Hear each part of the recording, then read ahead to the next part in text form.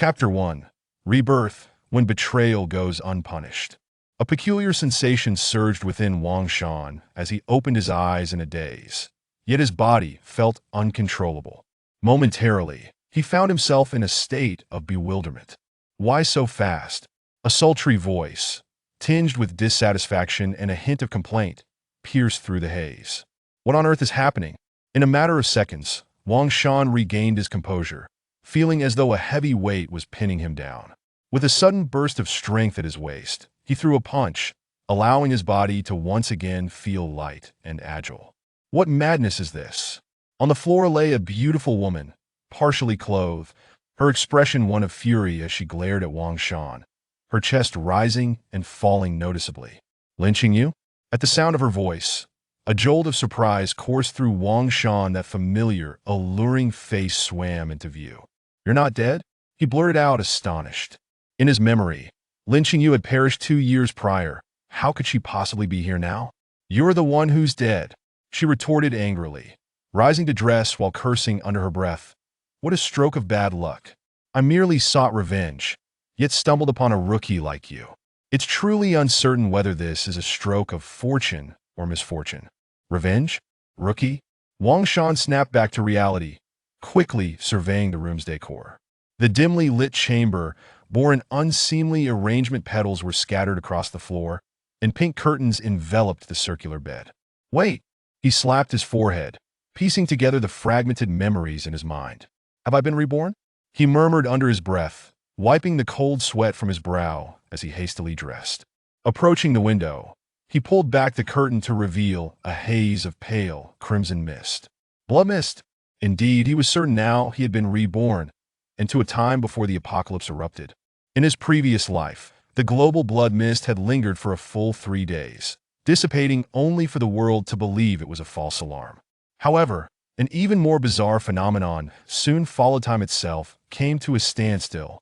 Yes, time froze, enduring for a full 12 hours. However, this so-called time freeze was merely a narrative accepted by most post-apocalyptic survivors. Many so-called experts vehemently denied it, for during this period, human consciousness remained intact. Post-apocalypse, there were individuals who meticulously documented that during these 12 hours of frozen time, both people and objects, as well as some unknown entities, entered a brief state of stasis. Even if one was engaged in intimate activities in bed, they too were not exempt from this phenomenon.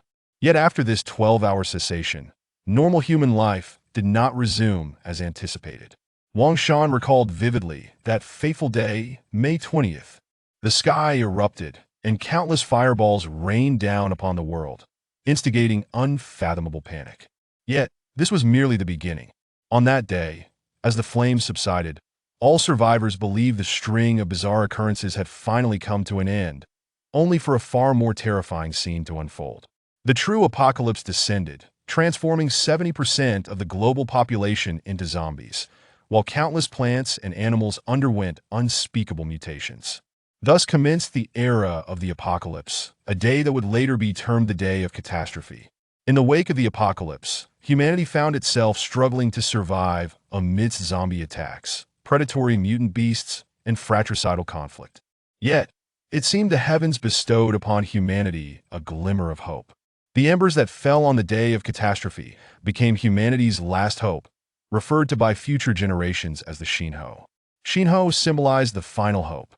Fortunate individuals who merged with the Shinho would gain supernatural abilities depending on the type of Shinho they encountered. Those endowed with abilities would embark on the path of the supernatural, becoming the cornerstone of humanity's resistance against otherworldly foes. Remember, this matter must not be disclosed, otherwise your demise will be most unpleasant. A voice laced with malice broke through Wang Shan's reverie as Lynching You, now fully dressed, seized the phone recording video on the table and hurried toward the door. Why the rush? Wang Shan scoffed, swiftly stepping forward to close the door once more. What do you intend to do? Lynching You furrowed her brow. What do you think? Wang Shan replied, picking up a length of iron chain from the nearby table. The chain was not particularly thick, merely a meter long, but it would suffice for certain endeavors. Lynching You, the glamorous heiress, would ordinarily have no dealings with someone like Wang Shan, a mere worker, yet their fates intertwined due to Li Pingping's existence. The tale was a well-worn cliché, yet it was unfolding in real time. Lin Qingyu's husband, Luo Haoxiang, had strayed into an affair with Li Pingping, who happened to be Wang Shan's current girlfriend. Having obtained evidence of Luo Haoxiang's infidelity, Lin Qingyu initially intended to file for divorce, only to find her efforts futile. To make matters worse, she was subjected to domestic violence at the hands of Luo Haoxiang. Discontented, Lin Qingyu reached out to Wang Shan. When the video of Li Pingping's infidelity arrived on Wang Shan's phone, his heart shattered. He could hardly fathom that Li Pingping, with whom he had shared 5 years of love, could be so shameless and promiscuous. Reflecting on past moments, he had always respected Li Pingping's premarital agreements, never once crossing boundaries. Yet what had it led to? At that moment, Wang Shan did not choose to take the high road. He did not consider letting go for love. Instead, he opted for revenge. Just as Lin Qingyu had once told him, "Your wife has been bedded by another, and you still contemplate enduring?" Betrayal without retaliation is a disgrace to manhood. Endurance was out of the question. Thus, Wang Shan and Lin Qingyu, in perfect accord, found themselves in this hotel room, leading to the earlier scene. Do you wish to continue? Lin Qingyu raised her gaze, scrutinizing Wang Shan intently. Standing over 6 feet tall, with a handsome and masculine visage complemented by a robust physique, these attributes were among the primary reasons for her choice of Wang Shan. Had he been an unattractive loser, even in her quest for revenge against Luo Haoxiang, she would never have considered him. Honestly, if you would just relax. Lin Qingyu pressed her body against Wang Shan's. She sensed that this young man still had untapped potential, given that he had only recently emerged from innocence. Step back. Wang Shan replied with an impassive expression, pushing her away. All right then. Lin Qingyu shot him a sultry glance, momentarily forgetting the punch he had just delivered. You deserve it. Wang Shan observed Lin Qingyu's retreating figure, devoid of any desire.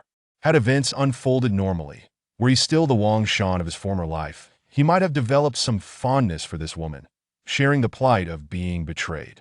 Yet the reborn Wang Shan was resolute in his stance. He understood that Li Pingping would soon seize the opportunity to approach him, and all of this was a deliberate scheme orchestrated by Luo Haoxiang, seeking to divorce Lin Qingyu without losing a penny of his wealth. Lin Qingyu had always been nothing but a foolish woman. However, her foolishness mattered little, for in his previous life, when Li Pingping stormed in, brandishing her phone to capture evidence, she sent it directly to Luo Haoxiang's device. Fortunately, the global time freeze coincidentally occurred at that moment, preventing Lin Qingyu from successfully divorcing him, as the apocalypse soon descended. With money rendered worthless, who would care about divorce? Yet this turn of events was not favorable for Wang Shan. After the time freeze concluded, Lin Qingyu and Li Pingping fled in a panic, leaving Wang Shan alone, stranded in the hotel.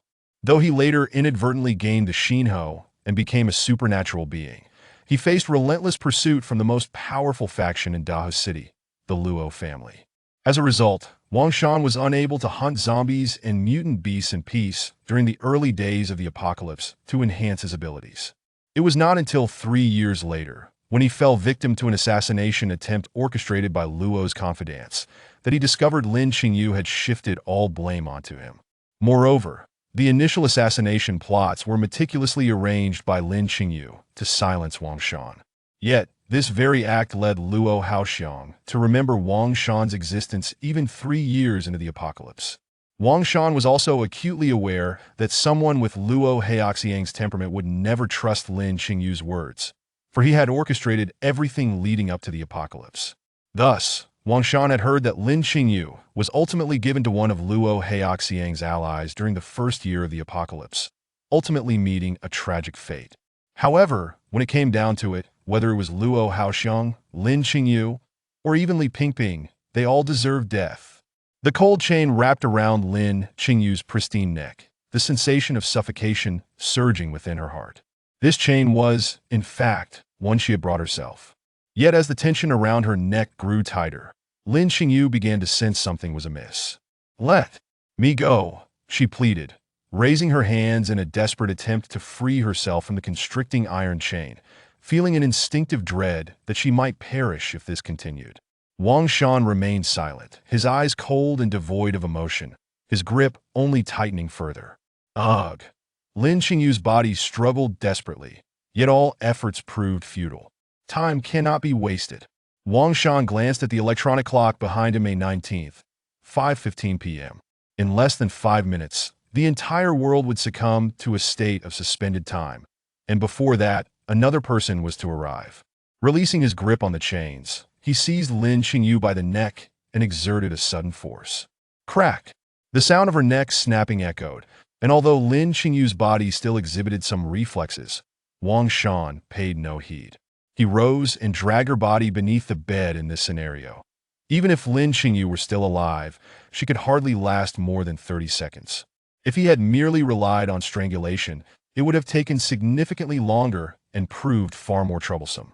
Yet according to his memories from his past life, Li Pingping should arrive at this very moment to catch him in the act. Sure enough, barely a minute after Wang Shan concealed Lin Qingyu's body beneath the bed, the doorbell rang. Chapter 2. System? Time is frozen, yet I can move. The door swung open, revealing a stunningly beautiful woman holding an expensive handbag, standing before Wang Shan. With her long, lustrous black hair cascading down, her brows gently arched, and her flawless complexion free of excessive makeup, she exuded youthful vitality, her slightly exposed flat abdomen beneath a short-sleeved t-shirt. Wang Shan, what are you doing here? Li Pingping questioned him, her face a mask of fury, while her other hand had already activated the recording function on her phone. Wang Shan remained silent, merely smiling faintly, and stepped aside. He understood Li Pingping's purpose for coming here was simply a premeditated scheme to catch him cheating. And all of this had been orchestrated by Luo Haoxiang. In his previous life, he had gleaned much useful information from Lin Qingyu. For instance, how he had been unjustly dismissed from his job and assaulted multiple times on his way home not long ago. All of this had been arranged by Li Pingping and Luo Haoxiang, intended to torment him into despair before staging a catching in the act scenario, allowing Li Pingping to justifiably cast him aside. In his past existence, he had often pondered what offense he had committed against Luo Haoxiang. Yet, after much contemplation, he found no answers. However, in the aftermath of the apocalypse, he had come to understand the truth. The darkness of human nature reveals that individuals may resort to any means necessary to survive. He had witnessed countless individuals betray friends, family, and brethren to cling to life. In the pre-apocalyptic world, while moral and legal constraints still existed, many affluent individuals, free from concerns about making a living, sought out novel thrills. For instance, they relished in covertly manipulating everything, reveling in the sight of their fellow humans in despair and struggle. In truth, there were not many justifications, merely the perverse desires lurking within their hearts. And these deviant desires manifested even more vividly after the apocalypse. I always thought you were an honest person and kept you company. Never did I expect you to be such a scoundrel. Sneaking off to this hotel with another woman behind my back. Li Pingping's anger momentarily caught Wang Shan off guard. Yet, fueled by her trust in Luo Haoxiang, she unleashed a torrent of accusations, swiftly entering the room to execute her plan of catching him cheating. However, upon stepping inside, she froze in astonishment. The room contained no one but herself and Wang Shan. Impossible. Instinctively, she moved toward the window, hoping to glimpse the woman with whom Wang Shan had been rendezvousing. But upon inspecting the window's structure, she dismissed the thought. The double-reinforced security bars were not something a mere human could breach, and they were on the 12th floor. Shaking her head in frustration, she sensed something was amiss. In her mind, how could a man as perfect as Luo Haoxiang ever make a mistake? Since he claimed Wang Shan was here with another woman, it had to be true. Wang Shan, confess honestly, where is that woman? Li Pingping pressed, intending to extract the truth from him. After all, who in their right mind would come to such a hotel alone? Currently, apart from you and me, there are no other living beings here. Wang Shan replied, a smirk playing on his lips, his gaze fixed intently upon Li Pingping, his empty hands rubbing together. At this, Li Pingping instinctively took a step back. She found Wang Shan's demeanor exceedingly peculiar today. Yet she feigned calmness, retorting, are you trying to fool me? Who would come to such a hotel alone? Having said that, She seemed genuinely irate, approaching Wang Shan and raising her hand to slap him. What she anticipated did not occur. Just as her palm was about to strike Wang Shan's face, he lightly raised his hand and caught her wrist. "Are you curious about why I booked this room?" Wang Shan leaned in, resting his head against Li Pingping's neck. Li Pingping was taken aback. She had not expected Wang Shan to resist. Yet she was indeed curious about his words. Now, she had to concede that it was possible Luo Haoxiang had made an error, or that there had originally been a woman in the room who had fled before her arrival. "Actually, this room was reserved for you." Wang Shan's voice emerged low and hoarse. If the previous incarnation of Wang Shan had intended this room for Lin Qingyu, then the current Wang Shan had truly reserved it for Li Pingping. "Wang Shan, stop dreaming. I never imagined you were such a lecherous man we should break up." Li Pingping retreated, seeking to salvage her dignity. Since her plan to catch him cheating had failed, she could use this as an excuse to part ways. Just as she reveled in her quick-witted thinking, a large hand suddenly clamped over her mouth. Li Pingping instinctively recoiled, glaring angrily at Wang Shan. Yet Wang Shan offered her no opportunity. He stepped forward, trapping her in his embrace. "Do not resist, soon you will be liberated," Wang Shan murmured, his voice low as one hand covered Li Pingping's mouth while the other brandished an iron chain, the very same one Lin Qingyu had used moments ago. The glaring chain swayed before Li Pingping's eyes, and a flicker of terror crossed her gaze. At that moment, she did not ponder what Wang Shan intended to do to her. Rather, she feared for her life. See, when condemning others, one must at least reflect on oneself, don't you think? The hand holding the chain delved into Li Pingping's side bag, producing an assortment of bizarre implements and delicate garments, which Wang Shan cast to the floor. "You must have just come from Luo Haoxiang's place, right?" His tone bore no trace of anger, for this base woman was unworthy of his ire. Li Pingping struggled fiercely, her eyes filled with dread. She could not comprehend how Wang Shan had come to know this. "I've said it before, resistance is futile." The large hand constricting Li Pingping's throat tightened once more, prompting her to relent slightly. "You came here to catch me cheating, didn't you?" Wang Shan's voice rang out again as his right leg surged forward, delivering a swift kick. Li Pingping collapsed to the ground in agony. "He'll tell you where that person is." Wang Shan's cold, unyielding voice echoed as he forced Li Pingping flat against the floor, binding her hands behind her with the iron chain. Their eyes met. In that fleeting moment, Li Pingping's gaze widened in horror as she beheld a female corpse staring back at her.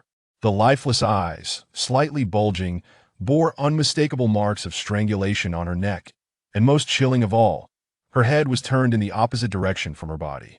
Fear spread like wildfire.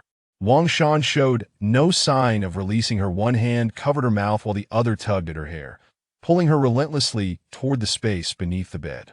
Eventually, Li Pingping found herself merely half a meter away from Lin Qingyu's corpse. At that moment, Li Pingping had lost all will to resist. Her body trembled slightly, and the overwhelming terror had begun to erode her resolve. "Time is running out. You truly are fortunate."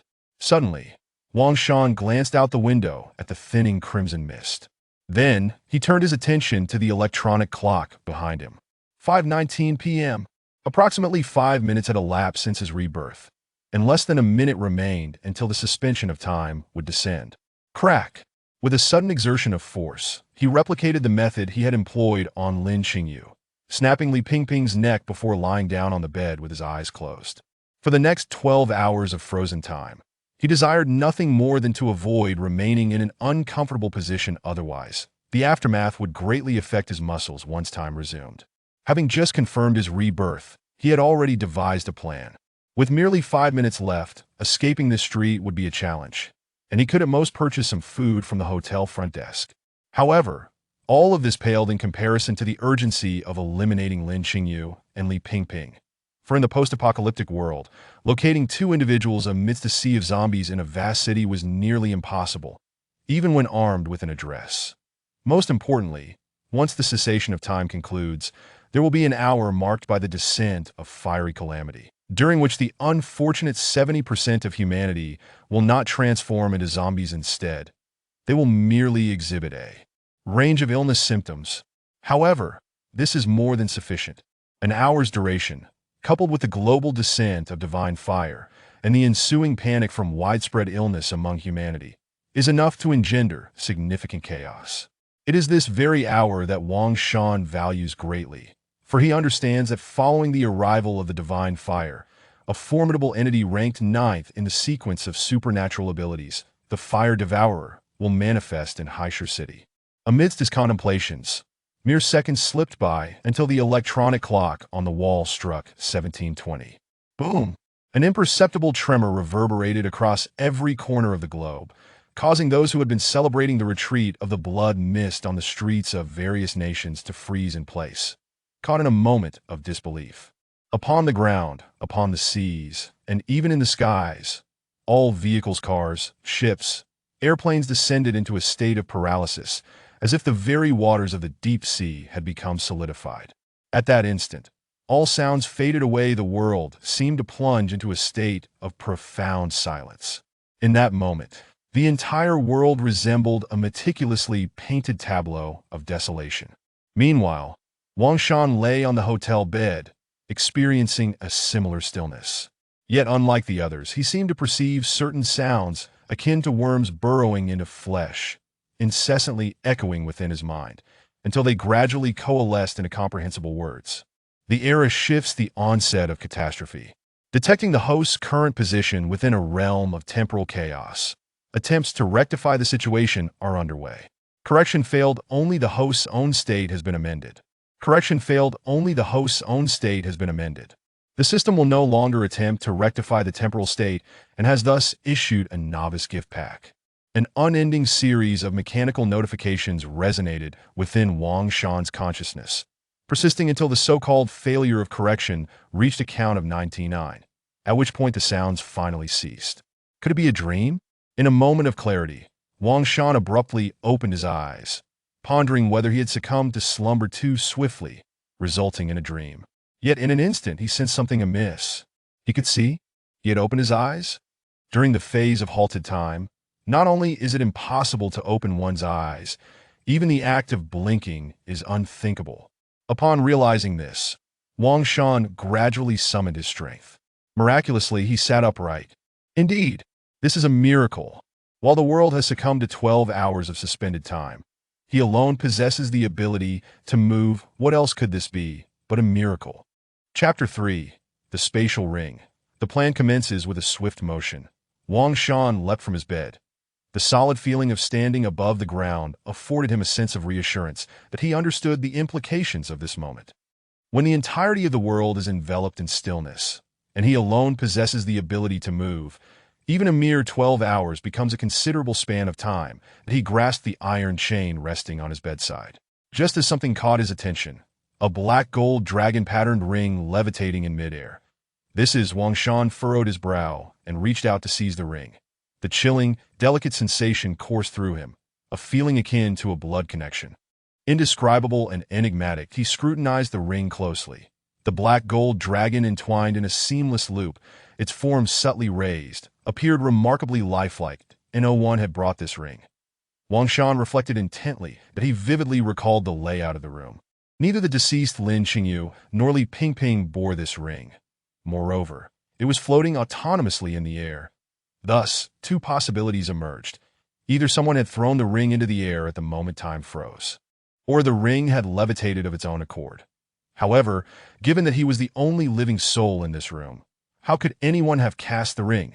Taking 2 steps forward and confirming that Lin Qingyu and Li Pingping were unequivocally dead, the answer became apparent.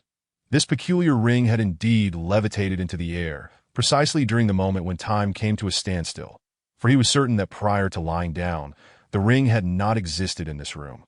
Could the voice in his mind earlier have been genuine? Is this ring truly a novice's gift package? Wang Shan could not help but recall the mechanical voices echoing in his mind after time had stilled. Time in disarray, a system, a novice's gift package. This bizarre ring, all of it seemed utterly absurd. Yet for Wang Shan, who had personally endured 3 global cataclysms in his previous life, no matter how ludicrous the situation, he could accept it.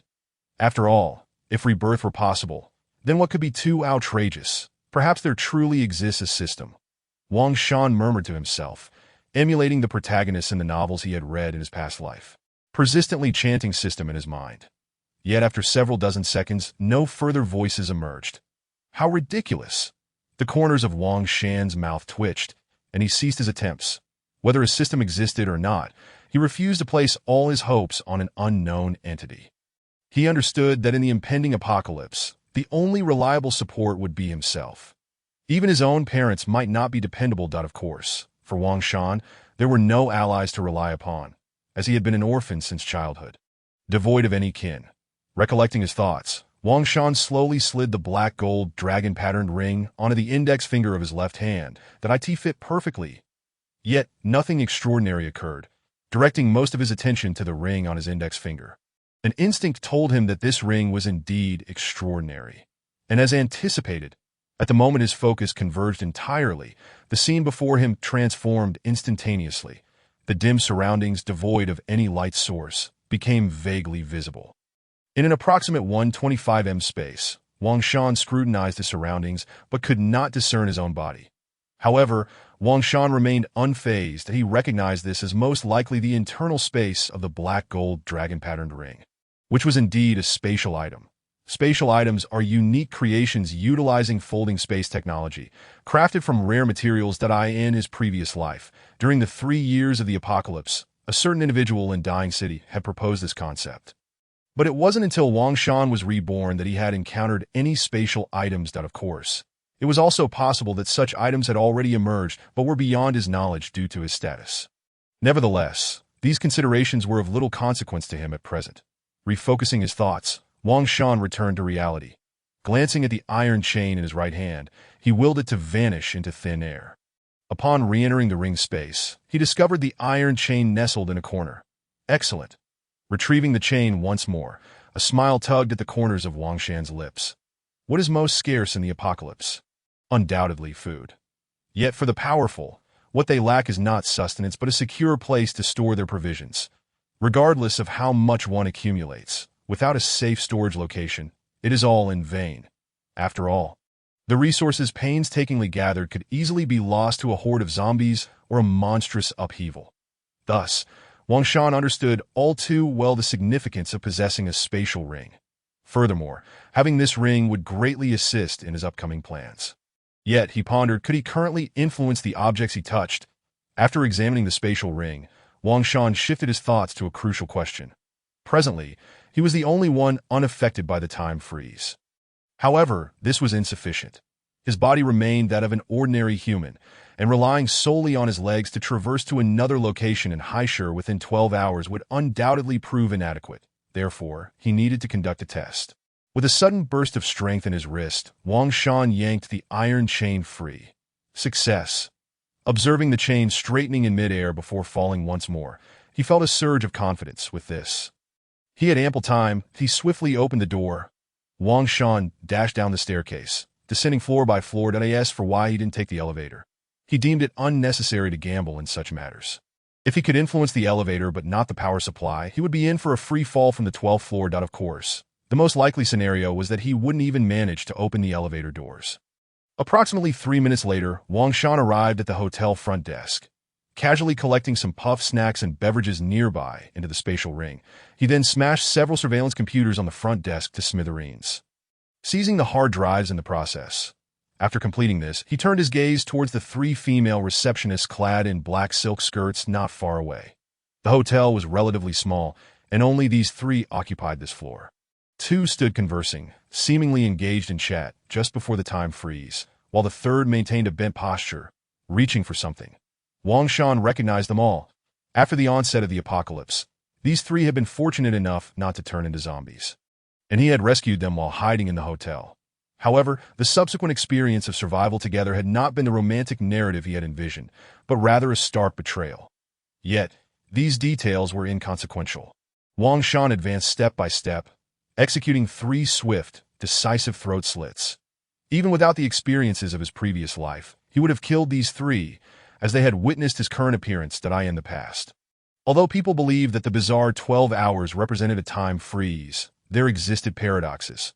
For instance, human memories remained synchronized during those 12 hours. Therefore, to avert any unforeseen complications. These three had to die. After all, following the global time freeze, there would be a 1-hour window. During this hour, despite the chaos caused by the emergence of the undead and widespread human afflictions, which would paralyze medical and law enforcement systems.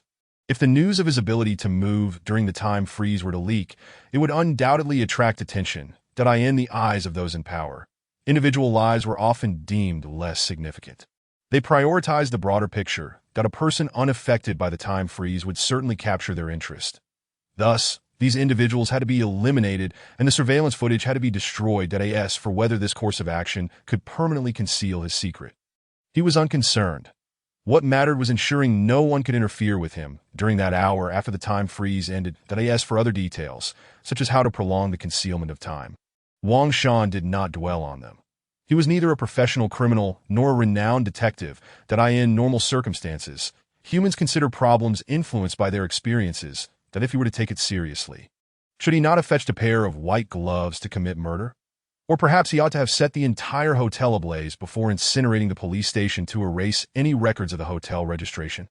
Do not utter nonsense. All he needs to do is delay for but an hour. Donning the helmet from the sofa, Wang Shan pulled down the visor and departed the hotel. He jogged swiftly to the parking lot, where he approached a luxury vehicle, retrieving 2 keys from his pocket. One for the villa, the other for the opulent car. Upon pressing the button on the luxury car key, he felt relieved to see it respond. However, instead of driving the extravagant vehicle, he opened the trunk and lifted out an electric bike. Indeed, the luxury car had been rented by Wang Shan in his previous life to impress Lin Qingyu. While the electric bike was truly his, after all, who would toss a helmet at the front desk? That had been Wang Shan's precaution against being recognized when entering the hotel. For the villa key. It was not rented. It had been forcefully given to him by his only friend and brother. Nevertheless, even in his previous life, Wang Shan had never entertained the thought of using the villa for show. Without indulging in excessive sentimentality, Wang Shan started the electric bike, which still had ample charge, and rode away. Why not drive? At that moment, the global time stood still at 17:20 according to the standard time of Long Country. This particular moment in a city signifies a great deal. You see? Of course, once he navigated past a few bustling streets, he would change vehicles again. This time, his destination was Lin Qingyu's residence, the Luo Manor. Chapter 4. Arrival at Luo Manor. The electric bike sped through the congested roads, showcasing Wang Shan's exceptional driving skills. Necessity had compelled him. In the pre-apocalyptic world, he had once taken up delivery work, granting him considerable familiarity with the routes within High City. Beneath the glossy black helmet, he scanned his surroundings, ensuring the path ahead while remaining vigilant. Yet, within his line of sight, everything appeared nearly frozen in time, with various crowds maintaining their pre-stillness actions. There were certainly some rather bizarre phenomena. For instance, as he passed through a red light intersection, his keen eyes caught sight of a woman in the passenger seat of a car, bent over with her head down, while the man in the driver's seat bore a pained expression. Absurdly, the car's windows were not tinted to obscure the view. Not lingering on such peculiarities, Wang Shan continued to speed along and, after approximately an hour, distanced himself from the more prosperous thoroughfares. He dismounted and turned off the power. Scanning the area, he chose a nearby vehicle. Lifting the electric bike, Wang Shan, thanks to his years of consistent exercise, possessed remarkable strength despite not having evolved. With a resounding crash, he shattered the car window, opened the door, and unceremoniously dragged the immobile man from the driver's seat and tossed him to the ground. He had no concerns about being recognized, as he was wearing the helmet, which also featured a privacy shield. After executing his plan, he stowed the electric bike back in the trunk of the car and drove towards his destination. It must be said that Wang Shan's experience in delivery work allowed him to adeptly navigate through the traffic. Aside from a brief period of congestion at the start of his journey, once he transitioned to a side road, he encountered no further blockages. After more than an hour had passed, he re-entered the main road from a remote side path and abandoned the vehicle. As he was now very close to Luo Manor, the Luo Corporation, a leading enterprise in High City, was the residence of Luo Haoxiong. Wang Shan's target this time was precisely Luo Haoxiong within Luo Manor. A gentleman does not leave grievances unaddressed. Wang Shan bore no inclination for embellishments, nor did he relinquish his animosity simply because he had been reborn. That if that were the case, he would not have sought to kill Lin Qingyu and Li Pingping. In his heart, The notion of putting down the butcher's knife and immediately becoming a Buddha was nothing but a deception that I in the apocalypse. Only the blade could extend his lifespan that I in such dire times. The truly despicable were not those who committed heinous acts, but those who showed pity towards their enemies. Such individuals were no better than offering themselves up for free. Fortunately, he was not one of them. He had always adhered to the principle of repaying enmity, willing to do whatever it took to survive. Moreover, the primary motivation for killing Luo Haoxiang stemmed from the fact that he had been the previous owner of the Devouring Flame, a power ranked 9th on the list of extraordinary abilities. The Devouring Flame was characterized by a singular trait: consumption. In his previous life, a certain individual in Dejing City had meticulously categorized the extraordinary abilities derived from the Devouring Flame. With a total of 108 abilities listed, the Devouring Flame, lacking any special abilities initially, was ranked 9th. In contrast to the extraordinary characteristics of the first-rank time ability and the second-rank space ability, the Devouring ability seemed utterly mundane, even inferior to many elemental abilities ranked beyond 20. Yet, this seemingly ordinary ability held the 9th position solely due to its unique trait of consumption. The possessor of the Devouring ability could break the limitation of integrating only one flame, possessing boundless potential for growth, gaining an ability with each flame consumed, including those extraordinary abilities not listed in the top 10. However, the Devouring ability was not without its restrictions, according to previous rumors. Humans could only fuse with the Devouring Flame while still ordinary. Thus, once an individual had initially integrated another flame's ability, the Devouring Flame would become useless to them. Furthermore, the ability to consume was not limitless, as it correlates with the tier of the ability user. Those who initially fused with a flame ability were deemed first-tier ability users, subsequently needing to hunt zombies and mutated beasts to obtain cores for further enhancement of their abilities. A first-tier user of the Devouring Flame could consume 1 additional flame seed. A second-tier user could consume 2, and so forth. Although the Luo family wielded considerable power in High City, they paled in comparison to the military forces within the city. It was Luo Haoxiang's display of overwhelming strength at the 5th tier that led to a reshuffling of power across High City, with the Luo family ultimately seizing control by the 3rd year of the apocalypse. Wang Shan had heard rumors that Luo Haoxiang had reached the 9th tier, just a step away from kingship. Even the mythical ability user in Dejing City, who had yet to become a king, could only barely contend with Luo Haoxiang. And that was before Luo Haoxiang had devoured any high-ranking flame abilities. Of course, compared to the 2 already crowned mythical ability users in Dejing City, Luo Haoxiang was utterly outmatched. Nonetheless, this was already sufficiently intimidating. Which city in Long Country could rival Dejing City? Luo Haoxiang's achievements had drawn the attention of significant figures in Dejing City, who had not hesitated to extend olive branches to him. Yet, that was merely in his past life. In this life, Wang Shan would not grant Luo Haoxiang any opportunity. The Devouring Flame would belong solely to him. Suppressing the turmoil within, Wang Shan mounted his electric bike once more and made his way toward the main road. After more than 20 minutes, he arrived at the entrance of a sizable private estate, parking the bike aside. Before him, several black-clad bodyguards stood vigilant, and the gate was ajar, with a luxury car parked in the middle of the half-open entrance. Clearly, when time froze, someone had arrived to visit the Luo family. As dusk fell, the moon began to rise, seemingly unaffected by the time freeze. However, none of this mattered. Wang Shan approached the entrance without hesitation, executing a series of swift neck slashes. These private bodyguards had often performed unsavory tasks for Luo Haoxiang, and among them, he recognized a few familiar faces, those who had inexplicably assaulted him several times in his past life. After dispatching them, he replicated his earlier actions, hoisting his electric bike and smashing the window of a nearby car, smoothly pulling open the door. Yet, what he beheld inside momentarily stunned him. In the driver's seat, a middle-aged man resembling a chauffeur was peering furtively into the rearview mirror, while in the back seat, 3 semi-clad young women were being embraced by a greasy middle-aged man. The scene was so utterly delightful that it was hard to endure. However, Wang Shan quickly shook off his surprise and continued his grim task. Chapter 5. The Sadness of the Innocent. All must perish after more than 20 minutes. Having scoured the Luo Manor, Wang Shan finally stepped into the central 3-story villa. By this time, the bodyguards scattered throughout the manor had already perished. Ascending to the third floor, he violently broke open every room, yet found no trace of Luo Haoxiang.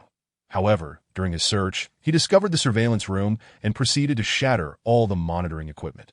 He surmised that Luo Haoxiang must be somewhere on this third floor. As Wang Shan traversed the third floor, his brow furrowed slightly that if Luo Haoxiang were not present, it would indeed be a waste of time. However, judging by Li Pingping's demeanor when she sought him out and the visitors arriving at the Luo residence, it was highly probable that Luo Haoxiang remained within the estate. Continuing his search through each room, Wang Shan finally uncovered Luo Haoxiang's whereabouts upon breaking through the door of the last expansive bedroom.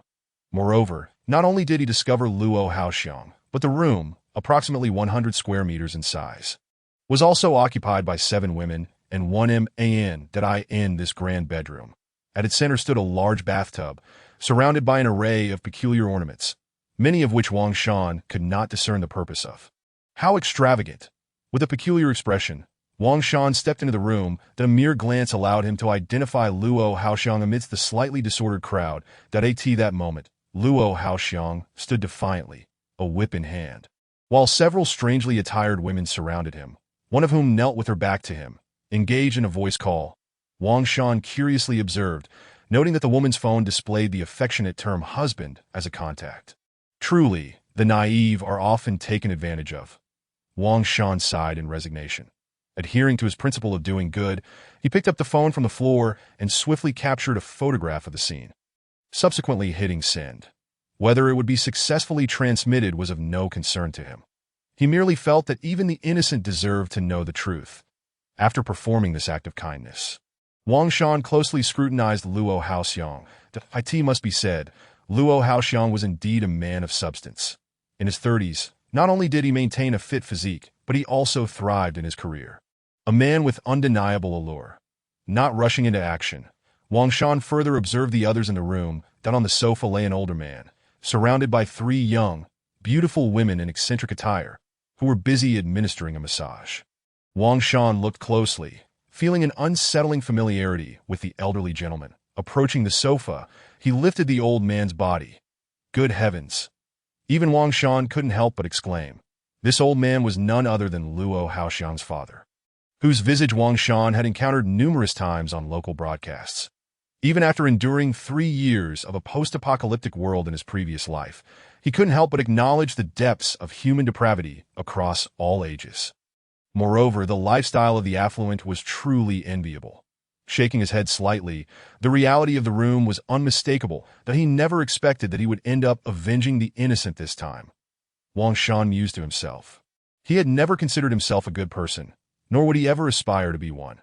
Everything he did, everyone he killed, was either for vengeance or simply to survive. Crack, crack.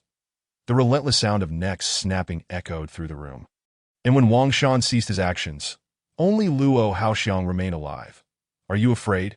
Wang Shan approached Luo Haoxiang and asked in a low voice that he did so deliberately, killing others before Luo Haoxiang's eyes, allowing him to gradually experience the terror of impending death.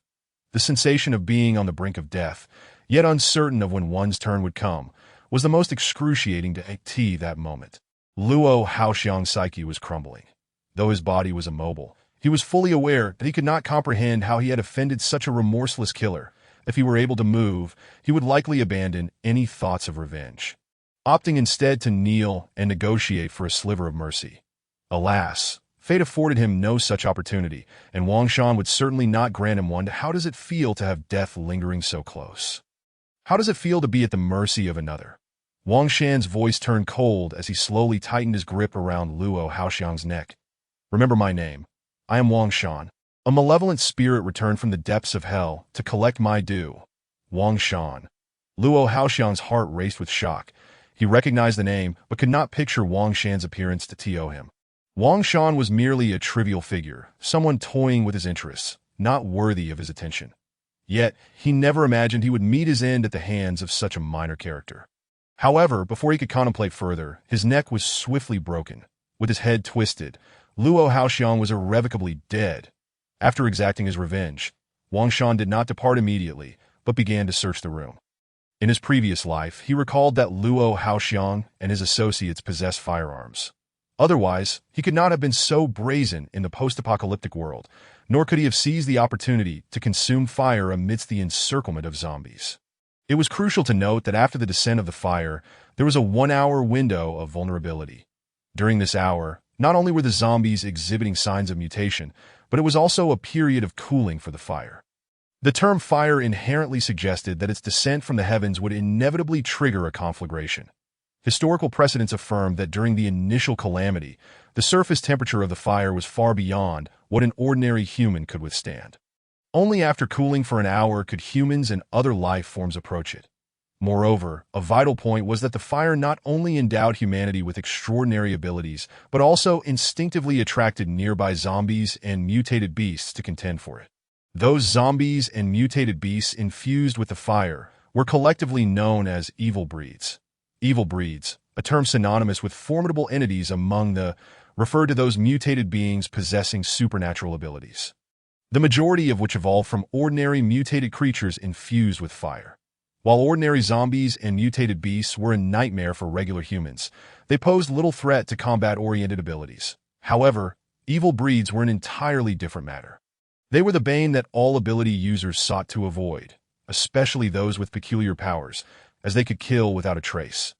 Thus, Wang Shan could ascertain that Luo Haoxiang's prior ability to procure the fire amidst the encirclement of zombies, mutated beasts, and even evil breeds was not merely a stroke of luck. He must have been armed, and quite heavily at that. Sure enough, after scouring the room, Wang Shan finally discovered 2 handguns beneath a pillow on a large bed. Grasping the firearms, Wang Shan frowned. Were there only 2? Unwilling to give up, he searched other locations, but aside from some hidden compartments and safes, he found nothing else of note. Point 2 would suffice for now.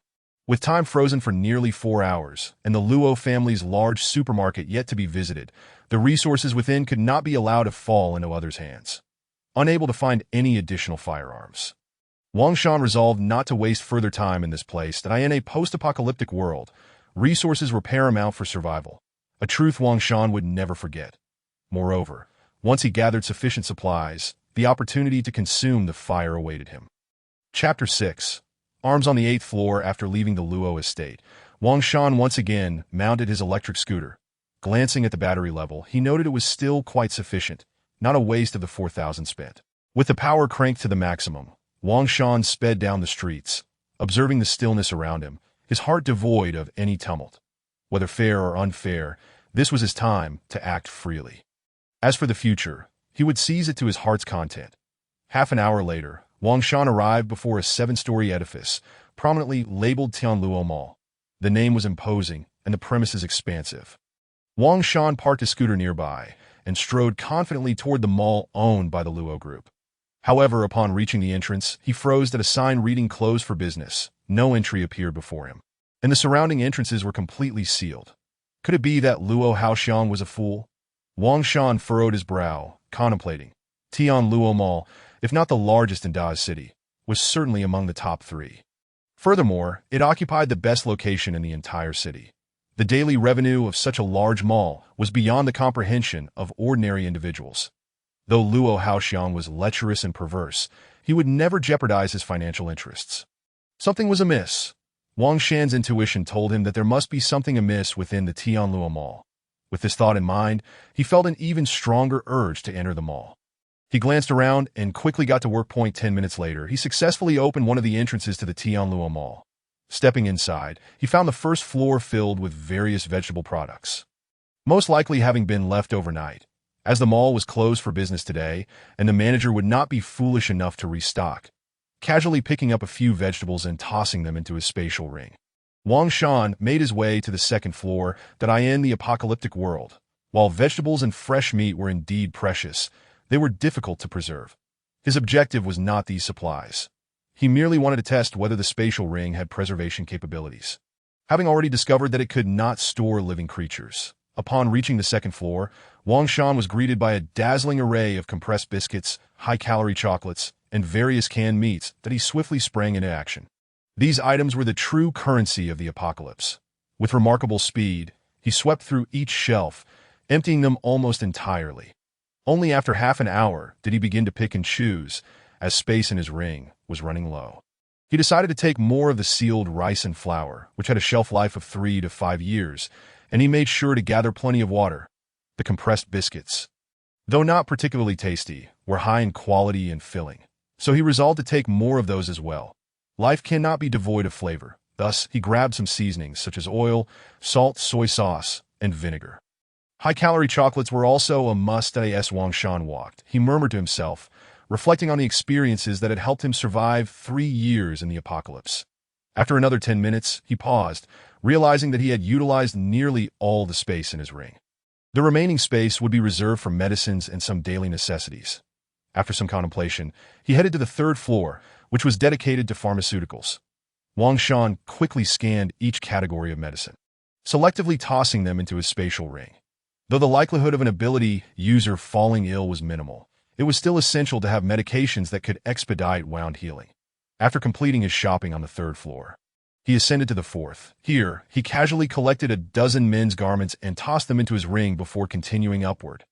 The 5th floor was filled with women's clothing and undergarments, which he bypassed without a second thought. On the 6th floor, he found various daily necessities and perked up, eagerly tossing several boxes of cheap lighters into his spatial ring. Before acquiring fire-based abilities, these lighters were quite valuable. Moreover, he stumbled upon several expensive brand lighters at the small counters, each costing hundreds or even thousands. Grabbing a few of these ostentatious lighters, he soon lost interest as practicality was his priority. Upon reaching the 7th floor, Wang Shan found himself somewhat perplexed that self-service was the order of the day. With every counter displaying signs indicating as much, and various peculiar products housed within vending machines, he took a cursory glance and felt a peculiar sensation. This floor seemed to be a personal playground for Luo Haoxiang, or perhaps for his own use. The more he thought about it, the more convinced he became, prompting him to scrutinize the area further. It was then that he noticed a hidden entrance in a secluded corner of the 7th floor, leading to the rooftop. This entrance was not directly accessible by elevator. Instead, a makeshift ladder hung there, suggesting that the 8th floor was an undisclosed secret. It appeared that time had momentarily paused, allowing him to find this entrance before anyone could seal it. Recalling that the Tianluo Mall was closed for the day, Wang Shan was confident that there must be some unspeakable secrets hidden on the 8th floor. Casting a glance at the array of unusual products around him, an absurd idea flooded Wang Shan's mind. Driven by curiosity, he ascended the ladder with his handgun in hand. Upon entering the 8th floor, he was momentarily taken aback by the scene before him. The area was modestly sized, resembling a storage room. Not far away, a dozen men clad in black were gathered around several boxes, fiddling with something, and the unmistakable scent of pickled fish wafted toward Wang Shan. Are you kidding me? Do these men really need to transport fish? And in a place like this, Wang Shan furrowed his brow and moved in for a stealthy kill that he decided to eliminate them first and inspect the goods later. Opting for a swift and silent approach to save ammunition, within 3 minutes, the floor was littered with the bodies of the black-clad men. After completing this task, he opened the boxes containing the fish. To his surprise, while there were indeed pickled fish inside, something fell off, applying force. He emptied the contents onto the ground. The sound of clattering boxes echoed in his ears as several small square containers tumbled out. These should be the real goods, he thought, smirking as he opened one of the small boxes to reveal a series of bullets before him. It seemed that the Luo family had some powerful connections, and not the kind that feared death. His heart raced with excitement as he proceeded to open all the boxes on the ground and those nearby. To his astonishment, for entire boxes of military arms lay before him. Various types of ammunition. One box containing around 30 handguns, and another with 10 submachine guns. Without a moment's hesitation, Wang Shan stowed all the arms into his spatial ring. Yet he was left with lingering questions, no matter how wealthy the Luo family was. They were merely a family of merchants, who could possess enough influence to protect them and enable them to acquire such goods through maritime transport. On the 8th floor, Wang Shan meticulously inspected his surroundings once more, ensuring he had not overlooked anything before retrieving 2 military daggers from the bodies and making his way back to the 7th floor. Without lingering too long, he descended rapidly. Soon, he found himself back on the 1st floor of the Tianluo Mall. After briefly securing the damaged entrance and blocking it once again, he hopped onto his small electric bike. At this point, more than 5 hours had passed since the time freeze had occurred. leaving him with just over 6 hours to prepare. With this thought in mind, a route near the Luo Manor came to mind. Luo Haoxiang was neither a reborn individual nor did he possess precognitive abilities. When time resumed, he would still be at the Luo Manor. The panic triggered by the descent of the flame, coupled with the ominous signs of human mutation, would undoubtedly lead to chaos throughout the entirety of Haishur City. If he were Luo Haoxiang, what would he do in such a situation? Where would he go? Wang Shan murmured to himself, continuously eliminating various possibilities from his mind. Reborn individuals were not omniscient. If they were, they would not be reborn, but rather prophetic figures. Just as in peacetime, if an ordinary person were to be reborn a decade earlier, would they remember every detail, especially those unrelated to their own life? In his past life, he only knew that Luo Haoxiang had obtained the ability to devour the flame, but he was unaware of the exact location where the flame had initially descended. Prior to acquiring this ability, Luo Haoxiang must have obtained military arms from the Tianluo Mall, and he certainly was not alone. Wang Shan continued to ponder, convinced that his deductions were sound in the early stages. Without the suppression of firepower, acquiring the ability to devour the flame, which ranked 9th, would be nearly impossible, unless it fortuitously fell right into Luo Haoxiang's lap. Naturally, if it had indeed crashed down upon him, Luo Haoxiang would have perished long ago in his previous life. Therefore, the only plausible scenario was that once time resumed, Luo Haoxiang quickly sensed something was amiss and led his men to the Tianluo Mall to secure arms before ultimately obtaining the ability to devour the flame. After some reflection, Wang Shan concluded that this was likely the case. One could not deny that successful businessmen like Luo Haoxiang possessed an acute sense for the development of certain events, which was why he had expanded the Luo group to such great heights. The key lies in what Luo Haoxiang experienced after acquiring the military arms that enabled him to obtain the ability to devour the flame. Wang Shan began to dissect the situation layer by layer, ruling out the possibility of the flame descending within the Tianluo Mall that he recalled vividly that until more than 2 years into the apocalypse, the Tianluo Mall had not sustained significant damage, which did not align with the destructive power of the flame's descent. This led him to conclude that after securing the arms, Luo Haoxiang had chosen not to remain in the Tianluo Mall, but instead opted to go elsewhere. Wang Shan delved deeper into his analysis that if one were aware of the impending apocalypse, any rational individual would surely seek refuge within a vast commercial complex brimming with supplies. Yet Luo Haoxiang remained oblivious. And despite possessing a keen sense of intuition, it is unlikely that he would contemplate such an outrageous event as the end of the world, unless he had indulged excessively in novels. Thus, the answer became apparent. Ultimately, as time resumed its flow, Luo Haoxiang found himself with approximately an hour to spare that he first ventured to Tianluo Mall to procure weapons, subsequently gathering a variety of resources before beginning his journey back to his estate. It was during this return that he fortuitously encountered the cool devouring flame, managing to acquire it through sheer firepower. This scenario thus appeared quite plausible. While contemplating this, Wang Shan felt that the likelihood of such an occurrence was indeed substantial. At that moment, he accelerated on his electric scooter, racing towards the junction between the Luo estate and Tianluo Mall. The distance from the estate to the mall required over 20 minutes by scooter. A journey not excessively far. Between the two locations lay a solitary intersection, conveniently situated in the middle. Therefore, by lying in wait at this juncture, he could swiftly respond to whatever position the devouring flame might manifest nearby. With a sudden jolt, perhaps due to the abrupt acceleration of the scooter, the vehicle became somewhat unstable. Wang Shan's body jolted, and his gaze inadvertently fell upon the military dagger in his grasp. Suddenly, he slammed the brakes and smacked his forehead, realizing that he had been analyzing the situation in vain. Everyone fears death. The more despicable one is, the more they dread it. What more can be said of a perverse individual like Luo Haoxiang? After time resumed, the entire city of Hai had descended into chaos. It would be absurd for Luo Haoxiang to venture outside. Although he had indeed acquired weapons, Luo Haoxiang had subordinates at Tianluo Mall. At this moment, Wang Shan recognized his cognitive misstep. 3 years of apocalyptic experience had complicated his thoughts, subconsciously excluding the possibility of death from his considerations. As in the apocalypse, only the dead could provide solace. Consequently, after eliminating the dozen or so figures in black on the 8th floor of Tianluo Mall, he had conveniently overlooked this fact. However, In his previous life, those individuals had not perished. This meant that things were not as convoluted as they seemed. After time resumed, Luo Haoxiang remained concealed within the Luo estate, having experienced an extraordinary stroke of luck. The devouring flame had not struck him directly, but had instead landed upon his abode. Following this, the true apocalypse commenced, drawing zombies and mutated beasts to the vicinity of the Luo estate. Yet the guards at Tianluo Mall returned without fear of these threats. That it was precisely this inexplicable attraction that made Luo Haoxiang aware of the extraordinary nature of the flame. Even though the great city of Jing had yet to discern its utility, Luo Haoxiang had already gained the upper hand and was sure to secure it.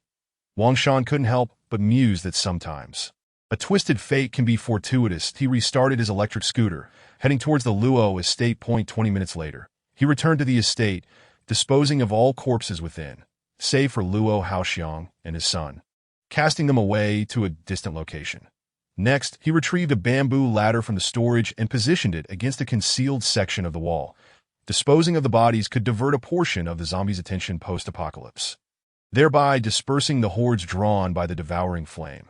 The preparation of the ladder was naturally intended for escape, while leaving the bodies of Luo Haoxiang and his son served a different purpose. As for eliminating all nearby survivors to ensure no errors arose, Wang Shan refrained. He was merely selfish, not so inhumane, and it was impossible to eradicate all living souls. The corpses nearby would only attract more zombies, leading to a terrifying accumulation of the undead drawn by the devouring flame. After completing these tasks, Wang Shan thoroughly destroyed the villa's entrance and used furniture to block the staircase, leaving only a narrow passage for one person to pass through. With everything in place, he lay upon the large bed in the bedroom, choosing to sleep. Yes, merely sleep. At this point, it was nearing midnight, and even a normal person's body requires rest. Reborn, he was no exception. Only by adjusting his physical state to its peak could he adequately confront unforeseen circumstances. Wang Shan fell asleep swiftly, having lived a life akin to a mouse in the apocalypse for 3 years. Perpetually on edge, seconds turned into minutes. 3 hours passed, 2 hours, 1 hour. Until approximately 10 minutes remained before time resumed, Wang Shan abruptly opened his eyes. Chapter 8. The Descent of the Flame, the mutation of the zombies quickly leaping from the bed. Wang Shan felt an unprecedented vitality coursing through him. This was indeed the case. His previous life, a hellish existence, had deprived him of restful sleep. Time was drawing near. Wang Shan murmured to himself, promptly departing the Luo estate and making his way to a nearby open area. Uncertain of where the devouring flame would land within the estate, the most prudent course of action was to remain hidden outside. Dawn broke at 5:20 a.m. The sun began to illuminate the horizon. Boom! An invisible wave swept across the globe, momentarily reviving the world. The sounds of honking cars, ship whistles, and a cacophony of various noises erupted once more. However, this marked merely the onset of chaos. After enduring 12 hours of muscle tension, car accidents began to unfold continuously on the streets of major cities worldwide. Yet, the chaos was merely the beginning. Crack! The sound of the heavens shattering echoed as a long fissure stretched across the sky, seemingly endless. Within that rift lay a profound darkness. Crack! A second deafening roar reverberated globally, the tear in the sky expanding relentlessly. Everyone gazed up in astonishment, their hearts gripped by terror. Yet this was not the end. A few seconds later, crack! The third resounding explosion echoed across the world. The sky erupted violently, resembling a magnificent firework display, followed by fiery red orbs cascading from above. Wang Shan watched the celestial upheaval with an impassive expression. Just as in the memories of his previous life, time resumed with 3 resounding booms echoing worldwide, the sky obliterated, and flames raining down from above. The familiar scene evoked a sense of nostalgia in Wang Shan. For everything in this life was destined to be rewritten. He roughly counted. The flames above High City alone numbered in the thousands. Moments later, the distant sparks in the sky began to expand, and Wang Shan observed clearly as one fireball headed directly towards the Luo estate. Unlike the other fireballs, this one was encircled by an endless black mist, precisely resembling the rumored manifestation of the devouring flame from his past life. Boom! As a few seconds passed once more, The myriad flames from around the world descended to the ground, the violent tremors causing Wang Shan's body to sway. He cast a glance toward the direction where the engulfing flames had fallen, precisely at the flower bed within the estate. Without a moment's hesitation, he sprinted into the estate, swiftly closing the electronic gate behind him. Wang Shan dashed toward the vicinity of the flower bed, where a searing sense of suffocation assaulted his senses. He was compelled to halt 5 meters away from the flower bed. The surrounding flora had long since been reduced to ashes, and at the center lay a swirling black-red fireball. This fireball flickered in midair, emanating an intense heat from its crimson core that rendered any approach impossible. Wisps of pitch-black mist coiled around its exterior, both eerie and mesmerizing. Wang Shan understood that the flames had just descended from the heavens and would require at least an hour to cool. Should he attempt to merge with them forcibly, given his current ordinary human constitution, even donning a spacesuit would not protect him. His body would be reduced to cinders upon integration. However, this was merely the scenario during the initial descent of the flames. In his previous life, Wang Shan had endured 3 cataclysms. The transformation of humanity and the mutation of flora and fauna were merely the beginning. That a year into the apocalypse, humanity gradually regained its footing through the joint efforts of advanced weaponry and those with extraordinary abilities. Yet, just as humanity began to mount a counteroffensive, a far more desperate scene unfolded. Global freezing and the arrival of alien races. The entire world became a realm of ice, accompanied by the true emergence of otherworldly beings. Of course, these were matters for another time. However, one thing was certain. Each cataclysmic event heralded the descent of flames from the sky, offering humanity a chance, albeit also providing an opportunity for the alien races. Those who merged with the flames would transform into monstrous beings, terrifying in their nature, but by that point, acquiring the flames would become increasingly arduous, as the alien entities vying for them would grow ever more fearsome. Thus, it was only during the initial descent of the flames that humanity had the greatest chance to acquire them, and the methods for doing so were the simplest. Simultaneously, across the globe, an eerie spectacle unfolded in all inhabited areas. As humanity panicked at the sudden arrival of the flames from above, a significant portion of the population began to suffer from fevers, vomiting, and even bloodshot eyes. No one understood the cause of this phenomenon. Yet it was enough to escalate the panic further. At that moment, however, Wang Shan paid no heed to these happenings. His focus remained solely on the engulfing flames before him. All he needed was to wait an hour. Wang Shan licked his lips, a thrill of excitement surging within him. Nevertheless, he had not forgotten his preparations. 10 fully loaded submachine guns lay on the ground, ready for action. Once the engulfing flames cooled, their emanation would inevitably attract nearby zombies and mutated beasts. His task was to merge with the flames at the earliest opportunity. Only by doing so could he become an extraordinary being, thereby avoiding infection from the zombie virus and preventing his own mutation. Thus, merging with the flames swiftly was of paramount importance. However, merging with the flames was not an instantaneous process, based on the practical studies conducted by a certain individual in Dying City during his previous life. It took a normal human approximately 10 minutes to fully integrate with the flames. During this 10-minute span, the fusion would amplify the unique aura emitted by the flames. In other words, during this period, Wang Shan, who was in the initial stages of merging with the flames, would appear as a tempting target to zombies and mutated beasts, akin to a beacon in the dark, irresistibly drawing them closer. Therefore, running aimlessly would prove futile. Many fortunate individuals who had merged with the flames in the early days of the apocalypse had met their demise while fleeing from pursuing zombies. Furthermore, the initial fusion of the flames would not grant him extraordinary power immediately. Complete integration was essential. Thus, finding a relatively safe location to withstand the 10 minutes was the most prudent course of action. Without a moment's hesitation, Wang Shan swallowed the egg-sized engulfing flame hole. This was a method of merging with the flames. Simple yet brutal, in the nascent stage of the apocalypse, prior to the dissemination of the merging technique by that individual in Dying City. Many extraordinary beings had already emerged due to the simplicity of the merging process. Humanity, being a complex organism, was driven by curiosity, a fear of death, and yet possessed the will to fight in desperation. As the engulfing flames settled within him, Wang Shan felt his internal organs constrict uncontrollably, an urge to retch overwhelming him. Yet he fought to maintain control. Each person reacts differently when merging with various flames. Mere organ contraction was something he could endure.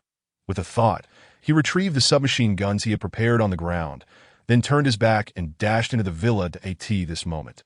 The sounds of zombies roaring outside the door grew increasingly distinct. Upon entering the villa, Wang Shan navigated through layers of obstacles and reached the spacious bedroom on the third floor.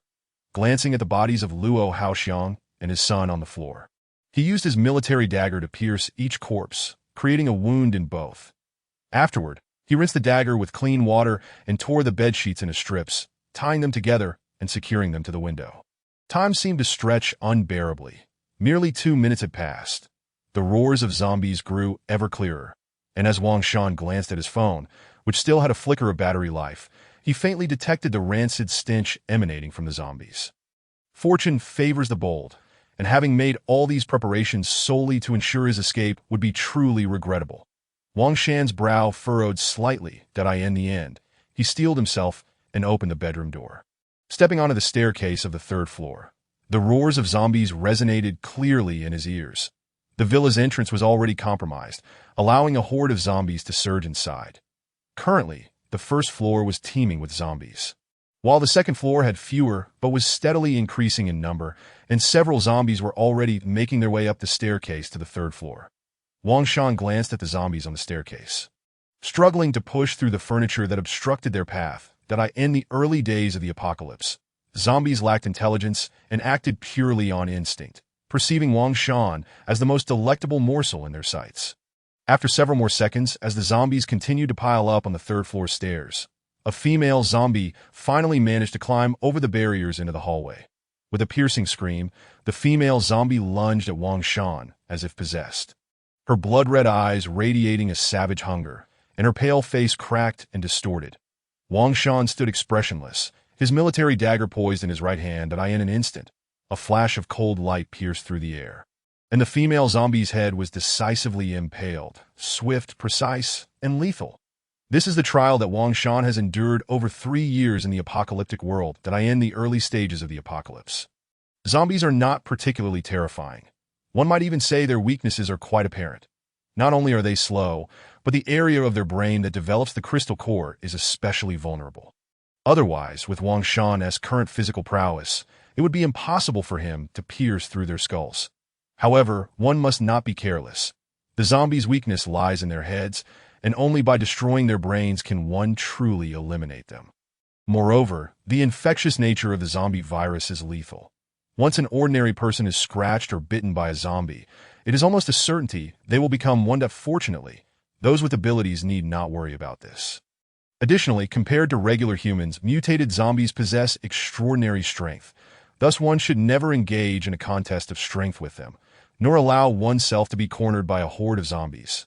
Swiftly crouching down, Wang Shan utilized a military dagger to extract a crystal core, approximately the size of a fingernail, imbued with a mixture of red and white liquid from the gaping wound in the female zombie's head.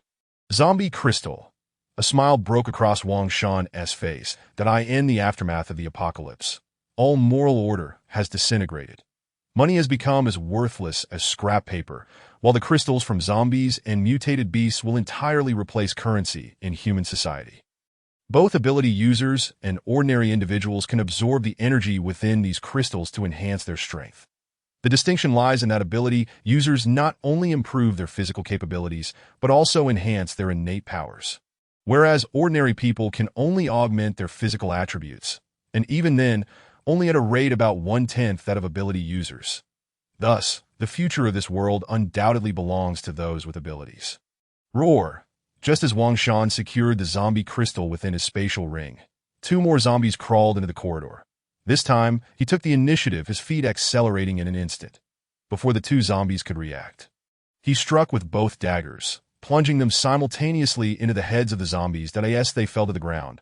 Wang Shan promptly extracted their crystals, glancing once more at the increasing number of zombies on the stairs.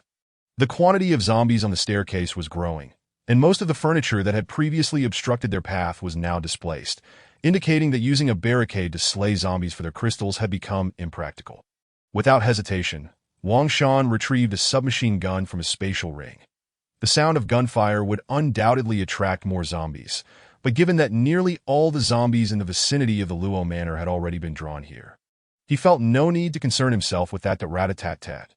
The flames of gunfire erupted, each shot resulting in a zombie's head exploding, subsequently blocking the stairway, once more with their lifeless bodies. It must be said that in the early days of the apocalypse, firearms retained significant lethality against zombies. As for why he hadn't utilized firearms from the outset, it was not due to a desire to conserve ammunition, but rather to familiarize himself more swiftly with his own body.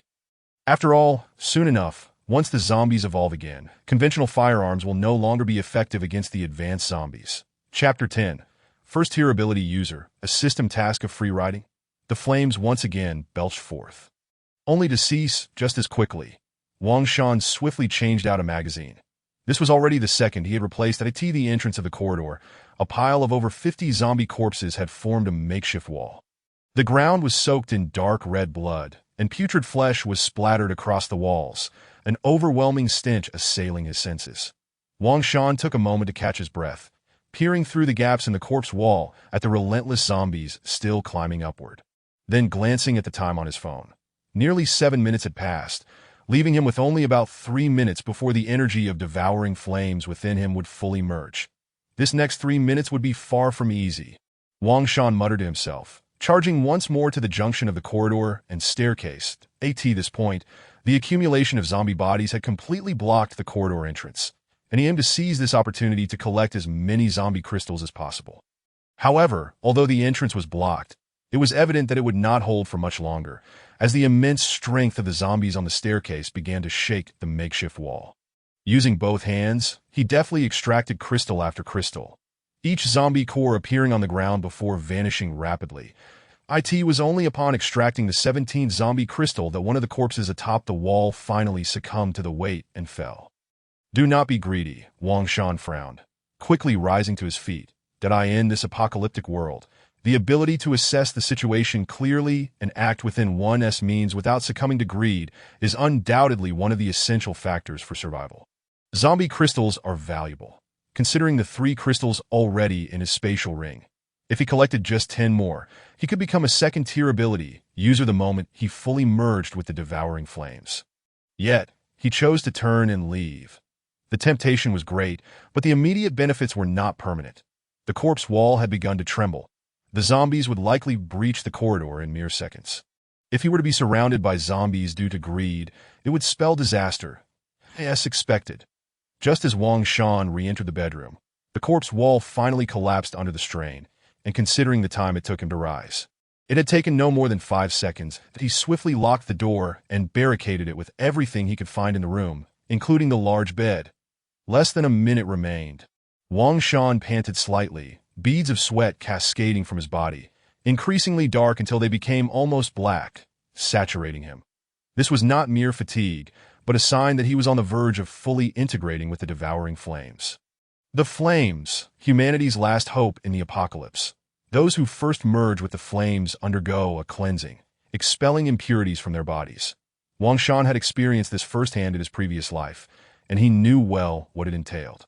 Moreover, he understood that once the body began to expel impurities, it would take no more than 30 seconds for the devouring flames to be completely integrated. Just 30 seconds would suffice. Wang Shan glanced at the door, which creaked ominously under the pressure, and swiftly dashed to the window. Looking out, he saw that the entire villa was nearly surrounded by zombies, with a massive horde climbing atop one another at the corner of the building. Reaching up to the second floor, and closing in within 3 meters of him, he could even see the spiderweb-like cracks on the faces of the zombies above, an exceptionally terrifying sight. It seems the value of these devouring flames is indeed high. Fortunately, I was well prepared. Wang Shan's gaze darkened as he retrieved the submachine gun once more. In his past life, there were several methods to assess the value of the flames. One was to observe whether there were colorful glows surrounding the flame's core, as those with such a glow were invariably powerful, while ordinary flames were merely crimson. Another method was to gauge how far the flames attracted zombies and mutated beasts. The more valuable the flames, the farther their emitted energy reached. Now, in the vicinity of the Luo Manor, a veritable paradise for the affluent, where property prices soared, the population was naturally sparse. Yet the continuous influx of zombies at the already damaged door indicated the immense value of the devouring flames. Rat-a-tat-tat. The flames erupted again, requiring no aiming. Within a matter of seconds, Wang Shan had dispatched all the zombies atop the pile. It is time to prepare to leave. He glanced down at himself, in the month of May. His body was now covered in a dark liquid, resembling a figure of African descent, with black fluid staining not only his clothes but his face as well. However, he paid little mind to this, for he felt the increasingly vigorous beating of his heart, signaling that he was nearing the completion of his merger with the devouring flames. At that moment, he would possess not only 3 times the physical prowess of an ordinary person, but also the power of devouring. Turning to drag the corpses of Luo Haoxiang and his son to the window, he checked the sturdiness of the rope made from bed sheets once more, preparing himself for what lay ahead. Finally, after a long 20 seconds had passed, creak, creak. With the sound of bones shifting within him, Wang Shan felt his physical capabilities surging rapidly. Detection complete. Host has successfully merged with the flames, automatically triggering side quest, 7 days of the end. Side quest, 7 days of the end. As the era turns and disaster unfolds, survival is your primary objective. Task content. Please survive for 7 days in the apocalypse. Task reward, Eye of Truth. Remaining time, 7 days. Note: the host may choose to complete the task at their discretion. If unwilling, they may disregard it without affecting subsequent tasks. This note is permanently applicable to all tasks but will only be prompted once. The sudden mechanical notification startled Wang Shan, and a task panel inexplicably materialized in his mind. The system has finally activated. Wang Shan glanced down at the spatial ring on his finger, which contained the System S starter pack. However, the system seemed a bit foolish. How was this task any different from free riding? Not completing this task to survive, would one rather choose death? Wang Shan did not entertain such dark thoughts. After all, in this apocalypse, isn't free riding the norm? In a moment of distraction, several seconds slipped away. At this juncture, the bedroom door appeared somewhat overwhelmed, and the furniture blocking the entrance had been pushed back slightly. They've left. If I linger here any longer, I might not be able to escape. Wang Shan swiftly stowed his submachine gun and military dagger into his spatial ring, exerting force with both hands to lift the corpse of Luo Haoxiang's father. He then took aim and hurled the body towards the left side downstairs. Bang! The sound of heavy objects crashing to the ground echoed, and the zombies that had surrounded the villa, like cats drawn by the scent of blood, rushed towards the corpse. This was a plan he had meticulously devised. During the 10 minutes of fusing the ember, he had first dispersed the other corpses within the villa to distract some of the zombies, thereby reducing their numbers entering the estate. Then, by exploiting the damaged villa door, he aimed to lure as many of the incoming zombies into the villa as possible.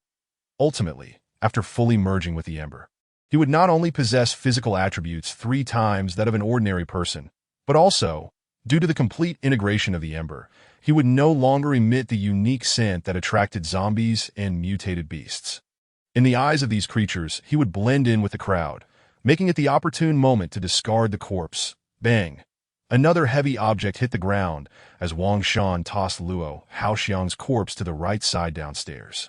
The roars of contention among the zombies grew increasingly frequent, and the number of zombies on either side of the villa surged, creating a small clearing directly in front of Wang Shan. It was at this moment that his eyes glinted. Seizing the cloth tied to the window, he leaped downwards. His descent was rapid, yet he merely utilized it as a means of cushioning his fall. As the cloth completely straightened, he exerted force with his feet against the wall, then released his grip, rolling upon landing to stabilize himself. Roar! However, at this moment, he was already detected by the zombies, without any hesitation. Wang Shan bolted, a submachine gun appearing in his hand. Tat-tat-tat. The flames of gunfire erupted as zombies fell one after another, yet Wang Shan's aim remained fixed straight ahead, with his physique thrice that of an ordinary human. He had no concerns about outrunning these typical zombies during the early days of the apocalypse, thus he merely needed to clear the zombies obstructing his path. His progress was smooth. The villa was merely a few hundred meters from the outer wall of the estate. Before long, Wang Shan reached the wall where a bamboo ladder was propped up. Agile as a monkey, he scaled the wall within seconds. Upon landing, Wang Shan exhaled in relief. At last, he felt a measure of safety. Yet suddenly, an overwhelming wave of hunger surged within him. Was this a side effect of the ember? He pondered.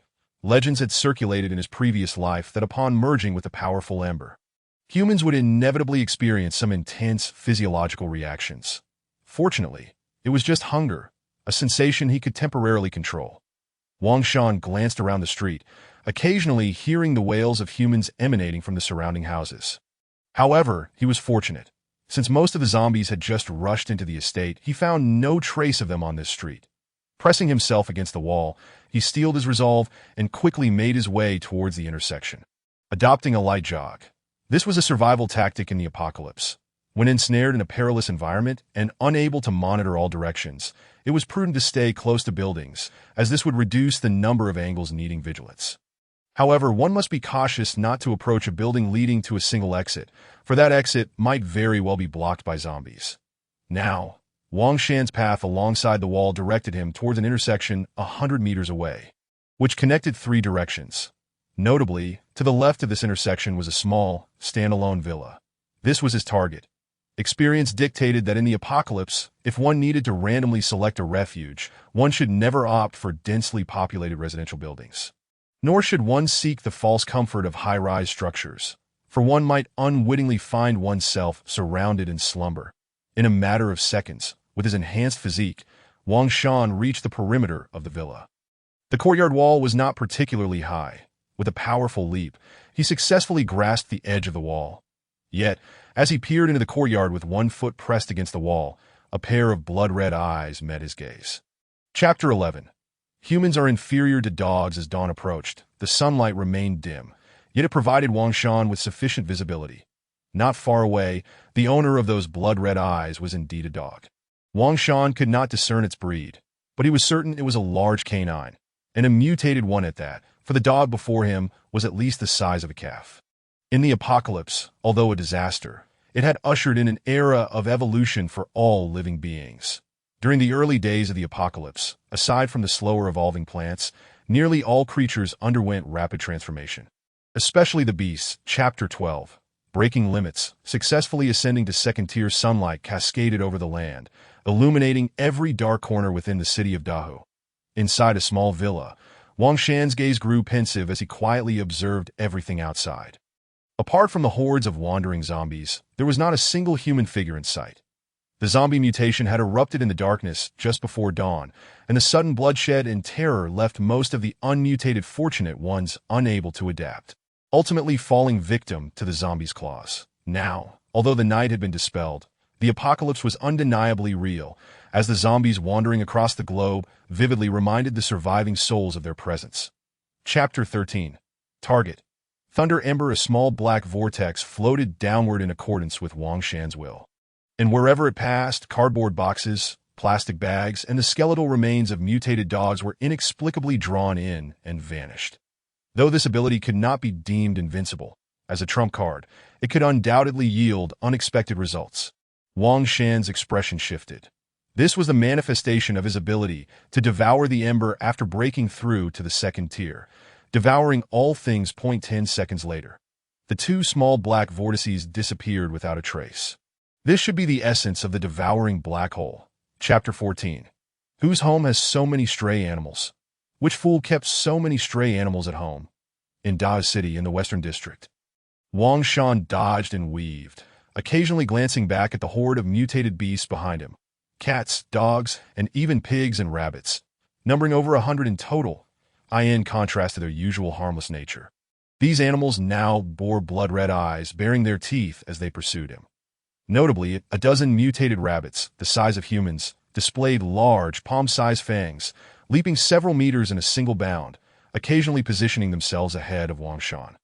Chapter 15. Gao Lan and Li Mingming. Approximately 10 minutes later, Wang Shan had thoroughly distanced himself from the sprawling shopping mall behind him. Nightfall was imminent. Gradually reducing his speed, Wang Shan lifted his gaze to the sky. The sunlight had turned a deep crimson, with only about an hour left before darkness enveloped the land. In the night, zombies would regain their sight, and their sense of smell and hearing would heighten, rendering it ill-suited for travel and the search for the Thunder Ember. Scanning the nearby buildings, Wang Shan let out an involuntary sigh. Today marked the 5th day of the apocalypse, and yet he had found no trace of Chapter 16. The gradual distortion of humanity. Wang Shan remained silent. Merely glancing at the three individuals before turning to leave, he could ascertain that aside from Gao Lan, who exhibited some intelligence, the others posed no threat to him. That it had already been 5 days since the apocalypse began, and yet someone still dared to discuss money. Truly the epitome of foolishness that I asked for that woman in business attire, who opened with sarcastic remarks. She might possess a modicum of wit, but not much more. Nevertheless, he refrained from directly eliminating them all to ascend to the second floor for supplies, for he was not a deranged killer, and they harbored no grievances against him, nor did they impede his progress. Chapter 17. Effortless gains. This scene did not escape Gao Lan and Li Mengming's eyes, both of their bodies trembling involuntarily. In the darkness, Gao Lan steeled himself, pulling the speechless Li Mengming closer to Wang Shan, then leaning against the wall with her. Wang Shan opened his eyes, emotionless as he glanced at the two women beside him. Then at the whimpering figure struggling in the corner, but he neither intervened to halt the sordid scene unfolding in the darkness, nor prohibited Gao Lan and Li Mengming from approaching him. Throughout it all, he remained silent, for he understood. Chapter 18. Good people should not die. Bad people should not die, but only saints deserve death in an instant. Both Li Mengming and Gao Lan were left dumbfounded. Though Li Mengming remained in a daze, failing to grasp the full extent of what Xiao Qing had said, she was nonetheless astonished that Xiao Qing displayed no fear of death. Did she not fear Wang Shan would kill her? As for Gao Lan, she is one who shocks Xiao Qing with her thoughts, imposing all faults upon others without the slightest contemplation of her own issues. Such individuals are indeed. At that moment, Wang Shan gradually came to a halt, expressionless, turning to face Xiao Qing with a chilling gaze. Xiao Qing, what logic do you possess? Chapter 19. Investigating educational background. Slowly retracting the military dagger in his hand, Wang Shan kicked Xiao Qing's lifeless body down the stairs and retrieved the crystal nuclei from the 3 zombie heads before ascending the stairs once more, swiftly gliding past the shelves. The supplies upon them vanished in an instant. 2 minutes later, the once abundant supplies on the second floor had dwindled to mere remnants. Wang Shan nodded slightly in satisfaction as the provisions within his spatial ring replenished, inexplicably granting him a sense of security. Next, it was time to merge the thunder and fire. Sitting cross-legged upon the ground, Wang Shan extracted. Chapter 20. The iron-cutting blade dead on the street, Wang Shan made his way towards the outskirts of the city, his pace unhurried as he observed his surroundings. Tomorrow, the zombies and mutated beasts would undergo their first round of evolution, and the survivors within this great city would likely face another substantial reduction. Wang Shan scrutinized the scattered zombies along the streets. During the daytime, the zombie senses were inherently weak, and with the stench of decay upon him, as long as he did not create excessive noise, he would remain undetected. However, this phenomenon would shift after today, once the zombies completed their initial evolution. Chapter 21. Arrival at Qingling Village. Before long, Wang Shan traversed 2 streets, distancing himself from the location where the woman had appeared. He preferred to avoid unnecessary complications. While there was nothing wrong with the woman's desire to survive, he could not deprive others of their right to seek life, yet he would not extend a charitable hand to a burden. Just as Wang Shan was about to reach the next intersection, a familiar figure suddenly emerged before him. "Please, take me with you." The woman from earlier reappeared before Wang Shan, her breath somewhat erratic. Chapter 22. Li Wei. The individuals within the villa are quite intelligent. Wang Shan's gaze darkened, but he did not believe the inhabitants of the villa to be so idle as to waste food in a deliberate attempt to lure zombies. In this apocalyptic world, zombies were indeed perilous, yet human hearts were far more treacherous. Many lacked the courage to confront zombies, but were willing to turn against their own kind. Surely, this was the rationale behind the actions of those within the villa. In such an open area, although zombies and mutated beasts would not be drawn in the short term, humans would inevitably be attracted. In this circumstance, the 6 female zombies. Chapter 23. The 7-day finale. The arrival of evil seeds. Wang Shan, come inside, Li Gang greeted with a beaming smile as he descended the stairs. Yes, let us hurry inside. Li Wei released Wang Shan, walking forward as he spoke. Xiao Shan, since you've arrived on my turf, there's no need to worry about those monsters outside. The electrical and water supply systems here are quite complete, and there is an abundance of food that I must say. Old Li is rather shrewd in this regard. Wang Shan smiled, while Li Gang appeared somewhat awkward. Before the apocalypse, he had gone to great lengths to ensure that his mistress was not discovered by Li Wei. Chapter 24. The Marksman A Wei. 5 First-tier mutated beasts. Wang Shan's expression grew solemn. The 5 animal silhouettes in the darkness, though difficult to discern, were undeniably marked by their crimson eyes, signifying their mutated nature. Away, stay put and do not move. Wang Shan glanced back at Li Wei before stepping forward. That in his previous life, upon encountering Li Wei, the latter had been an ability user, yet at present he seemed not to be, for his physique was too frail. Li Wei pouted, but refrained from making any reckless movements. He could clearly see the situation outside, if he were to act recklessly. Chapter 25.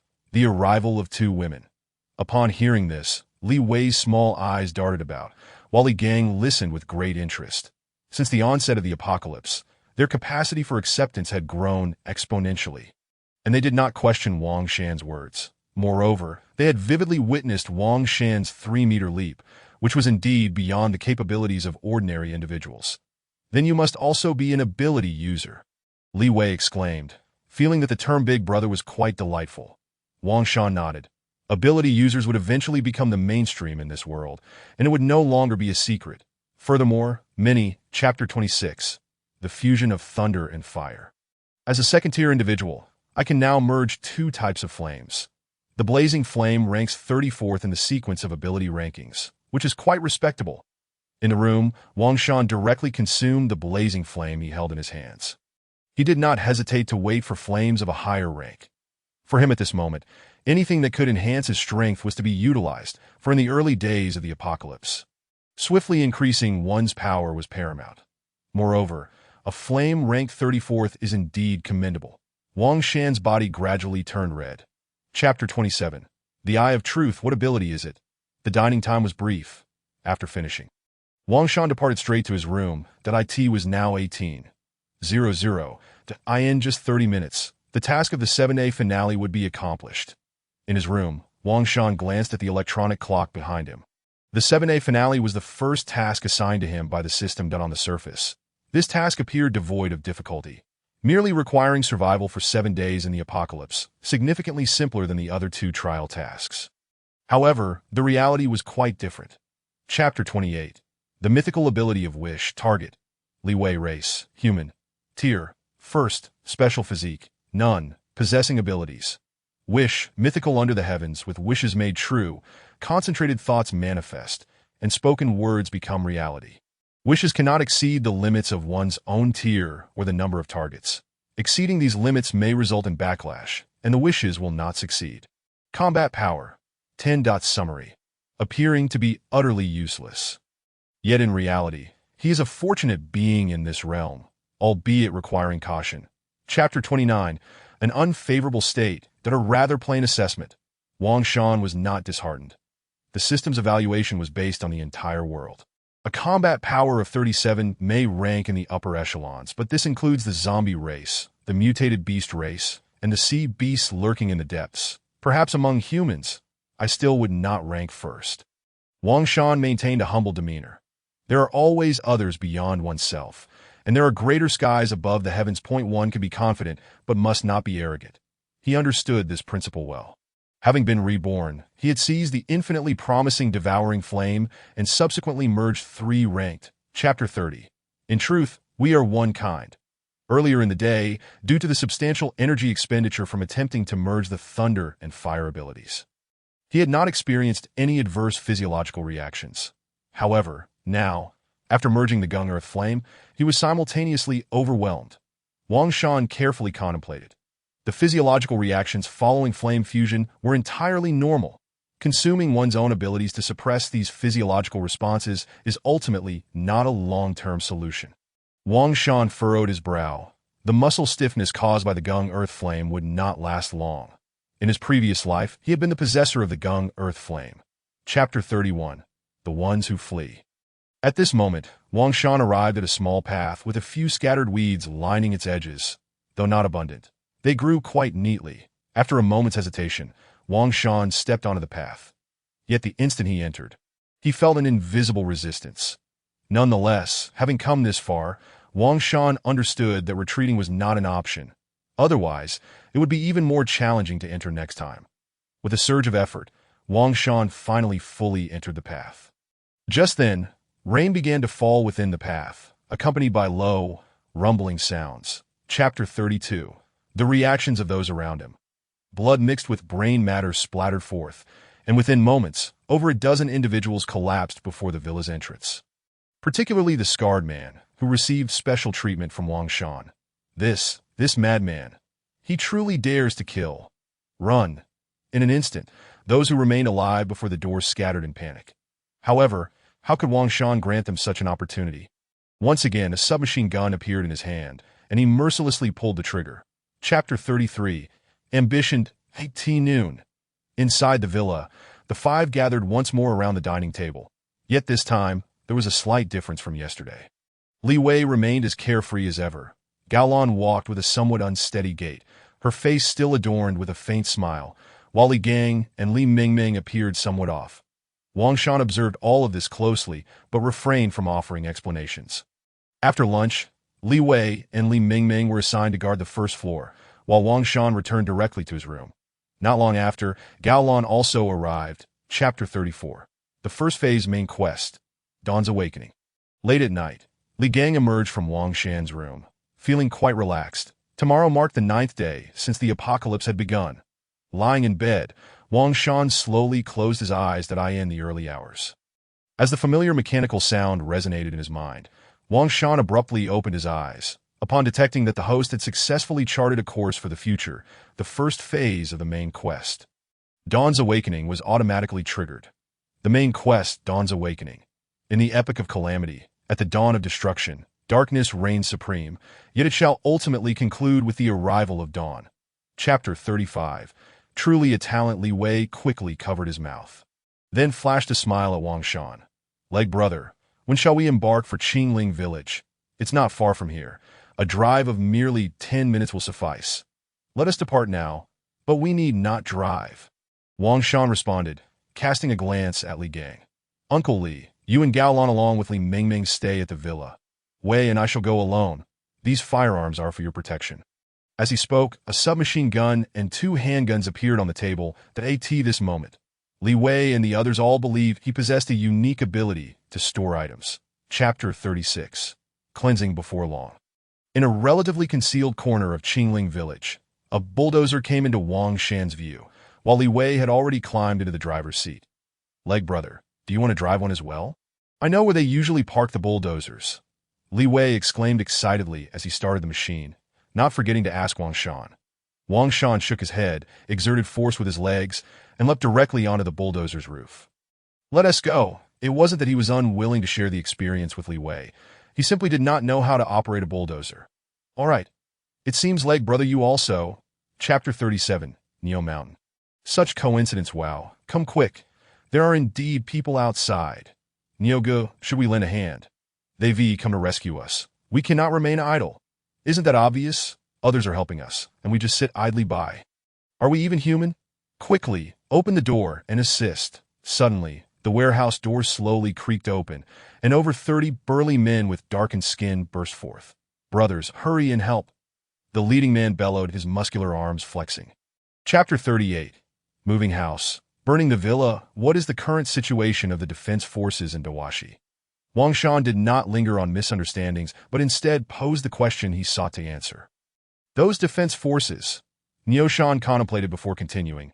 I feel ashamed to say, my escape was largely thanks to those defense forces attracting most of the zombies and mutated rats. At this point, a flicker of fear crossed Neo Shan's face. Leg brother, you have not witnessed the terrors of those rats in the city. They truly blot out the sun, leaving a trail of bones in their wake, showing no mercy to humans or even zombies. Chapter 39. Third stage. New developments under the influence of gasoline. Flames rapidly leapt up, swiftly engulfing the villa's perimeter. Get in.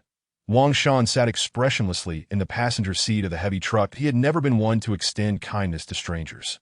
Nor did he harbor intentions of sheltering those outside the villa.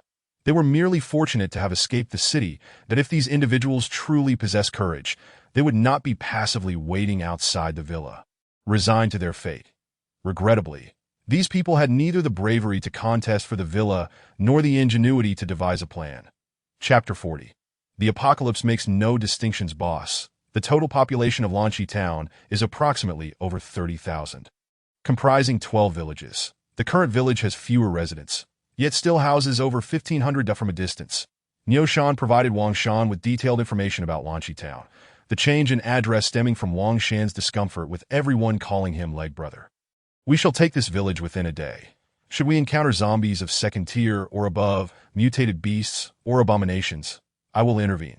Wang Shan surveyed the individuals behind him. He did not intend to use firearms, as ammunition was scarce, nor did he plan to employ the bulldozer as Li Wei had done yesterday. Chapter 41. Dawn Fortress. Uninvited guests? In the afternoon, Wang Shan returned alone to the hotel in Qingling Village. After briefly instructing Gao Lan and Li Mingming on certain matters, he retreated to his room. Congratulations, host, for completing the first phase of the main quest, Dawn's Awakening, Branch 1. You are awarded the Dawn Fortress, beginner. A mechanical voice sounded, and a small fortress, entirely black with a groove on its surface, floated before Wang Shan. Dawn Fortress. Ultratech structure, the culmination of advanced technological civilization's lifelong research, possessing various miraculous effects. Functions. Chapter 42. Military personnel arrive. Nyoga, do you see? This is the territory that leg brother, and we have fought for. At the village entrance. Li Wei assisted nearby individuals by passing bricks while gesturing grandly. Niu Shan rolled his eyes at the sight before him. Qingling Village was developing rapidly. Within just 5 days, it had taken on a substantial scale. Wang Shan, adhering to the principle of not accepting waste, had arranged for most survivors within the village to contribute to its construction, thus allowing Niu Shan and others to find some leisure time, as they were indeed professionals in building. Chapter 43. Unwavering retreat is the most futile behavior. The person who arrived was none other than Wang Shan. He had initially departed from Qingling Village, but was summoned back by Li Wei. Are you Wang Shan? Zhao Qingchuan surveyed Wang Shan, his demeanor slightly more restrained, as an instinct told him that the man before him was no ordinary individual. Speak. What business do you have with me? Consider this your final words. The Zhan Tai Dao appeared in Wang Shan's hand, and his eyes emanated a glimmer of golden light. Indeed, a mental attack ability user. And already at the 3rd tier. The other two are merely ordinary. Wang Shan mused inwardly, having heard of such abilities in his previous life. Chapter 44. Long Gun Ashes, enlightening the principles as night fell. Wang Shan returned with his team, that in a single day, he had successfully reclaimed the last 3 villages within Lanchi Town. Thus, no zombies remained in the entirety of Lanchi Town, and the number of survivors under Wang Shan's command surpassed 4,000. More importantly, in accordance with the system's task requirements, Wang Shan had completed the 2nd phase of the main quest branch task. This moment, within his spatial ring, a block of jet black stone resembling a fetus lay quietly in wait. Chapter 45. Combat Power First. Proceeding to Qingling Town, he was uncertain whether this was due to his own capabilities or the system's influence, that if he were to comprehend the principles of the Gung Earth, thunder and blazing flame all at once, he would find it reasonable. After all, he had been studying the abilities of thunder and fire during these days, and in his previous life he had been a Gung Earth ability user. However, directly grasping the principle of devouring seemed somewhat abnormal. Yet, none of this mattered. Wang Shan steadied his mind. With a single wave of his hand, 12 spheres of ability light filled the room, precisely doubling the previous amount, indicating that he had indeed comprehended his own. Chapter 46. Chenji walking along a secluded path in the wilderness. Wang Shan selectively avoided densely populated areas. To his surprise, there were no traces of mutated beasts. As he proceeded, his eyes continuously scanned the surroundings. His choice of route was not only to avoid swarms of zombies, but also due to an ominous premonition that it was improbable that it was mere coincidence. While it could be one village lacking mutated beasts, it was unlikely for several consecutive villages to exhibit the same phenomenon. Wang Shan quickened his pace, delving deeper into the wilderness, his unease regarding the absence of mutated beasts growing. Chapter 47. Treacherous poison. To put it nicely, it was a union. To put it bluntly, it was annexation. Wang Shan pointedly addressed the core issue. Chief Wang, you are indeed forthright. Chenji was momentarily taken aback. not expecting Wang Shan to be so direct. Since Chief Wang understands this, you should also be aware of the current relationship between my Chen family and the Su family. Although the apocalypse had only recently descended for a little over half a month, the Chen family's political faction in Dawashi and the military forces led by the defense forces had long been at odds. This was not a secret, easily discernible with a bit of inquiry. Wang Shan nodded and responded, "Are you implying that?" Chapter 48. Meat soup. The following day, in the early morning, a torrential downpour fell from the sky, and Qinji stood alone with an umbrella in a secluded corner of the annex. Nearby stood an old man shrouded in a black robe. "Uncle Lin, has everything been arranged?" Qinji turned, his expression devoid of emotion. "Rest assured, young master, all is in order. Through my perception of the treacherous poison ability, I have marked 20 targets. Whenever you wish, we can act." A hoarse voice echoed as the figure in black shifted slightly. "Very well, let us depart. After today, Dawashi, Chapter 49. My father's malicious actions deservedly punished. The atmosphere was silent. All eyes fixed on the meat soup before them, yet no one dared to make a move. Why is everyone not eating? Opportunities to consume meat in this apocalypse are scarce. Qinji smiled, taking the initiative to lift his bowl of meat soup. He gently blew on it before extracting a piece of meat and placing it in his mouth. The taste was quite delightful. Would anyone care to try? Still, no one moved, all merely observing quietly. Qinji was quite perceptive. Could it be that everyone feared the poison in this meat soup? Qin Xuanyu smiled as he lifted the meat soup, likewise scooping up the broth. Chapter 50. Justice over blood ties? Well done. A glimmer of light flashed in Su Ming's eyes. "Qinji, I truly did not anticipate your capacity for such righteous betrayal. Indeed, you are my good son, but I am not yet deceased. Do you genuinely believe that you alone can change the course of fate?" Qin Xuanyu gritted his teeth, continuously mobilizing his abilities to resist the encroaching corrosive powers while loudly bellowing. "Old Lin, why do you linger? Move swiftly, slay them all, or you shall find no escape today." The leaders of the 4 major factions, previously in a daze, felt their powers surge once more at his command. "Please do not rush." Chapter 51. The arrival of Wang Shan. "Qinji, your methods are indeed commendable. However, do you think I would ally myself with someone capable of slaying their own father?" Su Zhan regarded Qinji with an impassive expression, his square face exuding a sense of rectitude. "That I may be a stubborn man, so inflexible that I fail to utilize the power of the flames, yet I am not so obstinate as to disregard the gravity of your actions. If not for your alarming display just now, I would have no qualms about entrusting the military to you, but a person like you cannot possibly offer a future for the people." At this moment, he felt a pang of regret for not harnessing the power of the flames, yet it was too late to change course. Chapter 52. Instant kill. That a sense of impending doom surged within him. The black-robed figure, his face obscured, displayed a look of shock. Yet his reaction was swift as he summoned his poisonous powers, conjuring a thick veil of toxic gas before him. However, these efforts proved futile. The ashen spear radiated with thunderous flames. Cutting through the toxic barrier with ease, thud, a tremendous force struck, piercing the black-robed figure's chest with the ashen spear and sending him crashing against the wall not far from Su Zhan and his companion. Chapter 53. The surrender. That I surrender. I am willing to pledge my loyalty to Chief Wang. Soon, one of the faction leaders decisively chose to capitulate, although he had succumbed to the poisonous influence and was compelled to obey Qinji. With Qinji now deceased, he faced a choice between immediate death and a chance at survival. "I too surrender. I hope Chief Wang can overlook past grievances." The other 2 faction leaders also opted for surrender. Wang Shan was not surprised. In the apocalypse, those with power often feared death more than ordinary people. Chapter 54.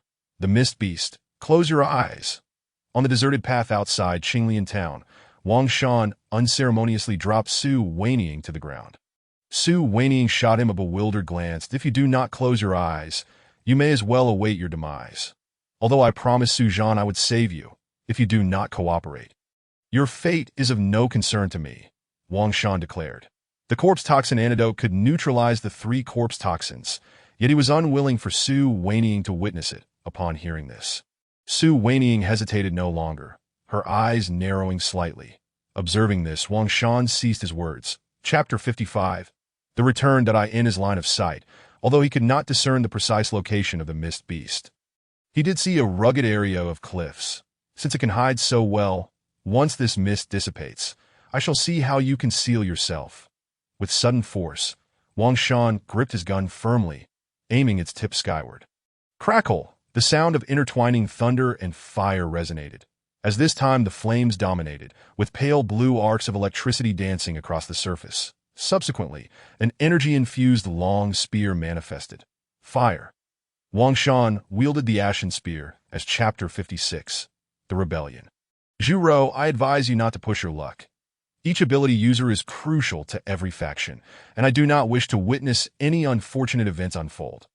Gao Lan regarded Zhu and the several family members behind her. His brow furrowed. These are hardly direct relatives. They are merely individuals brought in to secure greater benefits. Gao Lan, Zhu is not entirely wrong. Do you wish to unilaterally alter the rules set by the leader? A male ability user beside Zhu regarded Gao Lan with a hint of amusement. You truly have gone too far, believing that Wang Shan would not. Chapter 57. How do you know I lack ruthlessness? That person seems quite clever.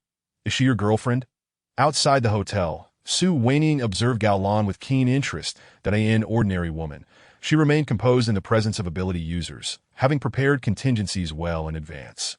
One must admit, she was indeed quite astute. Wang Shan remained silent. Gao Lan's grasp of the situation was indeed remarkable, accurately predicting that a newly established faction would be unstable, and maintaining composure in the face of crisis, avoiding placing himself in danger. Most importantly, Gao Lan was able to command respect. He had previously wondered how Niu Shan, after the incident with Zhao Qingchuan, could. Chapter 58, Mu Chong, Night in Gao Lan's room.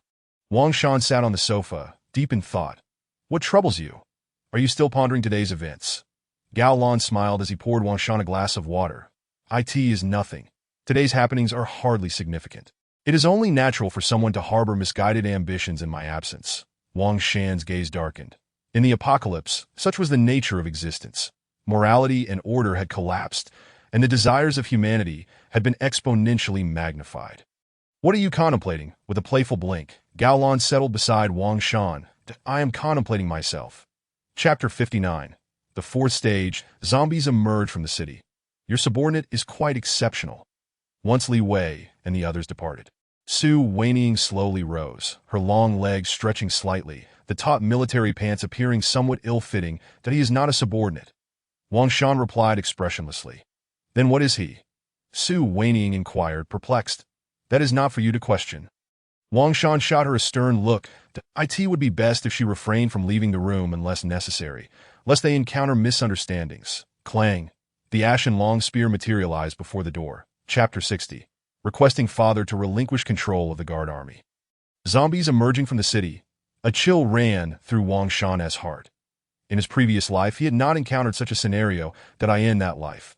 Qin Ji and Luo Haoxiang had jointly toppled the military of Daha City, subsequently seizing control of Lin County with little effort. Something is amiss. Wang Shan could not help but shake his head, whether it was due to his presence altering the trajectory of his past life, resulting in a butterfly effect, or for other reasons. It was difficult to articulate in his previous existence. Rumors of zombies swarming had not been absent, but the timelines never aligned. Chapter 61. A Bag of Flames. As the night deepened, within Qingling village, soldiers moved incessantly, seemingly preparing for something, while the survivors responsible for logistics busied themselves as well this moment, on the first floor of the hotel where Wang Shan resided. Over 20 individuals had gathered. Aside from Li Gang, Gao Lan, and others, every one of them was an ability user. This constituted Wang Shan's current base of operations. Chief, we are still awaiting Su Zhan's arrival. Niu Shan stood beside Wang Shan, glancing at those already seated in the hall. In 3 days, with a substantial number of crystal cores. Chapter 62. Arrangements. These flames were obtained by the guard army within the city of Da. It is up to you, Chief, to allocate them. Su Weining pointed at the bag containing over 30 clusters of flames, her eyes devoid of any reluctance. You certainly have a thoughtful disposition. Wang Shan's pupils narrowed. He recognized this as Su Weining's sincerity. Although the apocalypse had only lasted a little over half a month, it was still challenging to find some lost flames, and the chances were exceedingly low. Someone like Su Weiniang, able to produce dozens of clusters at once, was likely unique outside of Daijing City. That Su Weiniang smiled but refrained from responding, instead directing her gaze toward the others. Chapter 63, Power Enhancement. Night raided on the second floor, in Wang Shan's room. Gao Lan reclined lazily on the sofa. Indeed, it aligns almost perfectly with your predictions. Wang Shan entered, placing the flames upon the table, observing Gao Lan on the sofa. Were I in her position, I would make the same choice. There is nothing peculiar about it. Gao Lan chuckled, noting that Su Weiniang's arrangements were her suggestions to Wang Shan, including the information Su Weiniang had been deliberately made aware of during the 3 days prior to Su Zhan's arrival. Ultimately, the outcome was largely as expected, if it weren't for. Chapter 64, The Battle. The pitch-black night sky loomed ominously, with a light drizzle falling incessantly at the foot of Tianqing Mountain. The roar of vehicles filled the air as military trucks rolled in continuously. Chief, we have pinpointed the location. The horde of corpses has begun its ascent from the western foot of the mountain, approximately 2,000 meters from our position. A soldier hastily approached Wang Shan to report the movements of the horde. Wang Shan remained silent, casting a glance at the Tianqing Mountain behind him. Shrouded in darkness, the entire mountain resembled a monstrous beast looming in the sky. It can draw the entire. Chapter 65, Coordination Among Zombies. Heh, they come alive again. Let us get to work, brothers. Haha, don't hog it. This time let me slay a few more zombies. The members of the ability user team displayed no fear. Instead, they wore expressions of excitement. Roar! In a matter of seconds, the first wave of zombies surged down from the mountainside, breaching the defensive line established by the ability user squad. Chapter 65, The Might of a Single Shot. Leader. Is he truly intending to take on this horde of vile creatures alone?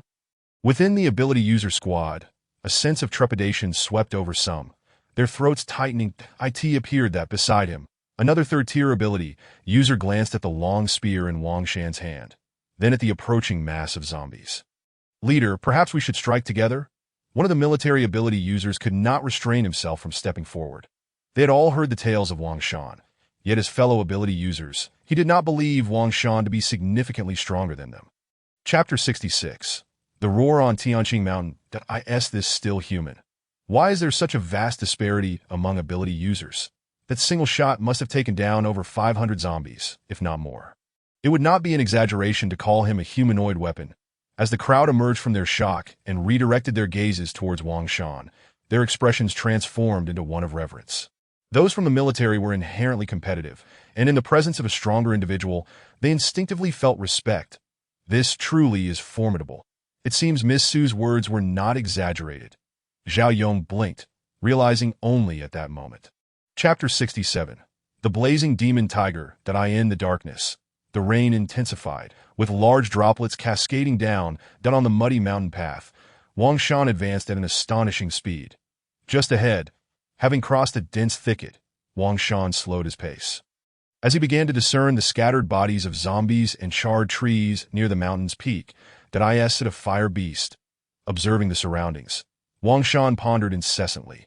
From the corpses of the zombies and the surrounding blackened trees and deep craters, he deduced that the beast opposing the zombie king was likely a fire attribute evil creature. Chapter 68, An Eye, This Flame. Even from a distance, Wang Shan could distinctly feel the terrifying aura of the purple fire. The flames of the blazing demon tiger differed greatly from ordinary flames. While typical flames were characterized by burning and high temperatures, those of the blazing demon tiger exuded a chilling, soul-corroding essence. Roar! Witnessing the blazing demon tiger descending from the heavens, the immortal zombies charged forth. Clang! The sharp claws of the tiger clashed with the claws of the immortal zombie midair, producing a sound akin to clashing swords. Chapter 69, The Beast Companion, Xiaohong.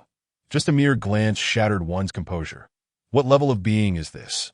Wang Shan swiftly turned away, choosing not to maintain eye contact with that singular gaze, even refraining from using the eye of truth. He felt a deep instinct that the owner of the eye within the spatial rift undoubtedly surpassed the rank of a king, perhaps even existing beyond the realm of this world. The spatial ripples continued to undulate, stirring the entire forest. That moment, a tempest raged, and the thunder in the night sky grew ever more daunting. Chapter 70. Thunderfire's Wrath. Indestructible bones, with a thunderous roar. Lightning erupted in the night sky, illuminating the surroundings. Zila, an inexplicable scene unfolded. The falling lightning did not dissipate immediately, but instead converged upon the tip of the ashen spear. What is happening? Could it be that the leader was struck by lightning? No, it seems the leader has summoned the thunder. All present gazed in astonishment at the spectacle unfolding before them. Chapter 71. Contradiction. Approximately 10 minutes later, the 1st Battalion led by Zhao Yong arrived at the front line where Su Weiniang was stationed, providing full support with covering artillery fire, while others flanked from the sides. Upon witnessing the grim state of the 2nd Battalion's defenses, Zhao Yong's expression hardened as he swiftly issued commands that he could discern that had Niu Shan not arrived with reinforcements, Su Weiniang and her team would likely have succumbed long ago. Is this the might of advanced ability users? Zhao Yong cast a glance at Wang Shan beside him, musing inwardly. Although Su Weiniang's 2nd Battalion lacked the combat strength of the 1st, their firepower was commendable. Chapter 72. Sun Zheng. You all are merely relying on the luck of the zombies leaving the city. The individual from the military who had spoken earlier chimed in again. If we had encountered such an opportunity back then, do you believe there would still be a place for you in Qingling Village? Ha luck. Without our leader, which of your military personnel could contend with those vile zombies? An ability user from within Qingling Village rose to his feet. Damn it, this is truly disheartening. Today should be a day of celebration. Yet here I am confronted by someone like you. What do you mean? Do you look down upon us? If you do, go tell your leader to leave Qingling Village. Chapter 73. Healing. Indeed, when I followed the troops to the Luo family manor, everyone inside had perished. Su Zhan had entrusted the management of the Dih city garrison to Su Weiniang, with the garrison's allegiance to Wang Shan being entirely her suggestion. That I can confirm, this is what I personally witnessed on Tianqing Mountain. That zombie had no flesh whatsoever on its lower half, but moved with astonishing speed. Yet in the end, it was slain by Wang Shan, who also had an exceedingly powerful mutated beast by his side. All right, I understand. I will keep a close watch on Wang Shan. Chapter 75. The Cohesion of Hearts. Zila, the sound akin to flames scorching echoed as the devouring void enveloped the wound, causing intense pain that made Xiaohong howl uncontrollably. Endure it. Wang Shan soothed Xiaohong. Gradually, the area of the wound covered by the devouring void expanded until it was entirely enveloped. Dissipate. Wang Shan skillfully commanded the devouring void, causing it to disperse in an instant. Indeed, only in this manner can it be healed completely. Wang Shan glanced at the site of Xiaohong's injury. Chapter 76. Taking command of Lin County. In the dead of night, Gao Lan exited Wang Shan's chamber. With these crystal cores, I can attempt to break through to the 5th tier. Straightening his attire, hundreds of 3rd-tier crystal cores reappeared on the table. First, I will consume the 3rd-tier crystal cores to enhance my physique, and finally use the crystal cores from the immortal zombies to push through. Wang Shan set aside the translucent white crystal cores. Although there were many 3rd-tier cores now, they would only assist in boosting his physique. Fundamentally, he still needed the 4th-tier crystal cores with the potential of a zombie king to tackle the 5th-tier threshold. One by one, the crystal cores vanished. Chapter 77. Personnel Allocation. Let me begin. Casting a glance around at the gathered individuals, Li Gang stood up first that I end the personnel investigation. Many valuable talents were discovered, including electricians and professionals in hydraulic engineering, all of whom I have registered. However, we are currently facing some challenges, as many survivors in Qinglian town are quite resistant to our management. After speaking, Li Gang glanced again at Su Weiniang. The responsibility for this lies with me. Su Weiniang rose, neither servile nor arrogant, nodding apologetically at Li Gang as she continued, due to the previous lax management in Qinglian town. Chapter 78. The Gathering of Embers. Qian Sun, you are appointed as the 1st executive military officer at the next level. Wang Shan's gaze fell upon an individual in the corner. Qian Sun was recommended by Gao Lan and had been with him for only a short time after Niu Shan, according to Gao Lan. During the rebellion, Qian Sun was the only ability user in Qingling Village who had hinted at Gao Lan. Qian Sun stood up, nodded silently at Wang Shan, and then sat down again without uttering a word. The others around him cast curious glances at Qian Sun. Had Wang Shan not mentioned him today, they would likely have forgotten that such an individual existed within the ability user team. as he was usually quite inconspicuous. Chapter 79. The law does not punish the masses. In Lynn County, before the temporary warehouse, a group of soldiers armed with firearms faced off against hundreds of disgruntled individuals. Among that crowd, most wore expressions of dissatisfaction, and the 5 leaders among them emanated a faint glow of various colors, clearly indicating that they were all ability users. This is your final warning. Do not gather and stir trouble, nor incite the crowd that if you wish to leave, we will not obstruct you, but no one is allowed to take any supplies from within the warehouse. A senior officer declared sternly, his brow furrowed as he delivered the ultimatum, with several injured soldiers lying beside him. Chapter 80. The weak can only be subjected to others' control over life and death. That a spray of blood erupted suddenly, startling those around. Someone has been killed. A voice rang out, igniting chaos as a group of survivors recklessly surged forward. What is happening? Not far away, Zhang Sai was also taken aback, as in his line of sight, a seemingly youthful boy clenched his jaw, plunging a dagger brutally into Li Jing's back. So it was you, truly courting death, that I had warned that ordinary people like you dare to oppose me. It is a futile endeavor. Chapter 81. My words are the law. With a gentle wave of his hand, a massive gravitational ability descended, enveloping the crowd with an invisible but immense pressure. Thud. Thud. What is happening to my body? The sound of knees meeting the ground echoed continuously, as all present looked around in terror. Even the soldiers stationed at the front of the warehouse to block the crowd were no exception. They too were bewildered by the unfolding events. In but an instant, the rioters found themselves kneeling on the ground. Was it the power of gravity? Chapter 82. Activation of the Dawn Fortress now. It is just you left, with Wang Shan's intervention. Silence enveloped the surroundings. Among those causing the disturbance, only Li Jing remained alive. That I beg you, spare me. Li Jing pleaded desperately, his face a mask of fear as Wang Shan gripped his throat. That it was not that he lacked the will to resist, but for some reason he found himself unable to summon the wind-based abilities within him. That in my eyes, you hold no value whatsoever. Even if you did, defying my rules warrants death.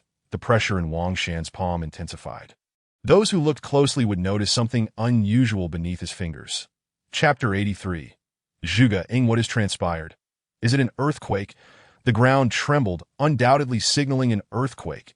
In this apocalyptic era, could earthquakes still occur?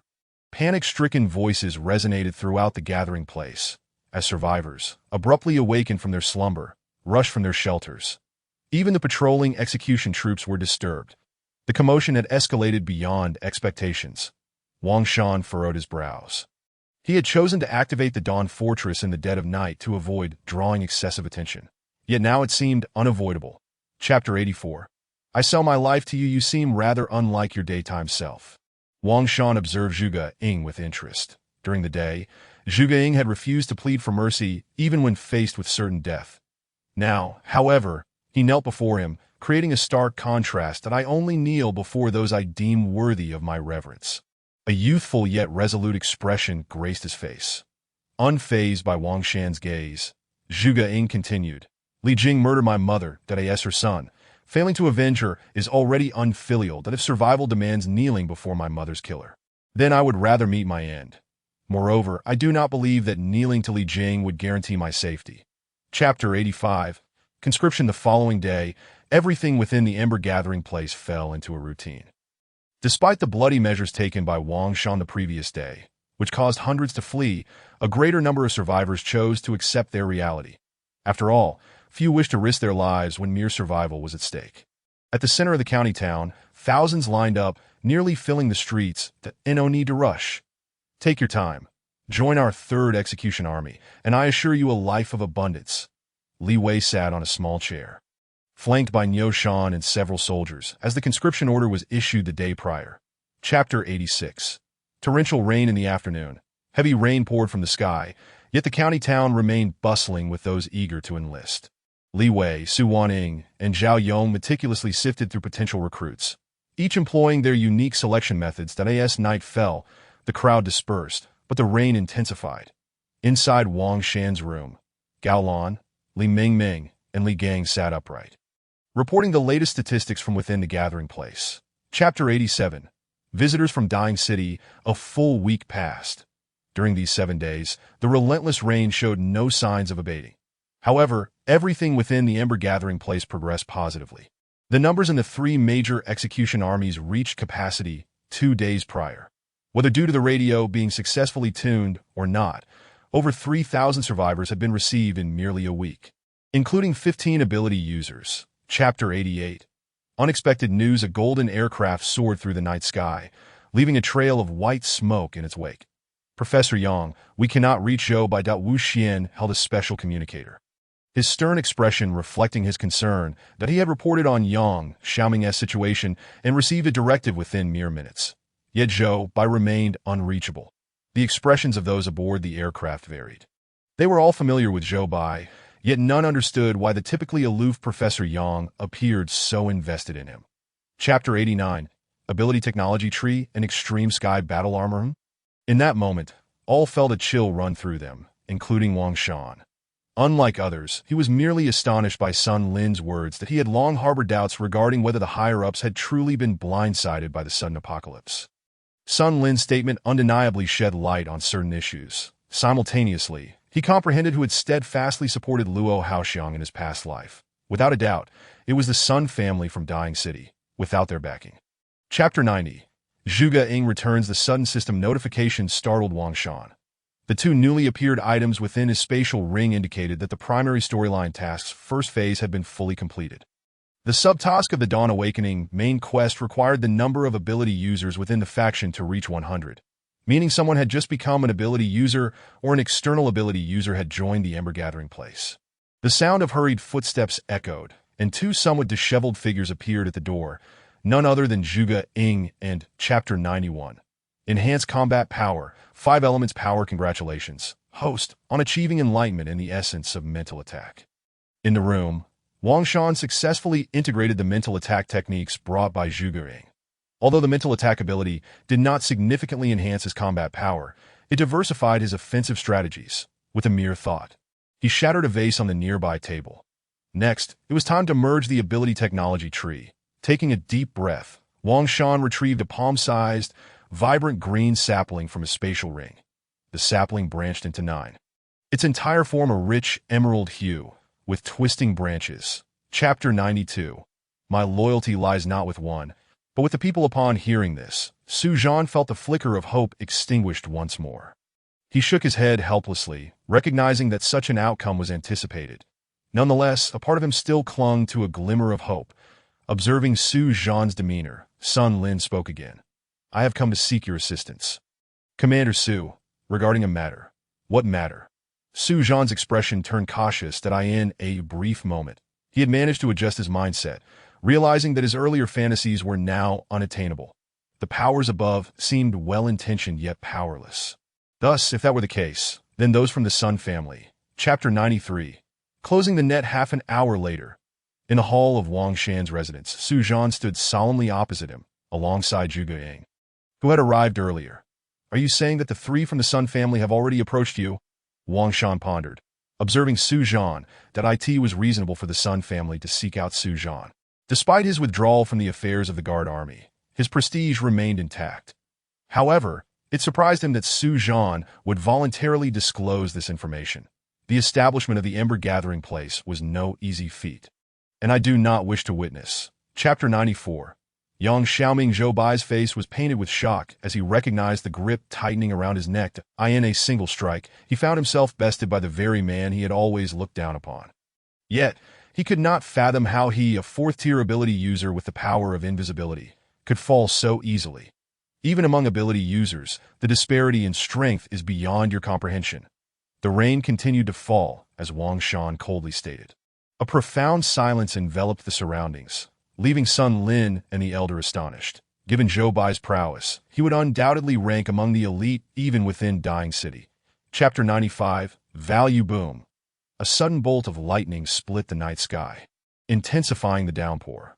The lights of the golden aircraft remained illuminated as 3 figures slowly descended from it. Walking on the left was a square-faced man, exuding an air of steadfastness. To the right stood a man with a defiant demeanor, his eyes shimmering with a hint of madness, his hands adorned with claws made of a unique metalled In the center was a slender, pale-haired youth. Chapter 96. The deal is done. Can we now discuss the matter of the transaction? As rain fell upon the earth, mingling with the fresh blood accumulating on the muddy ground, Yang Xiaoming gazed at Wang Shan with an expression of indifference. Wang Shan remained silent for a moment, realizing that Yang Xiaoming's character aligned perfectly with the rumors of his past life. As long as the value was sufficient, he would not hesitate to sacrifice even himself. That I have no ulterior motives for my visit. I simply wish to acquire the corpse of the zombie with kingly potential that you possess. Seeing Wang Shan remain silent, Yang Xiaoming directly stated his intentions. That I ask for the price. Anything I can offer you at this moment is yours. Chapter 97. Repairing the Ashen Gun. In the rainy night, boxes crafted from special metals were being unloaded, while a makeshift tent was also being erected. Professor Yang, the equipment is ready. Approximately half an hour later, a man clad in military attire approached Yang Xiaoming. Let's begin. Yang Xiaoming glanced at the dozen or so researchers beside him, aware that scientific endeavors can never be accomplished by a single individual. Even he required corresponding assistance. Wang Shan's eyes emitted a faint golden glow, and under the influence of the Eye of Truth, he could discern the capabilities of all these assistants. Chapter 98. The Mark of Dachang City. In a short span of time, the black radiance dissipated and normalcy returned to the tent, while the crack on the Ashen Gun's body vanished without a trace. Observing this, Wang Shan gestured with one hand, and the Ashen Gun appeared in his grasp. It still bore a dark hue, yet Wang Shan could distinctly feel that the texture of the gun had become notably softer, akin to a baby's skin. The faint golden light in his eyes revealed the newly manifested attributes of the Ashen Gun. Target: Long Spear Ashen. Level: Tier 4P. Chapter 99. Journey to the Sea City. Du Qinggang, a renowned master of weapon manufacturing in his past life. Though not as illustrious as Yang Xiaoming, he was undoubtedly a figure known throughout the Dragon Nation. Whether it be energy cannons or war armors, they were all crafted by Du Qinggang's hands. In terms of scientific research, he was second only to Yang Xiaoming. In fact, when it came to the manufacturing of advanced weaponry, Yang Xiaoming could be considered slightly inferior. This map is marked in great detail. Wang Shan fell into contemplation that he did not perceive this as a trap laid by the Sun family. Their initial overtures towards him seemed genuine, and even if they were feigned. Chapter 100. Fishing for Sea Beasts. Boom! Thunder rumbled incessantly, and though the sky had brightened, the rain intensified. Within the urban area of Sea City, the water had inundated to a height of approximately half a meter, and amidst the surface floated a variety of debris, as well as numerous incomplete corpses of zombies. Viewed as a whole, this once vibrant city had now been utterly transformed into a necropolis. The zombie corpses floating on the water grew increasingly dense. In the air, Wang Shan signaled for Xiao He to lower its altitude, for locating formidable sea beasts was quite simple. Chapter 101. Heading to Dachang City. Boom! The sound of flesh being pierced echoed, as the Thunderfire long spear unleashed its ferocity, piercing through the Tier 4 sea beast and exploding instantaneously. Crimson blood and flesh splattered into the air, and the thunderous explosion resonated all around. It's finally resolved. Wang Shan summoned a water-blue beast core into his hand. With this Tier 4 beast core, he would undoubtedly break through to Tier 5, being at the pinnacle of Tier 4. His failure to ascend to Tier 5 had solely been due to the lack of a suitable crystal core for advancement. Roar. Chapter 102. Tier 5, Narrow Paths of Enmity. In midair, Wang Shan sat cross-legged on Xiao Hei's back, unaffected by the surrounding air currents. At this moment, his body radiated various colors of light, and numerous phenomena manifested around him. How terrifying! Is this the power of a leader? Behind Xiao Hei, Lin Lang piloted the helicopter closely. Witnessing the extraordinary phenomena that accompanied Wang Shan's advancement, an ordinary person, having only encountered such scenes in novels during peaceful times, could hardly fathom witnessing them in reality one day. Chapter 103. The Power of Mental Attack Abilities. It is undoubtedly here. According to the markings on the map, this was the precise location. However, where are the personnel from the research facility? Stop the idle chatter. Let's go in and find out. The speed of the dozen or so ability users was remarkable. And in just a moment, they arrived at the entrance of the research facility. Don't act recklessly. Something feels off. The leader furrowed his brow as he observed the splattered mud surrounding them. Tap, tap, tap. At that moment, a sound echoed, Chapter 104. Have you also aligned with the Sun family? Open up. Wang Shan called coldly into the darkness, knowing that those inside could hear him, as the surveillance cameras remained intact. This is a national designated experimental base. It is not a place for you to intrude. A flicker of red light appeared in the darkness, and the voice of the person from before resounded once more. Wang Shan sneered, ceasing further words, and exerted force with both hands. With a resounding crack, the metal door trembled under the strain, and in a display of strength far exceeding that of his peers. Wang Shan forcibly pried the door open. That don't act rashly from the darkness. Chapter 105. Du Qinggang. Crack. The sound of a trachea being crushed echoed, and the man in Wang Shan's grasp had already lost his breath of life. Now, he had no need to uncover the answers or the truth. Casually discarding the corpse aside, Wang Shan pushed the door open. Who is it? The sudden commotion startled Lin Jie and Zhao, who were within the room. Their positions were somewhat peculiar, with Lin Jie bent over the table while Zhao, who supported her waist, seemingly beneath the ample white coat. Chapter 106. Departure. A mysterious glow ignited, and the scroll in Wang Shan's hand vanished, replaced by a brand new ring. Congratulations, host, on the successful upgrade of the Soul Control Ring. The ring you hold is somewhat different. A hint of surprise flickered in Du Qinggang's eyes that if you were willing to lend me this ring for a period of research, I can exchange some of my techniques with you. However, at this moment, all Wang Shan felt was an endless coldness. With a sudden force, he pressed the Soul Control Ring firmly against Du Qinggang's forehead. Chapter 107. Rapid breakthrough to Tier SIX to DO. Not worry. This is my mutated beast, and it poses no danger. Wang Shan provided a precautionary statement to the group. Upon hearing this, everyone couldn't help but cast another glance at Wang Shan. They had long heard of the emergence of powerful ability users among humans, like Zhao Hu. It seemed Wang Shan belonged to that category of exceptionally potent ability users. Otherwise, he could not have tamed such a formidable mutated beast. Go have Lin Lang bring the helicopter. Wang Shan patted Xiao Hei's head. Roar. Xiao Hei, possessing high intelligence, understood Wang Shan's words. Its wings flapped once more as it ascended into the sky. Chapter 108. Visitors from Gu County. On that afternoon, Wang Shan returned from the urban area of Sea City to By this time. The rain in the sky had ceased, and Wang Shan knew that this month-long downpour was now a thing of the past. My combat power has reached 12,000. I am not far from Tier 7. As Wang Shan walked through the gathering place, observing the revitalized surroundings, he felt a sense of nostalgia. Nearly 2 months had passed since the apocalypse began, and the Ember Gathering place had officially entered a stable phase. During this past month, not only had his subordinates, Chapter 109, Lin Lang's choice that I end the dead of night, a group of ability users from Gu County gathered in a residence within the Ember Gathering place. Cheng Xiao, we have successfully negotiated with the people from the Ember Gathering place, and we can return tomorrow to inform the leader to make preparations. One ability user reported to Zheng Cheng. Upon arriving at the Ember Gathering place, they had immediately met with Li Gang and finalized their cooperation details. They remained there solely because it was late and inconvenient to travel. The old man has long been prepared. Zheng Cheng shook his head and continued. However, this Ember Gathering place, Chapter 110, Zhuge takes action. The streets were silent and deserted in the dead of night as Lin Lang sprinted desperately toward the inner city. Faster, even faster. He was already sweating profusely, his heavy breaths unmistakable. Just 2 more streets separated him from the inner city. After a long period of running, Lin Lang felt his stamina waning.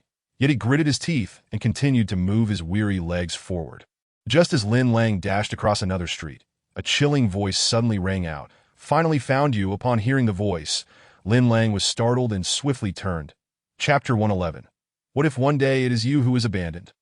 Leader, I personally believe that Brother Li is right. This is indeed an opportunity for us to eliminate some of Gu County's people, thereby ensuring they abide by the rules. A middle-aged ability user from the talent department stepped forward. Indeed, leader, this way, we can establish a deterrent while preventing a complete rupture with Gu County's people. I think this is the better course of action. We should take down a few inconsequential ability users to give old Zheng some face. After all, that old man only has one son. The timely discovery this time has not yet resulted in severe consequences. Taking this as an opportunity, Chapter 112. Breaching the Zheng family camp. that I in an instant. All present wore expressions of complexity. Each individual harbored their own selfish thoughts, and they were no exception. Wang Shan's actions indeed jeopardized the visible interests of the Ember-gathering place. After all, the addition of a force with tens of thousands of survivors could significantly bolster the overall strength of the Ember-gathering place. They had followed Wang Shan, naturally hoping for the gathering place to grow stronger. However, as Gaolan pointed out, if they were to consider the situation from a different perspective, should they ever encounter a similar predicament, and Wang Shan were to abandon them solely due to the formidable might of the other party, then, Chapter 113. Big brother, are you here to play ball with me too? Observing the scene, Wang Shan expressionlessly swung the ashen gun in his hand. With a sharp crack, the sound of gunfire echoed. The blades on either side of the gun's tip shimmered with a glimmer of golden light, and 3 kneeling ability users were swiftly decapitated. Now, I'm the one asking you. You have no right to negotiate with me. Aye. The last surviving ability user trembled as he gazed at the 3 severed heads rolling beside him and the blood-soaked ground. Momentarily rendered speechless that if you cannot even speak, then you have no reason to live. Chapter 114. Terrifying zombies that in his line of sight. Darkness gradually spread across the cliff. The reason this mountain was named Cliff Mountain was due to the sheer cliff at its peak. A thin mist rapidly expanded, enveloping Wang Shan in an instant. It's over. I thought I had a chance to escape, but unexpectedly I have returned to square one. Jing Lao Tu. You have truly caused great harm. Do you wish to drag me down with you? The murmurs of Chao Lu echoed. Shut up. It was you who first lured that monster to the Zheng family's camp, Zheng Gong said impatiently, a flicker of irritation evident in his eyes. Chapter 115. Time and Reboot. Big brother, let us play ball together. The little zombie moved slowly, yet it exuded an unreal sensation that in Wang Shan's view, the little zombie continually advanced. But the distance between them fluctuated. Though the reversal and advancement of time lasted only a few seconds, they did not exist on the same timeline. Wang Shan frowned. The terror of time abilities lies in this. If the 2 entities are not on the same timeline, then even if one can visually perceive the other, they remain helpless. This is what is referred to as time. Chapter 116. You should increase the price. A familiar scene unfolded once more. Wang Shan found himself back at the moment of confrontation with the little zombie, holding the ashen gun. Damn it. Wang Shan gritted his teeth, wishing for a chance to start over. The reboot ability ranks 4th on the list of sequence abilities, while time abilities hold the first position. Faced with these 2 insurmountable powers, his opportunities were indeed scarce, yet there had been a genuine possibility for success. You are a bad person trying to ruin my ball. However, this time, the little zombie seemed unwilling to continue. Chapter 117. Chao Lu's invitation. Sun Qi's expression shifted. Leader Chao, what you desire, our Sun family cannot provide. In business, there is always room for negotiation.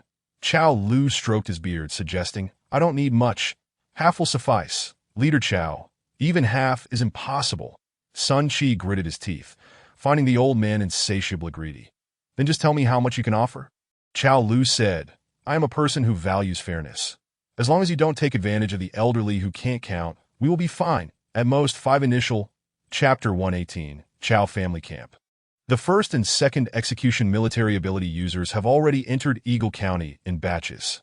In the room, Gaolan silently observed Wang Shan. 2 days had passed, and 160 ability users of Tier 3 and above had entered Eagle County. Naturally, such a significant commotion could not remain concealed. So 2 days prior, Wang Shan had dispatched all personnel from the 1st and 2nd execution military under the pretense of clearing the zombies near the Great Sea City, with the ability users secretly departing along the way. The Chao family's strength greatly surpassed that of the Zheng family. Wang Shan nodded, his expression contemplative. Chapter 119. Chao Lu's attitude. Time passed swiftly. Before long, night fell, draping the sky in a dark veil. The gate of the villa where Wang Shan resided slowly opened, and a blood-red shadow slipped inside. Boss, I'm here. The blood-red shadow entered the villa, eventually transforming into the form of Zhuge Ying, appearing behind Wang Shan. That you're not too slow, but not fast either. Wang Shan nodded, showing no surprise at Zhuge Ying's arrival. During the day, Chao Ling had guided him through the camp, and Little Hei's appearance was quiet. Chapter 120. The birthday banquet begins. So that's the reason. Chao Lu feigned sudden realization, then turned to the members of the Sun family, saying, "Have you considered that if my attitude were hostile, it would be better to confront Wang Shan directly? Of course, if you are willing, I can send someone to attack Wang Shan right now, but such matters would certainly require you to take the lead." He remained calm, having already prepared his lines, knowing that the Sun family was wary of Wang Shan. Otherwise, they would have acted long as expected. The four members of the Sun family changed their expressions upon hearing this. Chapter 121. You should kneel like that. Unfazed by the gazes of those around him, Wang Shan displayed no emotion. Soon after, a bearded man entered, led by a servant, and sat at the main table. "I am Qin Xiong from Eagle County. This brother here is the leader Wang from Great Sea City, correct?" The man seemed quite interested in Wang Shan, continuously sizing him up while introducing himself. Wang Shan glanced at Qin Xiong and nodded slightly, that he was aware that Eagle County was not solely dominated by the Chao family. "Brother, I've heard you came to Chao." Chapter 122, Su Mei. Everyone was taken aback, including Wang Shan. What does it mean to be grandiloquent?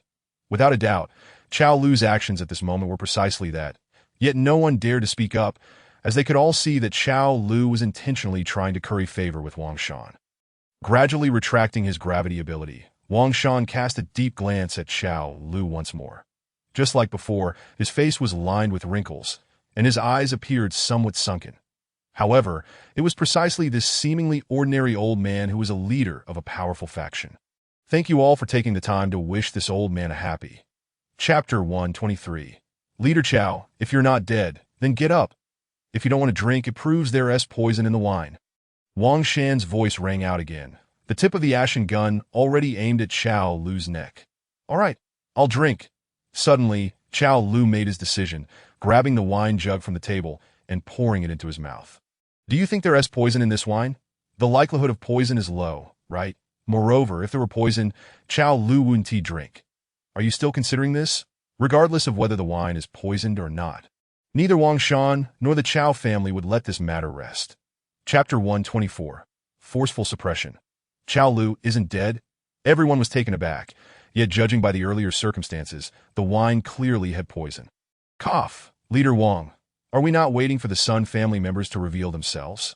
A familiar voice echoed as the seemingly deceased Chao Lu suddenly stood up, brushing off the dust from his clothes.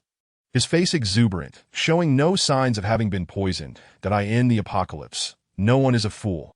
Although he and Wang Shan had only met once, Wang Shan's decisive actions atop Cliff Mountain undoubtedly demonstrated that he would not grant his enemies any respite. Moreover, Wang Shan's recent actions. Chapter 125. The Grace of Rescue. Boom. Hundreds of wind blades surged toward Wang Shan, obliterating everything in front of the hall, even raising clouds of dust from the ground. Such formidable power. Is Wang Shan not dodging? Could he be taken down by this strike? Impossible. If he lacked absolute confidence, Wang Shan would not withstand. The gathered ability users in the corners fixed their gazes on the hall, entranced, shrouded in dust. As Sun Jin's strike was overwhelmingly powerful, causing Chapter 126, the anomaly on Mount Tianqing. Leader Wang indeed has calculated everything. A flicker of relief flashed in Chao Lu's eyes, grateful that he had decided to ally with Wang Shan. Otherwise, they would be doomed today. Slightly shifting his position, Chao Lu loudly proclaimed, "Chao Lu pays his respects to the leader." In that moment, he even changed his address for Wang Shan, a clear indication of his stance. Joining the Ember Gathering Place was the only path forward. The onlookers shifted their expressions slightly. Qin Xiong is willing to join the Ember Gathering Place. In the corner, Qin Xiong glanced around. Chapter 127. Different World? The night enveloped the land, and strands of moonlight cascaded down at this moment, atop Mount Tianqing. Not far from the Ember Gathering Place, various mutated beasts of differing sizes lay in ambush everywhere, and upon a cursory glance, it was evident that more than half of the trees on the mountain had collapsed. What on earth is happening? Why have so many mutated beasts suddenly appeared on Mount Tianqing without any warning? The squad leader of the execution army wore a grim expression.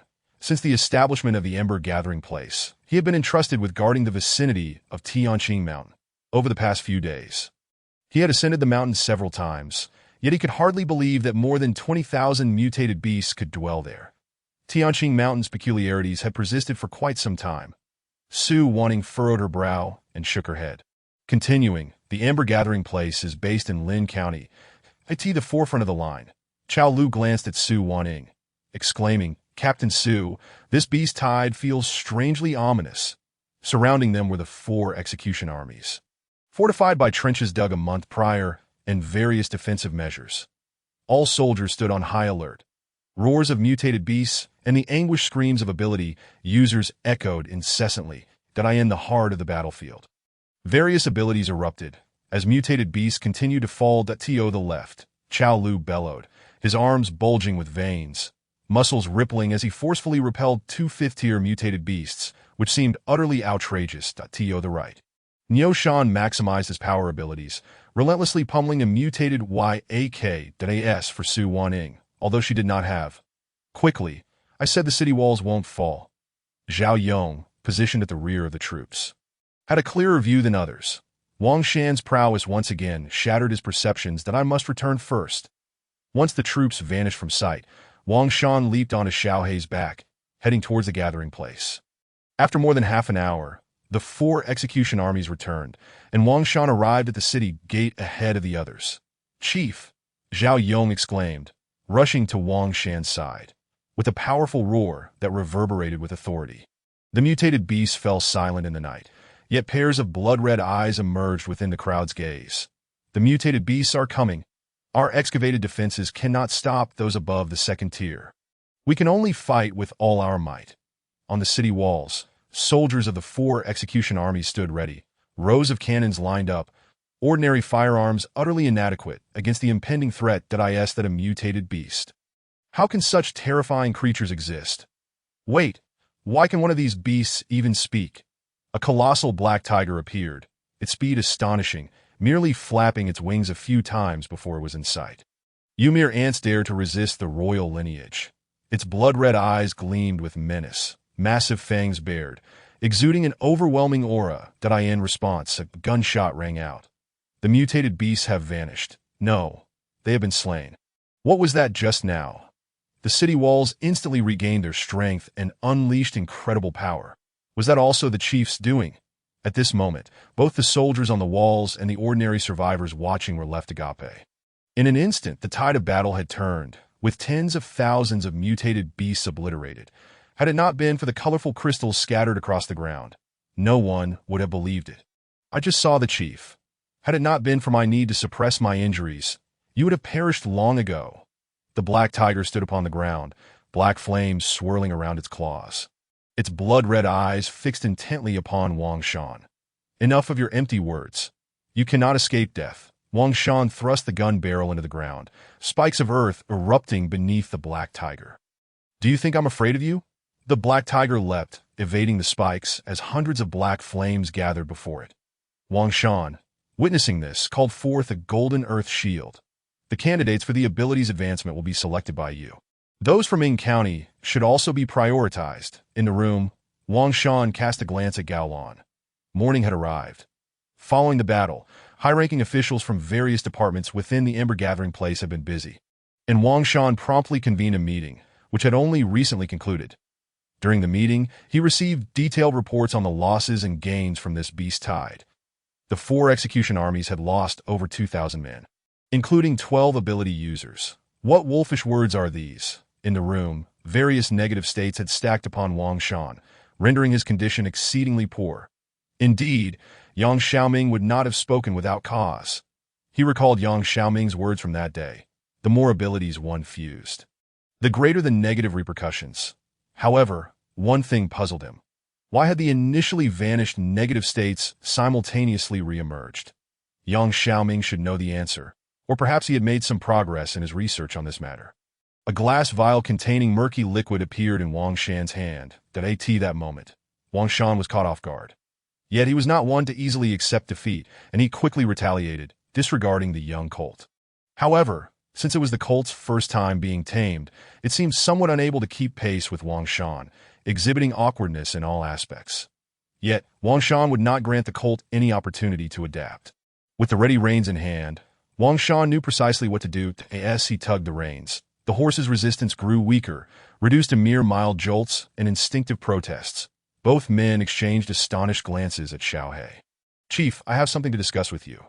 Qiao Lu spoke. "After last night's beast tide, the abilities of the ability users within the Ember Gathering Place have significantly increased that I believe we should seize this opportunity to formally capture a city of regional significance." His demeanor was exceedingly humble, devoid of any arrogance. Last night's beast tide had showcased Wangshan's formidable strength, and the crystals brought forth by the tide had vastly enhanced the abilities of the users within the gathering place. Wangshan regarded Qiao Lu thoughtfully. "Chief, the logistics are fully prepared, and combat personnel are on standby." Outside Dao City, Zhao Yong's eyes burned with fervor. "If we can capture Dao City this time, the entire Ember Gathering Place will ascend to a new pinnacle." "Let us commence," Wangshan nodded. The surrounding encampments were rather rudimentary, hastily constructed, with 40,000 combatants already geared up and various support vehicles prepared in advance. At the forefront of the encampment stood over 400 ability users.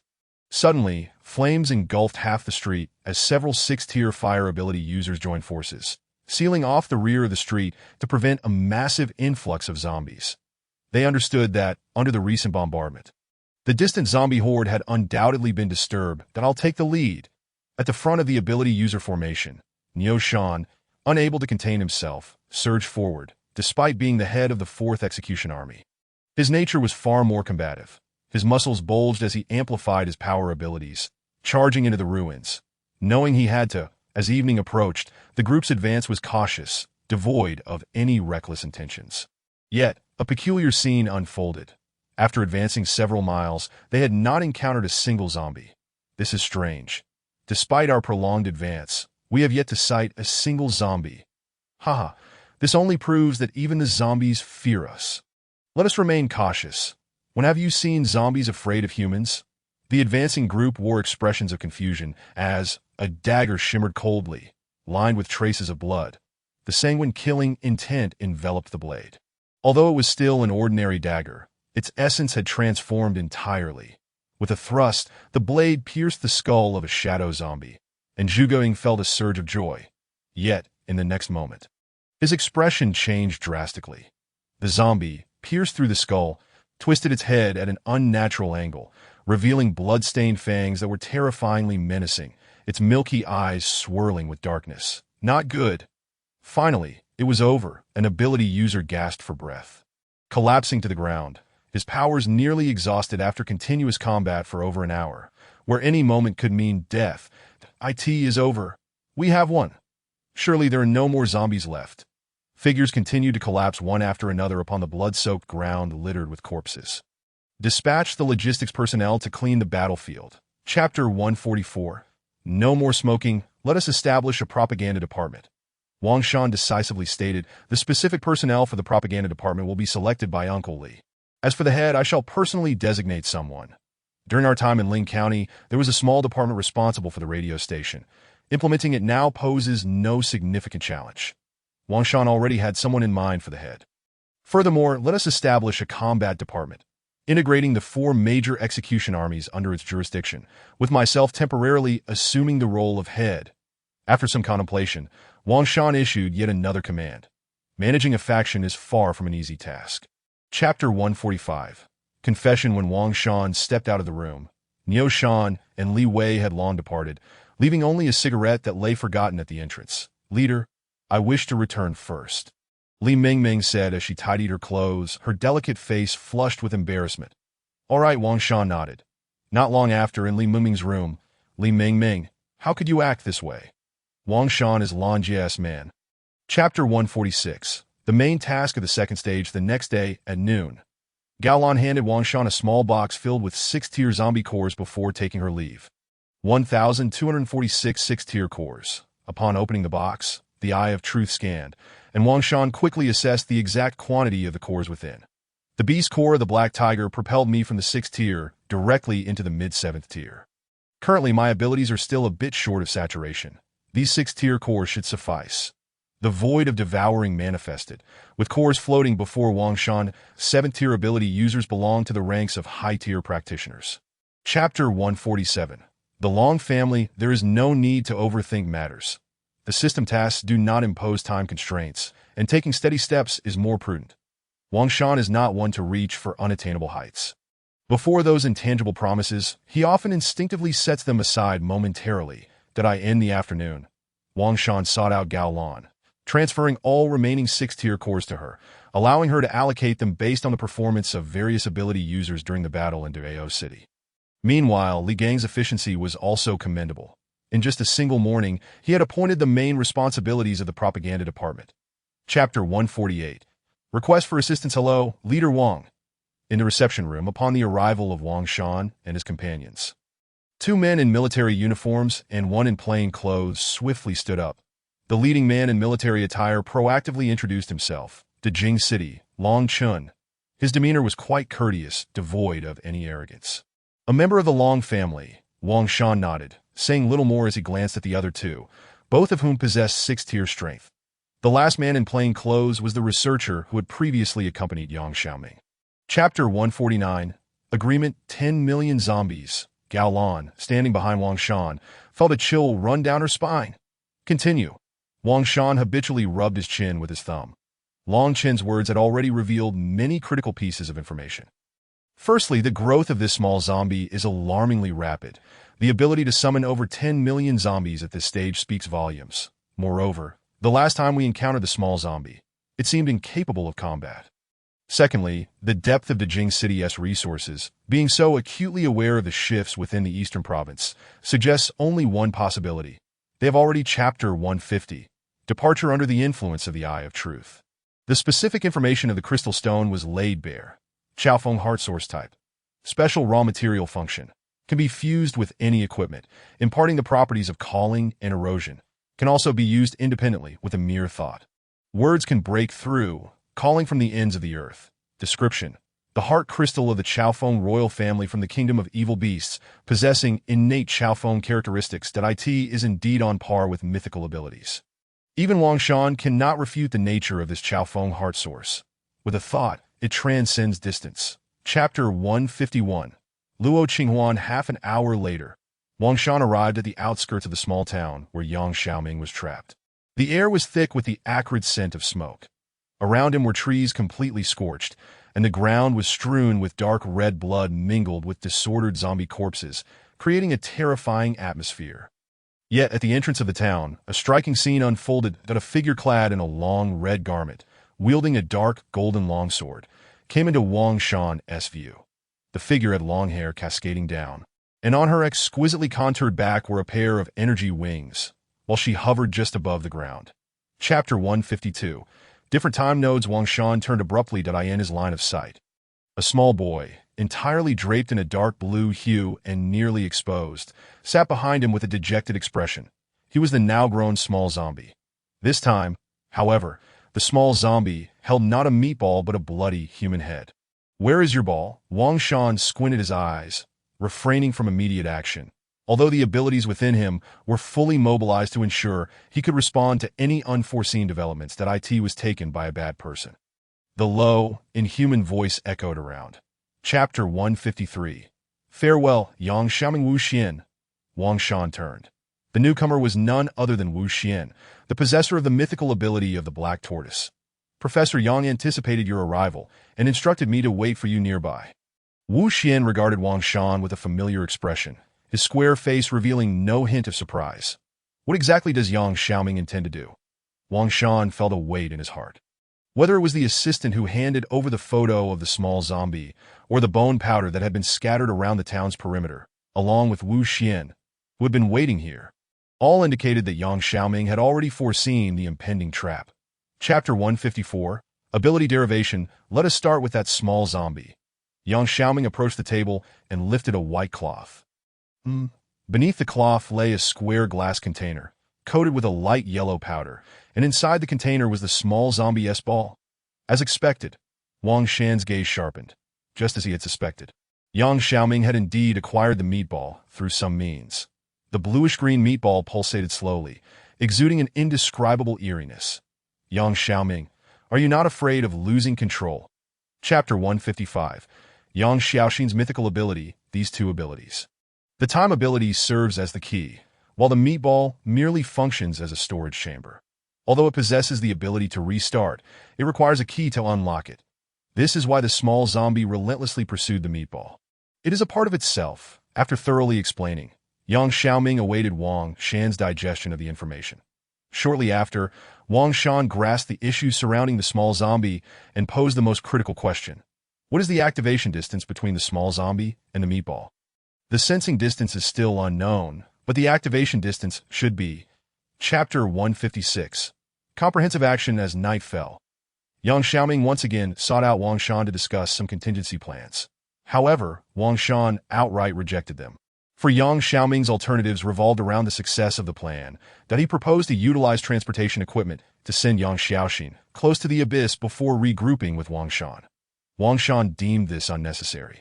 While breaking through this temporal node with an individual posed challenges, extracting someone after the fact, albeit with some risk, was not particularly difficult. Moreover, he felt compelled to guard against Yang Xiaoming. Thus keeping Yang Xiaoxin close was the wiser choice. As for Yang Xiaoxin, he had also been informed. Chapter 157. The need for further refinement. I wonder if Leg Brother has exaggerated. Is the wishability truly that formidable? On the dimly lit street, Li Wei surveyed his surroundings alone, a blood-red phantom trailing behind him.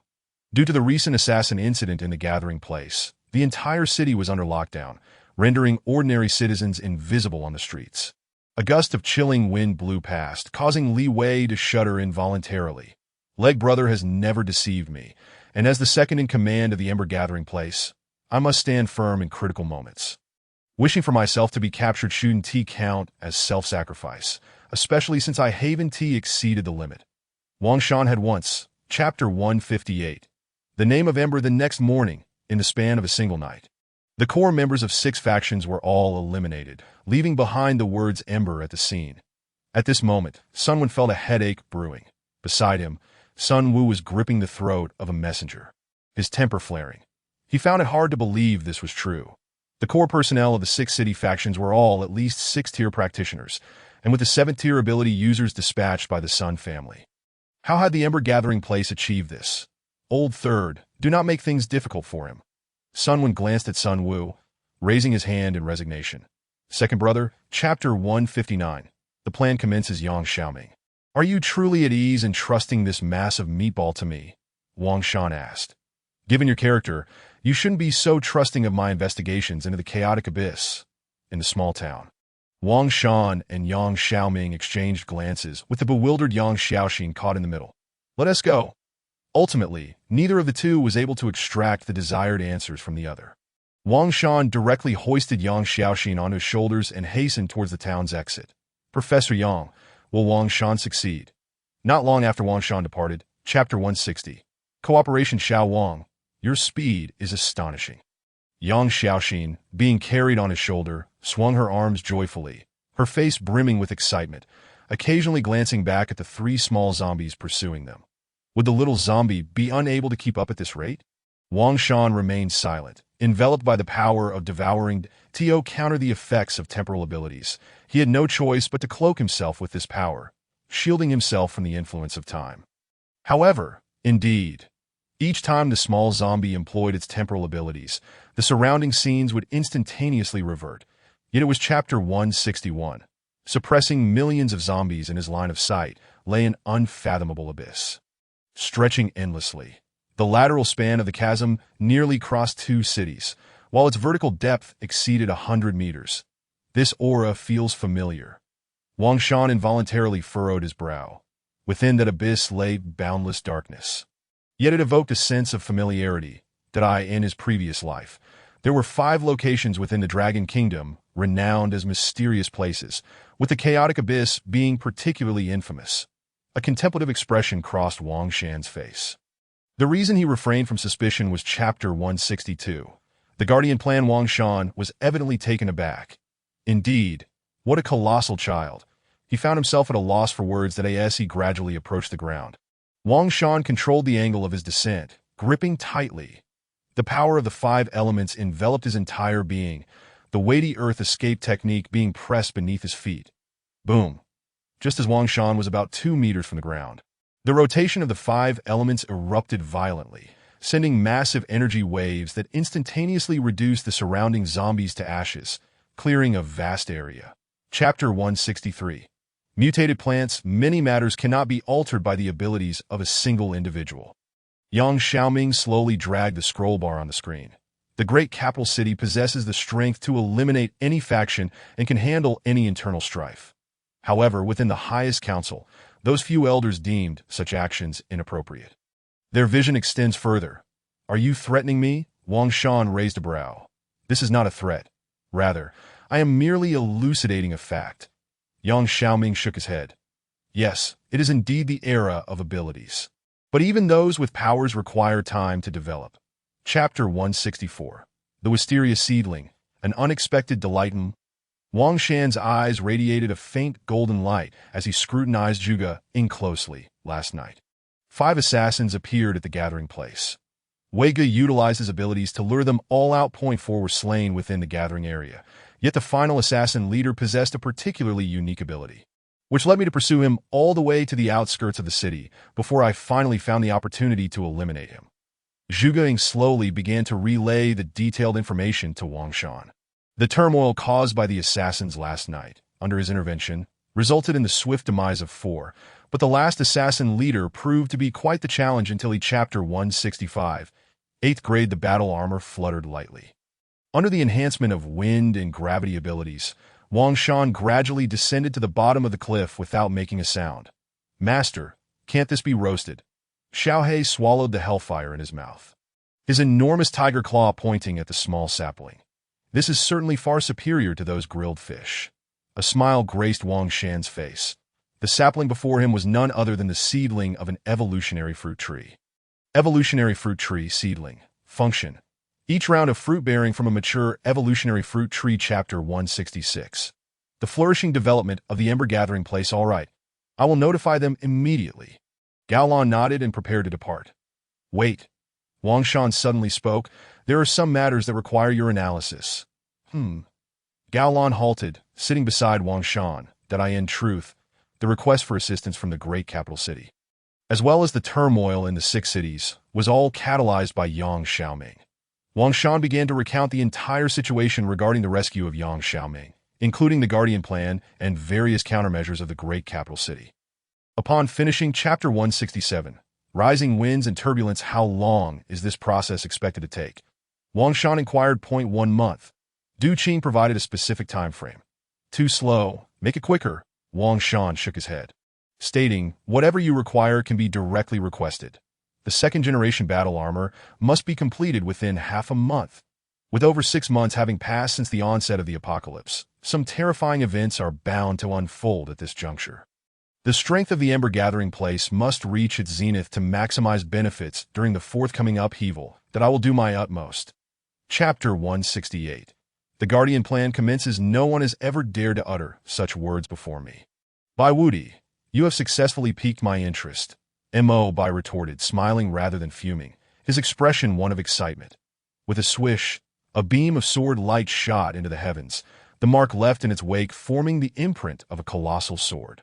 Mo Bai, hands clasped behind his back, stepped into the void as if a deity ascending to battle. Oh no, the chief is acting up again. The chief's daily routine is to play the part of a show-off. What an embarrassment. Chapter 169. The swordsman. Is this a mutated beast? What level of mutated beast possesses such overwhelming pressure? What a joke. This is Daqing City. How dare a mutated beast come to cause trouble? The powerful pressure left everyone astonished. This was indeed Daqing City, the capital of the Eastern Province. What manner of mutated beast would dare to stir up trouble here? Everyone, let us venture out to investigate. The seated leader, Ma Long, appeared contemplative, slowly rising. As the leader of Daqing City, he was naturally keenly aware of the safety of the base. Chapter 170. The truth having said that, Zhao Qiming produced a small golden sword from his bosom. It was entirely golden, its hue subdued, roughly the size of a palm, emanating a unique aura that clearly indicated it was not a mere artifact forged from ordinary gold. So, who is this swordsman? A faction leader could not help but inquire. Simultaneously, the other faction leaders glanced at Ma Long and the taciturn Su Wenying. Within the Eastern Province, only 2 factions are qualified to become swordsmen, Daqing City and the Ember Gathering Place. As for the Chapter 171, the attitude of the Ember Gathering Place, the scene shifted continuously, ultimately settling on the image of millions of zombies being eliminated with astonishing speed. Millions of zombies were drawn away by a single individual. Ultimately subdued, one faction leader, who had remained silent, began to move his lips and then rose. Such an achievement is unparalleled. Given his advanced age, he exhibited considerable excitement as he spoke. Even if this is true, how can one prove that Wang Shan did not kill the innocent indiscriminately? Dissent lingered, and some remained unwilling to believe that if matters could indeed align, then the annihilation of Chapter 172. During the meeting watching Su Weiniang depart, none of the faction leaders spoke, nor did anyone dare to intervene. Only after she had completely left did one faction leader regain his composure and ask, "Shall we continue discussing the Guardian plan?" The swordsman merely presides over the power of a province. In reality, the collaboration between cities and the details of how to initiate localized counterattacks must be predetermined. Zhao Qiming remained silent, tightly gripping the golden seal in his hand. Ma Long's expression was equally grim, regarding the Ember Gathering Place's refusal to accede to the great capital city's demands. Chapter 173. After the meeting in the dead of night within the great capital city, Long Qian perused the reports concerning the Guardian plan that had been sent from various locales, nodding in approval. Though Mo Bai's mind may be somewhat unhinged, he is indeed a man of his word. As long as he can shoulder the responsibilities of being the swordsman, let him request some materials for the golden sword from Professor Yang. Qin Wushuang is also commendable. He demonstrates great restraint and has not harmed anyone excessively despite others' provocations. Oh, this Wei Gang is rather intriguing. His reasoning is quite clear, and he reacts swiftly. Most importantly, he understands boundaries. For the time being, the Northern Province, Chapter 174, Anomalies in the Sea City the following day. Within the Ember Gathering Place, under Wang Shan's orders, the four major execution armies set forth once more, venturing towards more distant cities. However, this time, Wang Shan did not accompany them, in his room. Wang Shan focused intently on the map laid out on the table. The cities circled on the map were the targets of the four execution armies from the Ember Gathering Place, as well as regions still plagued by numerous zombies.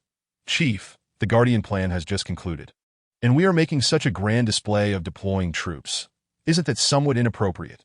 Su Weiniang stood beside Wang Shan. Chapter 175. Provocation Chief, I shall take my leave first. Li Gang cast a glance at the guards and proceeded towards the exit. Monitoring the movements within the city of High City had been specially authorized by Wang Shan. Any anomalies must be reported at the earliest opportunity. Did they leave not a single survivor? Wang Shan inquired about the unique topography of the City of Ocean, which is adjacent to the port. Recently, due to torrential rains, the city had been besieged by sea beasts. However, with the waters now receded, Wang Shan's thoughts returned to this place. Yet, Ocean City was far more complex than it appeared on the surface. In his previous life, Luo Haoxiang had encountered chaos during the onset of the Guardian Project. Chapter 176. The mutant rat king nearby lay a rusted sewer cover from which the sounds of rats emanated. Mutant rats, with his spear held at an angle, Wang Shan felt a surge of energy within him. During the initial turmoil in Ocean City, it was this very horde of rats that had caused the chaos. It was surprising to find that history was repeating itself. Zizzizizi. The rat sounds grew increasingly frequent. An inexplicable current swirling as the cover seemed on the verge of being dislodged. Playing tricks, Wang Shan scoffed, unleashing a strike with his spear. Swish. Chapter 177. Resolution Arrogant humans, perish. A massive rat leaped high.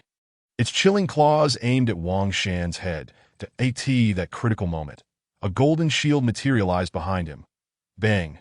The sound of a violent collision echoed, sending the mutant giant rat flying. Indeed, the piercing ability was not solely an enhancement of attacks. Wang Shan slowly turned, observing the myriad of cracks on the earth beneath him, particularly where the giant rat's claws had struck, nearly shattering the ground. Chapter 178. The evolutionary fruit tree, source embryo, recall the first execution army and clear the urban area of Ocean City. Upon returning to the Ember Gathering Ground, Wang Shan immediately sought out Gao Lan.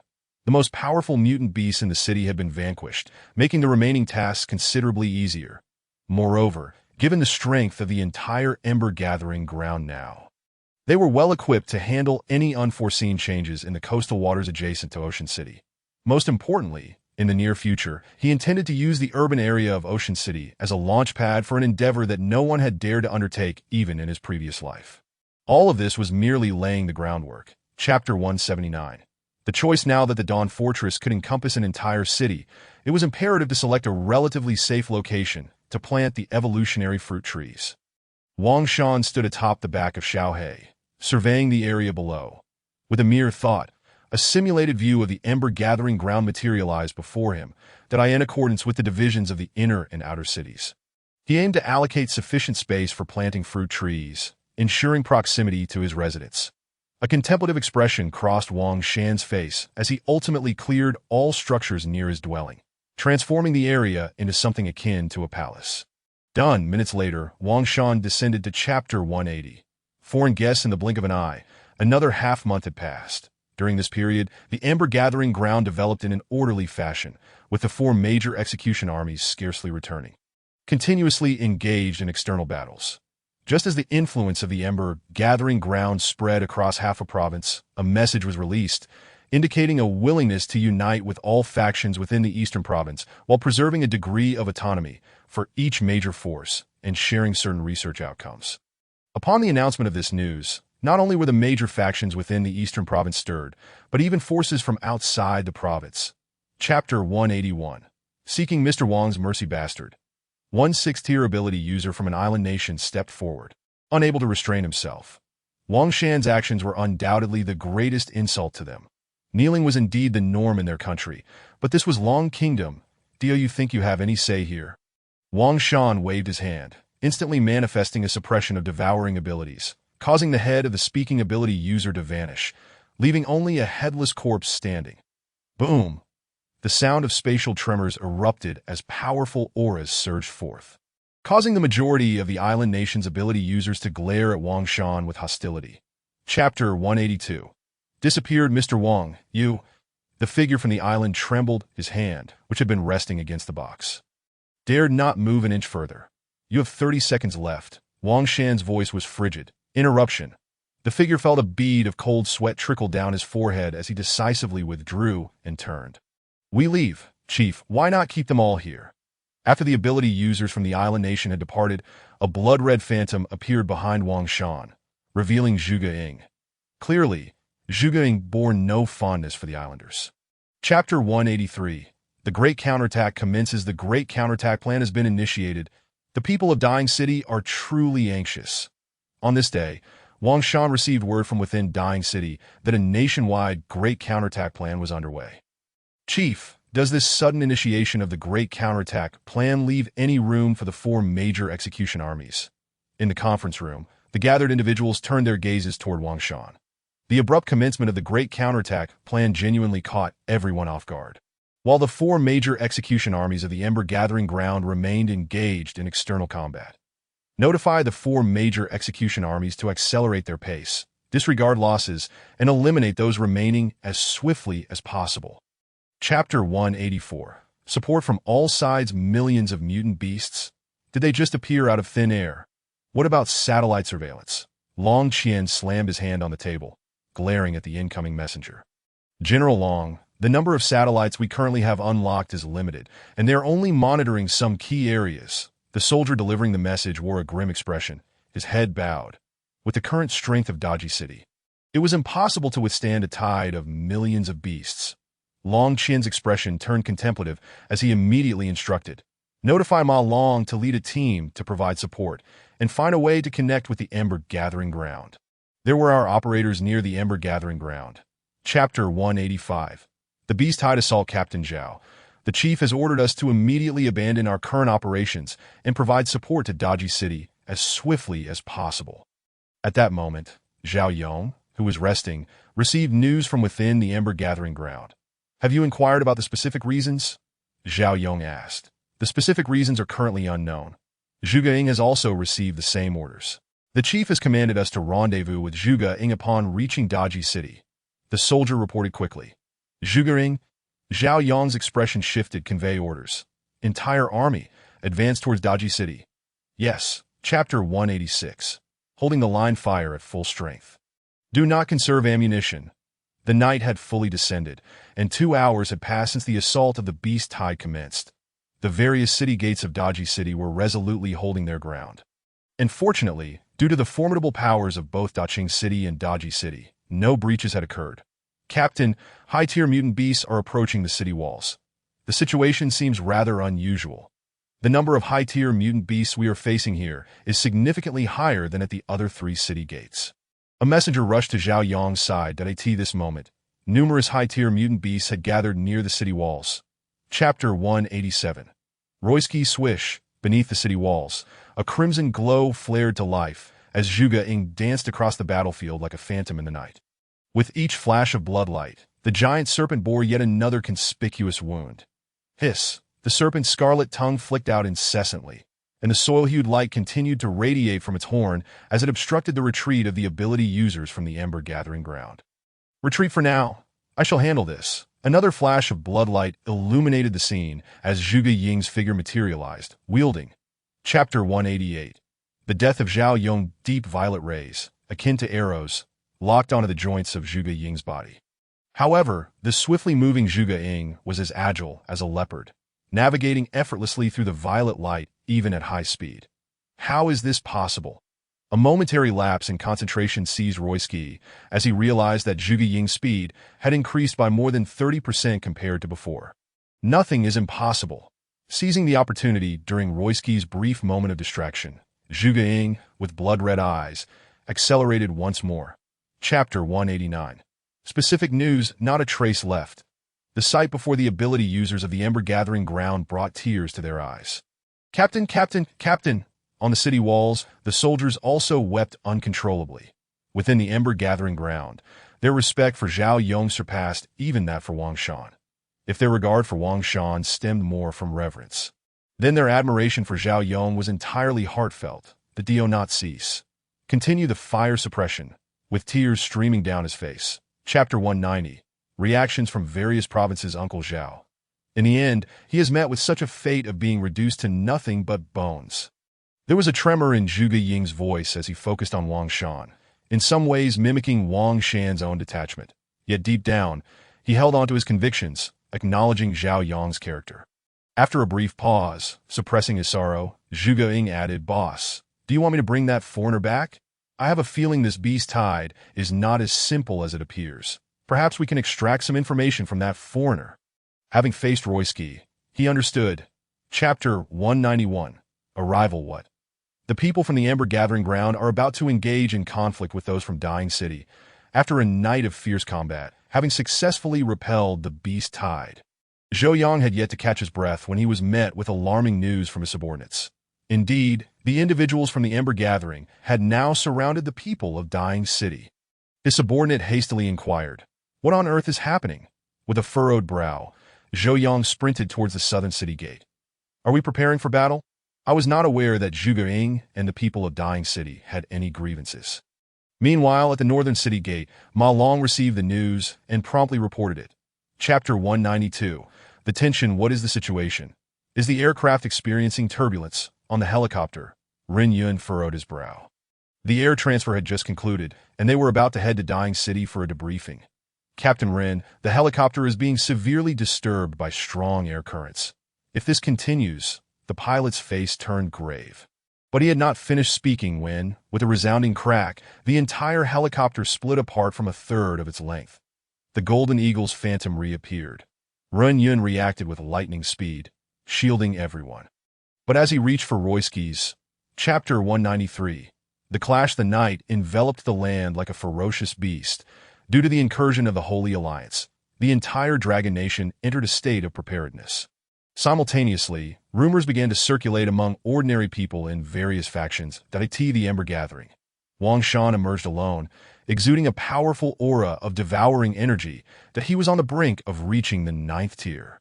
After the battle in Dying City, the 2nd Execution Army had secured their rightful spoils, and an 8th tier beast corps had further elevated his strength, bringing him to the pinnacle of the 8th tier, tantalizingly close to the 9th tier's threshold. Chapter 194. Ji Fu, in Dazhou City of Jixing Province. The sword-bearer Wang Delin discovered the whereabouts of the Holy Alliance's throne in the early morning and reported it. He attempted to lead the high-level ability users in Dazhou City to encircle and attack, managing to injure the throne but ultimately allowing it to escape. At noon, Wang Daolin's 12-year-old child was dismembered in their home.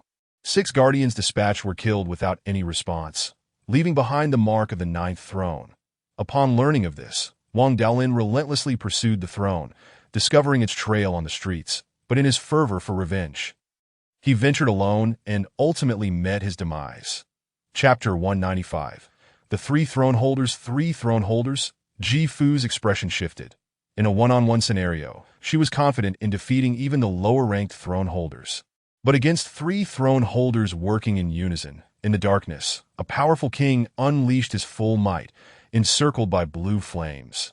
Yudeswin, the 22nd throne of the Holy Alliance, he thought bitterly, already dissatisfied that Murakami ranked above him. This woman is formidable.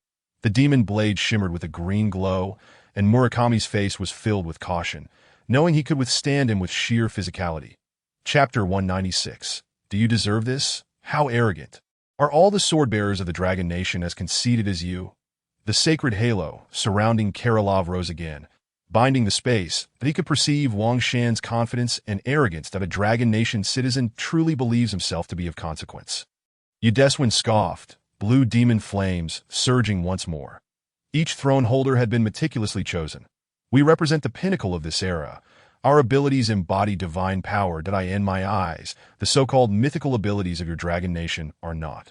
And you are merely an ability, user devoid of mythical prowess. Chapter 197.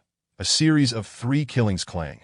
The Ashen gun, previously locked in a stalemate with Yudeswin, emitted a barrage of gunfire. Its barrel spinning with increasing velocity, the power of the 5 elements augmenting its might. Not. Yudeswin shouted, casting a pleading glance at Karolov not far away. The 5 elements' power upon the Ashen gun became the crucial force to break the deadlock. He could feel his endurance waning. Yet, all he received was the silhouette of Karolov's back. Chapter 198. Wang Shan's attitude, dark energy continuously overflowed from the Ashen gun. Karolov's corpse did not collapse. Instead, it rapidly dissipated, akin to a celestial being reduced to ashes during tribulation. It appeared that this characteristic of the Ashen gun genuinely existed, capable of absorbing the powers of chaotic energy entities. Wang Shan pondered deeply. Initially, when encountering that treacherous poison ability, User S self-detonation, it had been the same, thus granting the Ashen gun the ability to wield poison, allowing him to trace the source here. Now, the Ashen gun had absorbed the essence of a peak divine ring ability user. Chapter 199. The aftermath. The following day, news spread like wildfire across every city in the Dragon Nation. What, another swordbearer has been slain? Some received the news promptly, their hearts filled with indignation. Damn it. In just one night, 3 more swordbearers have sacrificed themselves. Do the beasts of the Holy Alliance truly regard our Dragon Nation as their hunting ground? As the news circulated, the word of the 3 slain swordbearers permeated the Dragon Nation overnight. Did I ask there no one who can put an end to this? Guardians seethed with rage, wishing to take immediate action. Chapter 200. Declaring war alone is Wang Shan out of his mind. One responsible party could not restrain himself from standing up. This is utterly absurd. He is not considering the nation, nor the Amber Gathering. At the very least, he should think of himself. In his heart, he deemed Wang Shan's actions to be profoundly unwise. Whether or not Wang Shan intended to declare war on the entire Holy Alliance single-handedly. Such a display of hanging the throne heads was akin to playing with fire. General Long, I suggest ordering Wang Shan to remove the throne heads from the city walls. His actions are a path to self-destruction. Chapter 201. Come and die. The Holy Alliance retaliated. A response? Excellent. Our swordbearers can turn the tables. The audacity of the Holy Alliance to respond indicated they possessed some measure of confidence, putting Wang's leader in jeopardy. Contrary to the anticipated jubilation, the ability users within the cities felt an overwhelming sense of dread as time progressed. At noon, a video went viral throughout the Dragon Nation, featuring Wang Shan's specific response to the Holy Alliance's arrogance. Chapter 202. Shallow Space. Where are they? Countless abilities erupted, many faces showing astonishment. With a cry, a red figure wielding a flame sword struck towards the space where Wang Shan had just vanished. As several white lotuses burst open, seemingly in search of something. What are Luo Qinghuan and Jifu doing? Is this related to Wang Shan's disappearance? They had not vanished, but had instead entered another realm. Chapter 203. 1 against 6. What? Does the Holy Alliance possess space abilities? Wang Shan was trapped in an alternate dimension, battling 1 against 6 throne holders. Is there truly no one in the Dragon Nation who can intervene? Was Wang Shan destined to fight alone? Upon the revelation, half of the Dragon Nation's ability users were left in shock. What on earth? Did Brother Wang Shan fall into a trap? This is utterly unexpected. And isn't Qinghuan's sister with them as well? In the southern province, upon hearing the news, Qin Wushuang could not help but pluck a strand of fur from the lion beside her, provoking the lion. Chapter 204. An unbelievable slaughter, unbelievably reckless. Self is sneered, that I in his view. Wang Shan's complete abandonment of defense was tantamount to courting death. The combined might of the star power and 5 throne holders. Even the best among 9th-tier ability users could hardly escape death. Clang. Wang Shan remained silent, the ashen gun cleaving through the air, 8 stars trembling as he stood resolute, as if opposing a sky full of stars with his solitary strength. Futile. Self continued to stack the star marks, no matter how strong. It is merely human power, not the endless stars. Chapter 205. Wang Shan vs. Am I seeing things? Could it be that the Holy Alliance possesses a throne capable of manipulating hearts and minds? At this moment, time seemed to freeze. All ability users of the Dragon Nation were left dumbfounded, their abilities still in the throes of eruption. You are unharmed. Ji Fu floated in the low air. Her white attire ethereal and immaculate, the white lotuses beneath her feet spinning continuously to this moment. She was merely a few meters away from Wang Shan. Chapter 206. A temporary conclusion with sword light traversing the heavens. Mo Bai wielded his golden sword, manifesting countless sword energies that converged in an instant. Slash. The colossal heavenly sword took form, aimed at Wang Shan, clearly indicating that Mo Bai intended to resolve the conflict with a single strike. All flash and no substance. Wang Shan gripped the ashen gun, channeling his abilities into it, gathering energy at the gun's tip. Clang. The gunfire rang out as Wang Shan thrust forward, devoid of any ostentation. Only a compelling aura of devouring energy. Boom. Chapter 207. The 9th tier. A despairing revelation. Now that I stand at the pinnacle of the 8th tier, I hope to break through to the 9th tier this time. In his room, Wang Shan retrieved a box containing crystal cores. Zhuge Ying and Xiao He had already departed, leaving him alone in the chamber. With a single crystal core swallowed, Wang Shan's body emanated a faint black light. Although he possessed numerous extraordinary abilities within, they were ultimately dominated by the devouring power. After swallowing 2 more crystal nuclei, the black light surrounding Wang Shan intensified, and a searing aura radiated from his pores.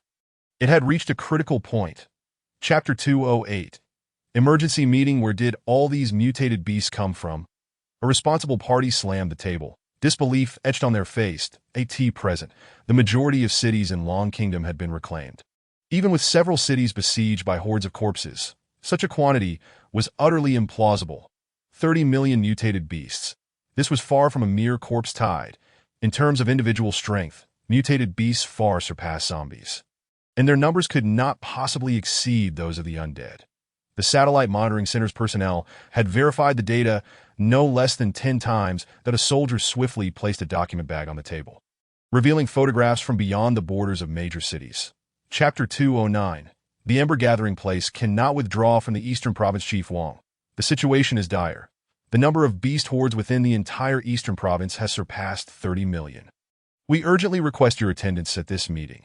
In the Ember Gathering Place, a long-haired woman stood opposite Wang Shan, holding a specialized communication device. She was Lin Huan, the latest liaison assigned to the Ember Gathering Place from Dying City. Although she had yet to reside within the Gathering Place, previous collaborations had been quite pleasant. Understood. Wang Shan replied, his tone indifferent, his pupils filled with profound depth. The inevitable had arrived. 30 million beasts. Chapter 210. The final decision. Wang Shan. The best course of action now is to withdraw all cities from the Eastern Province and retreat to the Central Province. The Ember Gathering Place alone cannot hold the Eastern Province. Sun Wen's voice resonated. Wang Shan remained silent, his gaze aloof as he turned to the head of the long table. Long Qian, do you share this opinion? He was well acquainted with the topography of the eastern province and understood that, from a perspective of interests, Dying City was highly likely to forsake the eastern province. This truly might be the best approach. Long Qian conceded helplessly. Wang Shan, temporarily relinquish the eastern province and wait until we can counterattack from the central province against the beasts. Chapter 211. Preparation. Will Wang Shan succeed? As the night deepened, on the deserted streets, Long Qian walked alongside Yang Xiaoming that I initially had a 50% chance. After this meeting, I now feel 70% confident. Yang Xiaoming nodded slightly, his pace measured. Over 30 million mutated beasts. Even uniting all forces of the eastern province, it would be akin to striking a stone with an egg. Long Qian shook his head. The ultimate decision made during the meeting was significantly influenced by Yang Xiaoming's earlier consultation with him. At this moment, Long Qian felt a profound melancholy. Chapter 212. The gamble. I know you all think I've lost my mind, Ma Long declared resolutely. But have you considered that if the eastern province falls, can Long Kingdom still be called Long Kingdom? Moreover, the crucial point is that, according to assessments in Dying City, the Ember Gathering Place will undoubtedly be key to holding the eastern province. If they truly believe there is no hope, would they not relent? At the very least, they would issue orders for other factions to retreat. So this time, I wish to take a gamble that Wang Shan still has trump cards. A gamble that the Ember Gathering Place will not seek its own destruction. He was clear-minded. As the rightful heir of Long Kingdom, Dying City would never forsake over 10 million survivors. Chapter 213. Visitors from all sides. The next day, news of the impending entry of tens of millions of mutated beasts spread throughout Long Kingdom, reaching not only the extraordinary abilities practitioners, but also survivors across various regions. Concurrently, the number of mutated beasts threatening the eastern province was deliberately exposed by those with ulterior motives, indicating that the Ember Gathering Place was disregarding orders and acting unilaterally. Boss, last night, 8 high-ranking officials from the Ember Gathering Place departed, all bringing their families. However, no rumors have circulated within the Gathering Place, nor did they collude with the Combat Division. Chapter 214. Resolving the backlash. What is inside the box? Wang Shan placed Yang Xiaoxin on the ground and opened the box, revealing a series of scrolls before him. Xiao Wang, what do you think? Shouldn't you thank the new master this time? Yang Xiaoxin looked up, pointing at the scrolls. These are drawn by the new master for you. Take them and use them. Before he could finish, Wang Shan lifted him once more. Did Yang Xiaoming send these drawings? The scrolls depicted not others but portraits of Wu Xian and others. Chapter 215. The final preparations for now. Stay in the Ember Gathering Place. After a moment of contemplation, Wang Shan ultimately refrained from further inquiries. Xiao Wang, are you joking? As a core member of Dying City, how can I remain outside for an extended period? Yang Xiaoxin once again donned a mischievous demeanor. Last time, you expressed a desire to stay in the Ember Gathering Place. Now, I'm offering you the opportunity. Last time was last time. This time is this time. Just because you wanted fish last meal doesn't mean you want it this meal, does it? If you're scared, just say so. Chapter 216. The great chaos. News of Dying City's long-range missile coverage spread rapidly, with each city in Long Kingdom receiving detailed information that in just 10 minutes, over 7 million mutated beasts were annihilated. This the heritage of Dying City. Dying City is indeed formidable. This is merely a fraction of the missiles. If all were unlocked in peacetime, this beast tide could be extinguished with a snap of fingers. This is the might of a nation, deserving of awe at all times. However, can the remaining mutated beasts be withstood in the eastern province? Chapter 217. The beast tide begins at last. The final outcome evolved into this. In a room, Yang Xiaoming sat in silence, the soldier delivering orders having just departed, with the situation in Long Kingdom continuously deteriorating. Wang Shan, what will you ultimately choose? Unbidden, Yang Xiaoming clenched his fist, the veins on his slender arms swelling to this moment. Wang Shan, awaiting the beast tide's assault atop the city walls, also received news. Long Qian did not conceal the zombie uprising. Within mere minutes, the information spread across major cities. Chapter 218. Unstoppable boom. A relentless barrage of cannon fire erupted, leaving no opportunity for the mutated beasts to approach the Ember Gathering Place, which utilized firepower to cover the area immediately. After 2 months of continuous production, the ember-gathering place was now well stocked with ammunition. Chunks of flesh and blood flew as mutated beasts fell one after another. Yet, with each beast that perished, new ones surged forth, unceasing and relentless. Continue the bombardment, Zhou Yang commanded methodically from atop the city wall. Wang Shan's execution of this operation, Chapter 219, adding insult to injury. Chief, a group of extraordinary abilities practitioners paused. Having heard nothing of a second phase of counteroffensive, the not remain here to die. Retreat to the city walls and restore your abilities. Injured members should allow the wood-type abilities practitioners to heal. Wang Shan struck out, unleashing the 5-element cycle, instantly obliterating groups of mutated beasts from dozens of meters away. Understood. The members of the extraordinary practitioner squad nodded and swiftly departed. The 3-phase counteroffensive plan should suffice. Yet, is this truly all we have? Chapter 220. Retreat to the city. What? The soldiers valiantly resisting the beast tide were taken aback, still instinctively counterattacking. What does this mean, Chief? We haven't lost yet, a soldier from the armored division shouted furiously. He had been an ordinary person, but being chosen for the armored division transformed his fate, that eye in his eyes, proving his worth outweighed everything. He did not wish to return to a life of mere survival. Even in the most arduous times, we never retreated. Why must we now, a rank 8 extraordinary practitioner, unleash their full potential? Chapter 221. The second backup. Wang Shan. A high-pitched voice rang out as an eagle-shaped mutated beast flapped its arms, instantly transforming them into wings, attempting to retreat into the horde. That IT never anticipated that Wang Shan would utilize Earth-type abilities to come alone and assassinate it amidst the human army's retreat. Too late. The suppression of gravitational abilities manifested instantly, causing the eagle-shaped mutated beast to plummet, its speed diminished by 10-fold. I have been searching for you. The ashen gun was hurled by Wang Shan into the nearby horde of beasts. Commanding the 5-element cycle. Chapter 222. The extraordinary city. Whoosh. A beam of golden light, fierce and divine, pierced the head of the flying mutated beast. Was that also the chief's new ability? It should be. No one knew how many abilities the chief possessed. Wait. Look at the city wall. Everyone was focused on Wang Shan, believing the golden light emanated from him. Yet many sensed something amiss. Rumble, crack, crack. Chapter 223. Unusual secrets. What is the chief doing? It seems he is pursuing those 2 mutated beasts. I also saw it. There were 2 massive snakes beneath the ground just now. Until Wang Shan's figure vanished from sight, the crowd finally reacted. The stark contrast that lasted merely a minute left them feeling as if they were in a dream. The abrupt shift between life and death rendered the scene somewhat surreal. Everyone began to clear the battlefield. Gathering the beast cores upon the city walls, Qian Sun issued the latest orders. Chapter 224. The intensifying situation. Wang Shan successfully defended the eastern province, exterminating over 40 million mutated beasts within the city of Dying. Due to Lin Huanhuan's report, Long Qian convened an emergency meeting once again. What? The officials were astounded. Could there be an error in the information? One official stood up, expressing deep skepticism about the accuracy of the report. To annihilate over 40 million mutated beasts in less than 2 days seemed utterly implausible. There is no issue with the information. Long Qian pushed a set of photographs onto the table. Chapter 225. The pinnacle of the 9th stage. Turmoil resurfaces.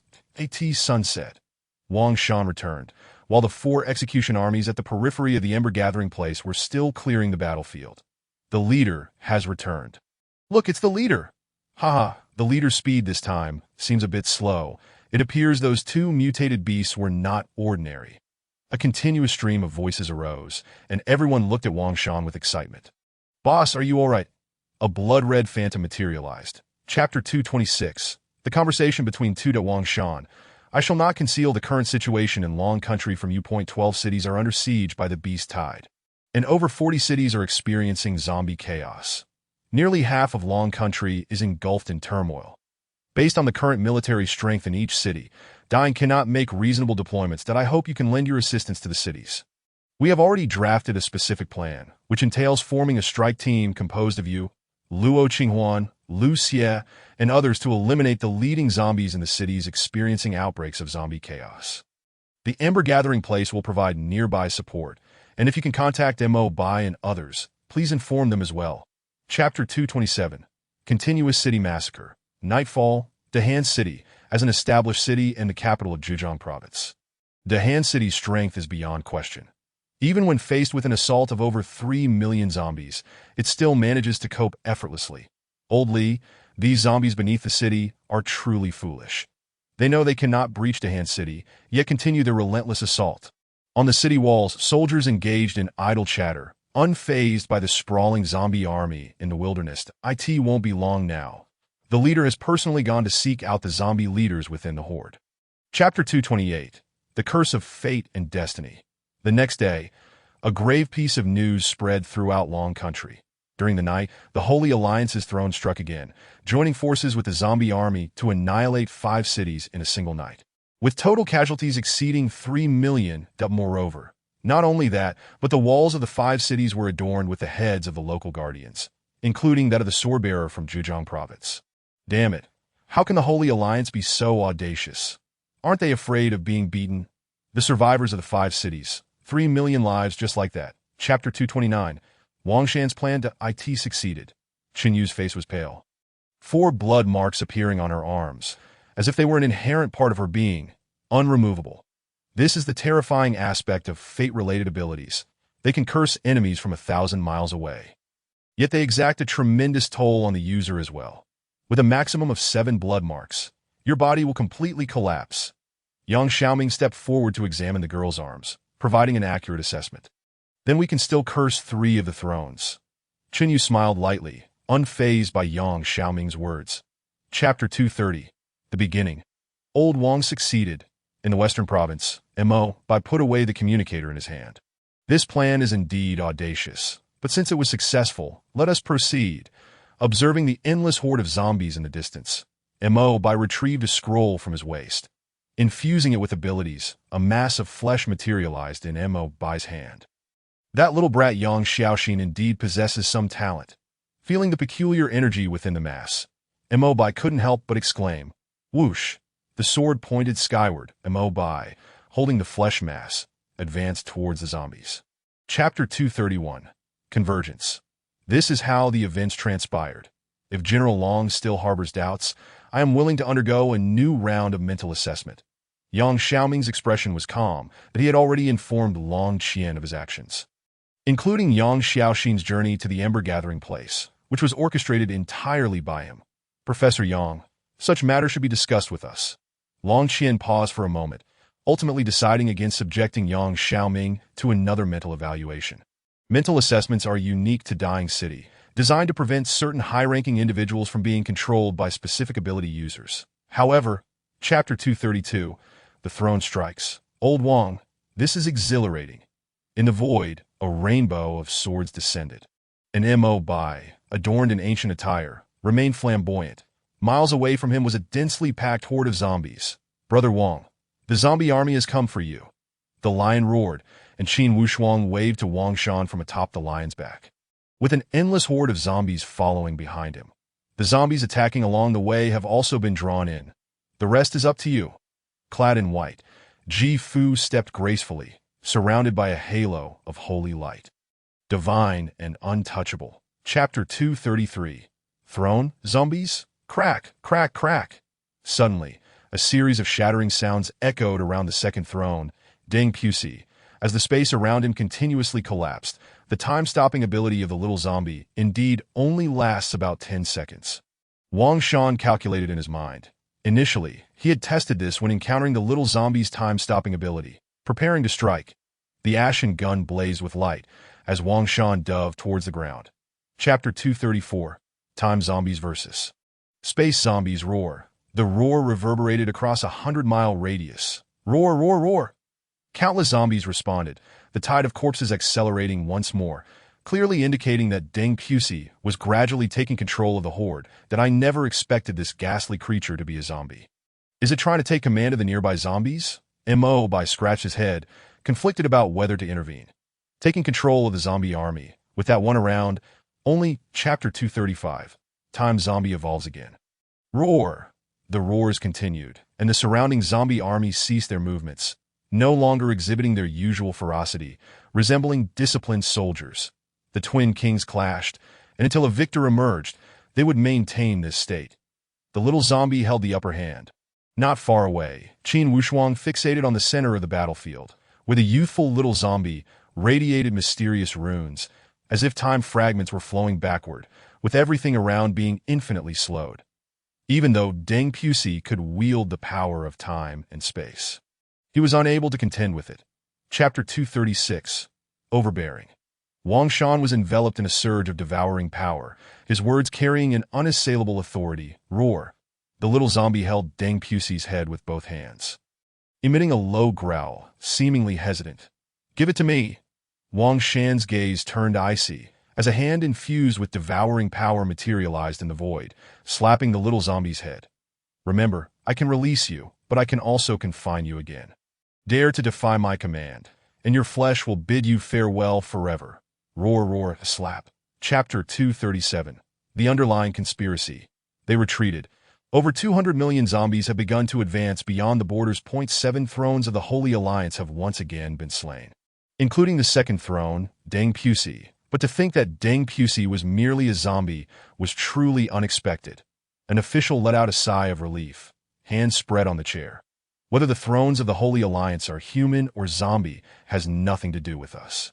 As of now, there should only be one throne of the Holy Alliance still alive, and Wang Shan has truly made a significant contribution, defending the Eastern Province, slaying over 40 million mutated beasts, and single-handedly resolving nearly half of Long Country's zombie turmoil. Chapter 238. The Final Consolidation. Professor Yang, Sun Wen has returned from outside the city. Darkness enveloped the night, clouds obscuring the moon, as Wu Xian's figure emerged in Yang Xiaoming's private laboratory. Who did he meet? Yang Xiaoming continued to scrutinize a set of documents in his hand, not turning his head. The place he went to was quite peculiar. Even with my ability to utilize the mythological prowess of the Xuan Wu to employ the tortoise breath technique, there remained risks of exposure, so I did not approach. Wu Xian stepped forward, handing a note to Yang Xiaoming. The Four Divine Beasts. Chapter 239. Breaking into Pieces. How can we join and still leave? Zhou Yang and the others looked at Ma Long in confusion. If they truly joined the Ember Gathering place, why would they want to leave? Certainly. Wang Shan merely smiled faintly. Very well, Daqing City is willing to join the Ember Gathering place. Marlong, without a moment's hesitation, readily acquiesced that I end the recent conversation. He alone comprehended the essence of Wang Shan's words. The vastness of the Eastern Province is immeasurable, even if one were to account for all the scattered survivors. The total would hardly exceed 10 million. Chapter 240. The Horn Strategy to Divide and Conquer. The assembly comprises individuals of no ordinary caliber, all of whom grasp the implications of such a strategy. Leader, given our current strength, there is truly no necessity for this. A senior official rose to express his perspective. At present, our Ember stronghold reigns supreme in the Eastern Province, yet the recent beast tide has inflicted severe losses upon us. Moreover, with the withdrawal of certain factions, the number of remaining survivors in the province has dwindled significantly. Indeed, leader, while the strategy of dividing forces has its merits, it will inevitably lead to a dispersion of power in the short term, should we encounter an unforeseen crisis. Chapter 241. Entering the city. All individuals formed a queue for inspection. Do not cause any disorder. Otherwise, we will be compelled to take necessary coercive measures. Beside the soldiers guarding the city stood several specialized instruments.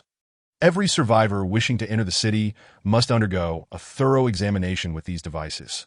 Additionally, around the city walls, mirrors were positioned every 200 meters, a product of Yang Xiaoming's research, akin to the legendary demon-revealing mirrors, specifically designed to prevent formidable mutated beasts and zombies from infiltrating Daqing City.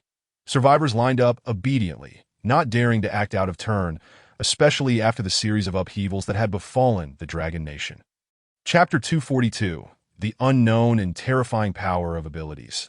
Xiao Wang, could you refrain from being so violent all the time? Xiao Wang, I truly called for help. This is what one might call child abuse. Do you understand? Xiao Wang, I am on the brink of madness. Can we not play in a more pleasant manner?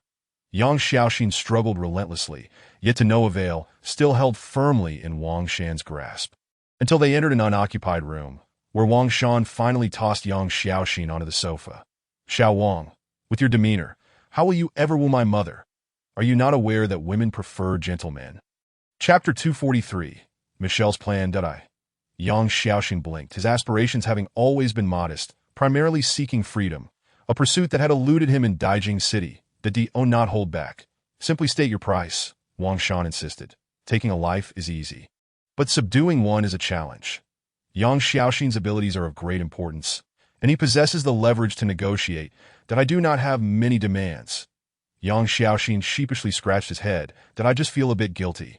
As over the past 6 months, it has been Daijing City taking care of my mother and me." Chapter 244. Approaching the life of a king. Darkness gradually spread like ink spilled on canvas, creating an eerie outline. The ink surrounding Michelle incessantly eroded the darkness, a sensation beyond description yet palpably real. "What is happening?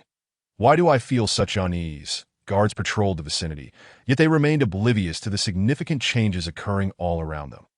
Until at last, the ink completely consumed the darkness of the ruins, and the patrolling soldiers were silently enveloped by the shadows. Chapter 245. Dumbfounded. Approaching the life of a king, the assembly was taken aback. None had anticipated that a mere flash of blood could evoke such a creature. Could it be the 2 mutated beasts from the unaging mountain? A senior official speculated, recalling that those 2 beasts had once transformed into human form and infiltrated Daijing City. He deemed this possibility highly likely. Surely those 2 beasts were causing trouble once more. "It is not them." Yang Xiaoming shook his head, analyzing the energy signatures. Chapter 246. Testing the King Beast. "What is this?" A monitoring officer's voice trembled as he instinctively magnified the satellite imagery. Such a colossal creature. It must surpass even a blue whale. Many could not help but swallow hard, astonished that a simple pursuit of the blood's convergence could lead to the discovery of such a monster. As the image enlarged, when the crowd discerned the specifics of the scene, they collectively gasped in shock. "That is indeed a tiger." Chapter 247. The Nomination of the King Beast. Roar. The phantom of the white tiger roared, its bloodlust saturating the sky. Lucia's hands shimmered with a platinum hue as he struck towards the king beast. Not far away, Wu Xian followed suit, an ancient and heavy aura enveloping the surroundings. However, his attack did not possess the flamboyance of Luo Qinghuan and Lucia, as it bore both offensive and defensive qualities. At that moment, the king beast, who had been meditating with eyes closed, suddenly opened its eyes wide. "That a mere beast dares to be so audacious." A voice, laced with disdain, resonated as its massive head lifted. Chapter 248. Dissemination. The 3 listened intently, no one voicing an opinion. Yang Xiaoming's research in this domain surpassed that of anyone else. Within the theory of time and space, myriad parallel worlds exist. The apocalypse resembles a collision of time and space, where certain events are merely repeated at corresponding temporal nodes. Yang Xiaoming disclosed further secrets. Yet to this day, he could only confirm the existence of other worlds, with no inkling as to why they sought to descend upon this realm. That as he spoke, Yang Xiaoming adjusted his spectacles, pointing at the image of the king on the large screen. Chapter 249.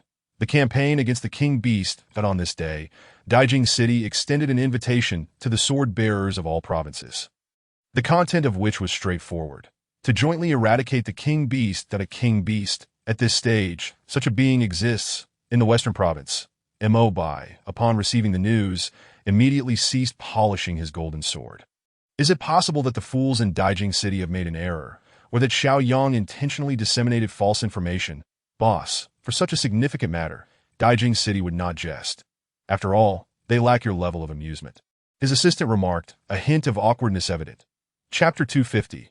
Gathering. In the dead of night, a group of professionals in Daijing City were engaged in statistical analysis. General Long, aside from Jiji Jian, who is yet to respond. All other sword-bearers have provided clear replies. They will converge in Daijing City tomorrow. A soldier diligently reviewed the list, reporting to Long Qingquan. Did Jifu provide a specific reason? Long Qingquan paced back and forth. Though Yang Xiaoming had clearly stated that the chances of success against the king beast were nearly non-existent, it remained the first assembly of all sword-bearers from across the Dragon Nation. Chapter 251. Taking Action. Old Wei, You are rather tardy this time. In the courtyard, Mo Bai observed a composed figure entering and promptly approached. You have arrived quite swiftly. Wei was momentarily taken aback, finding Mo Bai not to be the punctual sort. What does it matter how quickly I arrive? Mo Bai waved his small sword, glancing at those present, that I initially anticipated encountering a few skilled opponents, yet it appears there is not a single capable fighter among them. His early arrival was motivated by the desire to find suitable adversaries. Chapter 252. A great defeat at Mo Bai. Do not act recklessly. Wu Xian shouted, profoundly dissatisfied with Mo Bai's disorderly conduct 1 mile away. Although that individual was impulsive, he was not foolish. Lu Xie restrained Wu Xian, acknowledging that Mo Bai's attack was merely a mile away, evidently heeding Yang Xiaoming's earlier explanation. Can he succeed with the king beast constrained? It should not evade Mo Bai's blade. To speak candidly, only 3 people across the Dragon Nation could withstand a direct strike from Mo Bai's sword. Perhaps Mo Bai could indeed severely wound the king beast. Chapter 253. The third leader of Daijing Citywa. All sword-bearers felt a sinking sensation in their hearts. Even this cannot injure the king beast. One sword-bearer gasped in disbelief, his hands trembling slightly as he gathered his abilities. His eyes betraying unmasked fear. It seems that, as Professor Yang said, we truly have no other options. Many wielders of abilities felt unwillingness, pondering that this assembly represented nearly the entire cohort of sword-bearers from the Dragon Nation. Such a lineup, even if facing the Holy Alliance of Ur, would not find itself at a disadvantage. Yet now they were utterly incapable of dealing with a single mutated beast. Chapter 254. Despair and Nuclear Strike. I concur. Long Qinquan was the first to rise, his trust in Yang Xiaoming being unconditional. As Yang Xiaoming had initially stated, the plan to eliminate the king beast could inflict no harm upon it. And this was now unequivocally validated. Agreed. The second to cast a vote of approval was none other than Sun Ziyu from the Sun family. Professor Yang's judgments have never been erroneous. I place my faith in Professor Yang. The other high-ranking officials seem somewhat hesitant. The leaders of the first and third divisions are in favor of initiating a nuclear strike, leaving only the second in doubt. Chapter 255. Nuclear Strike Failure. An aged finger presses the buttons on the code box. With a whoosh, at a certain nuclear missile launch base, a missile soars into the sky, its fiery tail trailing behind, enveloping the area in white mist. Launch successful. In the satellite monitoring room of Dying City, the screen instantly shifts, and the launch trajectory of the missile is simultaneously displayed on 18 LCD screens. This is the true trump card of our Dying City. Before nuclear weapons, all living beings shall be ruthlessly obliterated. A single nuclear missile. Chapter 256. Out of options, can we still not see the surveillance footage? Long Qian steps forward, speaking sternly. Continue monitoring, and compare the life signatures of this entity with that of the Beast King. It seems my blessings are of little use at this moment. Even Wang Shan shakes his head helplessly. In the current situation, any surviving entity is either the Beast King or a being even stronger than the Beast King. I truly hope it is the Beast King. At least that way, we might inflict some damage. The final result has yet to be determined. Yang Xiaoming lowers his head in despair, shaking it. Chapter 257. The mythical prophet Yang Xiaoming. Violet light continuously envelopes Yang Xiaoming. Creak, creak. The sound of gritting teeth echoes as Yang Xiaoming stands there, his visage contorted in agony, while a pattern of a purple bienhua flower slowly takes shape around his neck. I apologize, Professor Yang. After an unknown duration, when the bienhua flower completely forms around Yang Xiaoming's neck, the voice of the purple figure resonates again. Duty calls, do not take offense. Is it ready? Yang Xiaoming. Chapter 258. 2 Major Flaws. What on earth is Yang Xiaoming up to? He sends an incoherent video but cannot be contacted. In the amber-gathering place, Wang Shan gazes at the video, replaying on the table. His expression is cold as ice. Knowing Yang Xiaoming's character, he would never abandon his last chance. However, what trick is he trying to pull now? With his intellect, he cannot possibly be unaware that even I am no match for that Beast King. The video showcases nothing but the scene of Yang Xiaoming's initial exploration of the Beast King. In that footage, the Black Tiger Beast looms ominously. Chapter 259. Yang Xiaoming's Bargain. Night envelopes the surroundings of the West Sea. Desolation reigns. and even the original sea routes have been altered. Whoosh, whoosh. The chilling wind blows ceaselessly, and invisible radiation permeates the air. You came alone, in the outer area, on a relatively less radiated patch of land. A figure wielding a long gun descends from the Black Tiger. It is Wang Shan. Numbers are of no consequence now and will only breed suspicion. Clad in a white robe, Yang Xiaoming raises his hand to remove the brim of his hat. Chapter 260, Wang Shan in Seclusion. Gains and risks are relative. Wang Shan's pupils constrict, a hint of murderous intent rising within him. And I am not as noble as you. For me, I will eliminate all uncontrollable factors. I understand. Yang Xiaoming surprisingly nods. I once told you, we are essentially the same kind of people. Unlike your selfishness, mine runs deeper. Yet fundamentally, we are both but rootless drifters. Wang Shan remains silent, choosing not to speak. Yang Xiaoming's words ring true. All that he is at present. Chapter 261. Fusion. Indeed, the supernatural abilities of myths are extraordinary. With my current physique, I can obliterate opponents of the same rank without employing any powers. In a dilapidated room, azure divine light swirls around Wang Shan. The cape extended from the heavenly battle armor flutters without wind, and behind him, a phantom of azure dragon spirals. Roar! Wang Shan lightly throws a punch. And a deep dragon's roar involuntarily echoes. If the suppression of the Wang domain were removed, my current combat strength would allow me to confront newly risen monarchs head-on. Chapter 262, Where the Mind Goes. You let go, enveloped in darkness. Sun Quan finds himself powerless to resist, struggling weakly. Foolish human, daring to deceive even me. Perhaps I should seek other partners. Michelle's voice is chilling, as the strength in her arm increases. Beep, beep, beep. Suddenly, the sound of a communicator ringing emerges from Sun Quan's pocket that a message has arrived. Sun Quan grits his teeth and speaks, freeing his Chapter 263. Movements from all sides. All right, understood. I will head to Dying City immediately. In Daling City, Ji Fu, holding a communicator, wears an extremely grave expression.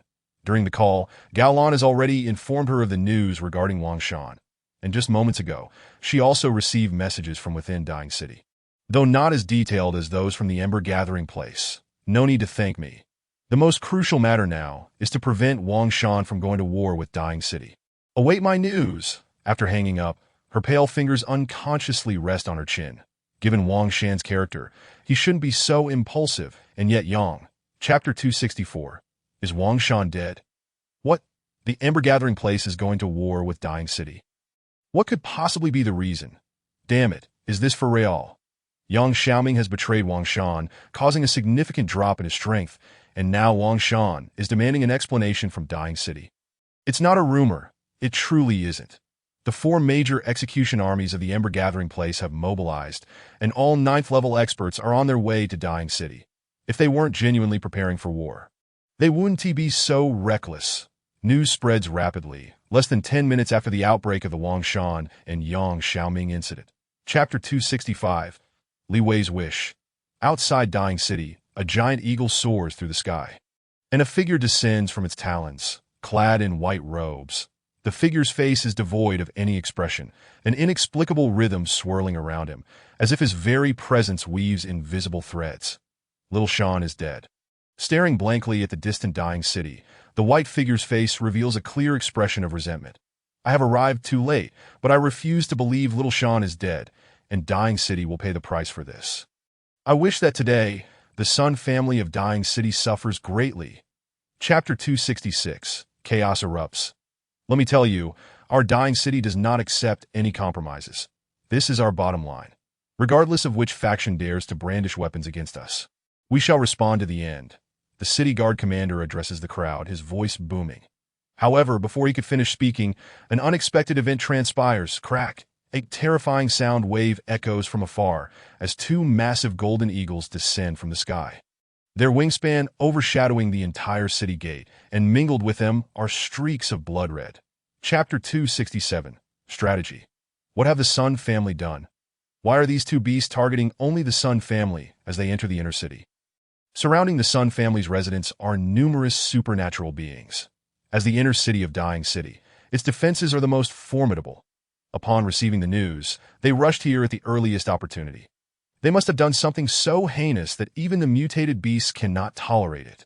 A supernatural being scoffs, clearly having long harbored discontent with the Sun family's methods. What should we do now? Should we strike directly? But this is the inner city. If we act recklessly, it could lead to. Chapter 268. Awakening. Two mouthfuls of blood spurt forth as the pair of twins develop countless cracks across their bodies. Even their once delicate faces now marred by worm-like scars. Sigh, the elderly man of the Long clan glances back at the two girls. Unable to suppress a sigh, Long Lao, the mission is complete. We are nearing our limit. Among our ranks, we can only cast one more curse. The twins speak simultaneously. Despite nearing their limit, their faces bear no sign of fatigue. Chapter 269. The dying Li Wei, that a violent aura spreads relentlessly, painting the entire sky in a bloody hue as Wang Shan walks through the blood, taking slow strides. He has succeeded in the small town. A smile flickers across Yang Xiaoming's face. A hint of relief in his voice, that it seems the master has broken through again. Little Black stands beside Yang Xiaoming, scratching the back of his head.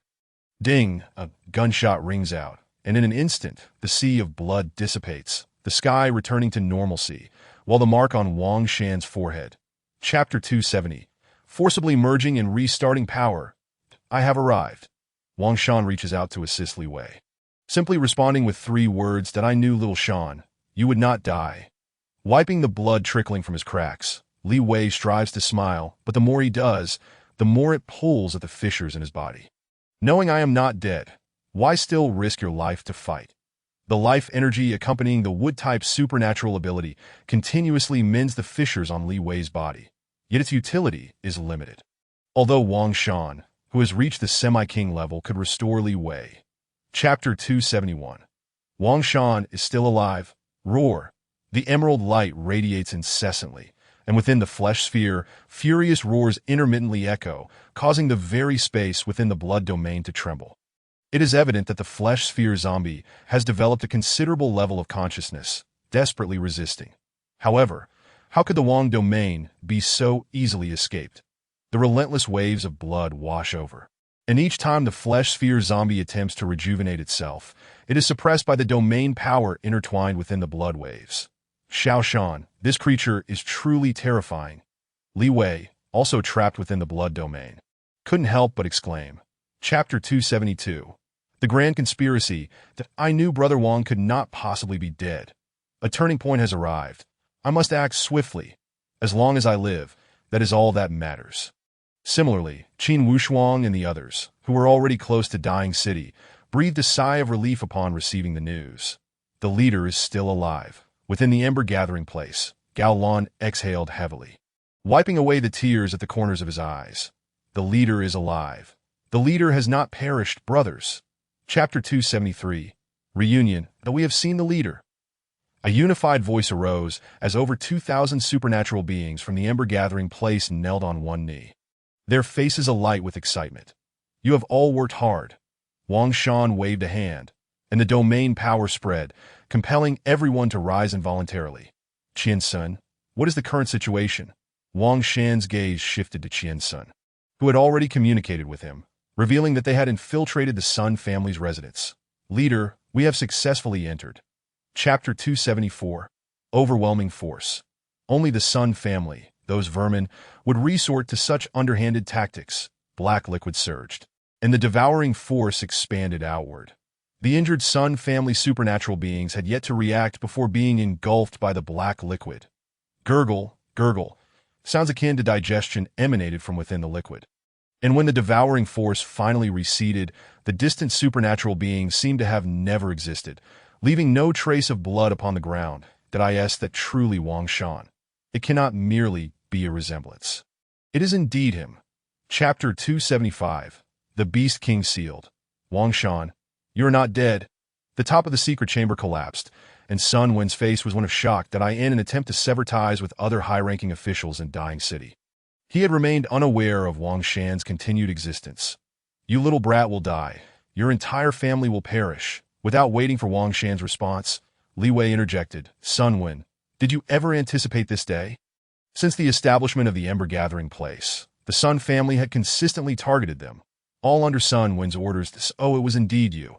It seems I was correct in my previous actions. Chapter 276. The Battle of Kings. That an eerie black mist spread continuously, and a unique domain emerged, voraciously consuming the blood domain. Purple arcs of electricity flickered through Michelle's jet-black hair. That I have already ascended to kingship. Without the support of a king's domain, what other means do you possess? From a position of superiority, Michelle gazed down upon Wang Shan, that he had already become a king, with his power significantly heightened and now possessed of a king's domain.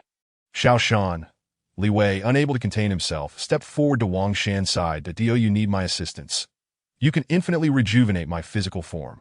There is no need to engage him in a life and death struggle. Chapter 277. Wang Shan in his strongest state. The wolves howled at the moon. All who observed were left astounded as the number of wolf figures multiplied, each with crimson eyes howling madly at the blood moon. Is this the might of a king? The entire dying city quaked. The proficient among the supernatural beings felt the tremors more profoundly than ordinary folk. That at this moment, they felt as though their very souls were trembling. Indeed, Michelle's kingly technique not only bore immense destructive power, but also possessed the capacity to obliterate souls. What a spectacle! Yet another kingly beast. Chapter 278. Bathed in royal blood.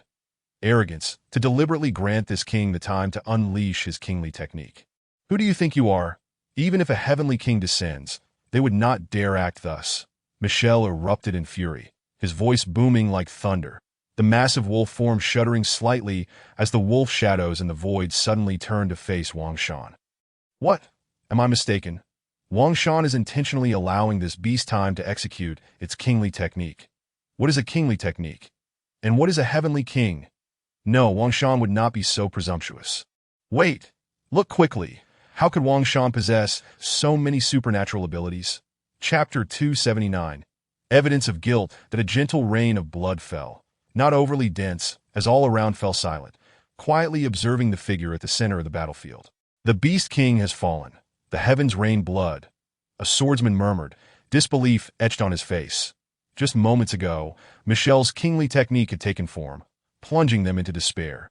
Even with the protection of the likes of Mo Bai, hope had fled, for if Wang Shan were to perish, the entire dragon nation would be doomed. Yet now, the outcome had reversed. Wang Shan successfully slayed the king, establishing a new record. Chapter 280. The Annihilation of the Sun Family. Young man, the failure to educate falls upon the father. All the vile deeds Sun when committed were due to my oversight. Here, I extend my apologies. The elder of the Sun family slowly bowed. His head lowered. That a wave of shock washed over the crowd, leaving them dumbfounded. Who is this elder? One of the foremost powerful figures in Dying City and the entire Dragon Nation, and today he actually bows to another? I do not adhere to the tradition of respecting the elderly and cherishing the young, nor do I believe in avoiding consequences for wrongdoing. That if you wish to plead for Sunwin, it would be best to refrain from speaking. Wang Shan replied coldly. Chapter 281. Proclaiming you as king. Yang Xiaoming, there is nothing left for us to discuss beyond Dying City, amidst a sea of blood. Wang Shan and Li Wei stood side by side, gazing at Yang Xiaoming across from them. That I must admit, your scheme this time was quite commendable. Sparing you is the limit of my generosity. Yang Wen had undoubtedly long been aware of Sun Wen's collusion with Michelle, yet he chose to reveal it at this juncture, indicating he had meticulously planned this out. Yang Xiaoming shook his head slightly, a hint of a smile gracing his face. Your success lies within yourself, not my machinations. However, I must ultimately meet my demise. Chapter 282. The King's Path Swordsman. That I always believed you were wholly devoted to Dying City. I never imagined you could descend to such madness. The ashen gun emitted a faint sound, and a flicker of murderous intent surged within Wang Shan. That if Yang Xiaoming could not provide a satisfactory explanation, he would eliminate him without hesitation, for unifying the entire Dragon Nation is no trivial endeavor. Dying City belongs to the Dragon Nation, and the Ember Gathering Place is also part of it. What difference does it make who leads? Yang Xiaoming shook his head slightly, reiterating, it has always been about this land, and it has always been for the people upon this land. Chapter 283. Convening a meeting. The sea of blood surged and rolled, completely engulfing the gates of Dying City. With a swoosh, a shadow plunged into the blood sea. Your people have arrived. Wang Shan's eyes widened suddenly, the extreme heaven battle armor clanging with resonance. With a whoosh, the waves of blood surged, ensnaring that shadow mid-air. That it seems I have triumphed. With your character, you should not renege. Yang Xiaoming maintained a calm demeanor, gazing at Li Ming, ensnared within the blood sea. The ghostly figure cultivated in secret. Chapter 284, Seeking Death. Uncle Wei, have you received any whispers regarding this meeting? 10 minutes later, Wei Gang and 3 others entered the conference room, while Qin Wushuang quietly inquired. No news has reached me. I only know that this meeting was personally convened by those 3 elders. Wei Gang wore a solemn expression. He had numerous informants within Dying City, even among the high-ranking officials. Old Wei, is there something you are unaware of? Mo Bai's face bore a curious expression. Among us, you have the broadest social connections. Chapter 285, Yang Xiaoming's demise. That a gentle breeze swept through post-battle Dying City. Now shrouded in dust, many supernatural beings stood dazed, bewildered by the scene. Yang Xiaoming is pointing a gun at Wang Shan. This is truly unprecedented. Numerous supernatural beings hastily departed, fearing entanglement, while a portion with positions discreetly entered the grand residence on the street. I have my reasons. This is something I must do. Yang Xiaoming smiled, showing no intention of lowering his firearm, suggesting that this shot was inevitable. Chapter 286, Submission. Silence enveloped the crowd. None dared to meet Wang Shan's gaze. A swordsman was slain with a single strike, showcasing Wang Shan's overwhelming might. Did I grant you 1 minute to deliberate? Those with objections, step forth. Otherwise, the meeting of the King's Path swordsmen concludes here, and in the future. All cities shall take the Ember Gathering Place as the vanguard. Wang Shan spoke again as the sea of blood churned, stirring up waves that ensnared several swordsmen within. Professor Yang had once stated that the position of King's Path swordsman was suitable only for the king leader. And it was Professor Yang's impulse that led to this situation. King leader had committed no error. Chapter 287. The news spreads. The news swiftly disseminated through various channels. The grand city of Dying commanded the entirety of Longhua. Yet within it lay numerous spies from various cities. The appearance of the king beast in Dying, the demise of Yang Xiaoming, and Wang Shan's triumph over Wang, rendering him the sword-bearer of the Way of Kings. To be the sword-bearer of the Way of Kings, wielding the king's sword and commanding the 4 corners, is indeed a tremendous power. Could this be a strategic maneuver by Dying, especially considering Wang Shan's current inability to contend with others? The guardians of each city were left astounded upon receiving the news, beginning with Wang Shan's feigned death. Chapter 288. Battle against the Black Tiger King Beast. Crack. The spear rent the heavens, akin to thunder cleaving through the void, as the 100-meter-long phantom of the ashen spear descended with brute force, instantly sending the Black Tiger King Beast flying.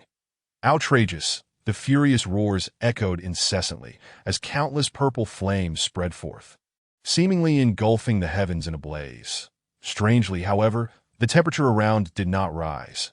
Rather, it plummeted rapidly. Infernal flames, indeed, it shared kinship with the little black creature.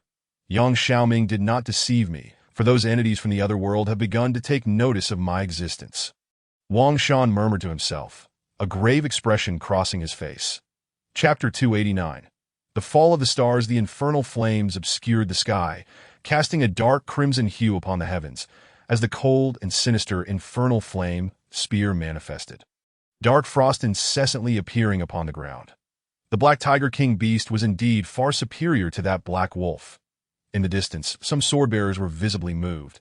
They had witnessed Michelle's prowess firsthand. Yet in terms of environmental influence, Michelle was undoubtedly inferior to this black tiger. Without the king's sealing technique, what do you possess to contend with this king? The Black Tiger King Beast roared, its human form towering and muscular, veins bulging on its arms as it brandished its spear. Slash! It bellowed in fury. Chapter 290. Slaying kings in succession in the void, boundless darkness spread endlessly, and temperatures dropped precipitously. Crack! A sound akin to the tearing of the firmament echoed, as a section of the sky appeared to be forcefully ripped apart by a colossal hand. Boom! From the gaping fissure, torrents of infernal flames surged forth, engulfing the entire void. How is this possible? Feeling the surrounding space tremble incessantly, a multitude of psychics quickly retreated, struggling to believe that this apocalyptic scene was indeed real. Chapter 291. After the storm, is this the king's sealing stone tablet? It weighed 1,000 pounds, yet it was merely a stone tablet, its weight astonishing. The final stage of sealing a king requires the king's sealing stone tablet. Wang Shan tightly gripped the obsidian tablet in his hand, his heart swelling with excitement as he recalled the countless times he had fantasized about sealing a king. Now, he was merely one step away. A hint of melancholy flickered in his gaze as long-buried memories resurfaced. After a prolonged moment, he stowed the king's sealing stone tablet back into his spatial ring and meticulously sorted through the contents of the Black Tiger King Beast storage pouch. Chapter 292. The eerie mental force. The meeting did not conclude until nightfall, predominantly involving Long Qian and others continuously refining the forthcoming development plans, thus sparing Wang Shan from idleness. However, the general idea was clear to him. Long Qian intended to establish a fortified steel bastion along the eastern province as a boundary. Of course, this was not targeted at the Ember Gathering Place, but rather a genuine necessity. Compared to other provinces, the eastern province is vast and borders the outside world. The sheer number of mutated beasts faced during the prior Beast Tide incident in the eastern province alone elucidated the issue. It is imperative to return to the Ember Gathering Place. Chapter 293. A conversation. Gao Lan appeared somewhat agitated. She was dressed in her usual loose and breezy attire, yet her face bore an undeniable pallor. Wang Shan nodded in acknowledgement, locking eyes with Gao Lan. Boss, I shall take my leave now. Zhu Geing, standing nearby, glanced at the two before discreetly walking away. Are you all right? The evening breeze stirred as Gao Lan approached Wang Shan, yearning to draw nearer to the man before her. However, after the news from Dying spread, she felt an increasing distance between them. Chapter 294. The path to sealing a king. It cannot possibly be a superweapon from this world. It seems that those who can become sword-bearers are not to be taken lightly. Wang Shan handed the communicator to Gao Lan, revealing some secrets. Beyond our world, there exist other realms, and the weapon in Wei Gang's possession is likely from another world. With that weapon's enhancement, he indeed stands a chance against the likes of Luo Qingwan. What do you think of Ji Fu, Chief? Gao Lan suddenly shifted the topic. How does she compare to Wei Gang? Ji Fu. Wang Shan was momentarily taken aback. In terms of strength, Chapter 295. The first of 3 letters. Mysterious energies flowed over the king's sealing stone tablet, revealing approximately dozens of colors. The drawbacks of devouring abilities have begun to manifest. Although over 40 types of abilities can be forcibly fused, the adverse effects are indeed alarming. Wang Shan pondered, his expression grave. The path to sealing a king must remain flawless, if time alone cannot smooth the edges. One must forcibly devour that time zombie. With a clang, the ashen spear appeared in Wang Shan's hand. The reactivation of abilities had already positioned me in an invincible state that if I could truly merge. Chapter 296. The Eerie Town. A letter. Wang Shan was taken aback. They are all dead, yet still causing trouble. A surge of blood appeared as an envelope manifested in Wang Shan's hand. As he opened the envelope, Wang Shan was momentarily stunned. The contents were straightforward, comprised of only a few words. 46 must not be lost in the town. 46 must not be lost. Wang Shan repeated the phrase from the letter. Turning to Li Ming. When did Yang Xiaoming deliver this letter to you? Yesterday, Li Ming responded. Chapter 297. Under interference, the entire town was shrouded in mist, yet no one noticed the abnormality. Perhaps these individuals were no longer truly human. Under the activation of the Eye of Truth, Wang Shan did not detect any anomalies among the townsfolk, yet his instincts warned him that something was amiss within this town. Perhaps I could attempt to disperse this mist. Wang Shan raised his head, the blood eye on his forehead opening wide, as a sea of blood instantaneously enveloped the sky, waves of crimson rolling forth, staining the heavens blood red. Look, is that an evening glow? Chapter 298. So-called forgetfulness. He felt a chill. It was no longer merely his memories that were affected, but even his instincts were compromised. Under normal circumstances, he would have directly shattered the mist and departed. Yet now his first instinct was to search for an exit. Has it truly progressed to this extent? Wang Shan murmured, halting his steps. To forget memories, to forget instincts. Let us go. Let us quickly grab a drink. I heard a few beautiful ladies just arrived there. We must give it a try tonight. Chapter 299. The fusion of forgetfulness lost at a specific point in time, forgetting the memories that ought to exist. Instincts and even consciousness. Such forgetfulness could indeed resolve the negative state within me. Wang Shan looked down upon the entire town, perceiving it enveloped in a pale blue flame, with wisps of fire flickering over the corpses of the deceased. It already exhibits a certain capacity for resurrection. Forgetfulness can erase, and similarly, it can implant. The black light continuously coalesced around the ashen spear in his hand, leading Wang Shan to further speculate. Ordinary people ultimately belong to carbon-based life forms. Chapter 300. Attempting to seal a king, you should be on your way. The azure light flickered incessantly as Wang Shan, with a stoic expression, fixed his gaze upon Yang Xiaoming, the ashen spear hovering menacingly at Yang Xiaoming's throat. I still have 20 minutes left. I might as well witness your success, thus alleviating my concerns.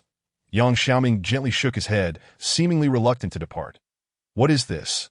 A mere fade pretending to be Yang Xiaoming. Unaware of its own peril, Wang Shan scoffed. With just a glance, the ashen spear swiftly pierced Yang Xiaoming's neck. Chapter 301.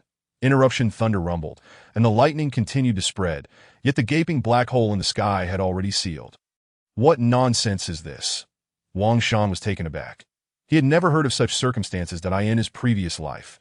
Each king would leave behind records and insights upon sealing, providing reference for future generations. Yet no one had encountered such a situation, erasing names. Do you think I am easy to bully?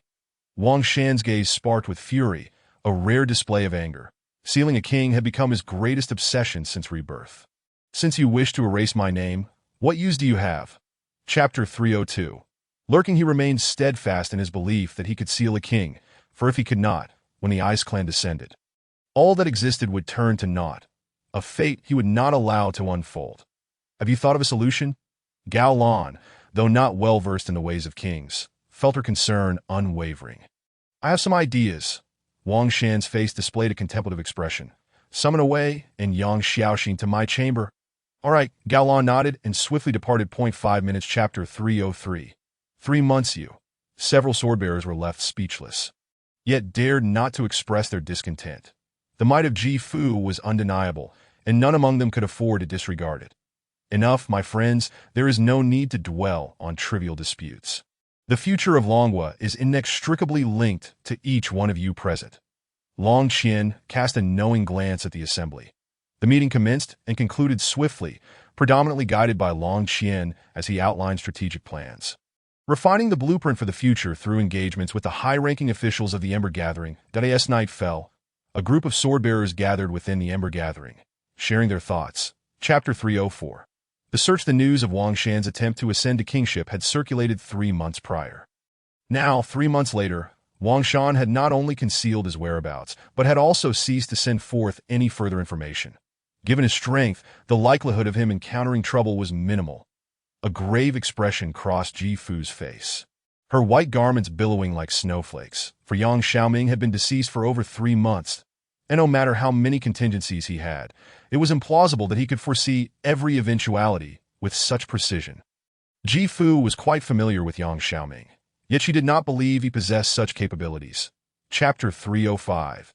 Benevolence. The seas churned backwards, and 9 whirlpools converged, forming an entrance reminiscent of an altar.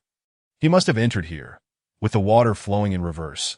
Ji Fu stepped towards the entrance. Rumors had long suggested that other worlds existed beyond Earth, and it appeared this was indeed one of them. She had heard whispers of such realms, and the emergence of the Wang beast had only served to confirm this notion. The White Lotus danced momentarily, resisting the powerful currents. Crack, crack, crack. The decaying portal creaked ominously. Chapter 306. The importance of trust between individuals. All right, break, but remember not to use ancient power for the time being, or your injuries may flare up again. As the sun set, the long line of people outside the stone hut dissipated. The man known as Shan personally escorted a burly figure with a fierce expression out. Haha, Shan, your skills remain as impressive as ever. Per raised his bandaged arm, fist-bumping Shan, in a few days, come over for drinks at my place. You must come this time. Otherwise, my wife will be displeased. She was quite unhappy when you rejected her previous proposal. You know how it is. Chapter 307. New Turmoily. While in combat, you might consider materializing ancient power instead of relying solely on brute strength. Otherwise, no matter how resilient you are, it cannot compare to the toughness of a demon beast's hide. Sean chuckled as he handed a small vial to Elle. As usual, take one each day, and you'll recover in 3 days. Sigh, we only know how to brute force through, not how to manifest ancient power. Lee scratched his head, feeling somewhat embarrassed. Yet, Sean, it is truly a pity you lack ancient power. Otherwise, you would undoubtedly be a formidable warrior.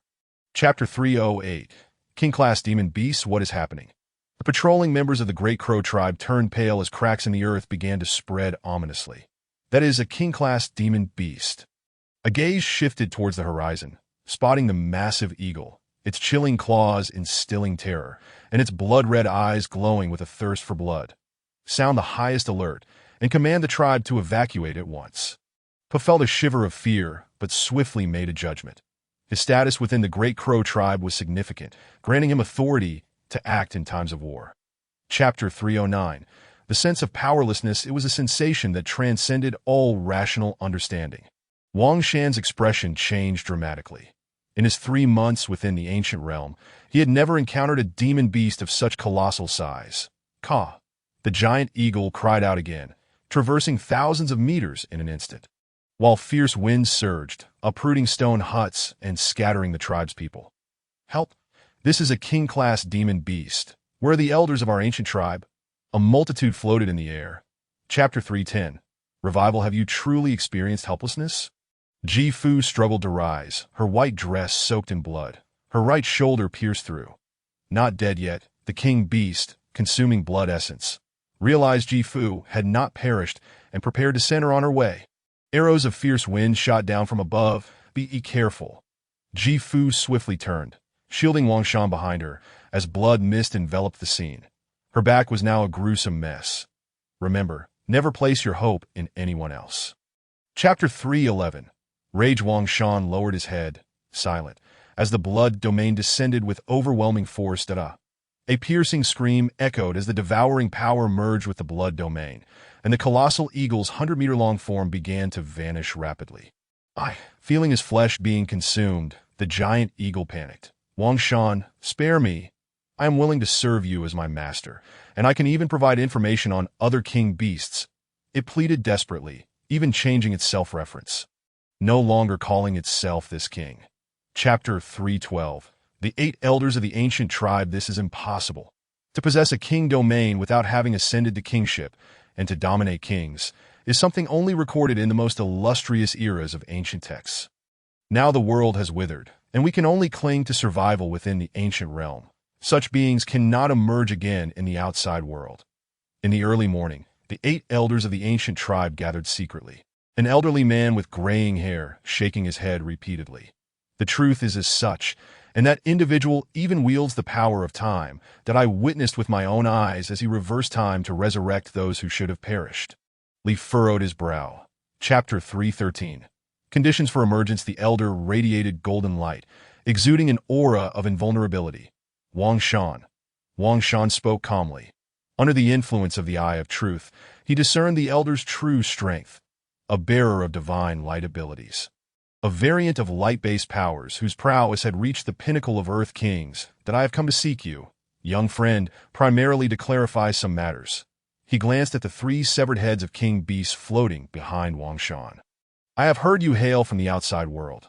I wonder if you could enlighten me on the current conditions beyond. Chapter 314. Frosty climate. Wang Shan's complexion shifted slightly, and Ji Fu beside him furrowed her brow. Indeed, he encountered issues during his ascension.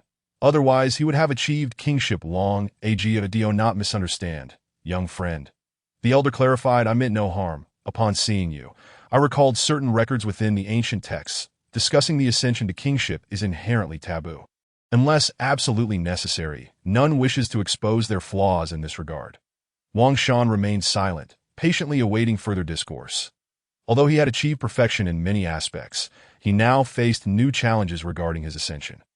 Chapter 315. The situation outside. Everyone is truly anxious. The sword-bearer of the Way of Kings has merely entered a brief seclusion, yet you cannot remain calm. Gao Lan, positioned high, exuded an imposing presence. Despite being a woman with strength far inferior to the swordbearers, she felt no fear. Minister Gao, what do you mean by that? In the Battle of the Wanxia Sea, even Wei, the swordbearer, sustained injuries, and now in Dying City. Luo Qinghuan and others are working together to fend off the king beasts of the heavenly punishment at such a time, should the swordbearer of the Way of Kings stand idly by. A slender swordbearer spoke coldly, his tone laden with discontent. Chapter 316. Chaos as the blood domain descended, the swordbearer of the Way of Kings appeared, seemingly unscathed. Not necessarily. Yang Xiaoxin has been in the Ember Gathering. And that previous fake death was a lesson. The ashen gun was out. Unless Yang Xiaoxin had attained sentience, it was utterly impossible to depict it, that I don't care whether you believe it or not. I simply do not wish to linger here any longer. Personally, I feel that those few are engaged in a game. It is best for pawns like us to refrain from delving too deeply. In the shadows of the Ember Gathering, murmurs of discontent continued to rise. Chapter 317. The Sea of Heavenly Punishment Boom. Blood-red thunder erupted, swiftly enveloping the void, casting a crimson shroud over the entire Ember Gathering. Look, the ashen gun is also moving. This is the swordbearer of the Way of Kings disappearing. The strange phenomena appeared abruptly. Chapter 318. The decapitation of kings, two mere ants. At last, the ice beast unleashed its kingship technique. Unleashing a tempest of snow and wind, crafting a realm of its own. The white tiger's phantom knelt, the fire phoenix's phantom coughed blood, as Luo Qinghuan and Lu Xie could no longer withstand the onslaught. No! In the distance, Wu Xian observed the scene, mustering his abilities, the tortoise spirit manifesting to shield the two. To perhaps we shall meet our end together today. Chapter 319. The frequent emergence of king beasts, a steady drizzle of blood rained down, casting the sky into darkness. With every king that fell, blood rain heralded their demise. Thank you. Wu Xian pressed his hand against his chest and stepped forward, nodding at Wang Shan. The formidable power of the king beast had exceeded their expectations. Had it not been for Wang Shan's timely arrival, the three of them would surely have faced certain death.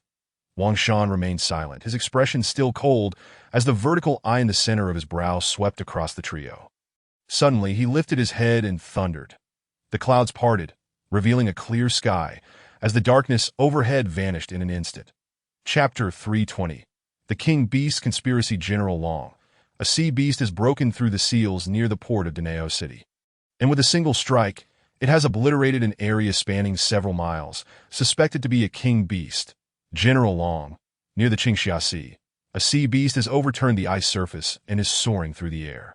General Long. A multitude of sea beasts has appeared at the coastal entrance of Dalan City, with a king beast in sight. The entire Dalan City is on the brink of collapse.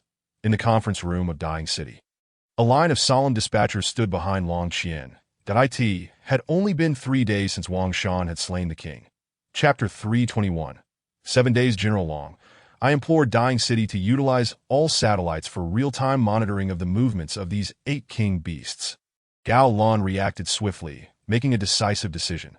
If they were indeed plotting against the EC region, the Ember Gathering would employ certain contingencies to eliminate a few weaker king beasts. Her words bore no hint of jest. Wang Shan had left behind numerous trump cards, and should they all be employed, it would suffice to take down several of the less powerful king beasts. Understood.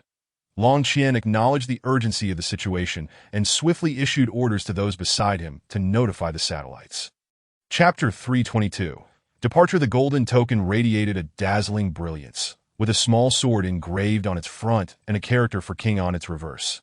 Indeed, this was the emblem of the sword-bearer of the king's path, as well as Wang Shan's royal decree.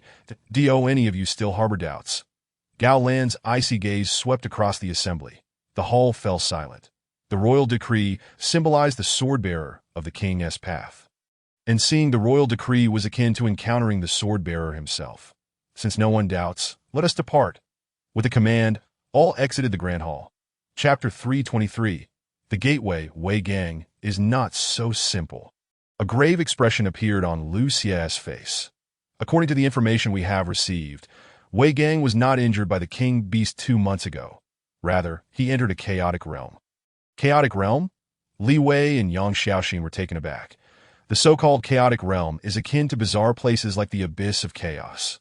Whether it was naturally formed after the end times or due to other reasons remains unknown. However, it is well known that the abyss of chaos in Long Country can trap that creature with the power of time. Chapter 324. Breaking the seal, I suggest immediate evacuation. Otherwise, we may all perish here. Several sword-bearers rose, as the situation had become increasingly dire. There was still time to retreat. Retreat? Is that all you can think of? Do you truly believe that mere survival guarantees your existence? Lu Xie retorted angrily, his piercing gaze fixed on those few, that we cannot retreat. Captain Lu is right. Retreating now is merely prolonging the inevitable. Sooner or later, we must confront those beasts, and they will not grant us much time. I propose we proceed according to the original plan. Chapter 325. The contingency of Ember gathering. Young friend, quell your anger. Wang Shan, it's a misunderstanding, a misunderstanding. Old Jean is rather impatient. Please do not take offense. Do not resort to violence, please. One by one, the elders of the ancient clan spoke up. The heads of the king beasts behind Wang Shan had already attested to everything. Only a fool would seek trouble. Guang merely smiled without a word. Only he had seen Wang Shan's actions clearly, yet he refrained from intervening. Recognize your own identity, Wang Shan declared with a single hand. Chapter 326. The Great Battle Above the Sea. Various abilities erupted in succession, with phoenixes soaring, white tigers tearing, and flames raging, while earth spikes surged continuously. All sword-bearers exerted their utmost effort, momentarily hindering the movements of 6 king beasts. Continuing this way is not a solution. We have reached a critical juncture in breaking the seals, and we cannot afford to be interrupted. The deaths of 4 companions instilled great fear in the remaining king beasts, yet they were unwilling to surrender. Gazing at the impending shattering of the frosty giant curtain nearby, the earlier energy beams should have been humanity's last trump card.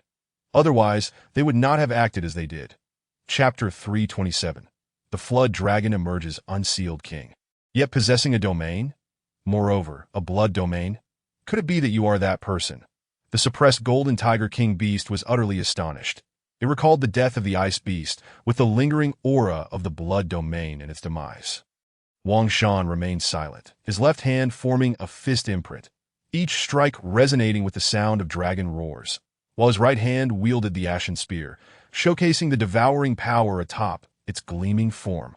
Lu Xie seized the opportunity, the white tiger's claws incessantly rending the flesh of the Golden Tiger King Beast, that a human who is yet to be crowned king, yet possesses a domain? Moreover, a blood domain? Chapter 328. A reunion. Congratulations to the Flood Dragon for breaking the seal. Congratulations to the Flood Dragon for breaking the seal. Congratulations to the Flood Dragon for breaking the seal. The few remaining king beasts expressed joy, kneeling in midair before the newly emerged Flood Dragon. Time had passed, and the world of legends was merely this. A green light suddenly appeared, and the imposing Flood Dragon transformed into a handsome young man. His perception was acute, instantly enveloping the surrounding seas. The decayed would inevitably perish, and since humanity could no longer compare to their predecessors, let this race vanish from today onward. Chapter 329. The king-level Flood Dragon. Wang Shan's eyes narrowed slightly, remaining unfazed in his heart. You arrogant beast, you may have misunderstood. I intend to leave, and there is no place that can confine me. Moreover, I have never placed my hopes on this portal. His voice was not loud, yet it resonated beyond the seal. You are merely a human who boasts. The expression of the Flood Dragon shifted. The ancient seals were set by the elders of the ancient clan, although time had passed. Even without the power of a Saint King, one could not forcibly break it. In its prime, its strength was at the king level. Chapter 330. Arts and laws. Sounds of collision echoed continuously, akin to a nuclear explosion that on the surface of the sea. The area of the water being shattered rapidly expanded, with the corpses of numerous sea beasts floating atop. The battle among the crowd reached an extreme intensity, particularly the clash between Wang Shan and the Flood Dragon, where king-level energies collided, affecting an area spanning hundreds of miles. Even a deep-sea king beast was startled awake, fleeing in panic. Resign yourself. You are no match for this king. The Flood Dragon's body exceeded 300 meters, possessing the ability to alter celestial phenomena, as countless thunderbolts gathered and struck fiercely against Wang Shan's transformed blood dragon form. Chapter 331. Defeated, two black dragon shadows flickered. The azure dragon pearl radiating a resplendent glow, overestimating oneself. The flood dragon was evidently taken aback by Wang Shan's actions, actively bracing against its sealing technique, an audacious move that even other king-level beings would hesitate to attempt. What is the sword-bearer of the King's path doing? I clearly saw him charge into those two dragon shadows. Is he attempting to determine the outcome at the fastest speed possible? In the distance, Chapter 332. The King's sealing calamity quick, treat Li Wei. Lu Xie's voice rang out as several wood element ability users beside him sprang into action that a green radiance illuminated the area. A continuous flow of life force halting the trend of Li Wei's flesh being shattered to its futile. Without the leg brother to restart time, no one can withstand the backlash of the essence of life. Li Wei chuckled bitterly, unconcerned, yet ultimately aware of the vast difference in power, uncertain whether the leg brother could survive. After making two wishes in quick succession, one involving a king-level being as a medium, he knew he could not endure. Chapter 333. Taking the heavenly calamity to slay the king's dark clouds obscured the sky, and thunderous roars surged, striking down upon Wang Shan and the multitude of king beasts. However, compared to Wang Shan's own thunder calamity, the thunder calamities faced by the king beasts were evidently more violent, especially the thunder that struck the flood dragon, which nearly took on a tangible form. Using the king's sealing calamity as bait to slay the beast clan's kings. What grand ambition and wisdom! Guang flew to the crowd, a trace of blood at the corner of his mouth. Yet his voice was laced with undeniable joy. Since ancient times, beings that crowned kings would invariably attract various calamities. Should any other beings intervene, it would be seen as interference with the heavenly path, attracting corresponding calamities upon themselves. Chapter 334. The flood dragon's demise. The expression of the flood dragon shifted to hesitated. Even now, employing its full might still left a chance of slaying Wang Shan. However, even if it triumphed in the duel against him, it would undoubtedly expend vast amounts of energy, which would be extremely detrimental for the forthcoming tribulation. Lacking courage, Wang Shan sneered, having discerned the flood dragon's trepidation. Did it still hold on to a sliver of hope, thinking it could survive the heavenly tribulation? Ancient texts record that there have indeed been beings who forcibly intervened in the tribulation and survived.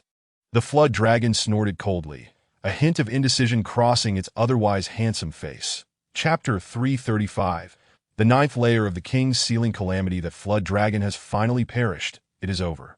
Everything has come to an end, and all the beast kings have fallen. Have we achieved victory? A multitude of masters from the dragon kingdom murmured to themselves, feeling an unsettling sense of unreality as the celestial dragon of the heavenly king realm perished before their eyes. The conclusion seemed far from reach. The sword-bearer of the King Wei was still in the process of ascending to kingship. Guang's expression remained grave. He had anticipated the demise of the Dragon King. Yet what truly troubled him was Wang Shan's impending tribulation to attain kingship. With the Beastman's kings extinguished, was this the world of consciousness within the King Wei? Wang Shan regained his awareness, finding himself in a profound abyss of darkness, where vivid images began to reflect in the depths of the black void. Darkness refining the heart, despair re-emerging. A majestic voice resonated, a potent force of attraction enveloping Wang Shan's entire being. In an instant, Wang Shan vanished, only to reappear where a familiar scene unfolded once more. Hurry up, you rascal! Distract that horde of zombies ahead while we gather supplies that I promised to share some with you later. Boom! The sky erupted with thunder, countless blood-red lightning bolts illuminating the void as if heralding an apocalypse.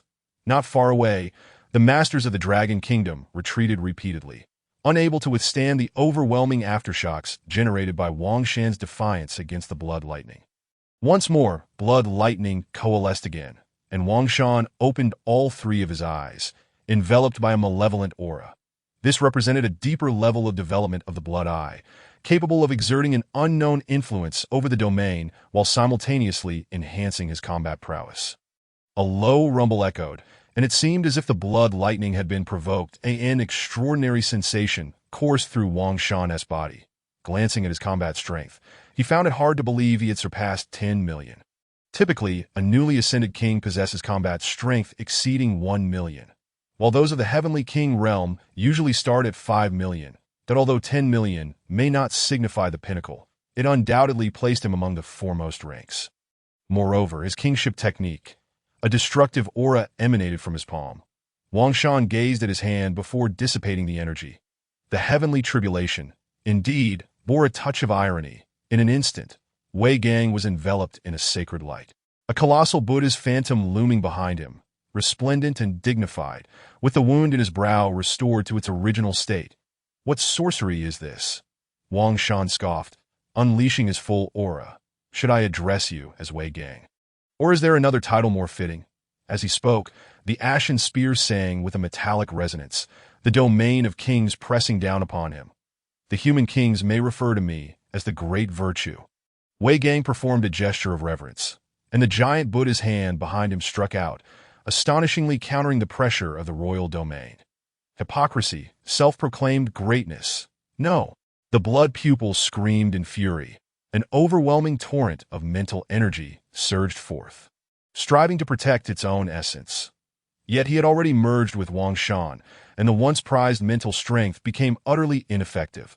Ancient texts of the old clan recorded that regardless of how exceptional a prodigy's talent may be, even if their combat strength towers above all, they would invariably possess a shortcoming in mental prowess. Previously, he had pondered how to remedy this flaw, only to find that you had delivered it right to my doorstep. In a state of spiritual embodiment, Wang Shan radiated with a kaleidoscope of colors, a manifestation of transcendent mental energy. The fierce winds howled, and the skies darkened with ominous clouds.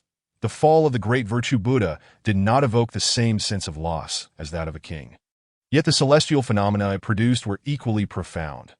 Merely a fragment of a soul, and likely a split soul at that, could invoke such extraordinary manifestations. How formidable must the true essence be? Wang Shan furrowed his brow, slowly raising his head, that in an instant his blood pupils opened, the royal domain descended, and the bizarre phenomena in the void were forcefully dispelled. The time to ascend to kingship was still lagging. If this continued, there would be little time left to enhance his strength. In the majestic hall, Wang Shan sat regally upon the throne. The expressions of those below varied. Some were exuberant, others expressionless, while a few wore anxious looks. Having vanished for over 3 months, I was lost in the ancient realm, enduring numerous trials. However, I am grateful that I did not miss this tumultuous upheaval. Wang Shan spoke slowly, his words carrying an innate authority. Having adopted the title of this king, a privilege reserved for those who have attained kingship, the audience nodded in unison, though many questions lingered in their hearts. None dared to voice them. Time flowed like a fleeting shadow. If I so desired, I could erase the emotions within my heart. Wang Shan's face remained impassive as he spoke. Indeed, the power of forgetfulness not only allowed for superficial amnesia, but could also obliterate certain aspects deeply embedded within the soul, such as emotions. Gao Lan paused, not responding, as she understood Wang Shan possessed such capabilities. This apocalyptic world has been a source of great distress. If you are suffering, I can assist you in erasing your past memories, even implanting some beautiful recollections to ensure you live a life free from sorrow and worry. Wang Shan continued. He was never truly cold. Over 10,000 evolution fruits? Wang Shan was taken aback. The gathering site did not lack crystal cores of various ranks. With over 10,000 evolution fruits, he could swiftly forge an army of over 10,000 evolved beings. Evolved beings, essentially akin to those with abilities. Yet devoid of powers, they nevertheless possessed remarkably strong physiques. Indeed, some exceptionally gifted evolved beings could suppress their peers with sheer physical prowess. Most crucially, the evolution of these beings did not require the fusion agent of abilities. Naturally, this also meant that even the strongest evolved beings could not ascend to the semi-king realm. The task of slaying the king for Branch 3 had been accomplished, yet the task panel still displayed a question mark. It seemed that completing the main storyline tasks in their entirety was necessary. Wang Shan glanced at the task panel in his mind, deep in thought. Initially, he had believed the slaying task to be the most arduous. Yet it had surprisingly been completed nearly 4 months ahead of the Branch 2 task. At that time, king-level crystal cores were required, but reflecting on it now, it seemed somewhat limiting with a self-satisfied smile. Wang Shan retrieved a king beast crystal core from his spatial ring. Only the Branch 2 task remained. Minutes later, the entirety of the eastern province was enveloped by the Dawn Fortress, with each city automatically delineating its own territory. Congratulations, host, on successfully completing the second phase of the main storyline task. Branch 2. Congratulations, host, on successfully completing the second phase of the main storyline task. The host received the following rewards. 1. Infinite Communication Network. Branch 2 task: reward a communication network crafted using advanced technology and idealism. Integrating communication, control, satellite monitoring, and more, with no limit on the number of users. 2. Unlocking. A series of miracles created by Wang Shan. A method that combines sealing and attacking, capable of condensing all the abilities within him into a powerful seal. Once the seal shatters, it would unleash his full might. Wang Shan gestured with one hand, and the golden token flew back to him. At this moment, more than half of his abilities had been expended. All due to this king's decree. It seemed there was an opportunity to condense it into a tangible form. Wang Shan rummaged through his spatial ring and ultimately unearthed a metallic plate. A trophy obtained from the king beast of the beast nation. This system is somewhat lacking. The shop has been unlocked, yet everything I can currently utilize requires exorbitant prices. The cold wind howled, and the blood sea churned as Wang Shan had already departed from the borders of the Dragon Kingdom, entering the territory of the pickled vegetable nation. Along the way, he thoroughly examined the system shop, finding its offerings undeniably enticing, ranging from royal weapons to divine artifacts, with even fruits capable of directly elevating humanity to divinity, though the prices, divine weapons and fruits of deification were not to be considered for now. It was best to use the scant points available to exchange for something that could enhance. Wang Shan was momentarily stunned. The little zombie could speak and possess considerable intelligence, which he had anticipated. Yet he had not expected the little zombie's innate warning ability to be this formidable. Indeed, a 3-meter radius was precisely the range in which the devouring ability could comprehensively suppress the power of time. This must be the psychic warning of the little zombie post-kingship. Wang Shan pondered. The king seeks fortune and avoids peril, and there exists an innate sense of awareness in the cosmos. However, the intensity of this perception varies among different kings, and it was evident that the little zombie's psychic awareness was among the most acute. With a roar, the little zombie howled in desperation, fighting against the forces at play that in its view. Wang Shan had breached his word. Fragments of time manifested, and the time stream surged backward, relentlessly assaulting the royal domain. It sought to restart time, reversing everything to mere moments prior. Yet, all efforts proved futile. Within the royal domain, the complete power of time had already fused, achieving its current peak state. Even a Saint King would find it utterly impossible to breach this barrier, that I have stated that all is in vain. According to 3 days, the pinnacle of the heavenly king realm. The frigid weather had descended, and the ice clans stirred restlessly. Preparations must be made in advance. Wang Shan spoke once more, casting a glance at his 2 younger brothers. Wang Lin, during this period, strive to hone your skills alongside your elder brother, aiming to restore your diminished prowess. Within the ranks of the undead, crystal cores are plentiful. Even regarding Wang Lin's current state of powerlessness, Wang Shan provided the most flawless explanation rooted in memory. He had fought valiantly against the Beast King's forces, narrowly escaping incapacitation. Though he had been rescued, his strength had utterly vanished. I will heed your commands, elder brother. Chapter 352. The Trials of the Chaotic Realm upon Wang Shan's return to the Ember Gathering Grounds. Gao Lan, Li Gang, and other high-ranking officials sought him out immediately. Even Long Qian, who was far away in Dying City, arrived. The situation unfolded as such. The sword-bearer of the Wang Path had already faced numerous creatures from the chaotic realm that had emerged to sow discord. Long Qian switched off the video in his hand, his expression grim as he stared at Wang Shan. Wang Shan nodded, refraining from an immediate response. The video Long Qian had shown depicted the chaos unleashed by creatures emerging from various chaotic realms 3 days prior. Originally, the zombie plague that plagued Long Nation had been. Chapter 353. The mass production of kings. Do you all grasp my meaning? In the Grand Hall, Wang Shan sat upon his exalted throne, with Zhuge Ying and Li Ming positioned below. The two remained in a state of shock, rendered speechless for an extended period. After a long pause, Zhuge Ying finally spoke. "Boss, you must be jesting." He gazed at the crates filled with evolution fruits before him. Utterly bewildered, 11,000 of them, capable of mass-producing evolvers. And this was merely the beginning. Wang Shan's subsequent revelations left them astounded. Chapter 354. Treading upon the Buddha's realm, the sound of swallowing echoed continuously as realms of kings descended. I have ascended to kingship. I too have become a king. Is this real? Am I truly a king now? Is this not a dream? The crowd meticulously absorbed the sensations brought forth by their life transitions. As dozens of realms of kings converged, had it not been for Wang Shan's restrictions, the mere pressure from the realms could have obliterated half of the Ember Gathering Grounds. Chapter 355. Beings that cultivate only the soul in the void. A sea of blood spread over 100 miles. Wang Shan pressed forward, plunging directly into the Buddha's kingdom. Human king, you ought not to be here. Within the resplendent hall, it seemed as if a Buddha recited scriptures. The six-character mantra resonating. The elder closest to the threshold, resembling a zombie, slowly rose. Creak, creak. The stiff body emitted eerie sounds. His crimson eyes and the pallid shade of his ancient face signaled a rising aura within him. Chapter 356. Wei Gang. Boom. The void trembled, ripples in space continually manifesting. The combined might of four elders was astounding, seemingly on the verge of shattering the Buddha's kingdom. Did I ask there truly a holy king among them? Wang Shan charged forward with a spear. However, this time it was not a complete rout. After shattering the four elders' assault, he too was forced to retreat several paces. Even a holy king cannot suppress you? In the center of the hall, a figure remained turned away from Wang Shan, his voice tinged with evident astonishment. What level of ceiling are you at? Chapter 357.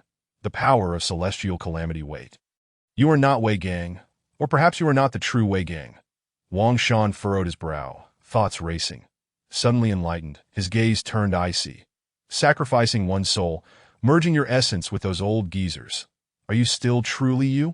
Whether or not you are Wei Gang has become irrelevant. What matters is that I have attained the holy king level, while you remain but a heavenly king. The aged Wei Gang emerged slowly from the hall. His overwhelming divine presence rivaling that of another holy king, that I never anticipated your growth would be so rapid. Chapter 358. The kings gather at Ember. Wang Shan stood with his hands clasped behind him in the void.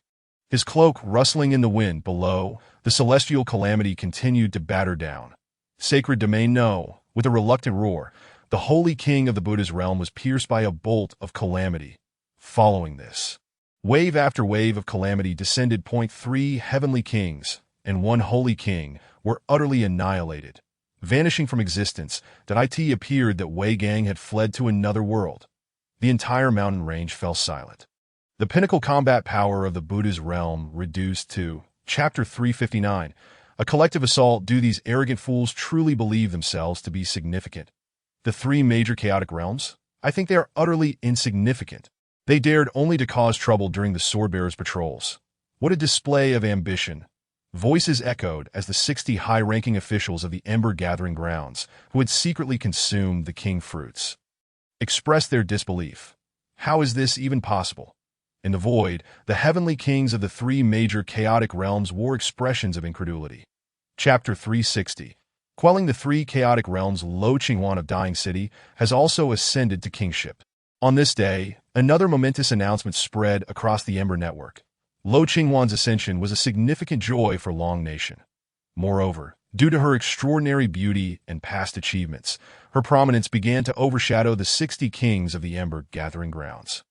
However, this was an inevitable outcome. She was a goddess of remarkable beauty, and her combat prowess was only slightly beneath Wang Shan, making her popularity undeniable. Yet, as night fell, ominous tidings began to surface. Chapter 361. A month in the blink of an eye. A month had elapsed following Wang Shan's return. News of the pacification of the 5 major chaotic realms spread. Thus, the Ember Gathering Grounds became a hallowed sanctuary for all of Long Nation, possessing over 60 kings and a singular being capable of subduing the chaotic realms. During this month, not only did Lo Qinghuan successfully ascend, but also Mo Bai, Lu Xie, Qin Wushuang and Wu Xian followed suit. However, among them, Qin Wushuang was the only one at the 7th level, while the others uniformly reached the 8th level. Chapter 362. A sky filled with frost and snow. I harbor no intention of blaming you. Wang Shan shook his head and continued, Yet, you have erred in one aspect. Xiao He blinked, pondering for a moment. Please, master, chastise me. Before Wang Shan, he was always the most obedient. You went a bit too easy on them. Wang Shan chuckled. I have a task for you. With my royal decree, take away and tour the various cities. Should you encounter any unseeing individuals, you know what to do. A golden token materialized before Xiao He. Chapter 363. Yang Xiaoming's second letter. A visitor from the past. Another 3 days had passed. Wang Shan had issued the royal decree 3 days prior, declaring the entire eastern province to be on the highest state of alert. The issuance of the royal decree and the declaration of the highest state of alert bewildered not only the high-ranking officials of Long Nation, but also instilled anxiety within the ordinary survivors. To have the sword-bearer of the Wang Path personally announce such a state meant that a significant event was imminent. Sword-bearer of the Wang Path, we do not wish to trouble you. But the issuance of this royal decree came rather abruptly. We seek the truth. Numerous high-ranking officials of Long Nation echoed in unison. Chapter 364. The arrival of the Ice Clan. Do you see? This is the answer you sought. Wang Shan furrowed his brow, his aura rising steadily as he gathered strength, waiting for the arrival of the Ice Clan's warriors. Sword-bearer of the Wang Path, did you foresee this all along? A king expressed his astonishment. The divine palace in the void instilled fear in him. Yet Wang Shan's foresight was beyond his comprehension. The other kings nodded in agreement, their thoughts aligned. They had heard tales of Yang Xiaoming possessing the ability to foresee the future. Yet, Chapter 365. The Ice Clan's pinnacle. Holy King Ice Blue, sacred blood, rained down from the heavens. The sky enveloped in dark clouds, as if a storm were brewing, that a holy king had perished just like that. In the ember-gathering grounds, a king stood in shock, finding it hard to believe that Wang Shan, merely at the heavenly king level, had so easily slain a holy king. Yet, despite their astonishment, the sight of the ice-blue corpse riddled with wounds floating in the void confirmed all doubts. So powerful, it's simply inconceivable. The disparity between the realms of kings was vast, and yet the sword-bearer of the Wang Path. Chapter 366. The frost of the forbury young man, keen eyes. Bing Qing held a folding fan. A murderous intent gradually surfacing on his face. But once I unfurl this fan, blood will surely flow. Abruptly, his aura coalesced, an endless frost swirling around him. Wang Shan focused intently, bracing himself, even with his time manipulation abilities allowing him to infinitely restart himself. He dared not be careless in the presence of a pinnacle holy king wielding a demigod weapon. Thus, when we meet next, let us refrain from combat. A voice tinged with mirth echoed in the air as the ice-blue figure vanished in an instant. Chapter 367. Contending against a pinnacle holy king, a sea of blood surged, the blood domain pressing down upon them. Having confirmed that peaceful resolution was impossible, Wang Shan unleashed his full strength. The third blood eye on his forehead opened once more, the power of time flowing as the legend of the Azure Dragon enhanced his physical prowess. Are you mad? You wish to strike the moment you speak? Cold Frost was momentarily taken aback, but as a supreme holy king and the reigning king of assassins, her response was swift. In an instant, the hellish training bore fruit as bones began to pile up, forming a skeletal crown in the void. Chapter 368. The demigod among the forerunners. Wang Shan, are you truly determined to fight to the death? With a single stroke, Cold Frost severed half of Wang Shan's body, granting her a fleeting respite. She gasped heavily, her disheveled hair reflecting the diminished luster of her crown. Clearly, after enduring repeated assaults from Wang Shan, she was nearing her breaking point. If this continued, she risked having her physical form shattered, leading to her demise. Reverse time. Restart oneself. Wang Shan's body reformed into unity once more. Having vowed to kill you, he would undoubtedly fulfill that promise. Chapter 369. Unyielding fight, involving a clan. You are truly a madman. The demigod forerunner expressed astonishment, evidently unprepared for such audacity, that he had lived for countless ages, yet had never witnessed a heavenly king proactively challenging a demigod. Despite his imminent decline, he was still a demigod. Feel free to retaliate. Wang Shan contemplated, unleashing a flurry of dragon-shaped fist imprints. The older generation, particularly those nearing the end of their lives, feared death more than anything. Each strike drained their vitality, yet they harbored a desire for divinity. Chapter 370. Three demigods of the Forerunners, the destined one of the human race, had matured into a small dragon, proving difficult to subdue. Furthermore, he had just proclaimed that they, the elder generation, were incapable of intervening. In the ethereal clouds, amidst towering mountains, wisps of mist continually swirled. This was the abode of the Forerunners, their self-proclaimed holy mountain. This moment, three elderly men, each bearing distinct appearances, stood resolute in the void, gazing down upon the clouds. Their faces varied from ruddy to aged, with one exhibiting a delicate, infant-like complexion. Regardless of their attempts to conceal it, all three were imbued with a profound aura. Chapter 371. The Three Supreme Holy Kings Strike Brother. In merely 2 months, we have established an empire of over 100 million zombies that if Elder Brother were to learn of this, he would surely be delighted, wouldn't he? The cold wind howled, the night devoid of light. As relentless snow fell, while Wang Lin incessantly murmured behind Wang Yi, reminiscing about the times the three brothers spent together. It was all my fault last time. If it weren't for me, it wouldn't have come to this. Surrounding them were crumbling structures and bloodstains frozen in frost. The former splendor of human cities, now a distant memory, replaced by hordes of crimson-eyed zombies trailing behind. Chapter 372. The Shumi Mirror. News from Wang Lin. Within the Ember Gathering Place, Wang Shan received a message from Wang Lin through his private account on the Ember Network. Days prior, before the Ice Clan's arrival, he had sent Zhuge Ying to meet with Wang Lin and Wang Yi, granting them access permissions within the Ember Network. Had he encountered a formidable foe, and not just any ordinary Holy King? Upon reading the message, Wang Shan's expression darkened, but he had already learned of Wang Ye's ascension to the Heavenly King realm. Due to the unique nature of time power, even when facing a Holy King. Chapter 373. Fierce battle. The sea of blood surged, waves crashing violently. A beam of spear light erupted, shattering the Shumi mirror. Elder brother, they attacked without warning, targeting me and second brother. Wang Lin's face turned pale as he pointed at the heavenly punishment and the elegant woman. Although his body remained unscathed, the energy he exuded indicated that in less than 10 minutes, his essence was nearing depletion. After all, he was facing a supreme Holy King. Survival was already a daunting feat. Bloodly, a land king, had taken so long without subduing them. Chapter 374. Facing three supreme beings, it seems your strength does not match your boastful words. Blood surged, vitality pouring forth as Bloodly continually augmented his combat prowess, claws occasionally tearing flesh from Wang Shan.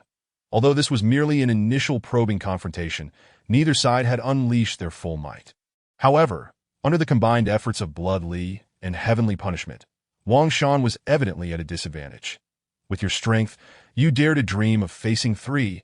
The electric prison formed as Heavenly Punishment constructed a unique battlefield with a sacred domain, declaring, "Today, I shall slay you to honor your demise." Chapter 375. 1 death, 2 escapes. You are truly a madman. In the void battlefield, Heavenly Punishment's aura was chaotic, his body wounded, even bearing a gunshot wound in his chest. Wang Shan's performance was utterly insane. He withstood the sealing techniques of both him and Bloodly, fighting as if he had no regard for his life, that he wielded the power of time, rendering the concept of injury meaningless. Bloodly panted slightly, his vitality waning. Although the blood fusion process had not been prolonged, the intensity of battle had led to a deficiency in his essence. Continue, until death do us part, Wang Shan coldly declared. Chapter 376. Wang Ye's departure. Thinking of escaping. Have you consulted with me first? Wang Shan raised an eyebrow, and the blood domain immediately pressed down. A torrent of blood waves surging to block their escape. Do you truly believe you can kill us? Heavenly Punishment's expression darkened, his body crackling with lightning. Warning, a supreme Holy King must never be trifled with. A thunderous roar erupted as bolts of lightning descended. Heavenly Punishment spared no effort, consuming his essence to unleash the sealing technique once more. In tandem, he bellowed, Bloodly. Chapter 377. The trio had all failed. And in this moment, Wang Yu had perished, Was a time zombie of the Heavenly King realm truly so difficult to contend with at the summit of the Holy Mountain, the gathering place of the Forerunners? Pation stood amidst the clouds, while heavenly punishment and blood knelt in the void. Uncle, please allow me to explain. Heavenly punishment trembled, hurriedly stating, it was Wang Shan, the human race's swordbearer, who suddenly appeared to obstruct us.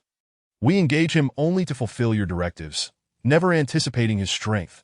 Chapter 378. Walking into a trap, Wang has been located. In Diu City, coordinates XXX. In less than half an hour, Wang Shan, with closed eyes, received a message from Li Gang.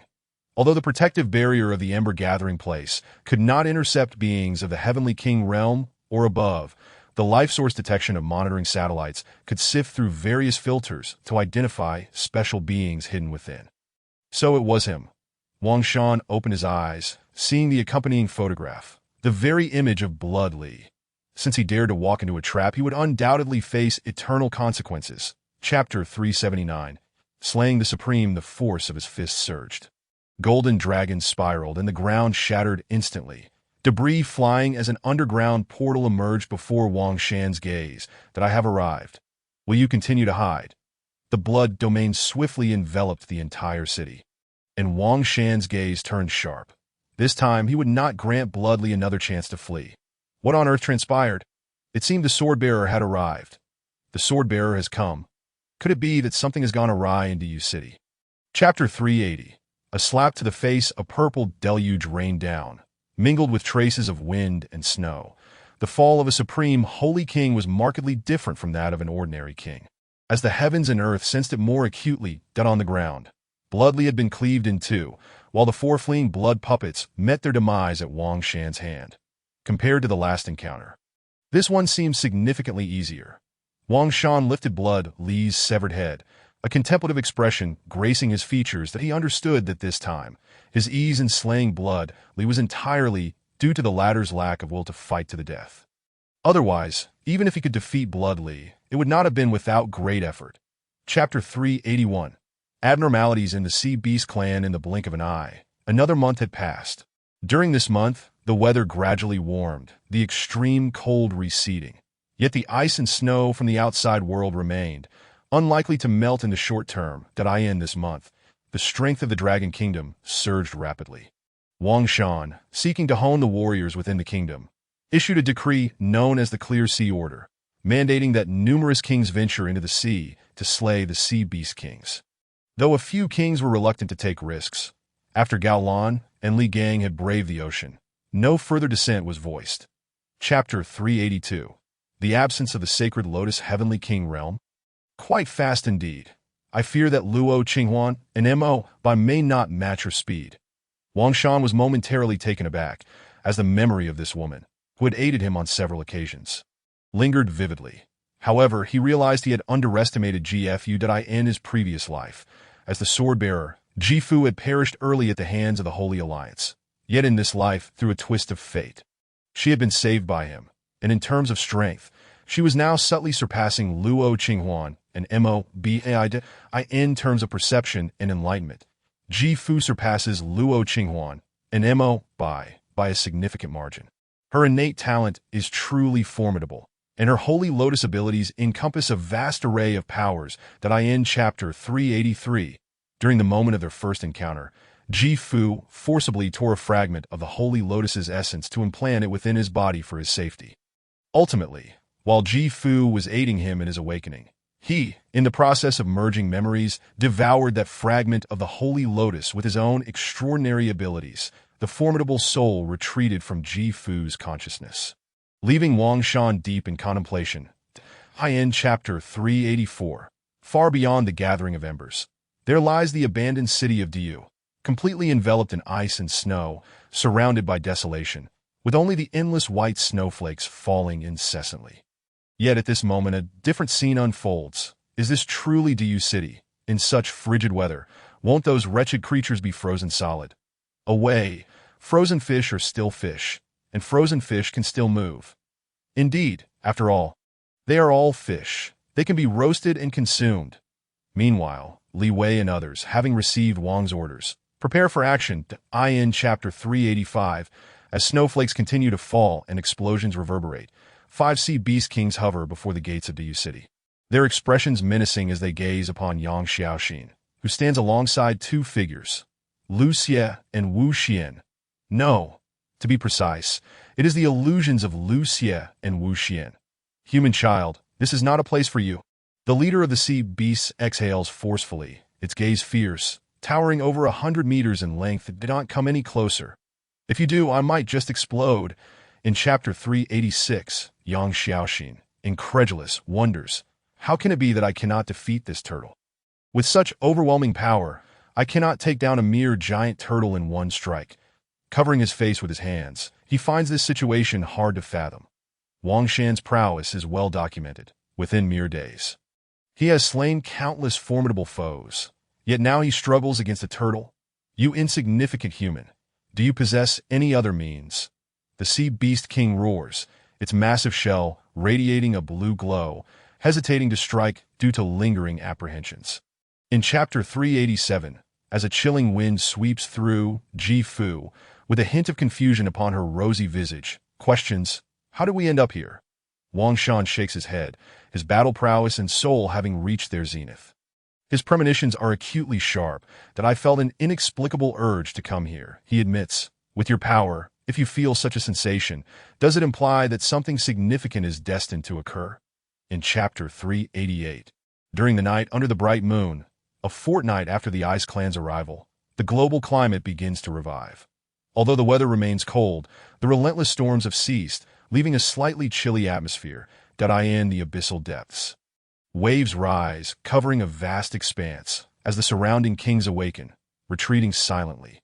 Soon after, a dragon-like creature, exceeding 1,000 meters in length, breaks the surface of the sea. Upon closer inspection, while it resembles a dragon, it possesses an undeniable aura of a true dragon. In chapter 389, an indeterminate amount of time passes until the night deepens and the first light of dawn appears. Wang Shan and Ji Fu conclude their exchange. All right, my soul imprint is now etched into your memory realm. Thus, should any unforeseen circumstances arise within the abyssal depths, I can locate you immediately. Wang Shan exhales in relief, while Ji Fu's cheeks flush with warmth, stirring unfamiliar emotions within her heart that I end chapter 390.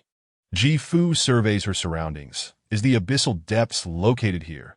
The sea surface ripples gently, stretching infinitely, yet revealing nothing extraordinary. This is indeed the place.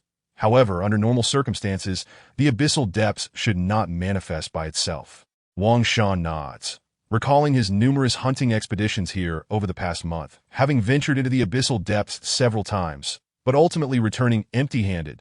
The Ji Fu's expression shifts to one of realization. Yet she refrains from further comment. That I end chapter 391. A white lotus hovers between Ji Fu's brows, radiating brilliant light before swiftly departing. Over there, Ji Fu indicates a direction, confident in her abilities to sense the presence of surviving monarch-level beings ahead. Wang Shan, upon hearing this, expands his blood domain, propelling them forward at great speed. Half an hour later, the seemingly endless abyssal depth stretches before them, devoid of an endpoint. How curious! In chapter 392, the half-god dragon, seething with rage, bellows, how dare a mere human disrupt the abyssal rite? The dragon's immense presence, imbued with a hint of divine power, threatens to crush Wang Shan. That I care not for your rights. I am here solely to slay you. Wang Shan steps back, launching his ashen spear towards the center of the ritual site, while simultaneously channeling the dragon seal, manifesting the mythic power of the azure dragon to its fullest, engaging the half-god dragon in a brutal clash. In chapter 393, time appears to stand still as the blood throne floats before Wang Shan. Seemingly slow, yet the dragon's breath never reaches him. That I do not believe you can wield the throne now. Historically, no being has ever achieved such a feat. The half-god dragon bellows, its voice echoing with anger. Although ancient texts reference saint kings possessing thrones, none have ever been able to employ a fully formed throne shortly after their ascension. In chapter 394, Wang Shan observes the swirling black light within the altar, his expression grave. Indeed, what lies sealed here is a divine being. Only true deities can withstand the power of time. Among all abilities, Time manipulation ranks supreme, granting its wielders an almost invincible edge. However, prior to achieving godhood, one cannot fully harness its potential. Only deities can resist the force of time, as a matter of principle. In Chapter 395. In the depths of night within Wang Shan's private residence, Ji Fu embraces him, her skin as delicate as silk. It's remarkable. I never anticipated the holy lotus abilities possessed such effects. Wang Shan nods, revealing a holy lotus in his palm, strikingly similar to Ji Fu's. The holy lotus encompasses myriad powers. As you seek to enhance your strength, this should prove beneficial to you. Ji Fu smiles. In Chapter 396. As a tremendous force pulls at the crown within the rift of space, it trembles, seemingly resisting. What belongs to me should adhere to me, not possess its own will. Wang Shan gazes coldly, merging the powers of oblivion and devouring. Following the fusion with the holy lotus, the synergy of abilities within him is nearly flawless. Radiant light continues to emanate, with the blood energy surrounding the crown diminishing.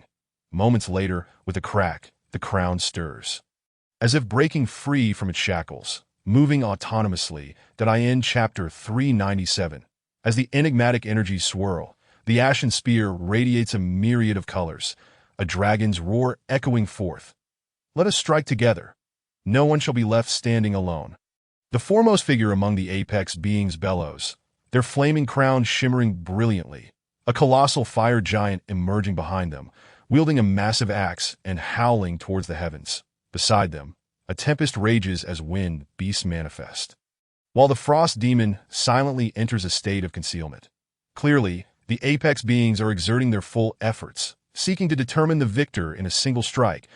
In Chapter 398.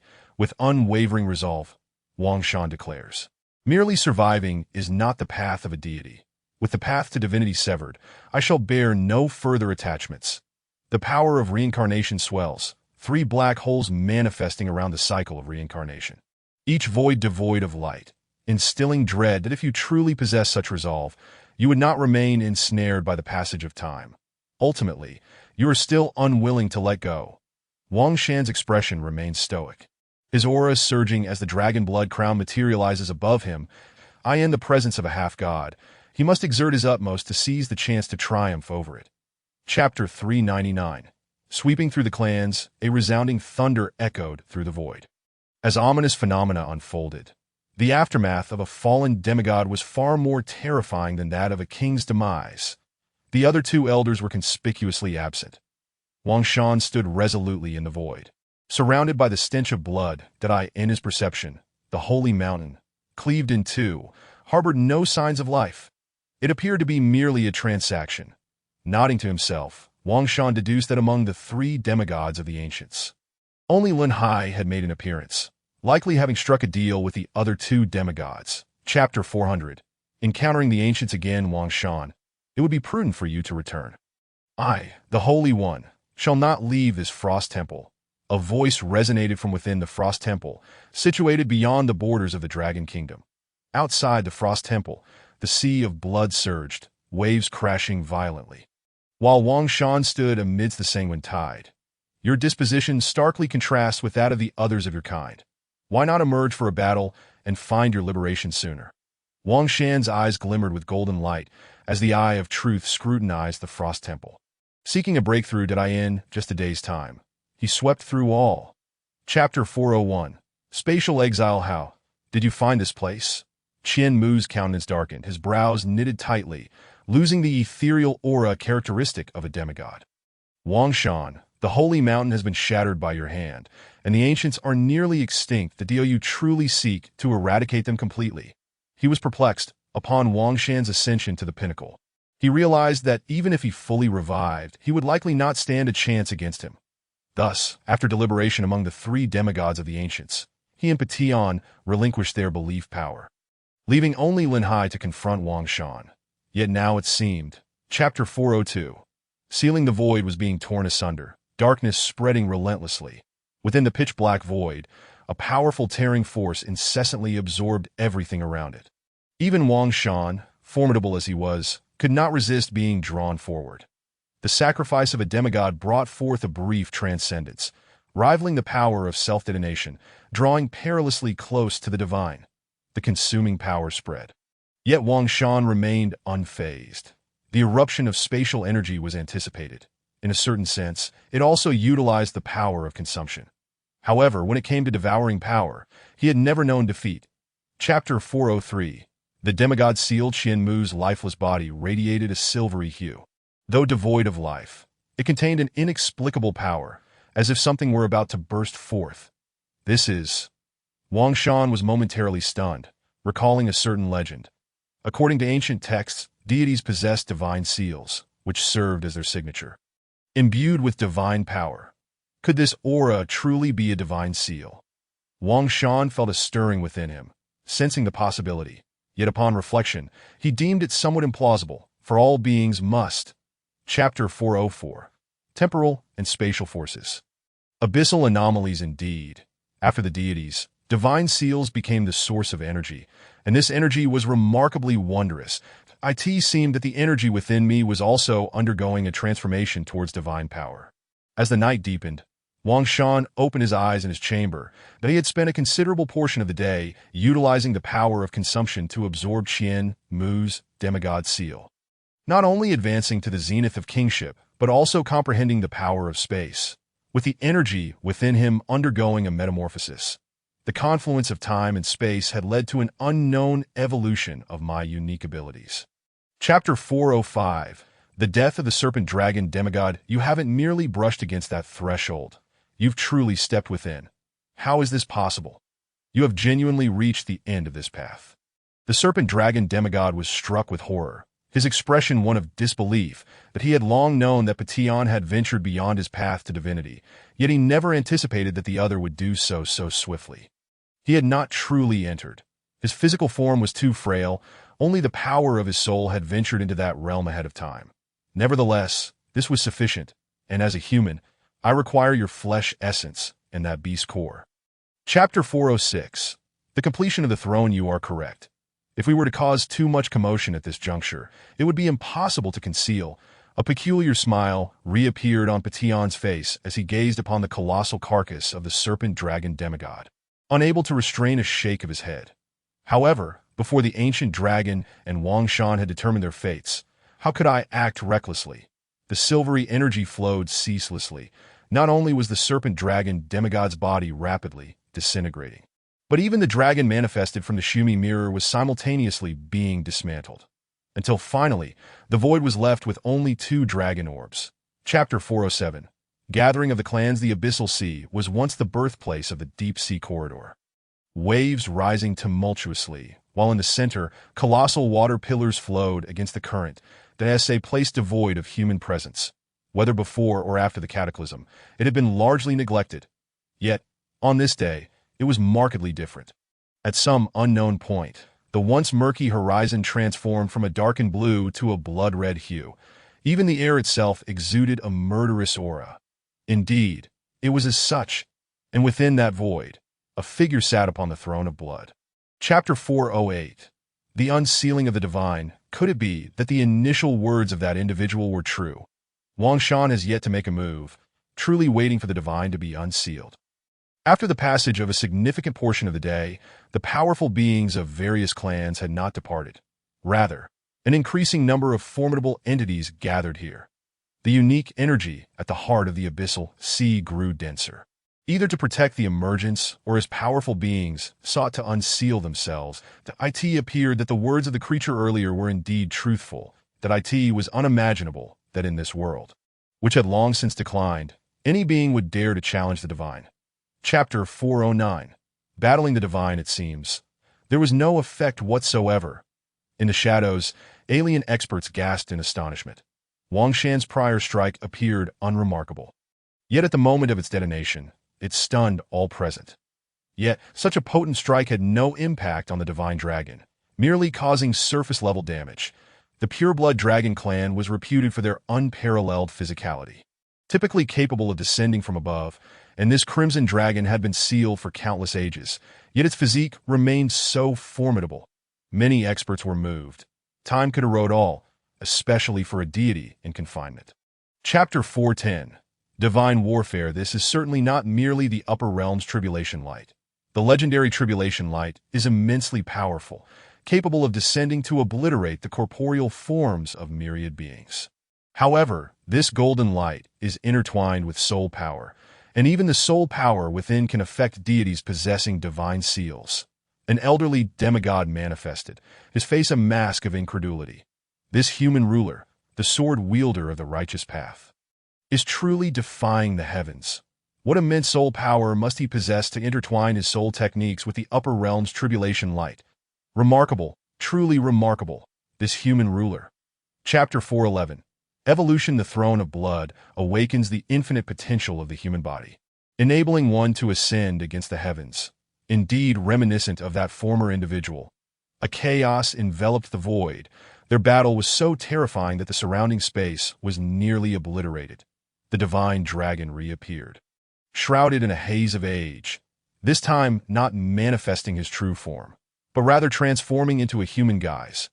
Wang Shan furrowed his brow, sensing that this dragon deity was inadvertently alluding to someone, seemingly strikingly similar to him. That I know that you are currently perplexed, but one day you will comprehend. Chapter 4:12. Assistance. As I had anticipated, this ancient dragon, with benevolent intent, is aiding me in evolving the Azure Dragon Fist seal. Yet, what is he truly scheming? Wang Shan continued to unleash punches, each imbued with the ethereal image of a golden dragon, while simultaneously adjusting his movements according to the dragon deity's striking patterns. After all, the mythic abilities of the Azure Dragon, while renowned as unmatched, ultimately derived from the Dragon Clan. Your talent is indeed astonishing. Time slipped away, and amid the ultimate clash between man and dragon, Wang Shan's fist seals grew increasingly refined, until the dragon deity was satisfied. Chapter 4:13. Overreaching. The Shumi mirror. Wang Shan's expression turned grave as a six-sided ancient mirror abruptly manifested before him, exuding an enigmatic aura. Within the mirror, the last demigod of the ancients, Pation, was clearly visible, displaying unmistakable panic. How could this be? Pation within the Shumi mirror exhibited evident trepidation. The Shumi mirror reflects all. And even as he neared the threshold of divinity, he successfully utilized its properties to entrap himself, merely waiting for Wang Shan and the dragon deity to determine their fates, hoping to seize the opportunity for himself. A mirror approaching divine artifact status is indeed rare. Yet, Chapter 4:14. All comes to an end of being capable of attaining divinity, reduced to hiding like a mouse within a mirror. That if my conjecture is correct, you intend to play the role of the final unsuspecting prey? The dragon deity scoffed. Having traversed eons, he was not so easily deceived. Lord Dragon God, I too belong to the human race. As Pation makes his final struggle, he perceives that the dragon god holds great concern for the identity of humanity. You are unworthy of being human. From you, I sense an unusual aura, since you prefer to cower within the confines of a mirror. Then let us accompany this mirror to its destruction. Chapter 4:15. The aliens probe. That I sincerely appreciate everyone's goodwill on behalf of the sword-bearer of the King's Way. However, the sword-bearer is currently in seclusion and cannot receive guests. In the sky above, Gao Lan and others arrive, her grace captivating. Although merely a king of the earth, her presence is formidable. That if anyone in the entire Ember Gathering can speak for Wang Shan, it must be her, even surpassing Ji Fu slightly. Did I know you, the representative of Wang Shan? Or perhaps a slave? A coldly laughing alien Saint King scoffs, his words laced with mockery, having heard that Wang Shan delights in the sounds of harmony and prosperity.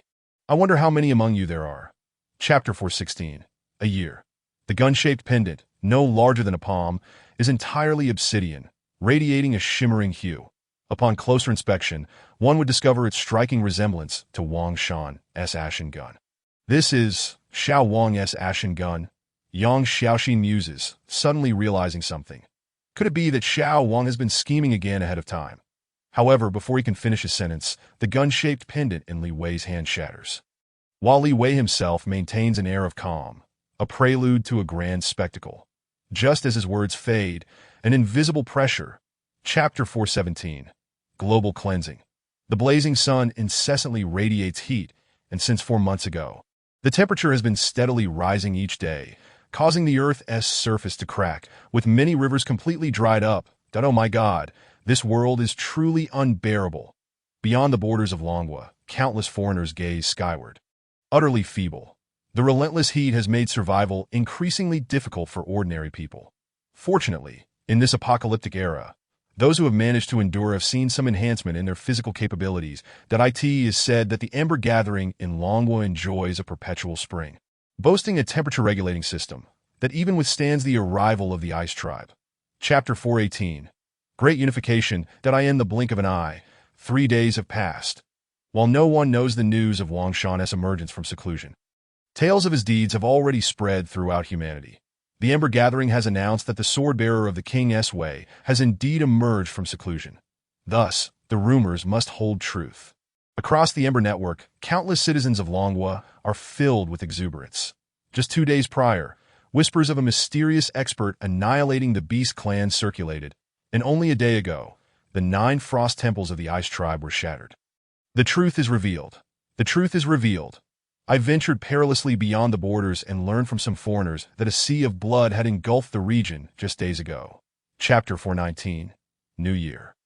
Wang Shan, with your current strength, can you not ascend to divinity?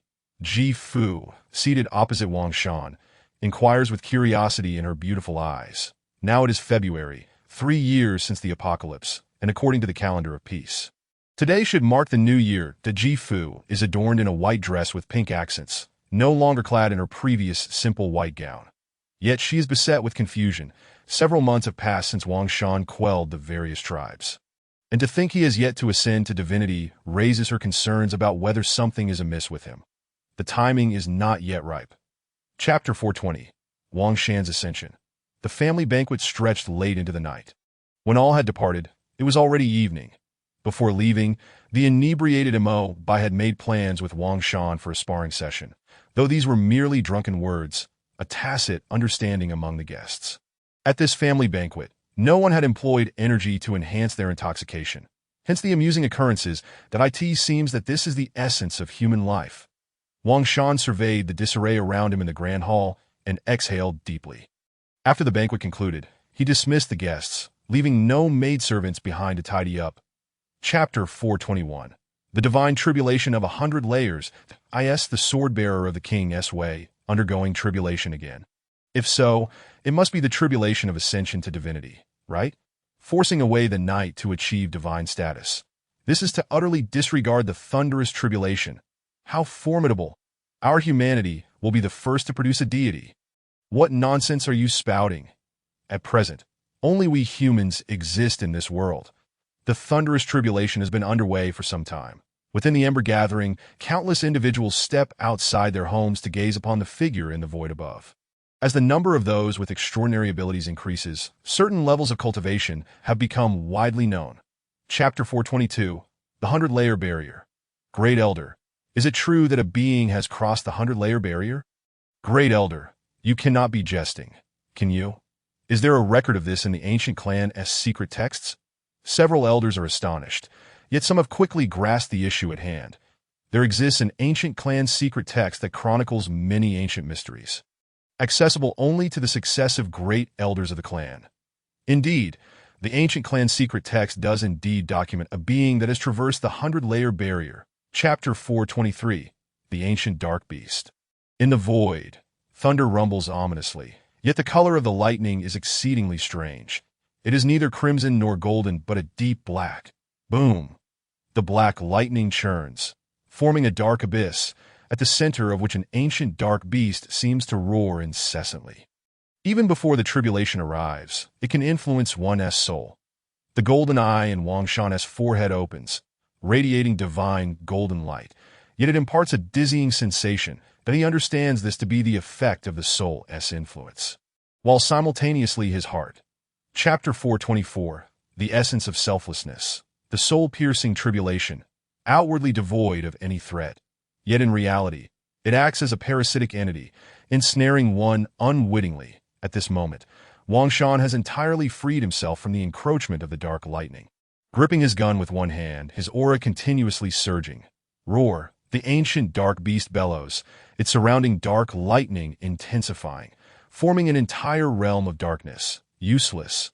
Wang Shan growls, launching himself forward, as the blood eye upon his forehead opens once more. Chapter 425, Confronting the Self. What on earth is happening? Is there an additional tribulation following the 100-layer barrier, and it takes the form of a humanoid tribulation, identical to the swordbearer of the King's Way? More importantly, this personification of the tribulation appears to wield all the abilities of the swordbearer. The Great Elder is utterly bewildered, feeling that the current situation has surpassed his understanding. It is truly unfathomable. Great Elder, what is happening? Why does Wang Shan's tribulation differ from the records? And why is it a humanoid tribulation endowed with many of Wang Shan's abilities?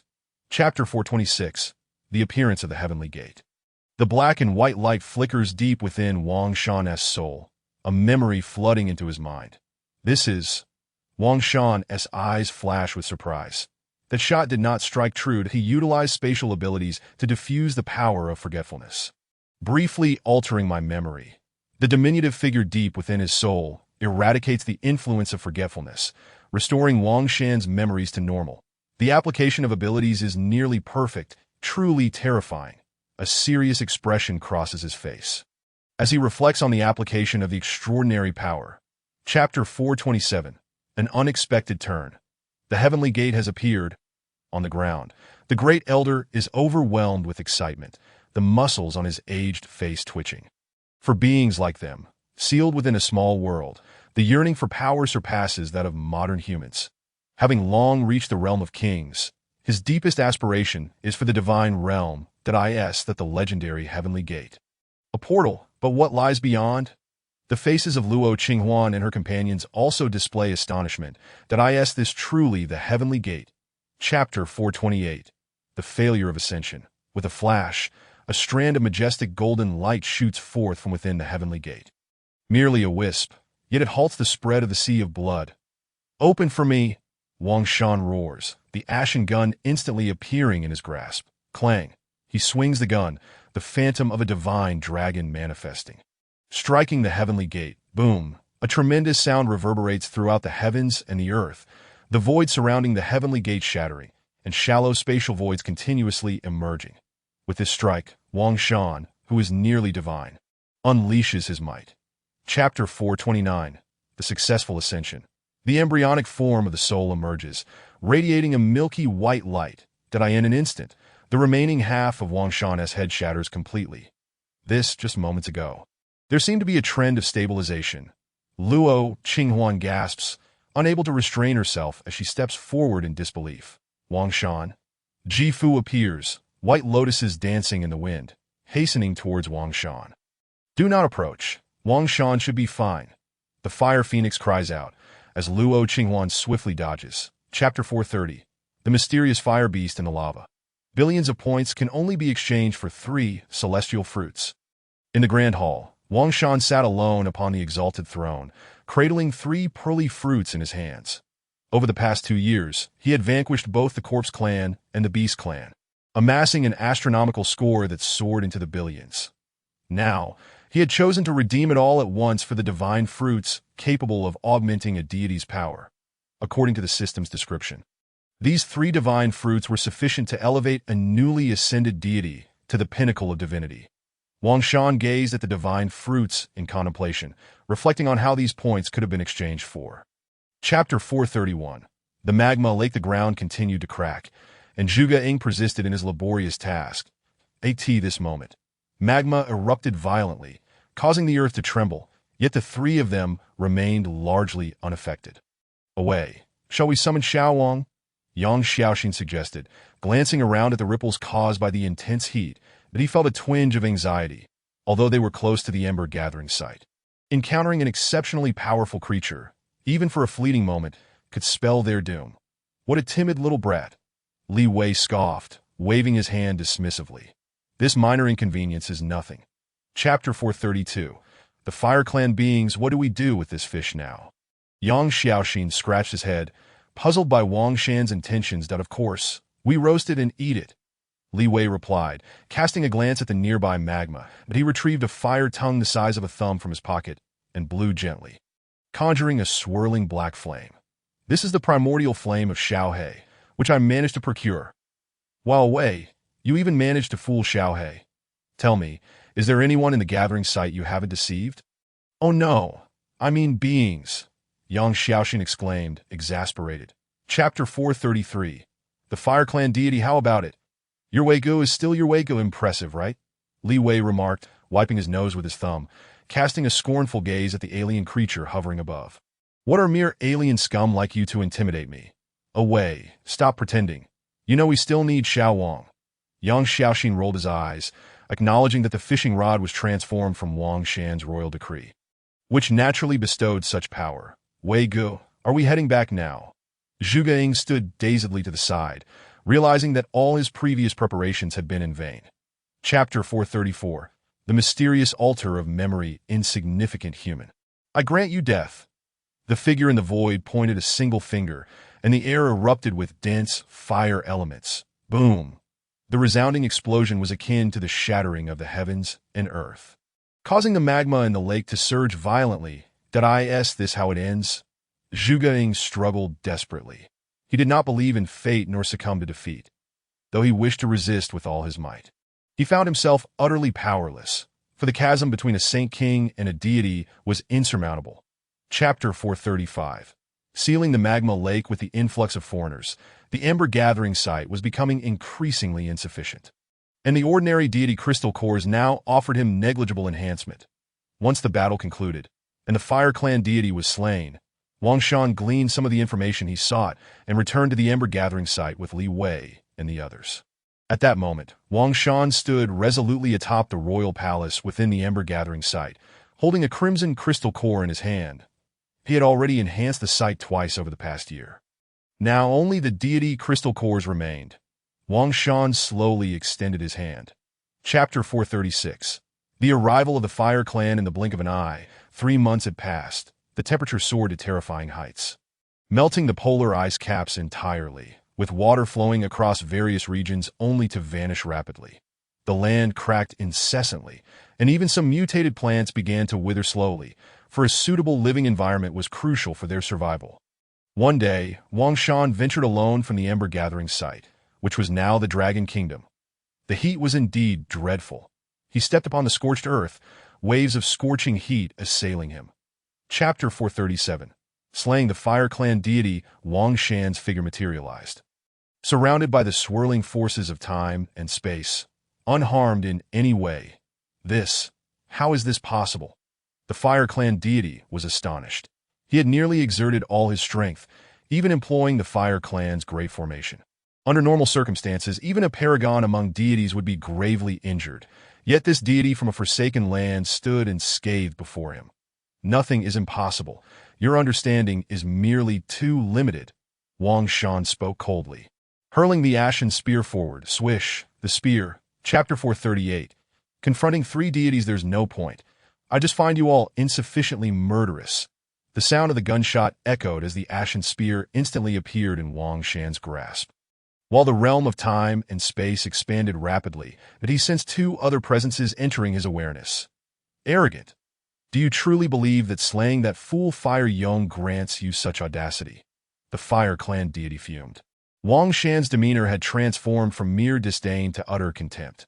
Today, I shall use you as a sacrificial piece, and then eradicate your human race. Arrogant and conceited human. Do you truly think you can dominate everything? Chapter 439. The Mysterious Jade Pendant. Are you waiting for him? Wang Shan sneered, conjuring a mirror with his temporal power, that a splendid plan to break through my divine domain and collaborate as 3. Yet your strength is simply too lacking. In the mirror, Huameng was ensnared by engulfing forces, his face contorted in agony, a black gold spear piercing through his chest. Despite his desperate struggles, the pallor on his face revealed that his life essence was rapidly depleting, and it would not be long before he perished. How can you be so strong? 1 spear can fell Huameng. Chapter 440. The deity king's avatar. I shall await her arrival. Wang Shan chuckled in surprise. Yet he understood that if he wished to remain the sole king of humanity, a confrontation with the alien deity king was inevitable. How naive you are, or perhaps foolish. Huameng raised his head. But before he could finish, a white mist invaded his mind. Before you perish, I still see some value in you. Wang Shan's fingers brushed his brow as the soul embryo emerged once more. Entering Hua Ming's being, Chapter 441. The methods of the deity king are you intentionally provoking me. You must understand that at my level, both my mindset and strength are impeccable. A trace of displeasure flickered across the exquisitely beautiful visage of the Fire Clan deity king. Though it was merely an avatar, it remained formidable. The fire elements in the world harmonized with her presence, even beginning to take on physical form, as flames danced upon her surface, exuding a powerful and majestic aura. If you were truly flawless, you would not have arrived prematurely. Wang Shan shook his head, not denying that he was intentionally provoking the Fire Clan deity king. Chapter 442. The Spirit Illusion Divine Pattern in no time. As the last remnants of Wang Shan's flesh perished, the ashen spear hovering in the void gradually emanated a black light. Swish! The black light continually coalesced, and after a brief moment, a figure slowly emerged from within the darkness. To forsake the original flesh and give birth to a new self, thereby severing connections. Indeed a commendable tactic. The fire spirit stood silently, her gaze filled with admiration that a king deity who had not been seen for many years was indeed extraordinary. You did not seize the opportunity to strike. You have surprised me. Chapter 443. A desperate struggle, she aims to wear me down. And using this avatar to do so, Wang Shan soon realized something was amiss. Even though he was in a different space, disconnected from the present world, the essence of his being was gradually eroding. This erosion affected not only his physical form, but also his soul. As the soul embryo deep within him began to dissipate. What a terrifying ability. Yet she is not faring well herself. Observing his body slowly fading, Wang Shan immediately employed all means at his disposal, only to helplessly discover their ineffectiveness. Nevertheless, he remained calm. Chapter 444. The unexpected. In the span of a mere time, Wang Shan unleashed a barrage of punches, causing the surrounding void to erupt with black holes, while the spear's glow ignited at that moment.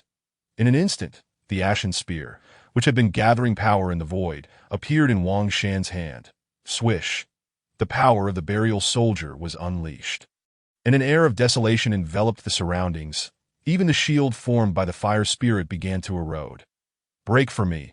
A sudden roar erupted as Wang Shan, spear in hand, unleashed a decisive strike. Chapter 445.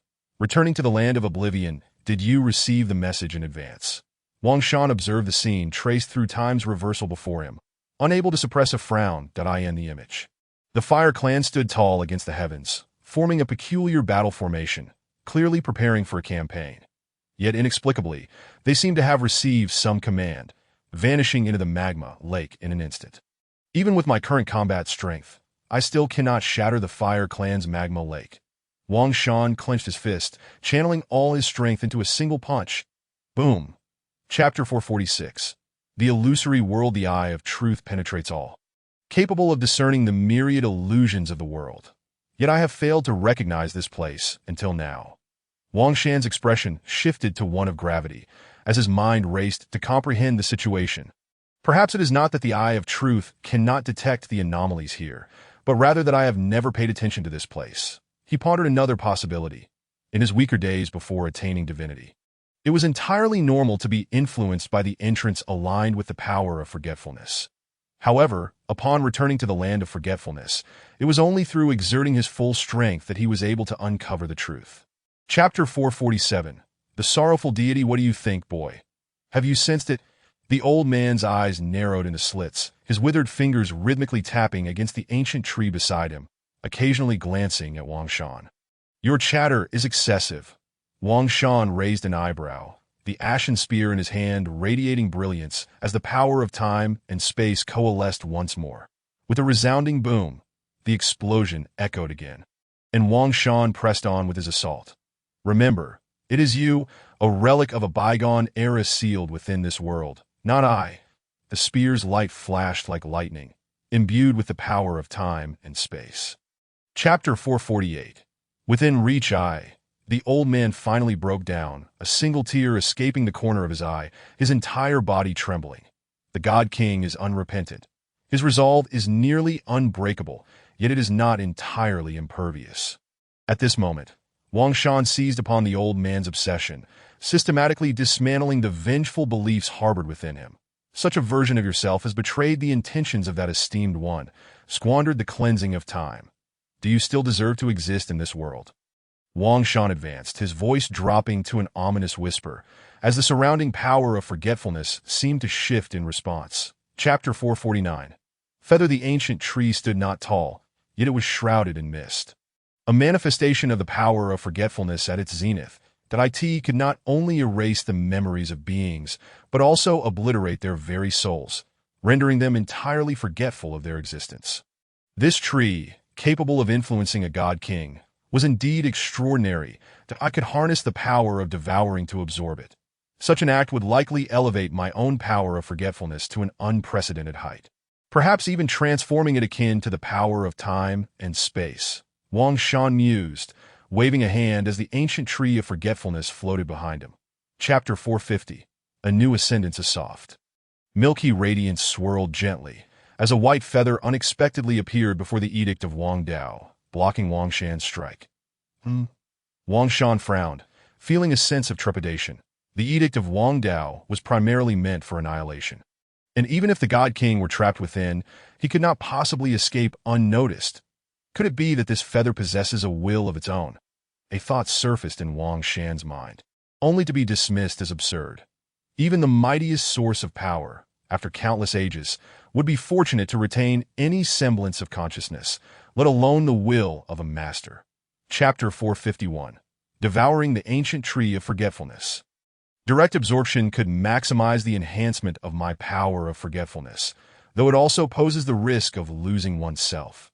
With black and white luminescence flashing, Wang Shan encased the ancient tree of forgetfulness with the power of time and space to prevent its further dissipation. Though the risks were significant, the rewards were exponentially greater. He had never been one to gamble, yet his confidence in his own strength compelled him to make this choice. The dense black light spread relentlessly. Unlike ordinary darkness, the black hole formed by the devouring power leaned towards the uncanny and profound. Thud. Thud. Chapter 452. The golden divine sea. Time flies. In the blink of an eye, 3 days have passed. During these 3 days, the amber gathering place remained eerily quiet. However, the warriors guarding the grand hall were consumed by trepidation. The reason was simple. They had received Wang Shan's orders. No entry into the palace without command. Yet, even while stationed outside, they could feel the terrifying energy fluctuations that seemed on the verge of eruption. Consequently, some of the soldiers on duty approached Gao Lan to explain the situation, but were met with the same response. Continue to guard as per Wang Shan's orders. Chapter 453. Offspring of the God King. A scorching aura wafted through the air, causing ripples to dance. Standing at the edge of the lava lake nearest to the ember gathering, Wang Shan hovered above the molten surface, wielding a rusted broken sword. His eyes were fixated on forming seals, as the character of Wang created by the edict of Wang Dao slowly dissipated on the surface of the lava lake, causing the molten rock to surge restlessly. This is a sign that the seal is about to be broken. Indeed, Wang Shan intended to lift the cleverly sealed lava lake. Based on the power of the broken sword, it should suffice. Chapter 454. The sword strikes the lava lake. Boom. The 9 dragons' blazing tower seemed to sense the disturbance, erupting in a display of might. Roar! The dragon's roar echoed as the ethereal dragon surged toward Wang Shan. Begone! Wang Shan bellowed in anger, refusing to slow his advance despite being obstructed. Clang! The sound of steel resonated as an ancient broken sword appeared in his grasp, though its blade was rusted and seemingly devoid of power. It emanated an inexplicable sense of oppression. Validate your might. Chapter 455. A momentary resolution. Luo Qinhuan departs, not yet fully shattered. One more strike. Wang Shan hesitated not, delivering another cleave with the sword, the black blade of light coiling inward, yet swift. Crack! The sword light sliced through, shattering the teleportation array completely, causing the lake's depths to tremble as the lava surged back violently. Indeed, this lava originates from another world. With the teleportation array destroyed, it will naturally return. Chapter 456. World Ascendance. For the moment, There are no issues, apart from those hiding deeply among the alien races. The last of the Fire Clan has been pushed back, and now the teleportation array has been severed. Wang Shan nodded and settled cross-legged opposite Ji-Fu. That is well. However, the spatial voids still persist. Ji-Fu poured Wang Shan a cup of wine, a glimmer of worry in her eyes, recalling how the previous incursion of the Beast Clan stemmed from the spatial voids. I am currently unable to eliminate those spatial voids. Chapter 457. The arrival of all races. This realm is ascending, and it seems a new type of energy has emerged. Wang Shan stood in the void, his extreme heaven battle armor rustling, resembling a true deity descending upon the world. This energy appears to aid in cultivation, reminiscent of the spiritual energy recorded in ancient texts. The devouring void manifested, akin to a colossal maw, swiftly consuming the surrounding energy. Indeed, Wang Shan raised an eyebrow. The ancient texts narrate that the primeval era was one where myriad beings could cultivate, and in that age, countless races flourished, with divine kings not being a rarity. Chapter 458. Manifesting the holy within a span of a mere 10,000 miles, there exists 6 races. Wang Shan's consciousness swept across the vast expanse, absorbing all within sight, while over 30,000 aberrants lingered outside. At this moment, he hovered in the high skies, his aura surging, the communication devices on the Ember network ringing incessantly. State the specifics. Wang Shan activated the communicator, directly inquiring. Within the Dragon Kingdom, the spatial voids have erupted consecutively. Thus far, intelligence received indicates the arrival of 3 races, one of which allegedly harbors a divine being. Chapter 459.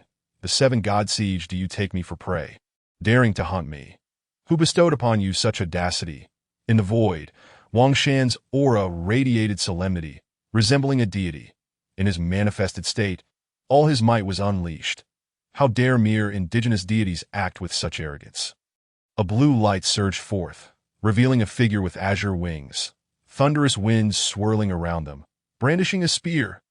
Die, he roared, hurling the spear with a single arm, like an arrow released from a bow, aimed straight at Wang Shan. Chapter 460. The deific king's weapon. You overestimate yourselves. All of you shall perish, Wang Shan growled, maintaining his manifested state, enveloping the vast expanse around the Dragon Kingdom. Do you truly think you can restrain me? He wielded his spear, charging toward the azure sky, as thunder echoed ominously, clearly channeling the power of lightning. The wind and thunder wings are the innate gift of my Blue Feather Clan, renowned for their swiftness. To strike first against me, you are utterly foolish. Chapter 461. Total annihilation. Prepare to meet your end. Wang Shan's eyes blazed with fury, lightning rampaging as the power of time and space sealed the area for miles. This indigenous being, oh no, this human deity intends to annihilate 7 divine beings in one fell swoop? On the ground, the alien rulers were astonished.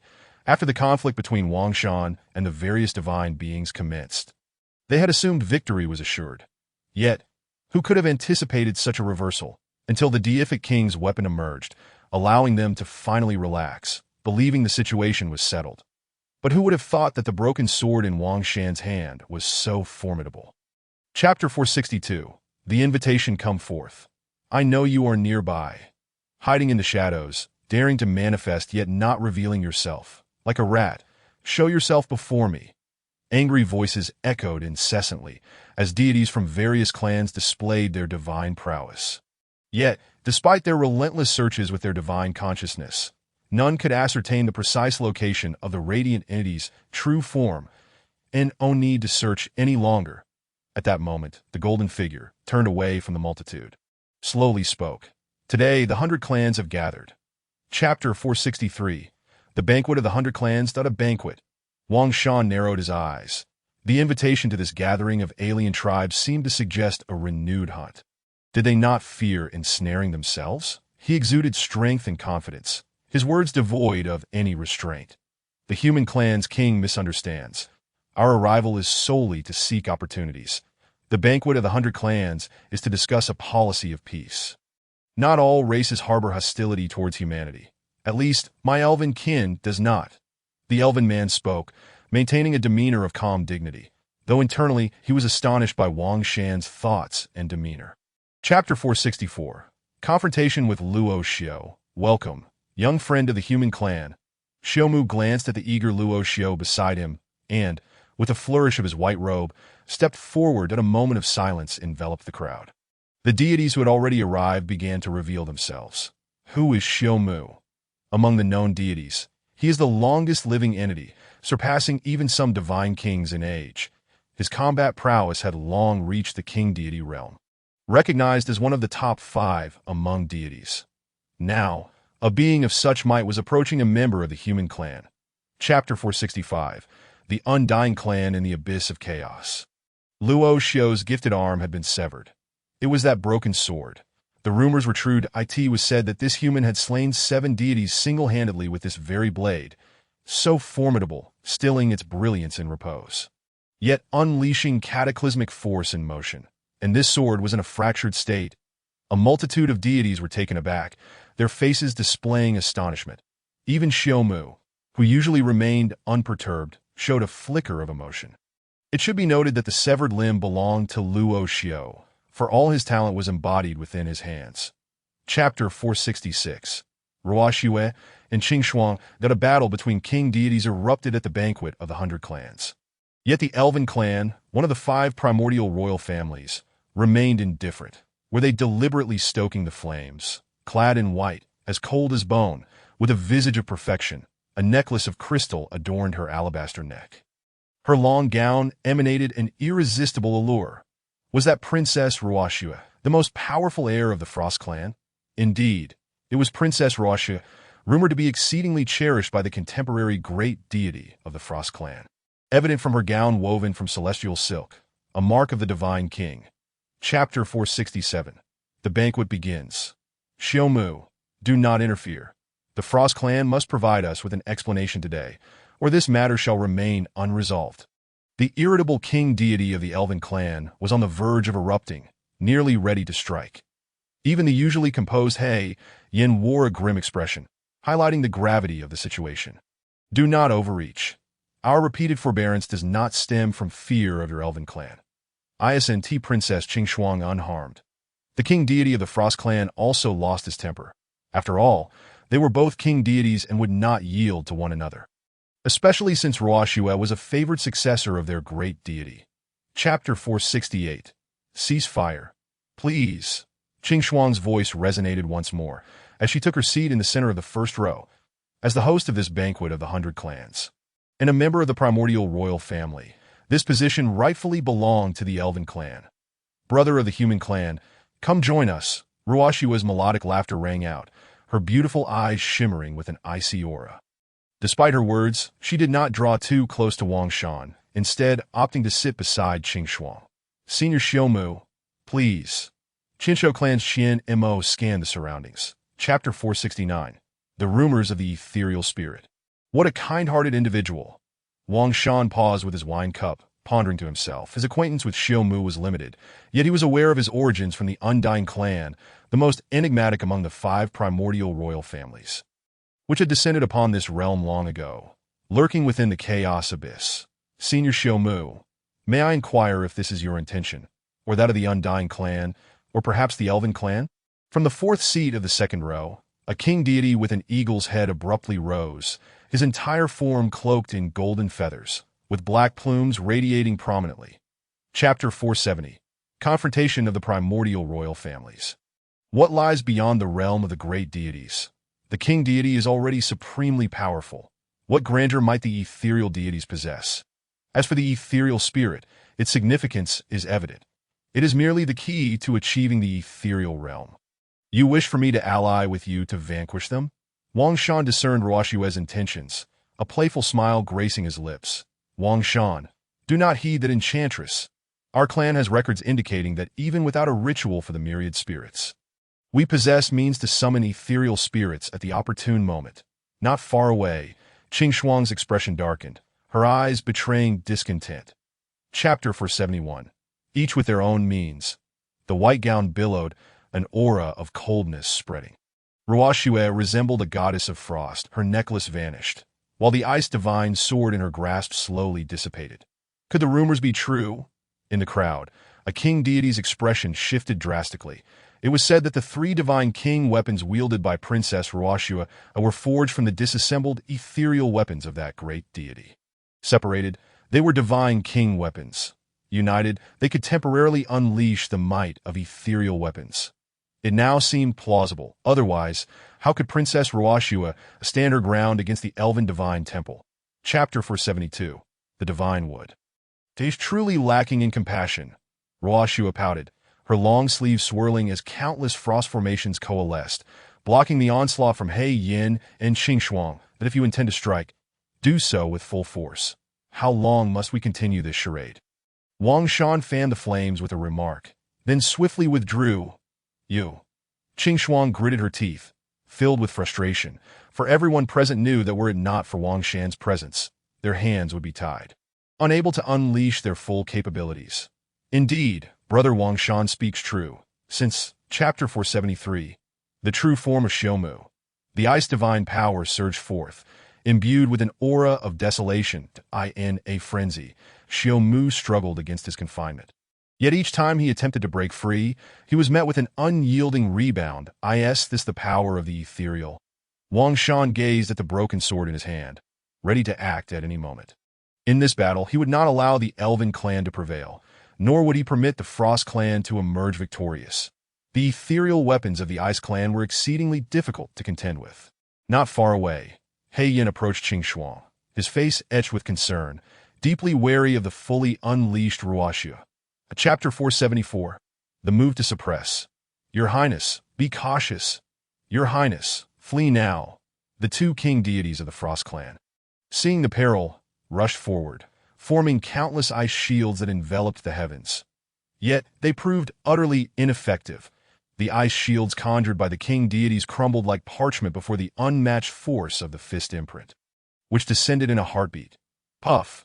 The two king deities were directly struck by the fist imprint, sent flying with evident injuries. Chapter 475. The Conclusion of the Banquet. Brother Wang Shan seized this opportunity to resolve everything. Together we can dominate this realm, that not preferable. In a cascade of white, Ruashua appeared beside Wang Shan. Though her words suggested collaboration, she simultaneously signaled the two king deities of the Frost clan not to act rashly. This realm shall never be shared with any race. It belongs solely to humanity. Wang Shan asserted dominantly, the broken sword in his hand swaying slightly as he cast a sidelong glance at Ruashua and her companions. If the Frost clan sought to disrupt the balance, he would not hesitate to eliminate them first. Chapter 476. The Alliance. It seems this banquet of the 100 clans is far more intricate than it appears, and the relationships among those primordial royal families are exceedingly delicate. Within the Temple of the Ember Gathering, Jifu, Mo Bai, and Wang Shan convened. Even Xiaohe had arrived. They represented the known divine-level combatants among humanity, each one vastly superior to ordinary deities, having all survived the 90 trials of divine ascension. Give me half a year. Once I fully comprehend the essence of the Chaos Sword, even king deities will be within my reach. Mo Bai spoke slowly, the weight of 2 years behind his words. Chapter 477. Declaration of War. What? This enchantress is resorting to such tactics. How despicable! The deities of various clans wore grim expressions. Many soared into the sky, determined to prevent the union of Ruashua and the human clan at all costs. It's true. It's true. I witnessed it. It is indeed happening. Chapter 478. The Arrival of the Divine King. A voice of authority resonated across the entire domain as Wang Shan's grip on Ruashua's neck remained unwavering. What is happening? I cannot comprehend. Wang Shan, truly a formidable figure of this age, and indeed he does not play by the rules. The reversal of the situation has indeed arrived unexpectedly. Could it be that another rumor holds truth? Wang Shan is actually enamored with that princess of the elven race. The sudden declaration of war by Wang Shan must have astonished a multitude of deities. And as the gentle breeze wafts through, he conceals his aura, restoring tranquility to the surroundings. The hidden gods of various races remain vigilant, not departing immediately. Young friend Wang Shan. Suddenly, several figures tear through the fabric of space, appearing above the gathering place of embers, with the foremost being Sumu. Wang Shan exclaims, wielding the ashen spear, resembling a war god surveying the trio. Your audacity truly impresses this old man. Su Mu chuckles, remarking on the young one's ability to maintain composure in the face of such tremendous temptation. This is the most refined plan we have at present. Shan, you will oversee the gathering of embers while the three of us launch a surprise assault on the Frost Clan, eliminating all their deities outside. This will greatly benefit our forthcoming confrontations. Within the Grand Hall of the Gathering of Embers, Mo Bai, Ji Fu, and Xiao He arrive once more. Ji Fu, in particular, has laid out detailed plans in response to Wang Shan's declaration of war. I am quite eager to test the Frost Clan's king god. The golden sword in Mo Bai's hand glimmers faintly, suggesting a hint of excitement. Regardless of whom we face, as long as my master gives the order, I shall. This is indeed the territory of the Frost Clan. The frozen landscape remains, with howling winds and snow blanketing the ground. The peaks are adorned with a wintry spectacle. Ji Fu and the others halt, their expressions laden with caution. How likely are we to succeed if we charge straight in? Mo Bai speaks, the sword energy retracting, though the sharpness remains poised to strike, that if there are no king gods within the Frost Clan, including those few king gods, we can advance without restraint. Ji Fu's beautiful eyes glimmer with certainty. Though such a probability is nearly negligible, the TO stage a complete performance, one must not depart hastily. Rather, one must deliberately create confusion among the Frost Clan. What audacity!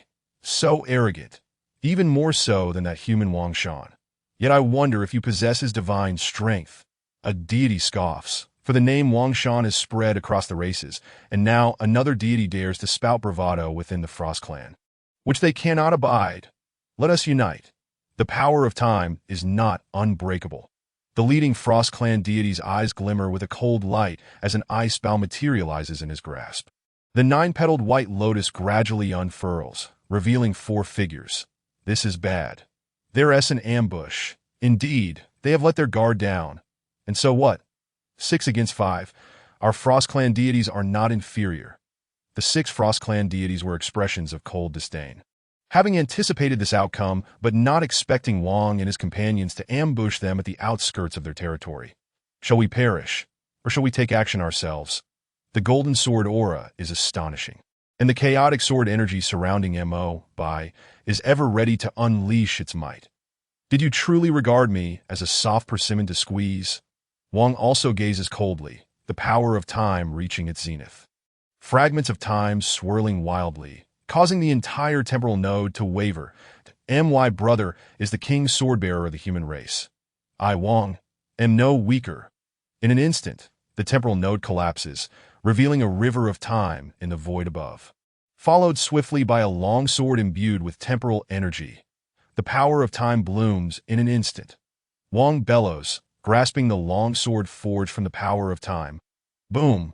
The heavens above rumble ominously, casting the entire gathering of embers into darkness, as ominous clouds spread across the sky. Little Wang, you cannot betray Xinjia. I am my mother's only son. Yang Xiaoxin's face pales. Although he was not present when Wang Shan ascended to divinity, he has heard tales since. And he is deeply concerned that if his talent is too monstrous, it may attract the same divine retribution as Wang Shan, or worse, ascend to a level beyond his capacity to bear. You are not my son, Wang Shan replies coldly. Wei and Xiao Xan have also ascended to divinity. The heavens bestow blessings as Li Wei and Yang Xiaoxin successfully achieve divinity without incident. And Mo Bai and the others return to the gathering of embers. Observing Li Wei and Yang Xiaoxin, now divine, their spirits lift, yet they harbor concerns for Wang's current state. The power of time continues to dissipate, and Wang has lost his sanity. Had it not been for Ji Fu temporarily suppressing him with the divine lotus, they would have struggled to bring him back. Has something gone awry again? In the distance, Wang Shan observes, the Frost God King is about to emerge. Rushue's face radiates excitement, and the 2 other king gods beside her share her sentiment. The Frost God King is finally breaking free from confinement. Shuangfeng's face beams with joy. The arrival of a God King at this stage is nearly impossible, and even with their Frost Clan's formidable resources, they can only summon their God King temporarily. Constrained by the world's limitations for 3 days, the God King descends. What is Wang Shan, the Undying Clan, or the Elven Clan, but mere dust to be obliterated? To confront the God King is indeed a formidable challenge. Even when besieged by king gods, she remains unafraid. However, Alway's wish-granting mythic ability directly influences the strands of fate, making it improbable to block without the resurrection of the ethereal weapon. Ji Fu furrows her brow. Still somewhat perplexed, why waste time discussing the feudal? Is Xiao Wei not fine now? Xiao He steps forward, embracing Li Wei. Xiao Wei, your life is truly remarkable. You never seem to perish. Can you not speak plainly? Li Wei rolls his eyes, deliberately nudging Xiao He, that a colossal hand suddenly descends. Enveloped in an aura of chilling ice, the ice-blue figure sharp and fierce, eyes filled with indifference that I end that era of divine conflict. I once utilized the blood sacrifice of this world's God King to refine the frost spear to do you understand. That God King is of your human race. The might of the God King manifests. As if encompassing the universe, the range of his overwhelming pressure expanding, threatening to obliterate the entire gathering of embers with a single strike. Is this your attempt to boast of your achievements? To me, you are merely a fortunate soldier who survived from that era. I have underestimated you. Yet, that is all there is. The chilling aura dissipates, and the once frost-laden sky gradually returns to its normal hue. The Frost King pierced through the chest, wears a face of indifference, devoid of rage or roars, merely gazing coldly at Wang Shan. This is the mindset of a God King. Throughout one's life, it is difficult to experience significant turmoil. In 2 days, let your true self come to accept your demise. Wang Shan shows no mercy to Xuanji, the ashen spear in his hand swirling, causing Xuanji's doppelganger to disintegrate into dust. Victory! We have slain the God King's avatar. Xiao Wang, soon the true form of the Frost Clan's God King will descend. Do you have confidence in the grand hall of the Gathering of Embers? Yang Xiaoxin paces restlessly, lacking the earlier levity. Though the battle between Wang Shan and the God King's avatar has concluded, far graver challenges loom ahead. Control lies within one's grasp. Only through battle can one ascertain the outcome. Wang Shan, seated upon his exalted throne, bears a countenance of cold resolve.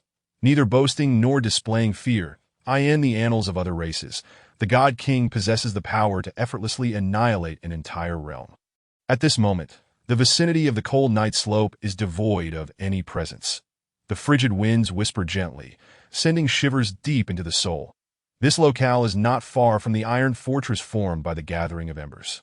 Since the advent of the apocalypse, it has remained in a perpetual state of twilight, earning it the name Cold Night Slope that Wang Shan, the king swordbearer of the human race, who dares to challenge the God King. Shadows flicker, multiplying around Cold Night Slope. The human race has been evacuated in advance, yet the Frost King's brutal actions have compelled numerous alien races to converge upon this location. Has he thwarted the advance? Is Wang Shan attempting to ascend to the heavens? Would Xuanji be so benevolent as to grant us a chance of survival? What are you thinking? The battlefield of the heavens can only be opened by a God King. It is a unique world permitted by the laws of existence. The conflict of God Kings can annihilate realms. This world's ethereal beings have yet to emerge, and Xuanji certainly does not wish to see this realm perish. This must also be Xuanji's deliberate ploy. Once the battlefield of the heavens is opened, any reckless intruder lacking God King-level power will be crushed by the very laws themselves. A divine being continuously emerged from the shadows. Chapter 494. Desperate attempts. It turned out to be like this. Wang Shan pondered deeply, as if a revelation dawned upon him. The uniqueness of the celestial battlefield is indisputable. From another perspective, it is nothing short of a hellish arena. The ancient and contemporary divine kings are few in number, yet only 2 kings may enter, with 1 king emerging. The brutality of this scenario is self-evident. One cannot deny that beings like you are rarely seen, even in ancient times, but alas, you have yet to take that crucial step. Xuanji continued to advance slowly, yet with each step, the chilling aura behind him rapidly coalesced. Chapter 495. Astonishing Tactics. This sensation is truly unbearable. The overwhelming pressure relentlessly compressed Wang Shan's physical form, while his soul was incessantly torn apart. That if this continues, I may very well perish here. There is no heart-wrenching agony, only the dual oppression of soul and body. Yet this very pressure is the most excruciating. Even with Wang Shan's resilience, his consciousness has begun to waver, and when it is entirely lost, he will be unable to harness the power of time to restart. Marking the moment of his demise. Chapter 496. Stepping into half-step. Time rewinds to a quarter of an hour ago. Just as Shuangji's palms were about to ignite the world, Wang Shan sensed the imminent threat of death. If I allow this explosion to occur, I will undoubtedly perish. At the brink of life and death, Wang Shan's divine will surge powerfully, almost surpassing his normal limits. This premonition of danger has been inherent since his ascension to the royal level. And beings who have attained divinity are even more convinced of such sensations. The collision of worlds leading to annihilation means that no matter how I attempt to restart time, it is futile. Chapter 497. Slaying the Divine King. Do you recognize this aura? A glint of coldness appeared in Wang Shan's eyes that as Shuangji invaded his soul. He glimpsed a memory of a kick from Shuangji. No, it cannot be. This is impossible. The mind of the Divine King Wuchen was on the verge of collapse, though this collapse was not as severe as that experienced by Wang Shan in the realm of Forgotten Worlds. It was still terrifying. One must understand that a Divine King's supremacy stems from an unwavering belief in their invincibility. Now, Shuangji's resolve has shattered, and Chapter 498. No intention to spare your lives.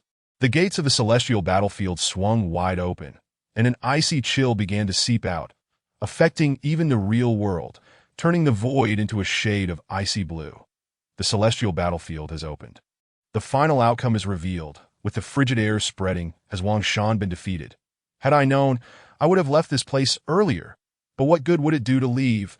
A divine king can sweep across the entire world with a mere thought. Hiding anywhere is futile. All the divine beings from various races gazed expectantly into the void, but most, Chapter 499, Dual Success.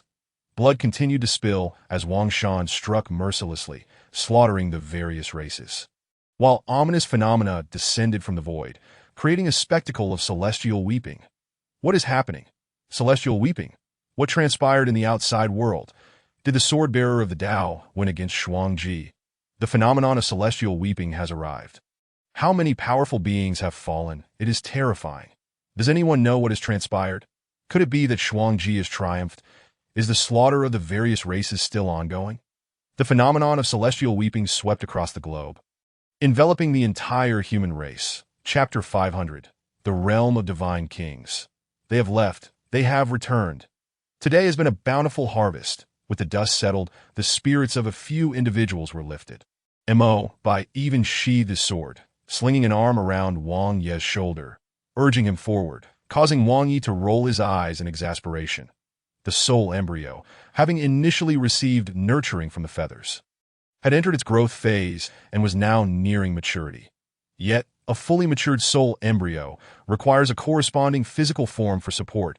In the great hall of the Ashes Gathering Ground, Wang Shan remained in seclusion.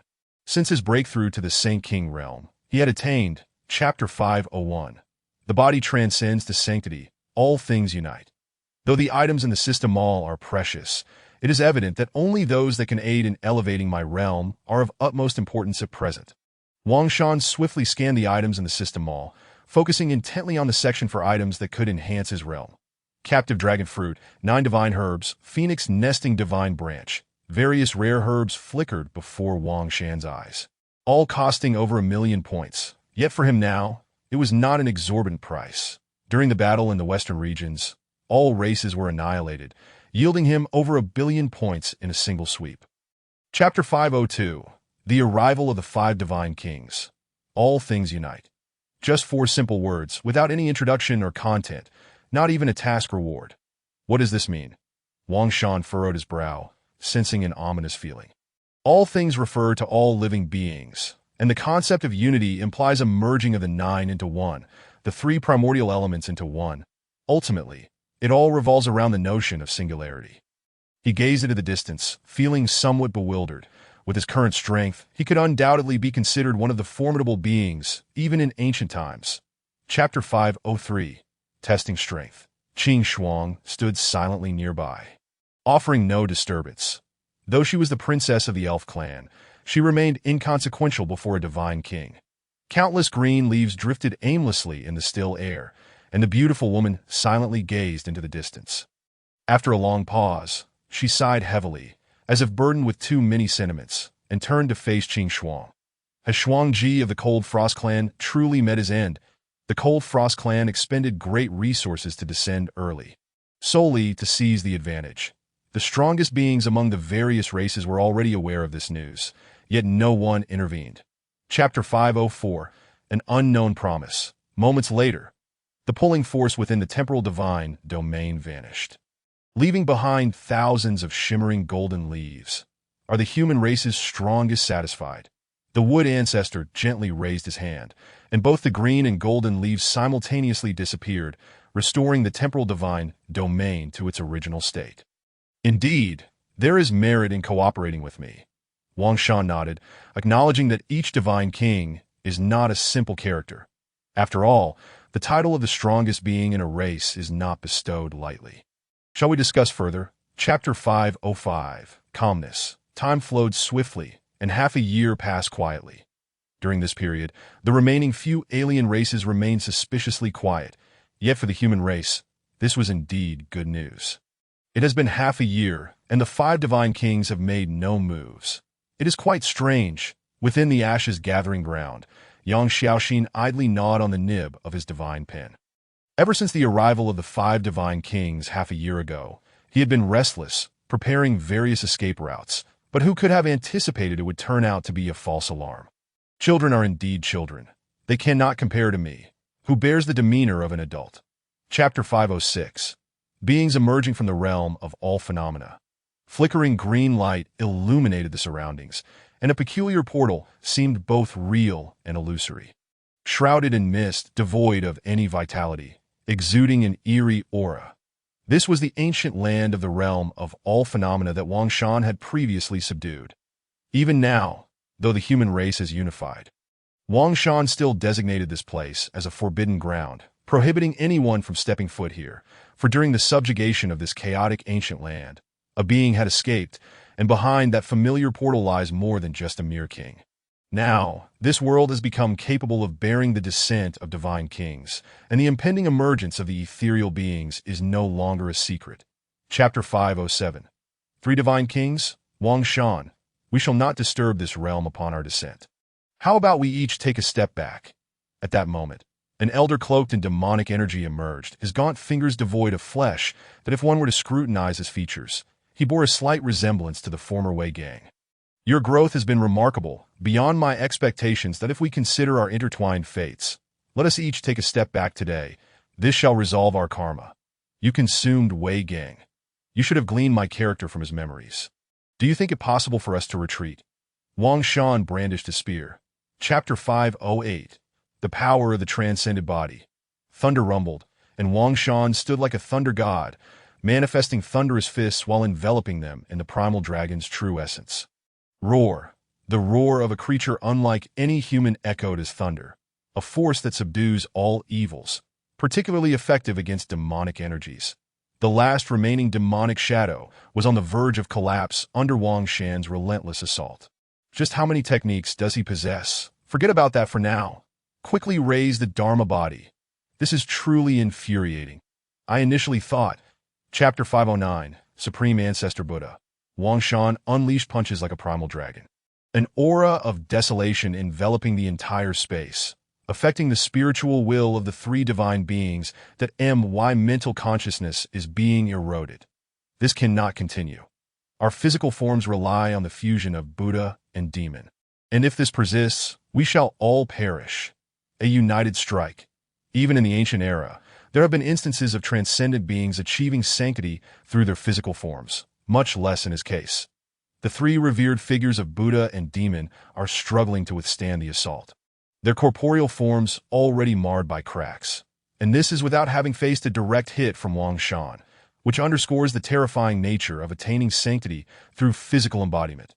Chapter 510, The Indifference of Buddha. Wang Shan remains silent, brandishing the ashen spear in opposition to Pu Du, while ethereal dragon phantoms swirl around him, resonating with continuous dragon roars. You have a connection with the Buddha. Pu Du speaks, seemingly unconcerned by the adversary before him. Lacking the formidable presence of a transcendent being. Ancestor Buddha, he has disrupted our plans. The deity who shares a karmic bond with Wang Shan interjects hastily, sensing the disquieting atmosphere. Pu Du merely smiles and shakes his head. Offering no response that I end this realm. There once existed tales of laughter. Chapter 511. The Three Blades of the Demon Ancestor Now. As you desire. Pu Du proclaims, his demeanor composed, his voice devoid of emotion. Truly remarkable. Wang Shan gazes intently at Pu Du, watching as the three divine kings speak of death with such ease. It is more than just remarkable that I have fulfilled your innermost wish. Join my ranks, and you shall be the Buddha's disciple in the realm of 10,000 Buddhas. The entirety of this realm will belong to you, and you will inherit my teachings to enlighten all beings. Pu Du affirms, nodding, and with a gentle wave of his single arm, the corpses of the three demonic Buddhas vanish from sight. Chapter 512. The past of Pu Du, the power of time swells, and behind Wang Shan, his form becomes somewhat insubstantial. A phantom bearing his visage materializes, as if his very soul is on the verge of separation. The first two strikes of Pu Du's three blades of the demon ancestor sever the soul and the flesh, yet Wang Shan endures them successfully. However, the third strike invokes the power of time, seemingly capable of severing Wang Shan's past and present, and most critically, it entwines with the threads of karma. Invisible lines are relentlessly pulled, and within the ethereal realm, another Wang Shan appears to be forcibly extracted from his corporeal form by those enigmatic lines. Chapter 513. Severing Buddha and annihilating demons, a milky white energy spreads relentlessly, absorbing the terrifying power of forgetfulness from the ancient tree of oblivion. Judged solely by its quality, it could threaten even the greatest of deities. Now, Wang Shan forcibly channels it into himself. His gaze rapidly loses its luster. Under the influence of the power of forgetfulness, he forcibly forgets everything, including the fact that he is still alive. The sound of severing lines echoes, as if countless threads have instantaneously fallen, and Wang Shan's soul coalesces into unity, only to inexplicably vanish from sight. Chapter 514. The so-called past life. Fortunately, I possess no so-called past life. Wang Shan exhales softly as his soul returns. Yet his gaze betrays a hint of confusion. The three blades of the demon could sever past lives. Does such a past life truly exist? Each of the great divine kings is a supreme being of their respective clans.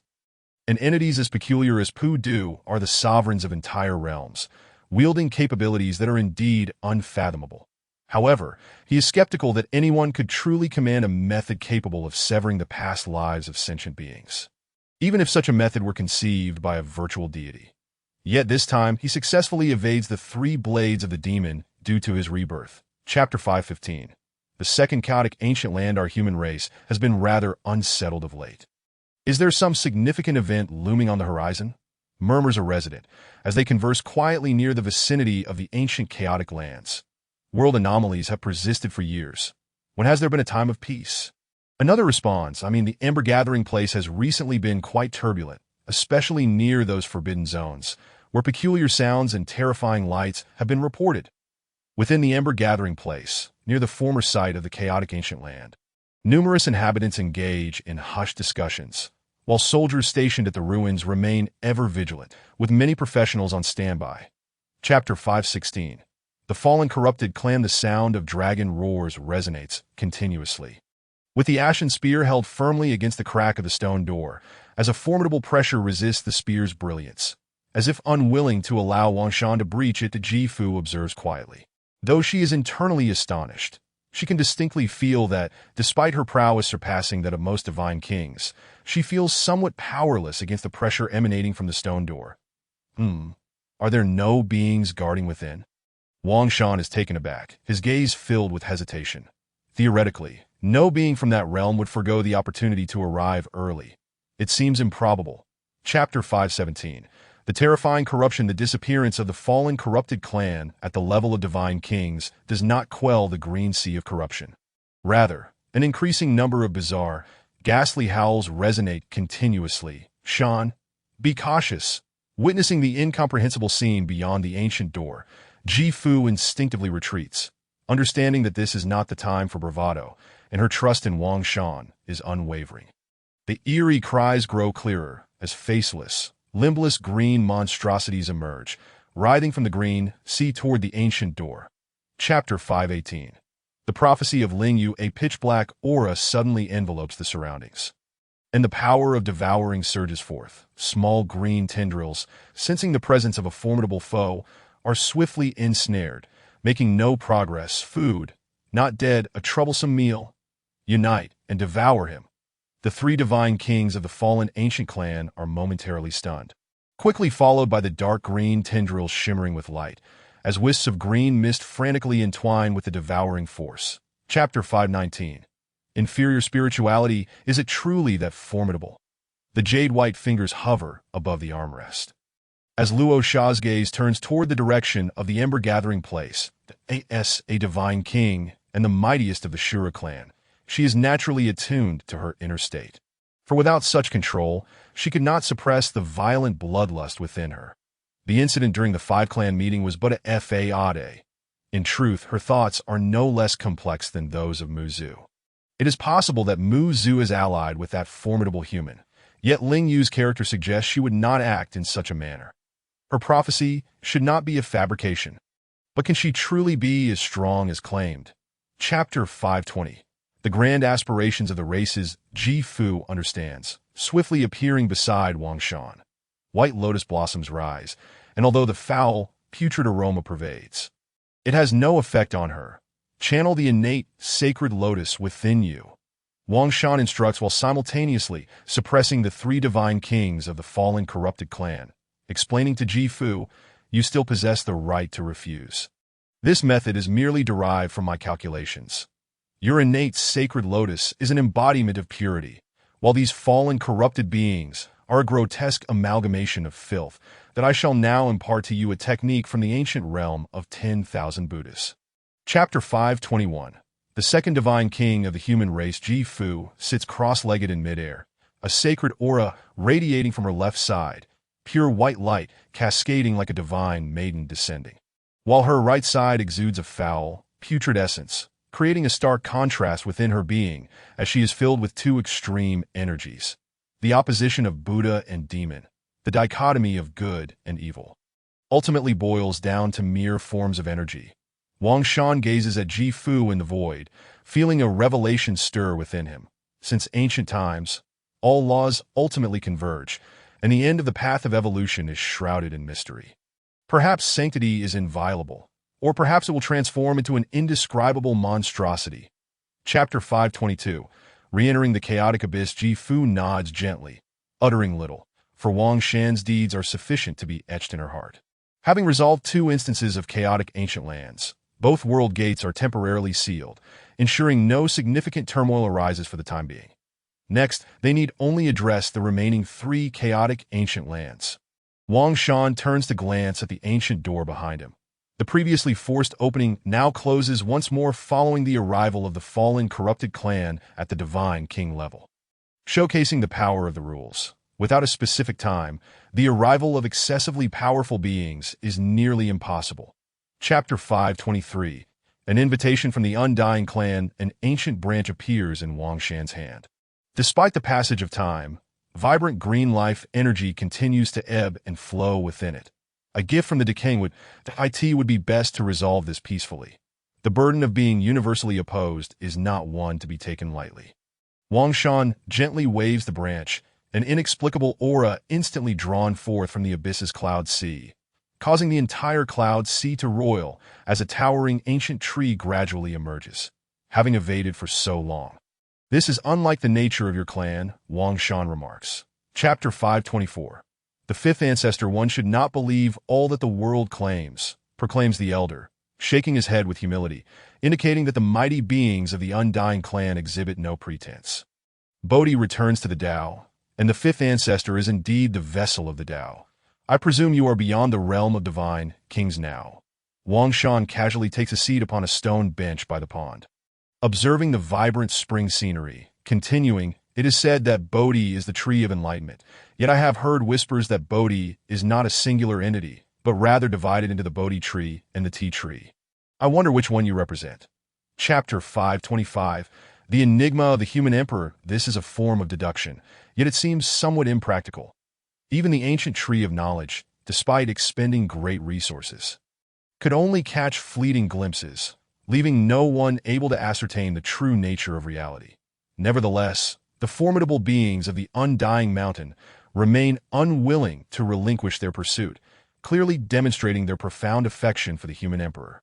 In the realm of the void god, true spirits are eternal, and only through special methods can they be obliterated. To completely slay a void god is an arduous task.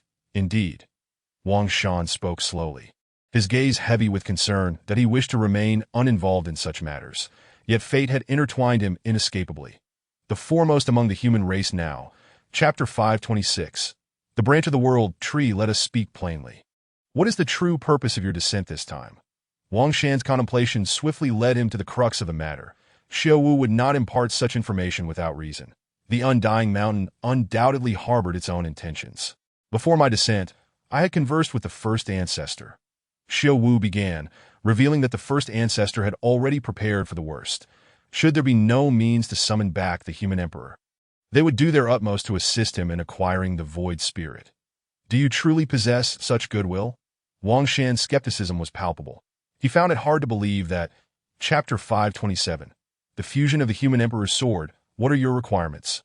Upon hearing Wang Shan's acquiescence, Xiao Wu's face brightened with a hint of joy. As one of the beings who had followed the human emperor the longest, and having witnessed the birth of the human emperor's sword, he was loath to see the weapon tarnished. If it could be restored, it would fulfill a long-held aspiration of his. I have no need for a sword. I prefer using a spear. I shall take the human emperor's sword as a foundation and merge it into my spear.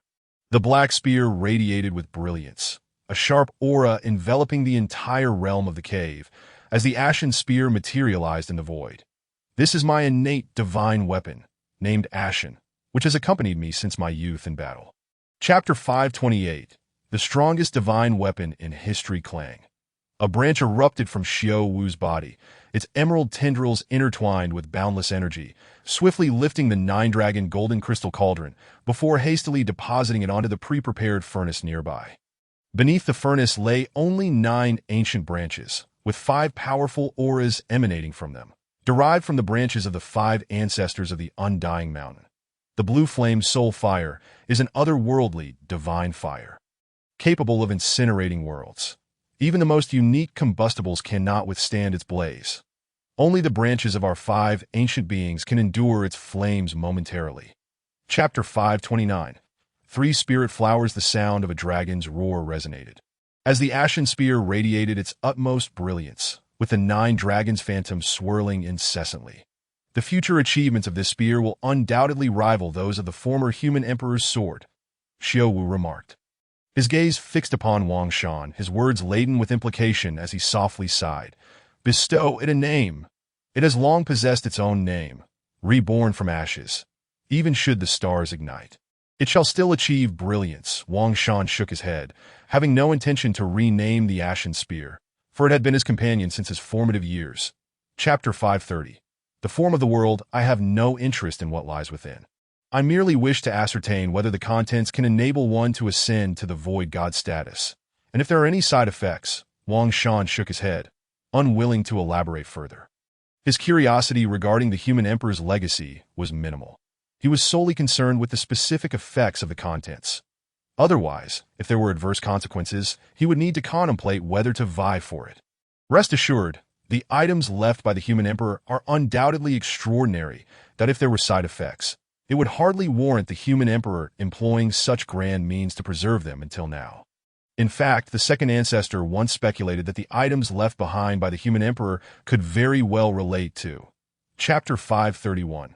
Refining flesh and tempering soul. The blue flames continuously consumed Wang Shan's flesh. Despite his physical body having attained sanctity, he still appeared remarkably fragile in the presence of the blue flame's soul fire. Snap! Pieces of flesh fell away, and in mere moments, the blood and flesh from Wang Shan's arms had entirely vanished, leaving only gleaming bones. This is a manifestation of the skeletal form of beings who have attained sanctity, having completely shed their mortal remains. Continue.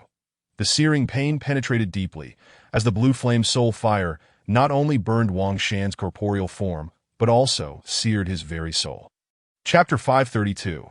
The mightiest flesh and soul. A profound silence enveloped the scene, as the previously tense atmosphere dissipated instantaneously. N01 failed to recognize Wang Shan's ashen spear, fully aware of the bond between innate artifacts and their wielders. If anyone were to betray Wang Shan, even Xiao He might be a possibility, yet the ashen spear would remain steadfast. Divine weapons possess spirits. Often, they autonomously come to the aid of their master. At this moment, the spirit of the ashen spear manifested, evidently a preordained arrangement by Wang Shan. The overwhelming aura vanished, and once more, the sound of a gunshot rang out, as the ashen spear soared into the sky of its own accord. Are you at ease now? Ji Fu retracted her divine presence. Chapter 533. The realm of 10,000 Buddha's crimson streaks manifested like fissures upon a wooden board, the blood-colored marks spreading relentlessly. In Wang Shan's view, the entire world gradually became engulfed in crimson, an eerily abnormal sight. The causal thread had been severed, the flesh had been remade, yet this blood could still wreak havoc. Wang Shan maintained an expression of calm. Even as blood beasts began to appear within his sight, waves of blood surged towards him, yet his heart remained unafraid. Come forth. Let me witness the capabilities of your realm of 10,000 Buddhas. Chapter 534. The terrifying concept, the void of thought, exploded, as spectral manifestations of souls emerged. Dark lightning ravaged the surroundings, while Wang Shan transformed into the soul of the wild dragon, the ashen spear augmenting the golden dragon scales. Fiercely battling the complete form of Pu Du, I am the realm master of the 10,000 Buddhas. With your mere human form, why do you defy me? The light of the Buddha and the aura of demonic energy intertwined. As the strange soul energy spread forth, that Pu Du bellowed, his 1,000-meter-long arm accumulating power to seize the wild dragon soul. I am the Lord of Demons, born of darkness, wielding the blade to slay all beings. When Pu Du spoke again, his voice had transformed, becoming more turbid. Chapter 535. Seizing the legacy in the dim, eerie glow, a profound stillness prevailed as Wang Shan's fragmentary soul wandered. He found it difficult to fathom what kind of being had endured such despair to possess memories of this nature. The memories of the powerful are typically sealed off by their own volition, serving as a means of self-preservation. In the state of his fragmentary soul, Wang Shan traversed through numerous memory crystals, witnessing the ancient battles of yore, where countless beings bled and numerous deities perished. Ultimately, he even witnessed the scene of the human emperor slaying the void gods with 3 swords. However, none of this held significance. What he sought was Chapter 536. The method of divine and demon. One thought, this is it. Within the sea of consciousness, a scroll of black and gold interwoven scriptures radiated an eerie light. The method of divine and demon. One thought, exuding a captivating aura. Clearly, the residual soul of that void god had not perished. Foolish, pitiable creature, to truly believe oneself to be the master of the 10,000 Buddhas. Wang Shan couldn't help but shake his head, a multitude of hypotheses flooding his mind, the most plausible being that Pu Du was merely a puppet cultivated by that void god, as for why he had yet to seize control. Chapter 537. Explanation. Shan. Ji Fu swiftly received Wang Shan's memory legacy. With her prowess, she could naturally discern the extraordinary nature of this inheritance at a glance, and upon recalling the earlier disappearance of Wang Shan's true spirit aura, her heart began to comprehend certain truths. There is no need for gratitude. This is your due. Without your assistance, the ashen gathering ground could not have developed so steadily. Wang Shan nodded, declining Ji Fu's apology, and then turned his gaze to the others, saying, My friends, I have always been grateful for your contributions to the ashen gathering ground. Without you, Chapter 538. The flesh of time, method. The defenses of the ashen gathering ground have indeed reached the level of a divine city. Wang Shan spoke solemnly. Since the apocalypse, there has been considerable interaction between various alien races and humanity, and tales from ancient times have naturally surfaced, among which cities capable of repelling divine assaults can be deemed divine cities. However, Wang Shan shifted his tone, asserting that before the divine kings, a divine city is utterly vulnerable. let alone those yet to emerge, the great divine kings and realm masters, with the current pinnacle combat strength of the Ashen Gathering Ground. Being ambushed by 3 divine kings poses a complete annihilation risk. Chapter 539. The indolent fish. After a lengthy pause, the divine light dissipated, and tranquility returned to the hall. Gao Lan's energy aura had vanished completely. Aside from her unique physique, she was now an utterly ordinary person. That I have selected the most suitable treasures for you to refine your bones. That I in ancient times, there existed concepts of physique, and now you are entirely different from other cultivators of the present era. However, I am not inclined to hastily promote your growth by exploiting the evolutionary powers bestowed by the rules. Rather, I prefer to advance steadily on my own, step by step. That, of course, during this journey, whenever you deem the moment opportune. Chapter 540. 3 years of silence. The snow falls heavily once more, and another year has passed. We find ourselves in the 9th year since the onset of the apocalypse. The Ashen Gathering has continued to develop rapidly this year, with various advanced weapons surfacing frequently, and even the emergence of certain divine technologies among humanity due to the excavation of some ancient relics. Yet, the atmosphere within the Ashen Gathering remains tense. That a full 108 cities have been consolidating since a year ago, and now, after a year, they have stockpiled a substantial amount of food. While some core technologies, spiritual plants, and exotic beasts have also begun to be sealed away, seemingly preparing for something significant. Chapter 541. The previous restrictions. Away. Have you perhaps gone a bit too far? Yang Xiaoxin covered his face with one hand, quietly retreating a few steps, adopting an expression that suggested he did not recognize Away. What 3-year agreement? Do not underestimate the youth's poverty. Is this not a trope from the novels of the pre-apocalypse? Indeed, due to Li Wei's heart-wrenching cries, the Longjin army, assigned to guard the royal palace, was stirred. However, when the peak commander of the Longjin army saw that it was Li Wei and Yang Xiaoxin, he could only silently retreat, wearing a look of exasperation. There was no other choice. If it were anyone else at the royal palace. Chapter 542. The gathering of everyone. Away. Will Xiao Wang truly emerge today? On the ground, Yang Xiaoxin, gnawing on a golden-brown piece of roasted mutant beast meat, gazed suspiciously at Li W. Yet it had already been an entire afternoon, yet there was still no sign of life from Wang Shan's closed-off stone chamber, causing him to doubt Li Wei's words. The 3-year agreement has arrived. Brother Leg will surely descend as the king. Li Wei spoke with righteous conviction, but before he could finish, he was abruptly interrupted by Yang Xiaoxin. Stop! I am truly exasperated with you. Can we refrain from discussing this grim subject? Chapter 543. The Path of Wang Shan. Congratulations. Wang Shan remarked as he regarded the 2. Luo Qinghuan and Mo Bai were indeed rare prodigies among humanity, almost equal to him in terms of talent, making their ascension to godhood at this juncture a natural progression. That I have comprehended a sword technique sufficient to engage in battles beyond my current level. Unlike Luo Qinghuan's calm demeanor, Mo Bai, upon emerging from his seclusion, was notably more reserved. That he unreservedly imparted the sword move he comprehended upon breaking through to the God King realm to Wang Shan. The Sword of Universe? Wang Shan inquired with curiosity. A sword capable of transcending levels in the God King realm is indeed remarkable. Chapter 544. The Guiding of Cause and Effect. Mi Shan, evolved from the special architecture within the Dawn Fortress, comprises 108 chambers that he has meticulously arranged and adjusted. Particularly, the 5 chambers atop the mountain are comparable to the premier sanctuaries of ancient times, providing immense benefits for spiritual cultivation and seclusion. During this seclusion, Wang Shan deliberately opened 4 chambers, granting access to Ji Fu, Luo Qinghuan, Mo Bai, and Gao Lan. Now almost everyone has emerged from their seclusion, with only Ji Fu and Gao Lan remaining. Naturally, Yang Xiaoxin, who was forcibly sent into Wang Shan's seclusion, does not count among them. Chapter 545. The changes in mindset. That an invisible thread of causality extended into the tumult of time where Wang Yi resided. Unseen and intangible, yet distinctly perceptible. At Wang. Brother.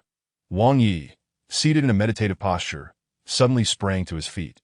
The river of time flowed on, yet that inexplicable thread of causality remained unaffected. It was evident that a connection existed between me and brother. Does this not indirectly affirm the reality I have witnessed? Causality is profoundly mysterious. Some believe, while others do not. Yet it undeniably exists, particularly for the powerful, who remain acutely aware of its significance. Chapter 546. The Migration of Worlds. His steps abruptly halted, as if anchored in place. Wang Ye's silhouette appeared exceptionally heavy, that he had glimpsed the truth within the temporal currents. Yet his heart struggled to accept it. He understood this was a primal, instinctive response. Yet he could not alter it that no one will restrict your freedom. Ultimately, my previous self and yours could be seen as a transaction that in the past, I would have never allowed you to leave. But now I will not bind you. This world is on the verge of reenacting the brutal battles of eons past, perhaps even more ferocious, that I lack the energy to concern myself with other trivial matters. Wang Shan swiftly appeared. Chapter 547. The Arrival. Wang Yi remained silent, standing quietly behind Wang Shan, that a gentle breeze blew, and the dust raised by the migration of the ashen gathering swirled in the wind. Wang Shan furrowed his brow as an illusory gathering place manifested instantly, that a mere thought made it ephemeral. Although vast, it was not difficult to achieve if one's mental prowess was sufficiently strong. Yet it contained no tangible entities. If you wish to return, my previous words still hold true. Wang Shan had no grand intentions. He merely took a step forward and gently patted Wang Ye's shoulder. The connection between him and Wang Yi was inherently profound. Chapter 548. The Thousand Illusions Spiritual Law. What? Do you seem displeased to see me? Wang Shan inquired, feigning curiosity at Qian Mo's visibly constrained expression. The arrival of the supreme beings of humanity has illuminated the secluded realm of my Qianshou clan. How could I not be delighted?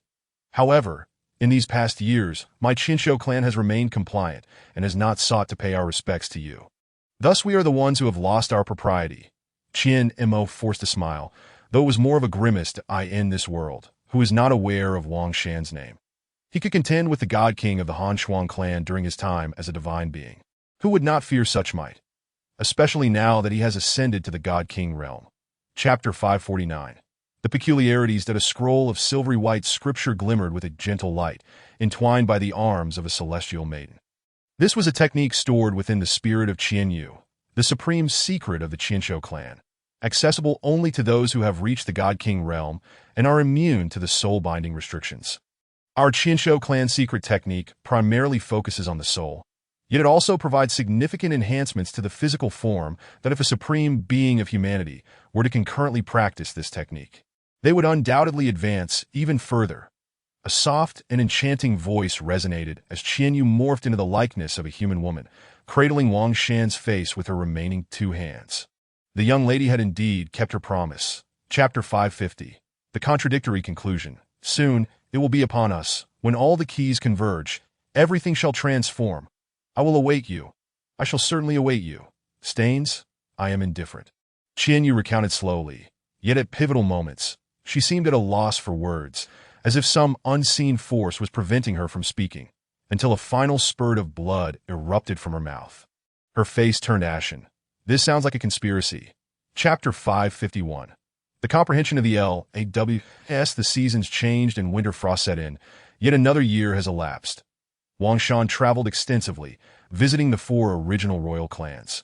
Although each meeting was somewhat strained, the ultimate outcomes left Wang Shan quite satisfied. The path of the Shura is steeped in bloodshed. Their overwhelming demonic techniques are even more terrifying than the force of destruction.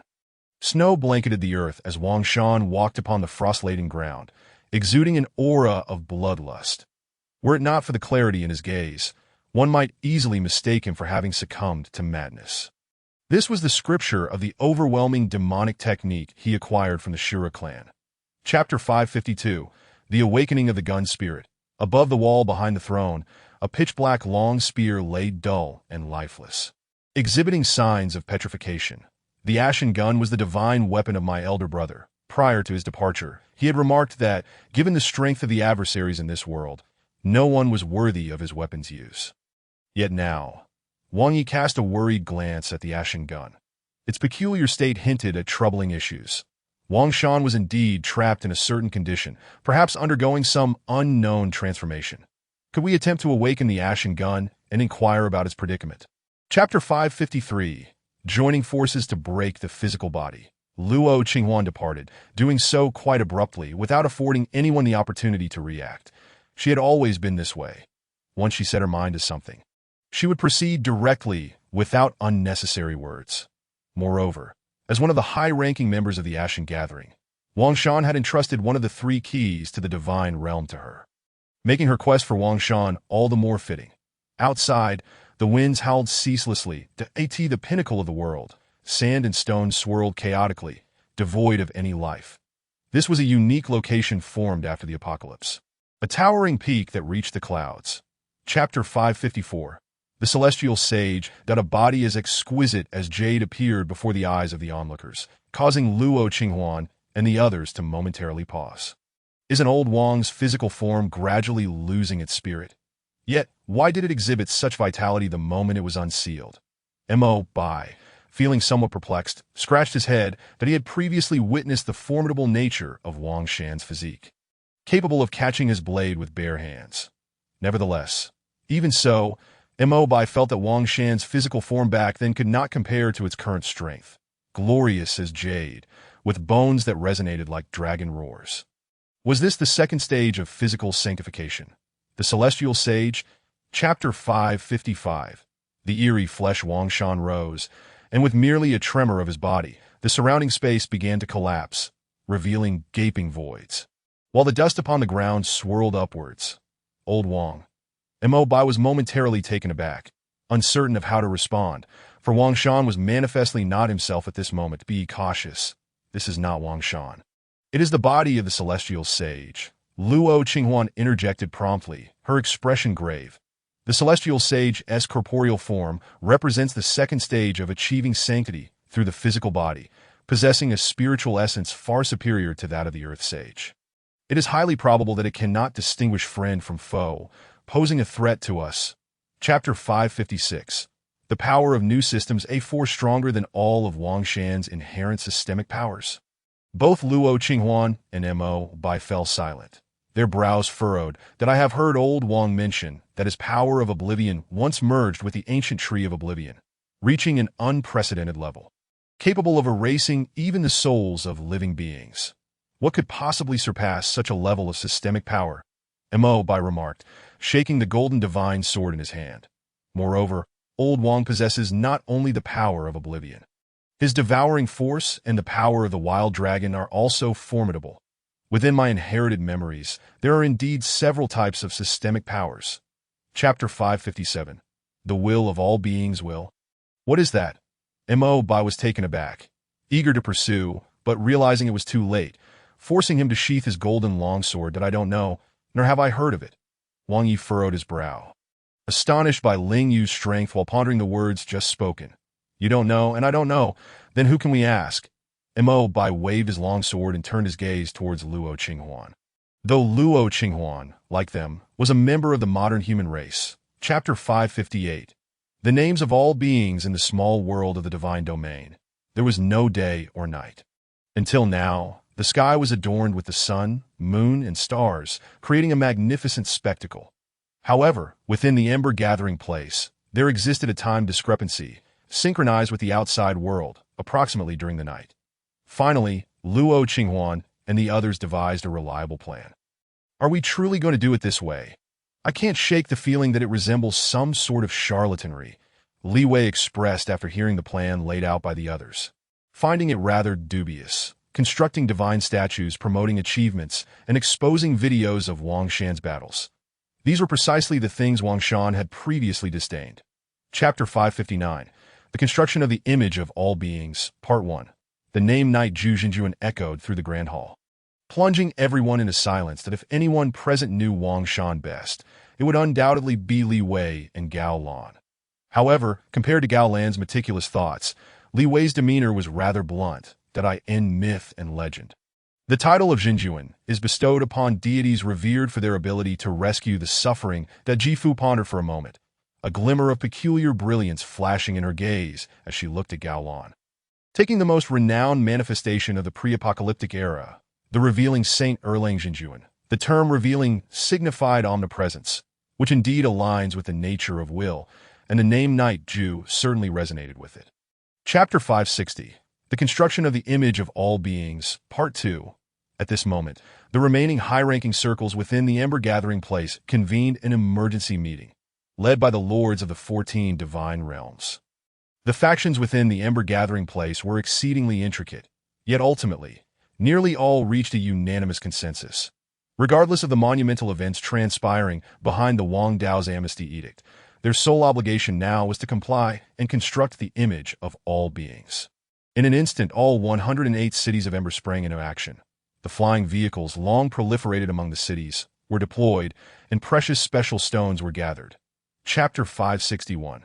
The image of all beings carved by Gao Lan, an aura of extreme cold surged forth as Gao Lan's delicate hand glided over the Xianbing crystal, gradually sculpting the figure of a man from the floating ice crystals. Being the ice attribute divine king, her mastery over frost was nearly effortless, and as a divine king, her control was at the pinnacle, unmatched by any ordinary divine craftsman. "You seem to be in a rather poor state," Ji Fu remarked, her white dress still stained with blood, while her ice-blue hair fluttered gently in the cold wind. "There is no need for us to." Chapter 562. Myth borrowed from outside. Wang Yi had been waiting for quite some time. When Li Wei and Yang Xiaoxin arrived, the entrance to the divine domain's small world stood wide open. "Let us begin. Focus and avoid any mishaps." Wang Yi observed that Li Wei and the others did not inquire further, instead immediately channeling the power of time within him. With a swift motion, the river of time re-emerged, and amidst the chaotic temporal realm, Wang Shan's position was pinpointed accurately. "Did I, Li Wei, in my name, wish for the image of all beings of the human race to manifest as my will." Chapter 563. The accumulation of will that is the sword-bearer of the Wang Dao. What has transpired? There was no aura, so what exactly happened? Impossible. The sword-bearer of the Wang Dao is invincible. How could this be? Within the Ember Gathering Place, the survivors were left in shock. Who is Wang Shan? The sword-bearer of the Wang Dao, the unequivocal first among humans, who had single-handedly turned the tide on numerous occasions, suppressing the various alien races. Yet now, a profound silence enveloped the area. Chapter 564. A Grand Dream.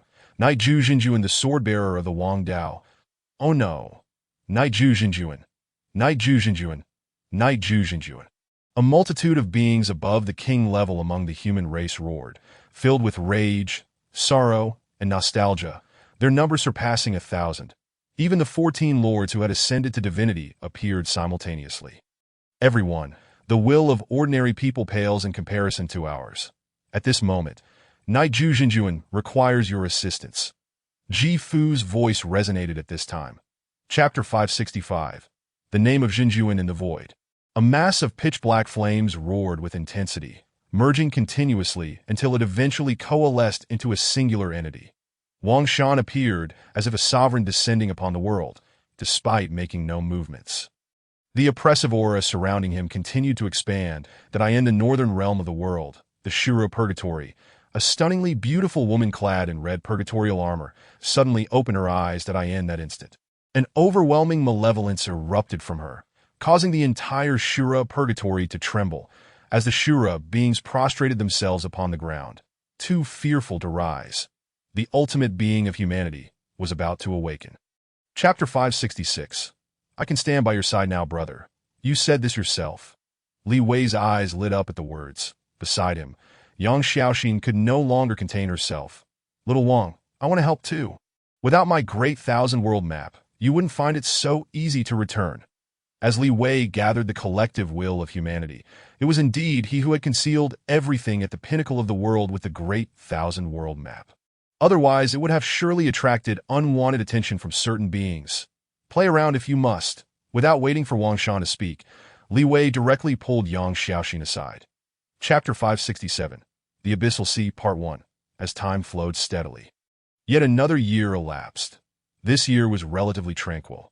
However, since the disappearance of the human gathering place, the various alien races began to sense something amiss. That it was said that the Ember Gathering Place of humanity had transformed into a phantom city, with only a shadow remaining in the original location, while all humans had vanished, including the enormous citadel.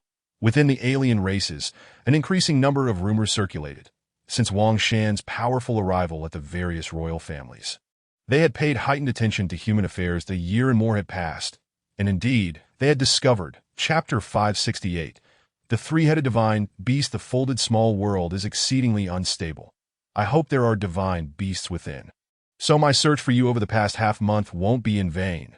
As the waves surged, Wang Shan wielded the ashen spear, plunging into the depths, unaffected by the intense water pressure. Descending further, Wang Shan reached the very bottom of the abyssal sea. This was the first location. Black and gold energy slowly radiated outward. Wang Shan's expression grew serious as he struck his palm against a massive stone. With a resounding boom, the entire seabed began to tremble. Chapter 569. Interspecies conflict. The celestial battlefield reappears. Wang Shan and the three-headed beast are instantaneously drawn in that human race has activated the celestial battlefield.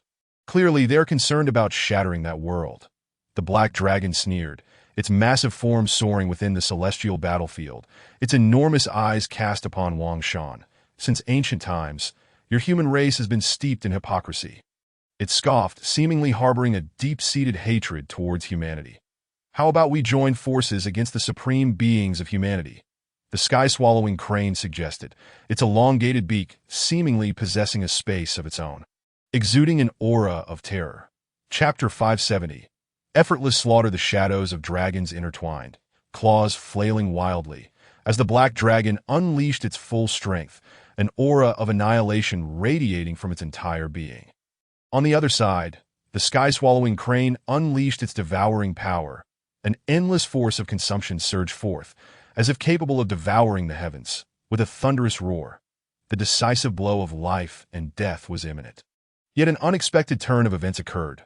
The two ferocious beasts, in a desperate clash, merely brushed past each other, and in an instant, they pivoted towards Wang Shan. Arrogant humans, like those ancient figures of yore. They are not only hypocritical, but also insufferably arrogant. Chapter 571. The Emperor's aura. A colossal corpse crashed to the ground, causing the entire celestial battlefield to tremble. The death of the celestial swallowing crane was exceedingly gruesome. Nearly dismembered, with a single wave of his hand, Wang Shan extracted 3 divine beast cores of the God-King level, while the bodies of 3 fierce beasts rapidly shrank until they were ultimately stored within his storage ring. Even such a formidable ancient beast king seemed somewhat feeble before me now. This was not arrogance. It was simply the truth. Before forging his own path in the realm of magic, his strength had already reached the pinnacle of the God-King stage. With few rivals within the same tier. Chapter 572. Ascension to the great God King. The echoes of dragon roars reverberated, as the ashen spear transformed into a golden dragon that circled around Wang Shan. Within his body, a tempest of energy surged, relentlessly filling his flesh. The corporeal form of the heavenly sage was utterly impervious to the essence of the God-King level fierce beasts. Wang Shan, seated upon his throne, rose in astonishment. Ever since he embarked on the path of evolution granted by the rules, he had endured immense physical torment at each level of advancement. Yet this time was precisely the opposite. The originally wild and ferocious power of the beast stirred not a ripple within the flesh of the heavenly sage. Chapter 573. The great convergence of worlds as winter yielded to spring. The seasons shifted, and 3 months slipped by in the blink of an eye. Since Wang Shan firmly established his grand aspiration, not only had the entire human race experienced a significant elevation, but even the divine realm of the small world had become more refined due to his ascension. The gentle flow of water meandered, and beyond the gathering place of embers, a vibrant expanse of grass blossomed, filled with the joyous chirping of orioles, as many human survivors ventured forth from their refuge. After so many years, the sight of the outside world was indeed a nostalgic experience. "Ha, brother, come chase me. Don't run too fast, be careful, though there is no danger here." Chapter 574. The great convergence of worlds continued, roar, roar, roar, in the farthest eastern reaches of the world, where the Dragon Kingdom once resided. Massive fierce beasts emerged continuously from the rifts that had been torn asunder, with a black tiger adorned with a pair of fleshy wings leading the charge. Beside this black tiger were 4 other fierce beasts of equally imposing stature. The ancestral land of Ur had returned, not seeking glory in their homeland, but the annihilation of humankind was imperative, especially that human who had enslaved my child. The black tiger flapped its wings. And, Chapter 575. The bloodshed begins at the interface of the world convergence. A colossal ancient mountain stood resolutely, its range stretching across the expanse, nearly enveloping an entire realm. Ancestor, should we retreat now? Will Wang Shan suspect something? In the realm of the Eternal Mountain, 7 individuals stood at the edge of the world barrier, with the decayed wood at the rear speaking softly. Now having ascended to the God-King level, he was fit to be the 6th ancestor of the Eternal Mountain. Yet by positioning, he was placed last. The being referred to as the ancestor was none other than the World Tree. The first ancestor of the Eternal Mountain. The human emperor's righteousness had once stood as a bulwark to protect this realm. Chapter 576. The Mean's hand over the radiant golden armor. Mo Ling raised a massive hand, extending an enormous arm towards the beastman's formation. There is no room for negotiation. You lack the qualifications, you. The old ape gritted his teeth, trembling as he held the radiant golden armor. Release them first. Otherwise, there is nothing to discuss. Do you not trust me? A sinister smile crept across Mo Ling's face as he gently waved his arm. Roar, ka. The black tiger and the golden-winged eagle lamented. Chapter 577. The Spark You. Are you not the void god? The 3 fierce beasts were momentarily taken aback, with the black tiger rising in fury that a god-king of the human race. And how is it that you carry the aura of my kin? He was perplexed, having discerned Wang Shan's level. There was no alternative. The void god was transcendent, concealing his true level from the world, appearing no different from an ordinary individual, yet it was evident that Wang Shan before him was not. I do indeed share some ties with you. Wang Shan smiled, realizing that, barring any unforeseen circumstances, the black tiger before him should be the progenitor of Xiaohe. Chapter 578. The Catalyst, the beings of the 10,000 Buddha realm? Has Pudu emerged as well? Wang Shan froze, overly familiar with this aura. The intertwining thoughts of deities and demons merged, only to coalesce again. Who else could it be but Pudu? This was the ancient site of the original human race, home to 5 chaotic ancient lands. Excluding the chaotic abyss and the fallen corrupted clan, at least 2 ancient lands still housed life. The 10,000 Buddha realm lay to the west. If Pudu had indeed emerged, it would likely be in conflict with the God King of the Fire Clan. Wang Shan's mind raced as he deduced and directly utilized his time-space abilities to teleport to the battleground. Chapter 579. A scheme backfires, a catch has been made. Pudu's divine awareness was remarkably acute, instantly alerting him to the anomalies within the void, and he was simultaneously controlling the position of his demonic form. Aiming for an immediate lockdown, IT seems like a big fish. The Fire Lord's gaze sharpened with the same intensity.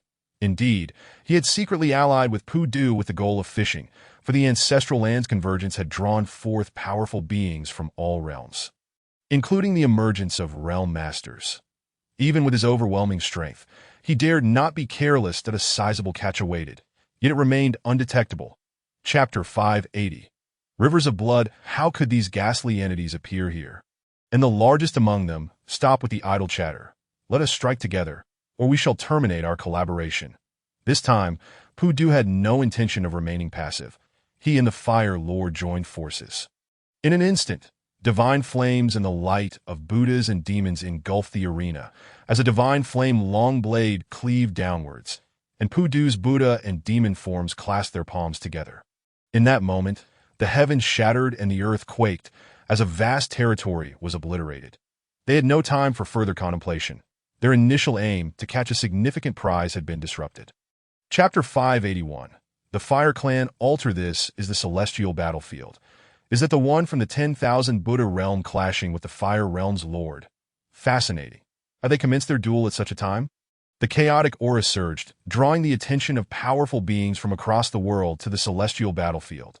This marked the first true peak confrontation since the Second World Convergence, for the celestial battlefield would only reopen after blood had been shed. Clearly this time, only one among Pudu and the Fire Lord would emerge from the celestial battlefield. Chapter 582. An altar capable of recreating the void god. It is you. The fire spirit was taken aback, attempting to resist but discovering with astonishment that all the energy within her was rendered inert. Crack. Just then, the gates of the Fire Clan altar abruptly shut, and both Wang Shan and the Fire Spirit entered simultaneously. "Is this your Fire Clan's divine flame altar?" Within the dim altar, faint flickers of firelight illuminated the surroundings, as Wang Shan grasped the Fire Spirit by the neck, surveying the area. The darkness did not impede his vision. The stone walls were etched with intricate flames and various.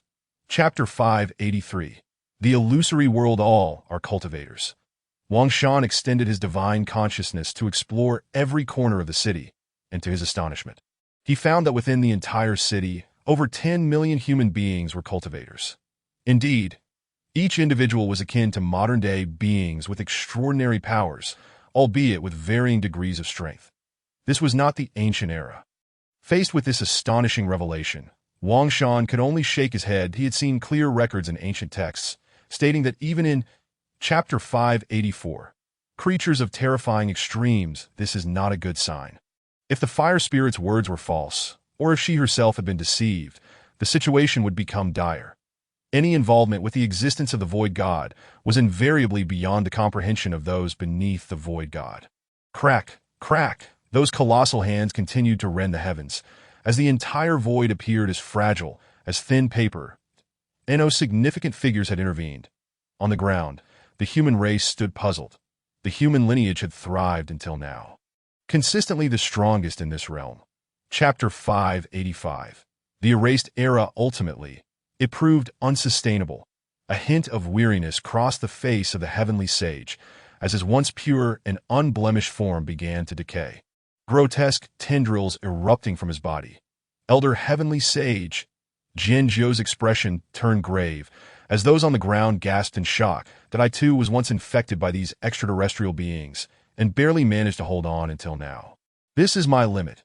The abnormality persisted, as even a being as powerful as the Heavenly Sage, having entered the second transformation of the Void God realm, found himself early succumbed to infection.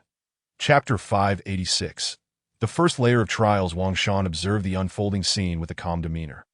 Neither sorrowful nor joyful as he had anticipated. This once glorious era had been utterly eradicated by 3 extraterrestrial beings, with all remnants lost to the annals of history. That I in the void, the shattered world began to re-evolve.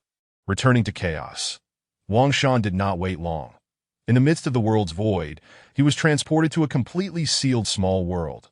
This place was barren and desolate, devoid of sun or moon. Inhabited by no life, only a stark contrast of black and white. That is the trial about to commence. Chapter 587. Return to the ancient era. The world is transformed once more, and Wang Shan finds himself entering a new scene. Here, a wave of familiarity washes over him, in his field of vision. Myriad beings gallop upon the ground, both human and alien, coexisting in harmony without the shadow of war. Beyond the distant world barrier, 8 colossal celestial bodies drift and hover, visible to the naked eye. The ancient era.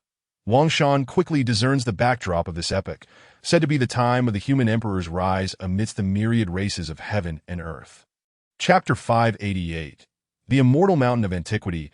This ancient tree is remarkably well concealed. A wry smile graces Wang Shan's face. That in the present era, he has encountered the decayed enlightenment, a fragment of the enlightenment tree. And at that time, he had distinctly sensed that it possessed the power of a pinnacle deity. Yet, he did not anticipate that this venerable tree had already wielded the might of a divine king in the ancient era. It is somewhat regrettable that all here is but an illusion. Otherwise, I could have brought back numerous treasures. After casting a lingering glance at the enlightenment tree, Wang Shan hesitates to depart. Chapter 589. The human emperor. His appearance is abrupt.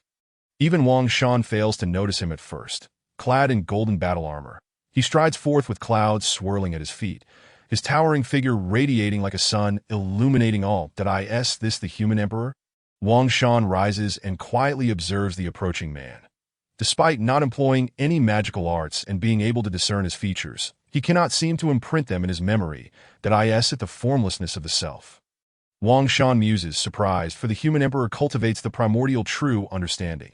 At this stage, he should have comprehended the essence of humanity. Chapter 590. A dialogue across time and space. Wang Shan is taken aback, his hair standing on end. Despite having harbored such suspicions, The moment the human emperor speaks, he finds it difficult to accept. How much time separates the present him from the human emperor of the ancient era? Moreover, this incarnation of the human emperor is merely a phantom born from the fear of a powerful being. Did Dio not be astonished? The human emperor smiles, seemingly unfazed, for I cultivate the formlessness of the self. Regardless of whether you hail from the past or the future, I can perceive you under specific circumstances. Chapter 591. A commanding presence. Wang Shan does not respond immediately. Instead, he begins to organize his thoughts.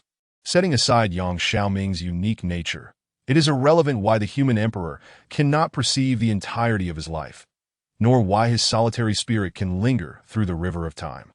Merely the fact that Yang Xiaoming has encountered the human emperor across time is astonishing enough.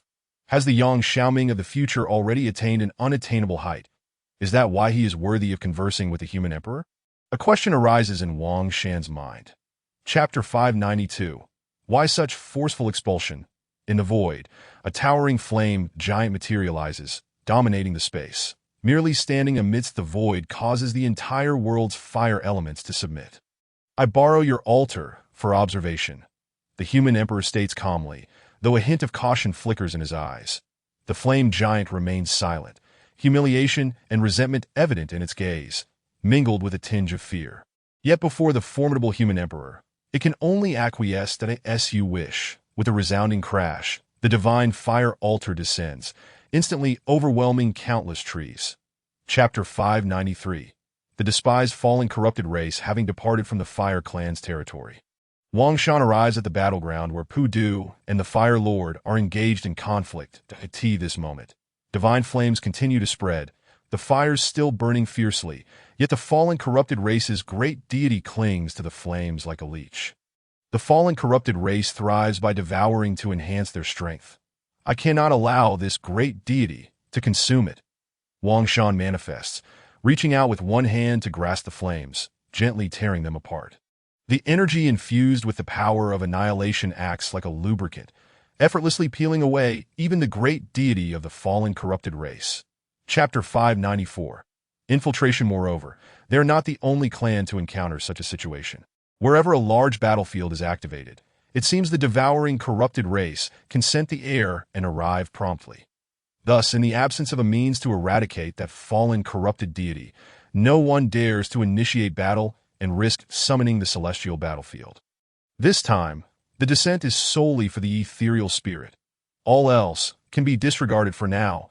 Just as the experts of the Hidden Abyss clan discuss countermeasures, a burly figure who has remained silent suddenly turns. In an instant, it feels as though the world is shrouded in darkness. A mere glance obscures. Chapter 595. No one will have it easy. What is happening? Who brought this wretched creature here? It shattered space to arrive. Surely, someone is meddling, for even the great deity of the fallen corrupted race cannot possess such capability. Is this truly the moment to discuss such matters? Quickly summon the Realm Lord, or we shall all perish. The Hidden Abyss clan's territory is thrown into chaos, and everyone is astounded by the appearance of the fallen corrupted race. Indeed, this fallen corrupted deity is the very one that invaded the Thousand Hands clan. Chapter 596. The emergence of ethereal spirits. On this day, various alien races find themselves in dire straits. That on this day, nearly every realm lord across the dimensions seems to take action. That on this day, almost every clan descending upon the ancestral land suffers some losses among their strong. Until the stars rise and the bright moon shines, the spatial aura continues to linger. That great deity-level fallen corrupted race is indeed being tossed around like a ball by the various realm lords. However, for some sentient fallen corrupted beings, Chapter 597. Confrontation at the Immortal Mountain. Having lain in wait for so long, the day has finally arrived. Deep beneath the northwestern lands, a pangolin of colossal size breaks through the earth, emanating the aura of a divine king. Were Wang Shan present, he would surely be astonished, for he has scoured the world multiple times and yet failed to uncover this creature. However, such occurrences are not singular. They are numerous in the depths of the eastern sea. A gigantic whale rises to the heavens, its form obscuring the sky and giving rise to two enormous wings, clearly of divine king caliber. Chapter 598. Confrontation with the ancient tree tension fills the atmosphere. Even the ancient tree of antiquity did not anticipate Wang Shan's resolute stance. Yet it understands that provoking Wang Shan is not their intention. Inquisitive gazes turn toward the rear. Within the Gate of Realms, the world tree's murky eyes emit a faint glow as a vine breaks through the portal. The vine, slender and shimmering with spiritual light, sways in the void, and an ancient voice resonates, asserting that to become a leader, one must possess the strength of a leader. This is the voice of the world tree, evidently aware of the ancient tree and Wang Shan's presence. Chapter 599. Journey to the Abyssal Realm. Not long after the outside world unfolds, with a violent spatial disturbance, the ancient tree of antiquity returns to reality. You have lost. The realm of time and space descends. And Wang Shan directly suspends time around him, the ashen spear aimed at the ancient tree's neck, the tip glowing with annihilative power. Where am I? The ancient tree of antiquity finds itself momentarily bewildered. Its current state is quite extraordinary. Is a naturally occurring time tree. Theoretically, powers concerning time should have a significant effect on it. Chapter 600. Three beings beyond the realm lords. Her powers are unique, seemingly capable of perceiving the essence of things, akin in some respects to the eye of truth. However, Wang Shan knows that this spirit feather possesses abilities beyond mere perception. Your spiritual eyes can surely see more than just the essence of things. Cannot they? Wang Shan's voice resonates as he scrutinizes the spirit feather. Under the influence of the eye of truth, he discerns the true nature of the spirit feather. I am quite curious. Theoretically, even without the decay wood, your immortal mountain ought to be comprised of 6 ancestors. Yet it seems to have vanished in your case. Is the world tree wary of you? Or are you? Chapter 601. Taking the opposite path, the spirit feather glances at Wang Shan, her eyes once more shifting through cryptic symbols. That Eagle Feather Clan's king deity possesses virtually no rivals beneath the realm of the ethereal god. Her eyes continue to flicker with symbols, representing the most direct predictions. Unlike the eye of truth, which assesses power superficially, instead gauging through causal lines. Sure enough, when Wang Shan employs the eye of truth to gaze upon that Eagle Feather Clan's king deity, the information he receives reflects only ordinary king deity level strength. The Eagle Feather Clan, a variant of the eagle species, has never had any realm lord level beings even in the ancient era. Chapter 602. The large-scale battlefield awakens. This suits me perfectly. Wasting time without reason is hardly a good habit. Bai Hua sneers, and a 1,000-handed illusion manifests behind him, with arms stretching across 100 miles. First, annihilate them. Then we can attend to business, stubborn beings. It is no wonder others take issue with you. The Lord of the Frost Clan and the Elven Queen struck simultaneously, enveloping the void in a shroud of frost. The mother tree of the elves rose from the earth, sealing off all avenues within 1,000 miles. Clearly, they had conferred beforehand, intent on ambushing those with ulterior motives at this moment. Chapter 603. Each with their own means. 1. The fall of deities and the bloodshed of the divine kings rendered the celestial phenomena horrifying beyond measure. The ground fractured incessantly, only to swiftly restore itself, suggesting that powerful beings were deliberately maintaining order. Otherwise, the realm of darkness would have been utterly shattered in the absence of the celestial battlefield. I am filled with hatred. After lying in wait for countless ages, I still find myself estranged from the ethereal spirits. In the arena, a divine king howled to the heavens, his protective form shattered behind him. He was unfortunate, having attracted the attention of the divine kings from the 4 major clans due to his overwhelming power. Alas, why has it come to this? Chapter 604. Each with their own means, too, as for the other 2 primary battlegrounds. While the intensity was not as desperate, they still evoked a sense of dread. In the void, the traveler transformed into a colossal ape. His iron staff amplified 1,000-fold as it relentlessly struck the Frost Temple. Shards of ice cascading down, and the Lord of the Frost Clan, Han Tian, seemed to be on the verge of being suppressed. Meanwhile, at the axis of the extreme cold realm, the Night Elf King, He Tu, and the Elven Queen, Mu Xian, continued their fierce contest over the control of the Mother Tree.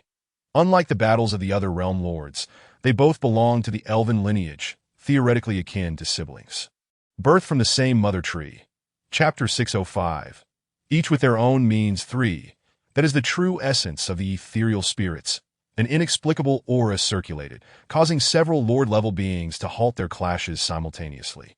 In ancient times, there were no records of the Eagle Feather clan possessing any ethereal spirits. The Elven Queen Muexian and the Night Elf King He, too, ceased their struggle for the Mother Tree, both regarding the direction of the widening with caution.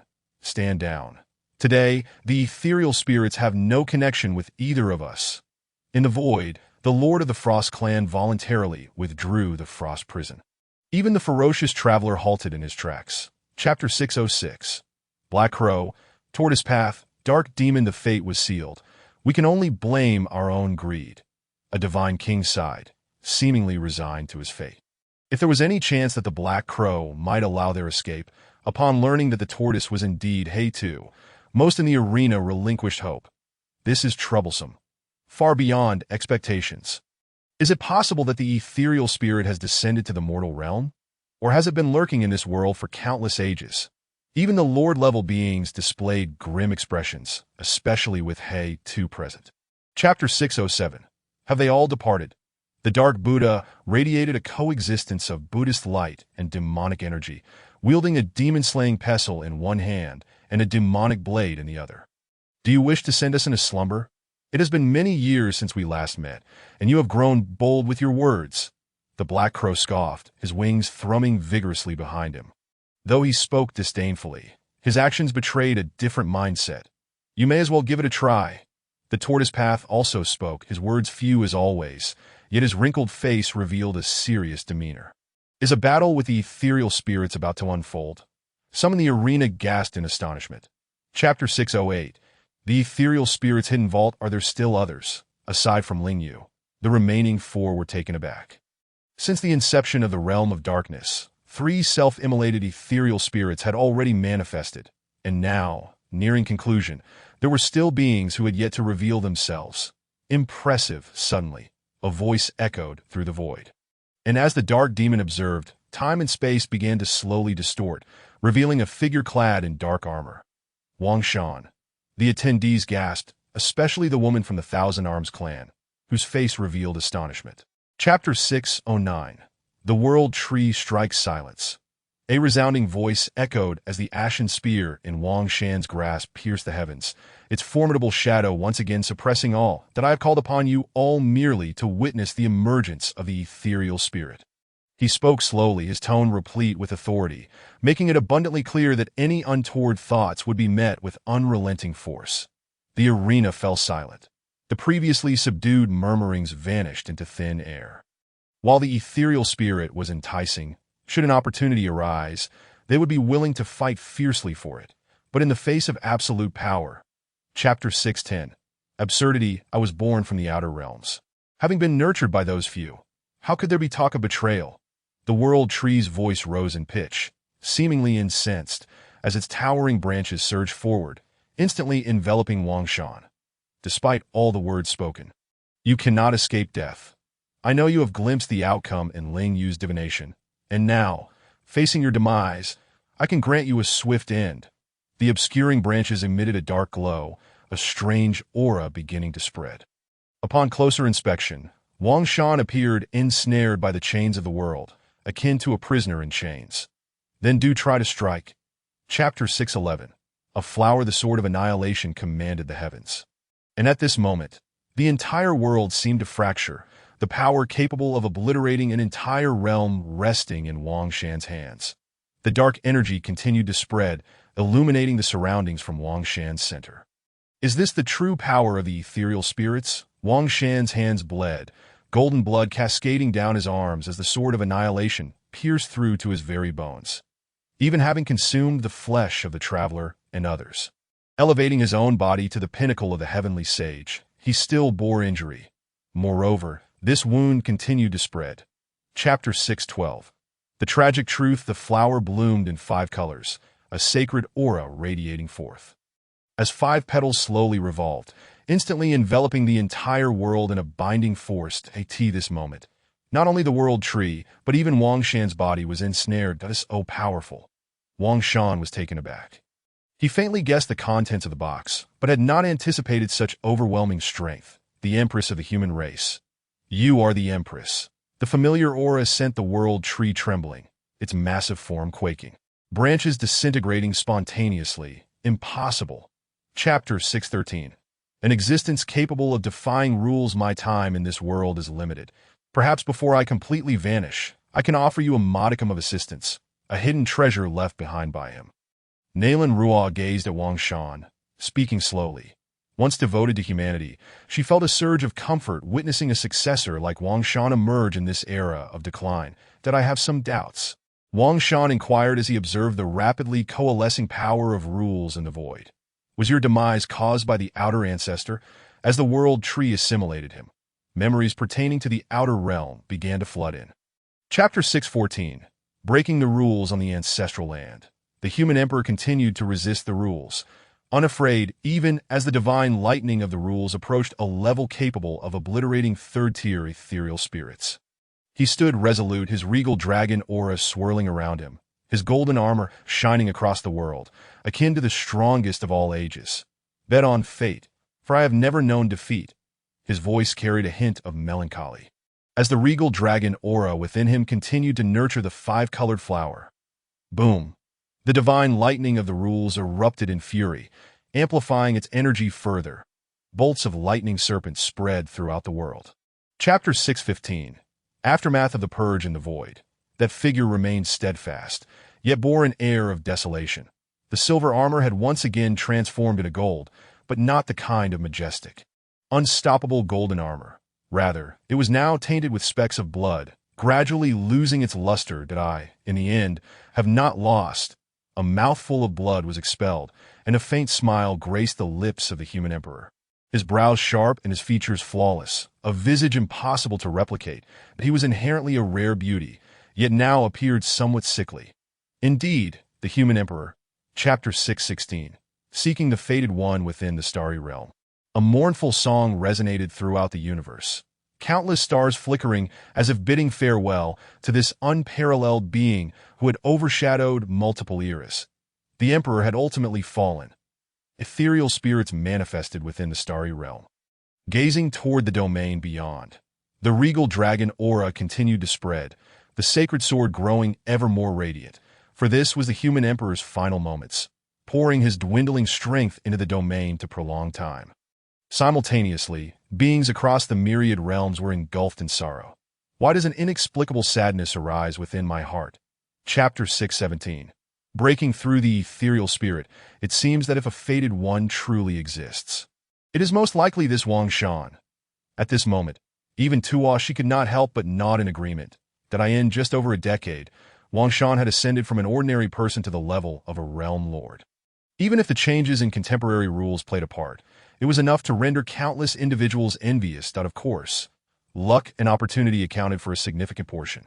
Yet, which strong being has not relied on fortune and chance to achieve their current stature? In the ancient era, there were also clear instances of fortune and opportunity. Chapter 618. Entering the starry realm, that voice resonated like bamboo shoots breaking through the earth, like a silkworm emerging from its cocoon. Though faint, it possessed an inexplicable might. Indeed, Wang Shan has officially entered the realm of the void deity. At this moment, the star domain is profoundly aware. All beings who have reached the void deity realm distinctly sense this as a breakthrough. There is no significant commotion. Only those of the same tier can perceive the direction. It is the ancestral land. Has someone transcended the void? In the star domain, Tuo Shi and others stand guard, as they have just keenly sensed a being stepping into the void deity realm. A momentous event that has not occurred in billions of years. Chapter 619. The void deity takes disciples. We once fought alongside the emperor of humanity during an era of turmoil caused by external invasions. The emperor has since transcended and sealed us away to prevent future upheavals. Tuo Shi's expression is grave. He feels the need to clarify their intentions, even though Wang Shan may have already surmised them. Wang Shan nods, non-committal, listening quietly. With fragments of the emperor's memories, he understands that within the hearts of these elder powers lie things that must be protected, some of which are far more vital than their own lives. Chapter 620. Flowing river, I perceive a connection with this little beast. I wonder if you would be willing to cultivate with me. However, I must preface this by stating that I cannot guarantee that I will be able to train you to the realm of the void deity. In the realm of the dark eyes, a robust man steps forward, his appearance remarkably earnest and his demeanor ruggedly bold. Even in human form, his arms, which are several times thicker than those of an ordinary person, are conspicuously prominent at DOU. With such strength, truly wish to take on disciples? But what will you teach the younger generation? A void deity jests, having discerned the intentions of those seeking disciples. Chapter 6:21. The path to the heavens, the miasma of decay, begins to dissipate as Lu Chuan opens his eyes. His gaze is laden with the weight of the ages, and the power of time surrounding him is no longer pure, indicating it has been tainted by the influence of foreign beings. Lu Chuan has never shunned battle. He has ventured into the foreign realms during the most critical confrontations, retrieving vital intelligence. Tuoshi speaks, attesting to Lu Chuan's valor. During that era when the entire star domain was under siege, even the emperor was somewhat overwhelmed that it was Lu Chuan who reversed time, exploiting the temporal differences between the two realms to bring back crucial information. Chapter 6:22.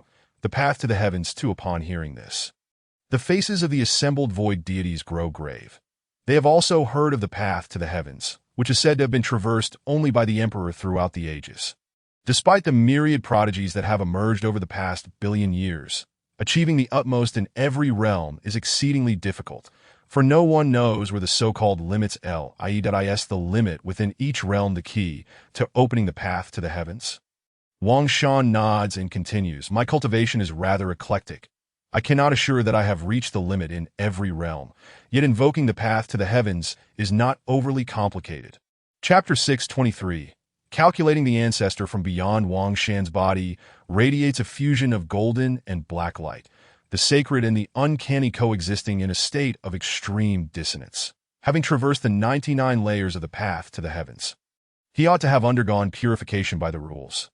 However, at this moment, not only has he not been purified, but the ancient road extending into the unknown shows no signs of vanishing.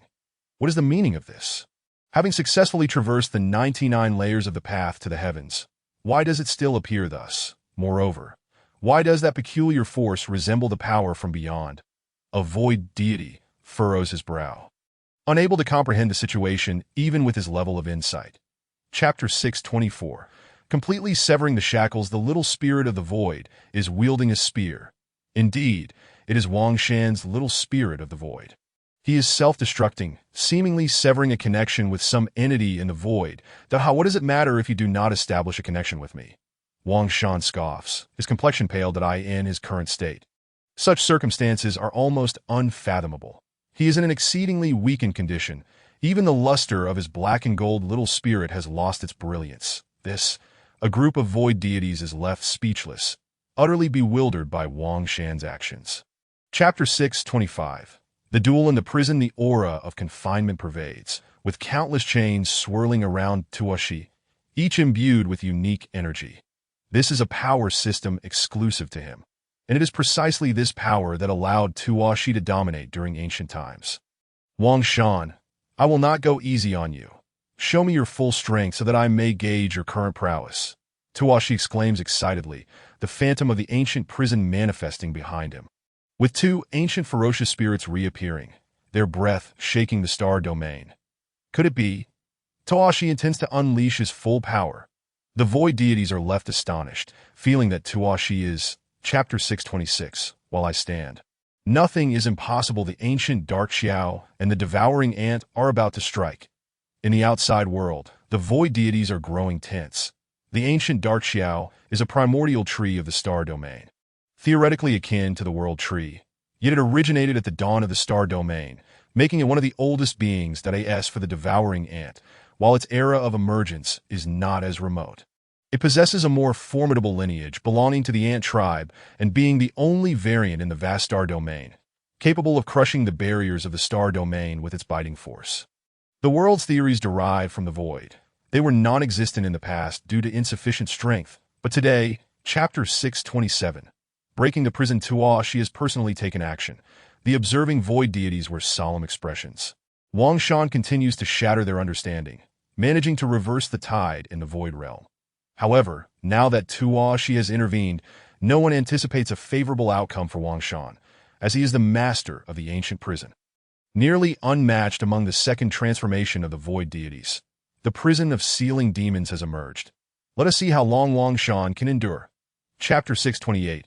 A century the prison has been breached. A group of void deities gazes in disbelief at the scene before them, the imposing prison walls visibly marred by a gaping hole, with Wang Shan stepping forth, his form revealing the ancient black gold dragon. How did he achieve this? After a moment of stunned silence, a void deity reacts, still finding it hard to believe. The prison, which was said to be impervious to those of the second transformation of the void deity, has truly been breached by a first transformation void deity. That it must be noted that even the likes of Tian Feng and Gu Xiao, present in this gathering, had no hope of escape when trapped within Tuashi's ancient prison. Yet Wang Shan has accomplished it. Chapter 629. Invasion from beyond. It is Wang Shan who has emerged. He is calling for us. It is the voice of old Wang. At this moment in several small worlds, Luo Qinghuan and others are filled with joy that a century may not seem significant to those ancient beings who have long since become void deities. But for them, it feels quite prolonged. Let us go. I shall take you to meet your little beloved. It is time to see Wang Shan. They wonder whether Wang Shan has stepped into the second transformation. Chapter 630. The Dark Human Clan at the edge of the Star Domain. The sound of bells resonates continuously as the Golden Divine Sword unleashes its might, overwhelming waves of pressure sweeping across the entire Star Domain. That on the other side, the three ancestors from beyond loom large. Their forms immense and boundless. They persistently batter against the barriers, seeking to extinguish the remnants of the Emperor of Humanity's power with minimal cost. This is the ultimate contest, a confrontation between the pinnacle of both star domains.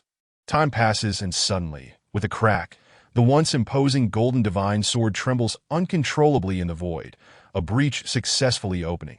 Chapter 631. DXIN. Along the way, Wang Shan enters stealth mode in the void.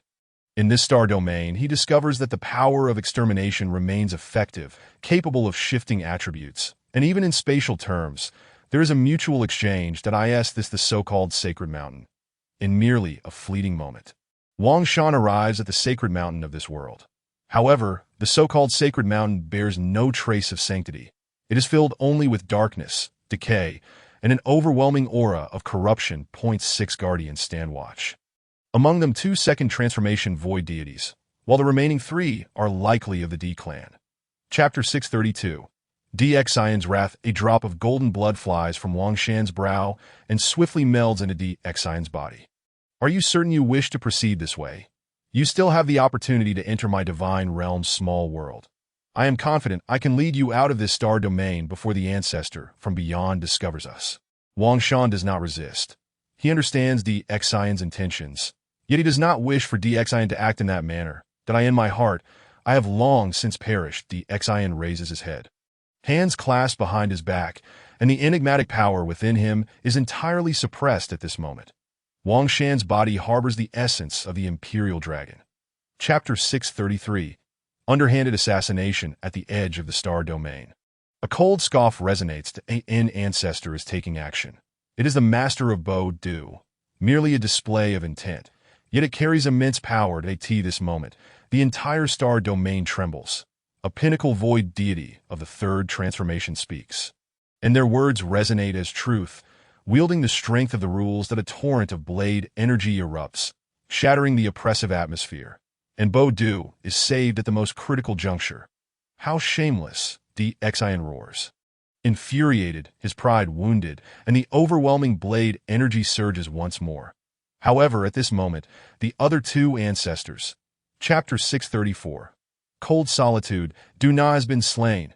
At the edge of the starry realm, the primordial being, wielding a dark spear, momentarily lost focus, nearly allowing the soul sword to shatter his heart. The Dio not be distracted. The incessant chimes echoed as Prajna, standing atop an ancient bell, engaged in combat with the soul sword. In this pinnacle clash of the age, distraction was an absolute taboo, especially at their exalted levels. Kill. The primordial, with a cold snort, was rarely swayed by external forces.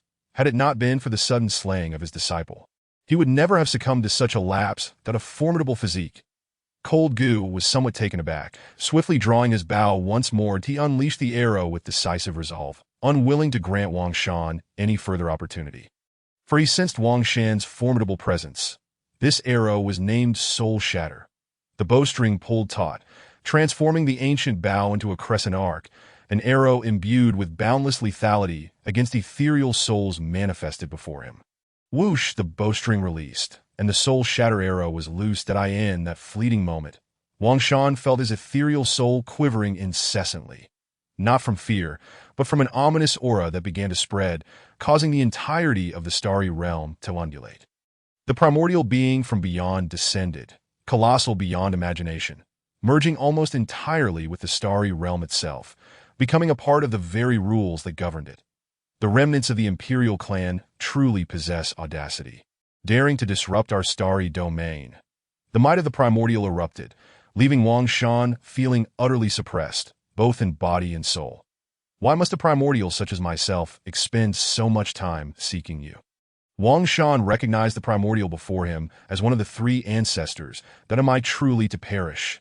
In this moment of despair, Wang Shan had never felt such hopelessness throughout his life. He had always fought valiantly, gambled against fate, and faced death countless times, yet he had never relinquished hope.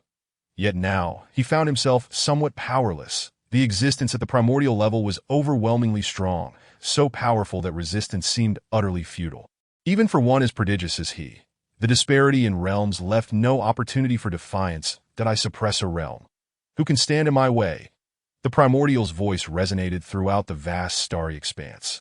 Within the starry realm, on a small asteroid, Tuwashi and his companions briefly took refuge. Once again, they had been released from the ancient prison. This small world has been temporarily concealed by my dimensional array. For the time being, those beings from beyond shall not discover this place. The ancient cultivator appeared somewhat fatigued.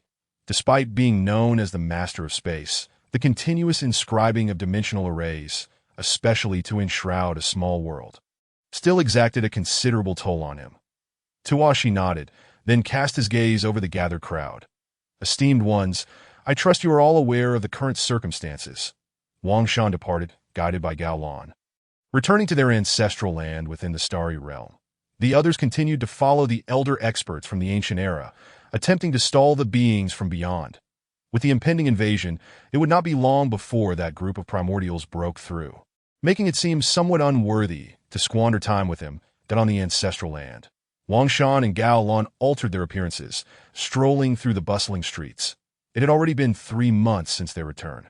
It had been a century since they last left the ancestral land for the starry realm, and now human society was a blend of cultivation and technology.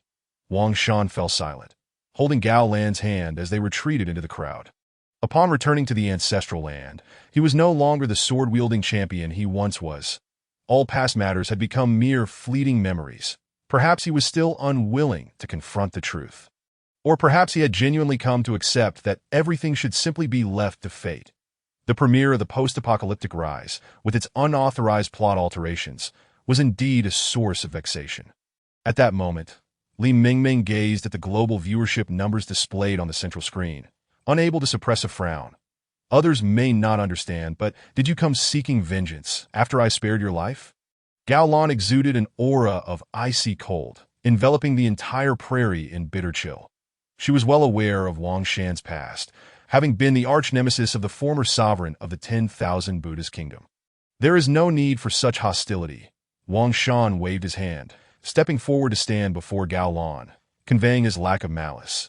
Since the ethereal deity within Pudu had completely merged with him, significant changes had occurred, and under the scheming of the human emperor, he did not believe a mere first-stage ethereal deity could contend against the human emperor. That my soul should have been consumed by the ancient era's being. Yet for some unknown reason, a force has shielded the last remnants of my true spirit. Wang Shan pondered whether the forthcoming revelations would hold any significance for them, but the enigmatic voice continued to exert an influence over him, as well as the ancient being, and even the present soul of this corporeal form. Does the matter mentioned by that voice pertain to me? A cautious expression crossed Wang Shan's face, that I am merely here to convey a message. Whether you choose to believe it is entirely your prerogative. Within the starry realm, Pudu encountered Ta Shi and the others. Following his ascension, he had immediately followed the guidance of the unseen forces to this location. Yet even he was uncertain of the full sequence of events. The human emperor intends to use the power of the soul sword to mend Wang Shan's injuries. Toashi's countenance grew grave, pondering deeply. Nearby, even the gravely injured Lu Chuan reemerged.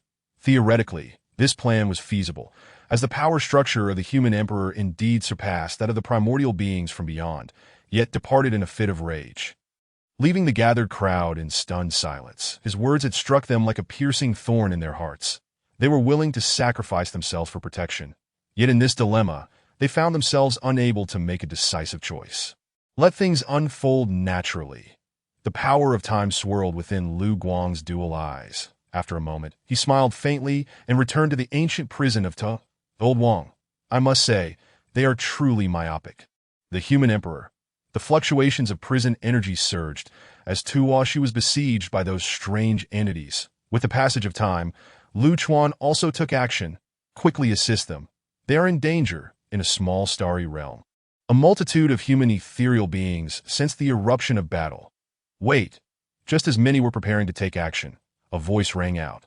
This was a first-stage ethereal deity, his expression dark and his jaw clenched tightly. Are you not curious why, with Tuashi's means, that ancient pathwalker of the human race did not survive after receiving my blow? Beyond the realm, three primordials gazed down upon the ancient path of the starry realm. And a solemn expression crossed Qixin's face. Upon Wang Shan's appearance within the trio's line of sight, a series of deductions unfolded, leading them to a startling truth. The being who had traversed the ancient path in the human star realm was not the world tree, but rather Wang Shan, who had absorbed the essence of the world tree. The starry realm was vast, and the human star realm was no exception. A few rare treasures could indeed prolong the ancient primordial's existence. Prajna spoke as behind him. Ancient cultivators led Wang Shan away, also bringing along the unwilling and Tong to the boundary of the starry realm. The towering ancient gate stood firm, resembling an eternal monument, a golden giant sword suspended in the void, exuding an aura that suppressed all. There is no issue. My demon eye secret technique reveals no trace of beings from beyond in the vicinity. A gaze traversed the starry realm in the shadows. As Tong employed his secret technique for the 9th time, wary of potential deceit from extraterrestrial entities, remaining cautious as per the ancient cultivator's directives. After 9 probes, not a trace of beings from beyond was found. Desperate resistance, pitiful beings.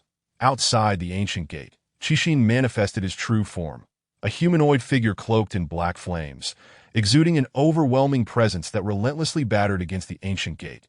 Join us, ancient cultivator. Let us share this starry realm. Within the realm, the eerie laughter of the malevolent spirit echoed, a unique method of attack capable of influencing ethereal souls, even obliterating them directly. Wang Shan, how much longer must we wait? The ancient cultivator's anxious expression revealed his desire to survive. He did not possess the lofty ideals of Tuashi and the others, and had there been any other option, the entire starry realm quaked as Qixin's forceful assault on the ancient gate was sudden, catching the other 2 primordials off guard. Qixin, do not act impulsively. A blood-red spear shatters all. Attempting to obstruct Qixin's path is ill-advised, for the ancient gate is extraordinary, guarded by the human emperor's soul sword. Breaking through forcefully is unwise. Let us act together and forcibly breach the gate. The other party, with the ancient bell of Prajna resonating 9 times, did not impede the heart of Crimson. Rather, he aided its breakthrough, for within his perception, an inexplicable surge of deduction had already arisen, that of a severed arm. Chapter 650. Collision with the ancestor. Wang Shan remained silent, the Emperor's soul sword in his hand gradually rotating, the Tao rhythm of the entire star domain being stirred at that moment. Simultaneously, the Imperial Dragon Qi surged forth, facing the cataclysmic blood-red hand of the Crimson Heart. A sword light suddenly cleaved through the air. With a resounding clang, the sword light shattered time and space, its essence traversing the star domain, countless past scenes reappearing. This was a manifestation of time being cleaved apart. Only the most supreme beings could witness such a spectacle during battle that it transcended the mere act of slaying an enemy in the present, instead involving the past, present, and even future in a simultaneous strike, akin to an imperial descent. Chapter 651. In perfect state this. Was it merely a single strike that annihilated them all? The dark-eyed figure was taken aback. His eyes wide in disbelief as he surveyed the desolate surroundings. Unable to regain his composure for an extended time, did I ask this truly the extent of your current strength? And in an imperfect state. No less. The ancient cultivator paused for a moment, glancing around before fixing his gaze upon Wang Shan, that if his memory served him correctly. Yes, it did. Wang Shan's greatest reliance, 2 soul artifacts, remained unrefurbished, and his innate divine weapon was but fragments. Thus, the current Wang Shan was not the pinnacle of his capabilities. Chapter 652. You are afraid. Meanwhile, the news of Wang Shan's perfect recovery and the slaying of dozens of void gods reached the ears of the void gods in the ancestral land. Good. Impressive, truly remarkable. No wonder he is my dear brother. The Black Crow burst into laughter, as if he himself had struck down dozens of extraterritorial void gods with a single move. However, everyone could empathize with his elation, for he had sacrificed his own companion artifact to prolong Wang Shan's life. Wang Shan had already reached the zenith. Now, it remained to see what fortune time would bestow. Chapter 653. Reforging ashes beneath your station. Do you wish to provoke me? The Crimson Heart ascended high, the blood sea sprawling behind him, overseeing Wang Shan from beyond the ancient barrier. The powers of the 3 ancestors had been absorbed, and he was well aware of it that as for the previous strike, it had been intentional. If we were of equal standing, I would slay you as easily as one would butcher a dog. Wang Shan showed no signs of weakness. Even in the face of an ancestor, he remained unafraid, for in a precise sense, he had already clashed with the Crimson Heart once in terms of verbal sparring. I hope that when the barrier is breached, you do not resemble a lost dog as you did before. Chapter 654. Fusion of heart and sword techniques. Days turned into weeks, and a year sped by swiftly. Wang Shan returned to the ancestral land once more, having not ventured outside during this time. Likewise, Gao Lan, Ji Fu, and others remained in the ancestral land, yet they had not returned to the Ashen Sacred City, but sought a more secluded dwelling. Yang Xiaoxin, what has become of you? At over 100 years old, you can't even play a game properly. You are outmatched by that little black. Truly, you are lacking. Inside the room, Li Wei was engaged in a fierce game with Yang Xiaoxin and Xiao He. A fully immersive competitive game. Chapter 654. Scheming. You have arrived from beyond the realms. 3 exceedingly fearsome gazes pierced through, the ancient bell behind Prajna momentarily halting, its essence transforming into a humanoid form that gazed at Wang Shan with a smile that was not quite a smile. As for Shangzhe and the Crimson Heart, they continued to strike against the barrier with the power of ancestors, yet their intentions were laced with mockery. Wang Shan remained silent, his brow furrowed tightly. Fixated on the 3 ancestors from beyond, he sensed that something was amiss, yet could not articulate what it was. Just then, Prajna spoke again, declaring, Chapter 655. Contest. What has transpired is beyond regret. Wang Shan has never been a man of remorse. Even if given a second chance, knowing it would lead to such an outcome, he would still choose the same path, just as the Emperor had orchestrated everything during Wang Shan's lowest moments. How could he not foresee that the extraterritorial ancestors would covertly sow discord? Yet, what of it? To gain is to lose, and it merely reflects the balance of gains and losses, determining their worth. It is evident that, whether in the Emperor's eyes or in Wang Shan's own heart, he truly stands at the pinnacle. Chapter 656. Confrontation with the ancestor. The most formidable confrontation in millions of years unfolded. Despite being separated by dimensions, it was a true battle, unlike the prior encounter where the extraterritorial ancestors had avoided conflict during the Emperor's ascension. At this moment, both star domains trembled incessantly, the original motion patterns shattered. The power of the ancestors was overwhelming, and Wang Shan, once more drawing upon the strength of the Emperor's soul sword, was not weak either. Did you truly intend to obstruct us? Prajna remained as gracious as ever, one hand behind his back, clad in elegant white, as the ancient bell continued to toll, that if only my strength were sufficient, I would. Chapter 657. Departure. Terrifying waves of energy continued to pervade, yet the 3 ancestors from beyond did not press the attack any further. Today, they had already fallen into Wang Shan's trap, provoking a clash of rules between the 2 star domains. However, as invaders, should they persist, they would suffer greatly within the bounds of those rules. This star domain could not endure for long, and the governing principles could not be upheld. 9 ancient bells hovered in the void, as Prajna sealed time and space, quietly observing Wangshan. You still have one final opportunity. Will you choose to embark with us on the quest for the ultimate path, or accompany this star domain into oblivion? Chapter 658.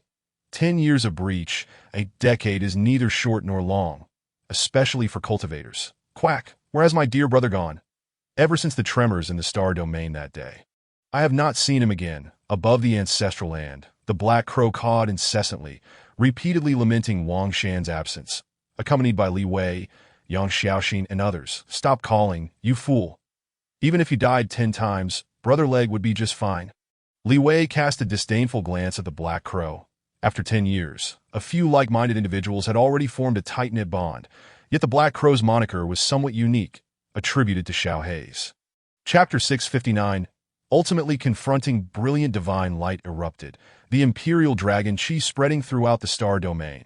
Accompanied by the descent of a dragon's roar, the emperor's soul sword ultimately dissipating, leaving behind only a trembling ancient barrier. The power of the emperor's soul sword vanished. The ancient barrier was on the verge of shattering. It is over. Truly all is lost. Was it not said that there would still be 20 years? Let us go. This day has finally come. In the star domain, the ancient void gods sense the impending doom, their expressions grave as they emerge from their respective celestial abodes. Chapter 660. Desperation and delay. Is this how you intend to subdue me? Perhaps today, it is you who shall meet your end. Wang Shan held the spear in both hands. The ashen spear, now fused with soul energies, erupted forth, enveloped by an aura of utter annihilation. Falling soldier. He bellowed, forcefully dispersing the malevolent energies with the essence of the falling soldier, the overwhelming auras of both sides commencing a clash. Simultaneously, they engaged in combat. Their speed reached an apex, nearly transcending time itself. Each strike leaving behind endless phantoms that I end that moment. The spatial fabric surrounding the ancestral land erupted in chaos. The most primordial ancient stars. Chapter 661. Interception. Do you even have the right to discuss this? The tides of time surged, the emperor appearing as a divine entity. The imperial dragon chi continuously spreading, transcending past and future, aggressively seeking. Scenes from the past reappeared, ultimately leading to the discovery of Shang's past self. With my power, I command your name, the emperor's decree to vanquish evil. The emperor's sword erupted at this moment, directly plunging into the era of a young and vulnerable Shang Zhi that instant. The momentarily constrained Shang felt his soul instability, an inexplicable killing intent enveloping him. Yet he found himself powerless. Chapter 662. Methods of decapitation. The Crimson Heart was slain by Wang Shan. To she continuously deduced, his expression grave. Yet no matter how he calculated, he could no longer sense the essence of the Crimson Heart. Life gives rise to 3, and 3 begets all things. The cycle of the Tao is fraught with complications. Shang furrowed his brow similarly, both returning to the present, their sole thoughts probing the entirety of the star domain. It is imperative to locate Wang Shan and slay him. As for the rest, I shall devise a plan. A terrifying soul thought enveloped the entire star domain, as Prajna invoked secret arts. Yet even so, he still could not uncover Wang Shan's whereabouts. Chapter 663. Pilgrimage. Fortunately, in the end, success was achieved. The method provided by the emperor proved indeed effective. Within the dimensional space, Wang Shan temporarily severed his connection to the human star domain. This was a form of self-severance, requiring a peculiar force to conceal himself. In the current environment, as long as he does not reveal himself, even beings of ancestral caliber would be unable to locate him. At present, his condition was far from ideal, even though he had ascended to the realm of celestial saints. His physical form was on the verge of shattering, and his soul was grievously wounded. Indeed, even with the emperor's assistance, facing the Crimson Heart in this state was exceedingly arduous. Chapter 664. Taking the initiative. The ancestral command of Praj. A pilgrimage. At the same time, Wang Shan sensed the power of Prajna. Even within the dimensional space, the strength of the ancestors could still permeate. However, I had overestimated you. I initially believed you would directly extinguish all anomalies within this star domain. Yet I did not anticipate a semblance of mercy. It seems there are indeed disparities among the ancestors. Had it been the Crimson Heart, he would undoubtedly have acted without hesitation. Wang Shan's injuries were healing rapidly. He had never anticipated how long he could remain concealed. With the wisdom and grand strategies of the ancestor, discovering a method to locate him was merely a matter of time. Chapter 665. The Limit of Borrowed Power. The colossal bell loomed like a prison, ensnaring the entire star realm within, completely sealing off all avenues for Wang Shan's escape. That in this star realm, beings of ancestor level could traverse any position in an instant. Your time of death has arrived. Shang summoned his 3 lives body, the blood spear magnifying infinitely, resembling a pillar that could support the heavens. 3 identical figures of Shang manifested. Today, I shall slay you, making you comprehend the true might of the ancestor. Shang moved, the 3 lives bodies converging in an instant, unleashing their utmost combat power without holding back. Chapter 666. Startled retreat. Unconscious in his hollow gaze, devoid of any emotion, Wang Shan's black pupils had vanished. At that moment, he resembled a bizarre and sinister entity, as if a visitor from beyond the heavens, his entire aura suffused with ominousness. Neither the royal dragon Qi nor the strange powers from beyond the domain. You! In a fleeting instant, Prajna reacted, the ancient bell behind him resonating suddenly. Regardless of what you are now, having sustained such grievous injuries, you must be slain. He braced against his wounds, forcing a surge of power. Though he could not comprehend the circumstances, yet the formidable enemy loomed ahead. Chapter 667. Restoration. The star realm was engulfed in endless darkness, devoid of any semblance of light, rendering it an inhospitable place for life. Yet amidst the boundless depths of this star realm, a withered corpse drifted aimlessly. That a year had passed, and this diminutive world showed no signs of improvement. Within the divine realm's small world, Luo Qinghuan and others had gathered once more, their hearts heavy with an unusual gravity. That a year had elapsed, yet there was still no news of Wang Shan, and from the conditions within the divine realm, it was evident that his injuries remained unhealed. Chapter 668. Confrontation of Equals. The corpse began to emanate vitality, a strand of golden light spreading across Wang Shan's form, alongside the ethereal illusion of an ancient dragon swirling around him. A brush with death. The borrowed power carried a hint of vitality amidst its wickedness. The chaotic starry expanse gradually became enveloped in golden light, and Wang Shan's body was steadily revitalized, his eyes fluttering open in bewilderment. However, at that moment, he felt extraordinarily lucid, the power within him undergoing a transformative upheaval. That a life-and-death struggle had shattered the shackles within his body, a cause for celebration. His eyes brimmed with a sense of the ages. As if, Chapter 669. Slaying Prajna. The river of time surged, countless scenes replaying. Memories of Wang Shan's past growth intertwined with Prajna's experiences beyond the domain. You are formidable, but I possess the advantage of timing, terrain, and allies. What do you have to contest with me? The aura within Prajna erupted, reaching terrifying heights. The mirror of life and death reappeared, expanding like a disk within the river of time, enduring the relentless currents yet retaining its luster. You dare employ the mirror forged from the essence of a domain's beings? Wang Shan scoffed, a surge of unexpressed fury rising within him, easily discerning the secret of the life and death realm. Chapter 670.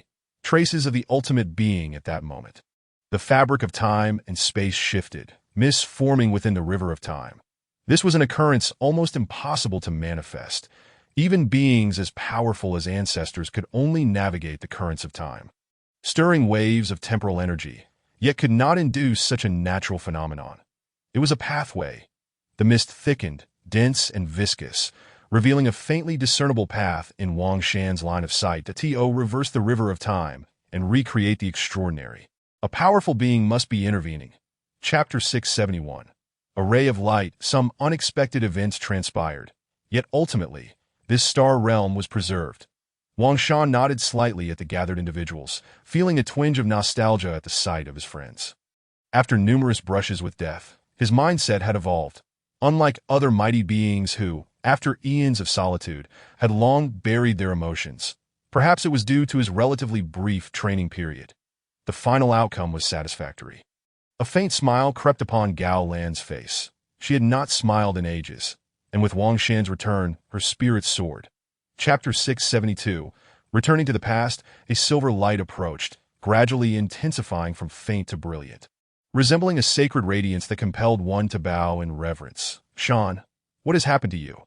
Wang Shan momentarily lost focus, his pupils constricting as Gao Lan noticed something amiss, following his gaze, but finding nothing. Am I the only one able to see this? Wang Shan remained silent, his thoughts racing, and his ethereal consciousness swept across the entire world. Rootless and fathomless, it seemed to have arisen inexplicably. Indeed, aside from himself, no other beings could perceive it. Chapter 673. Yang Xiaoming? With a pale visage, somewhat emaciated, perpetually adorned with dark circles. Who else could it be but Yang Xiaoming? Hadn't he already anticipated this? Why the surprise? Yang Xiaoming turned, a smile gracing his face. You are not Yang Xiaoming. Wang Shan's expression grew solemn, forcefully suppressing his astonishment, employing his formidable soul power to probe his memories. Only my demise can propel everything forward. Should you falter, I shall take your place. If the price is sufficient, I too can. Chapter 674. The most painful thing in the world, the atmosphere, shifted abruptly, the oppressive aura of the ultimate being revealing itself fully. Yang Xiaoming no longer wore a mask of indifference. He smirked, his mind calculating something unknown. As I perceive it, in the presence of a deadlock, only pieces not on the board have the chance to turn the tide. In human terms, that is cheating. Wang Shan, are you that cheating piece? His voice was chilling, reminiscent of a prehistoric beast, devoid of warmth, concealing immense energy beneath his frail exterior. I say I'm not. Do you believe it? Chapter 675. A sea of blood, time, and space were sealed. Gu Xiu's countenance turned grim. He had never expected to survive the invasion of the domain's ancestor, only to perish here today. Who was this person? How could their power be so formidable? And that spear of theirs? Mo Bai surrounded himself with sword energy, his expression unusually grave. Is just like brother. Li Wei spoke bitterly, uncertain why Wang Shan had transformed thus, yet instinctively aware that the figure before him was none other than Wang Shan himself. Chapter 676. The method to break the deadlock in his hollow gaze, devoid of any luster, clad in black, and of slender build, the familiar visage startled Wang Shan. Is there any amusement in this? I warned you that if you do not slay me now, you shall regret it. Wang Shan rasped, the figure before him unmistakably Yang Xiaoming. I am not him. A single statement fell like a boulder into a lake, stirring waves within Wang Shan's heart. You are not him? Wang Shan hesitated, his disheveled hair moving without wind, and after a moment's reflection, he slowly spoke. Chapter 677. The third letter of the space was shifting, and the energy within Wang Shan began to unseal. When the silver light vanished, the power within him was fully liberated, and he found himself once more in that realm. A remarkably ordinary small world, seemingly devoid of anything extraordinary. Still a peaceful little world, with birds soaring and mountains flowing. The familiar thatched cottage lay before him. It should be just within that room. Wang Shan moved swiftly, his thoughts racing, aware that his primary consciousness could awaken at any moment, and his time was limited. Chapter 678. Is this enough? Finale. And so what? The primary consciousness erupted, taking the initiative. Even though Wang Shan had fully awakened his ultimate power, he would not yield. The galaxy stirred at that moment, the ultimate aura rampaging through the star realm, countless stars shattering, a glimmering dagger traversing past and future, reappearing in the present. With my spirit, I shall slay the present. The means employed by the primary consciousness were unfathomable, as it sought to suppress the entire star realm in an attempt to subdue Wang Shan. Yet, at this moment, Wang Shan was no longer the Wang Shan of yore.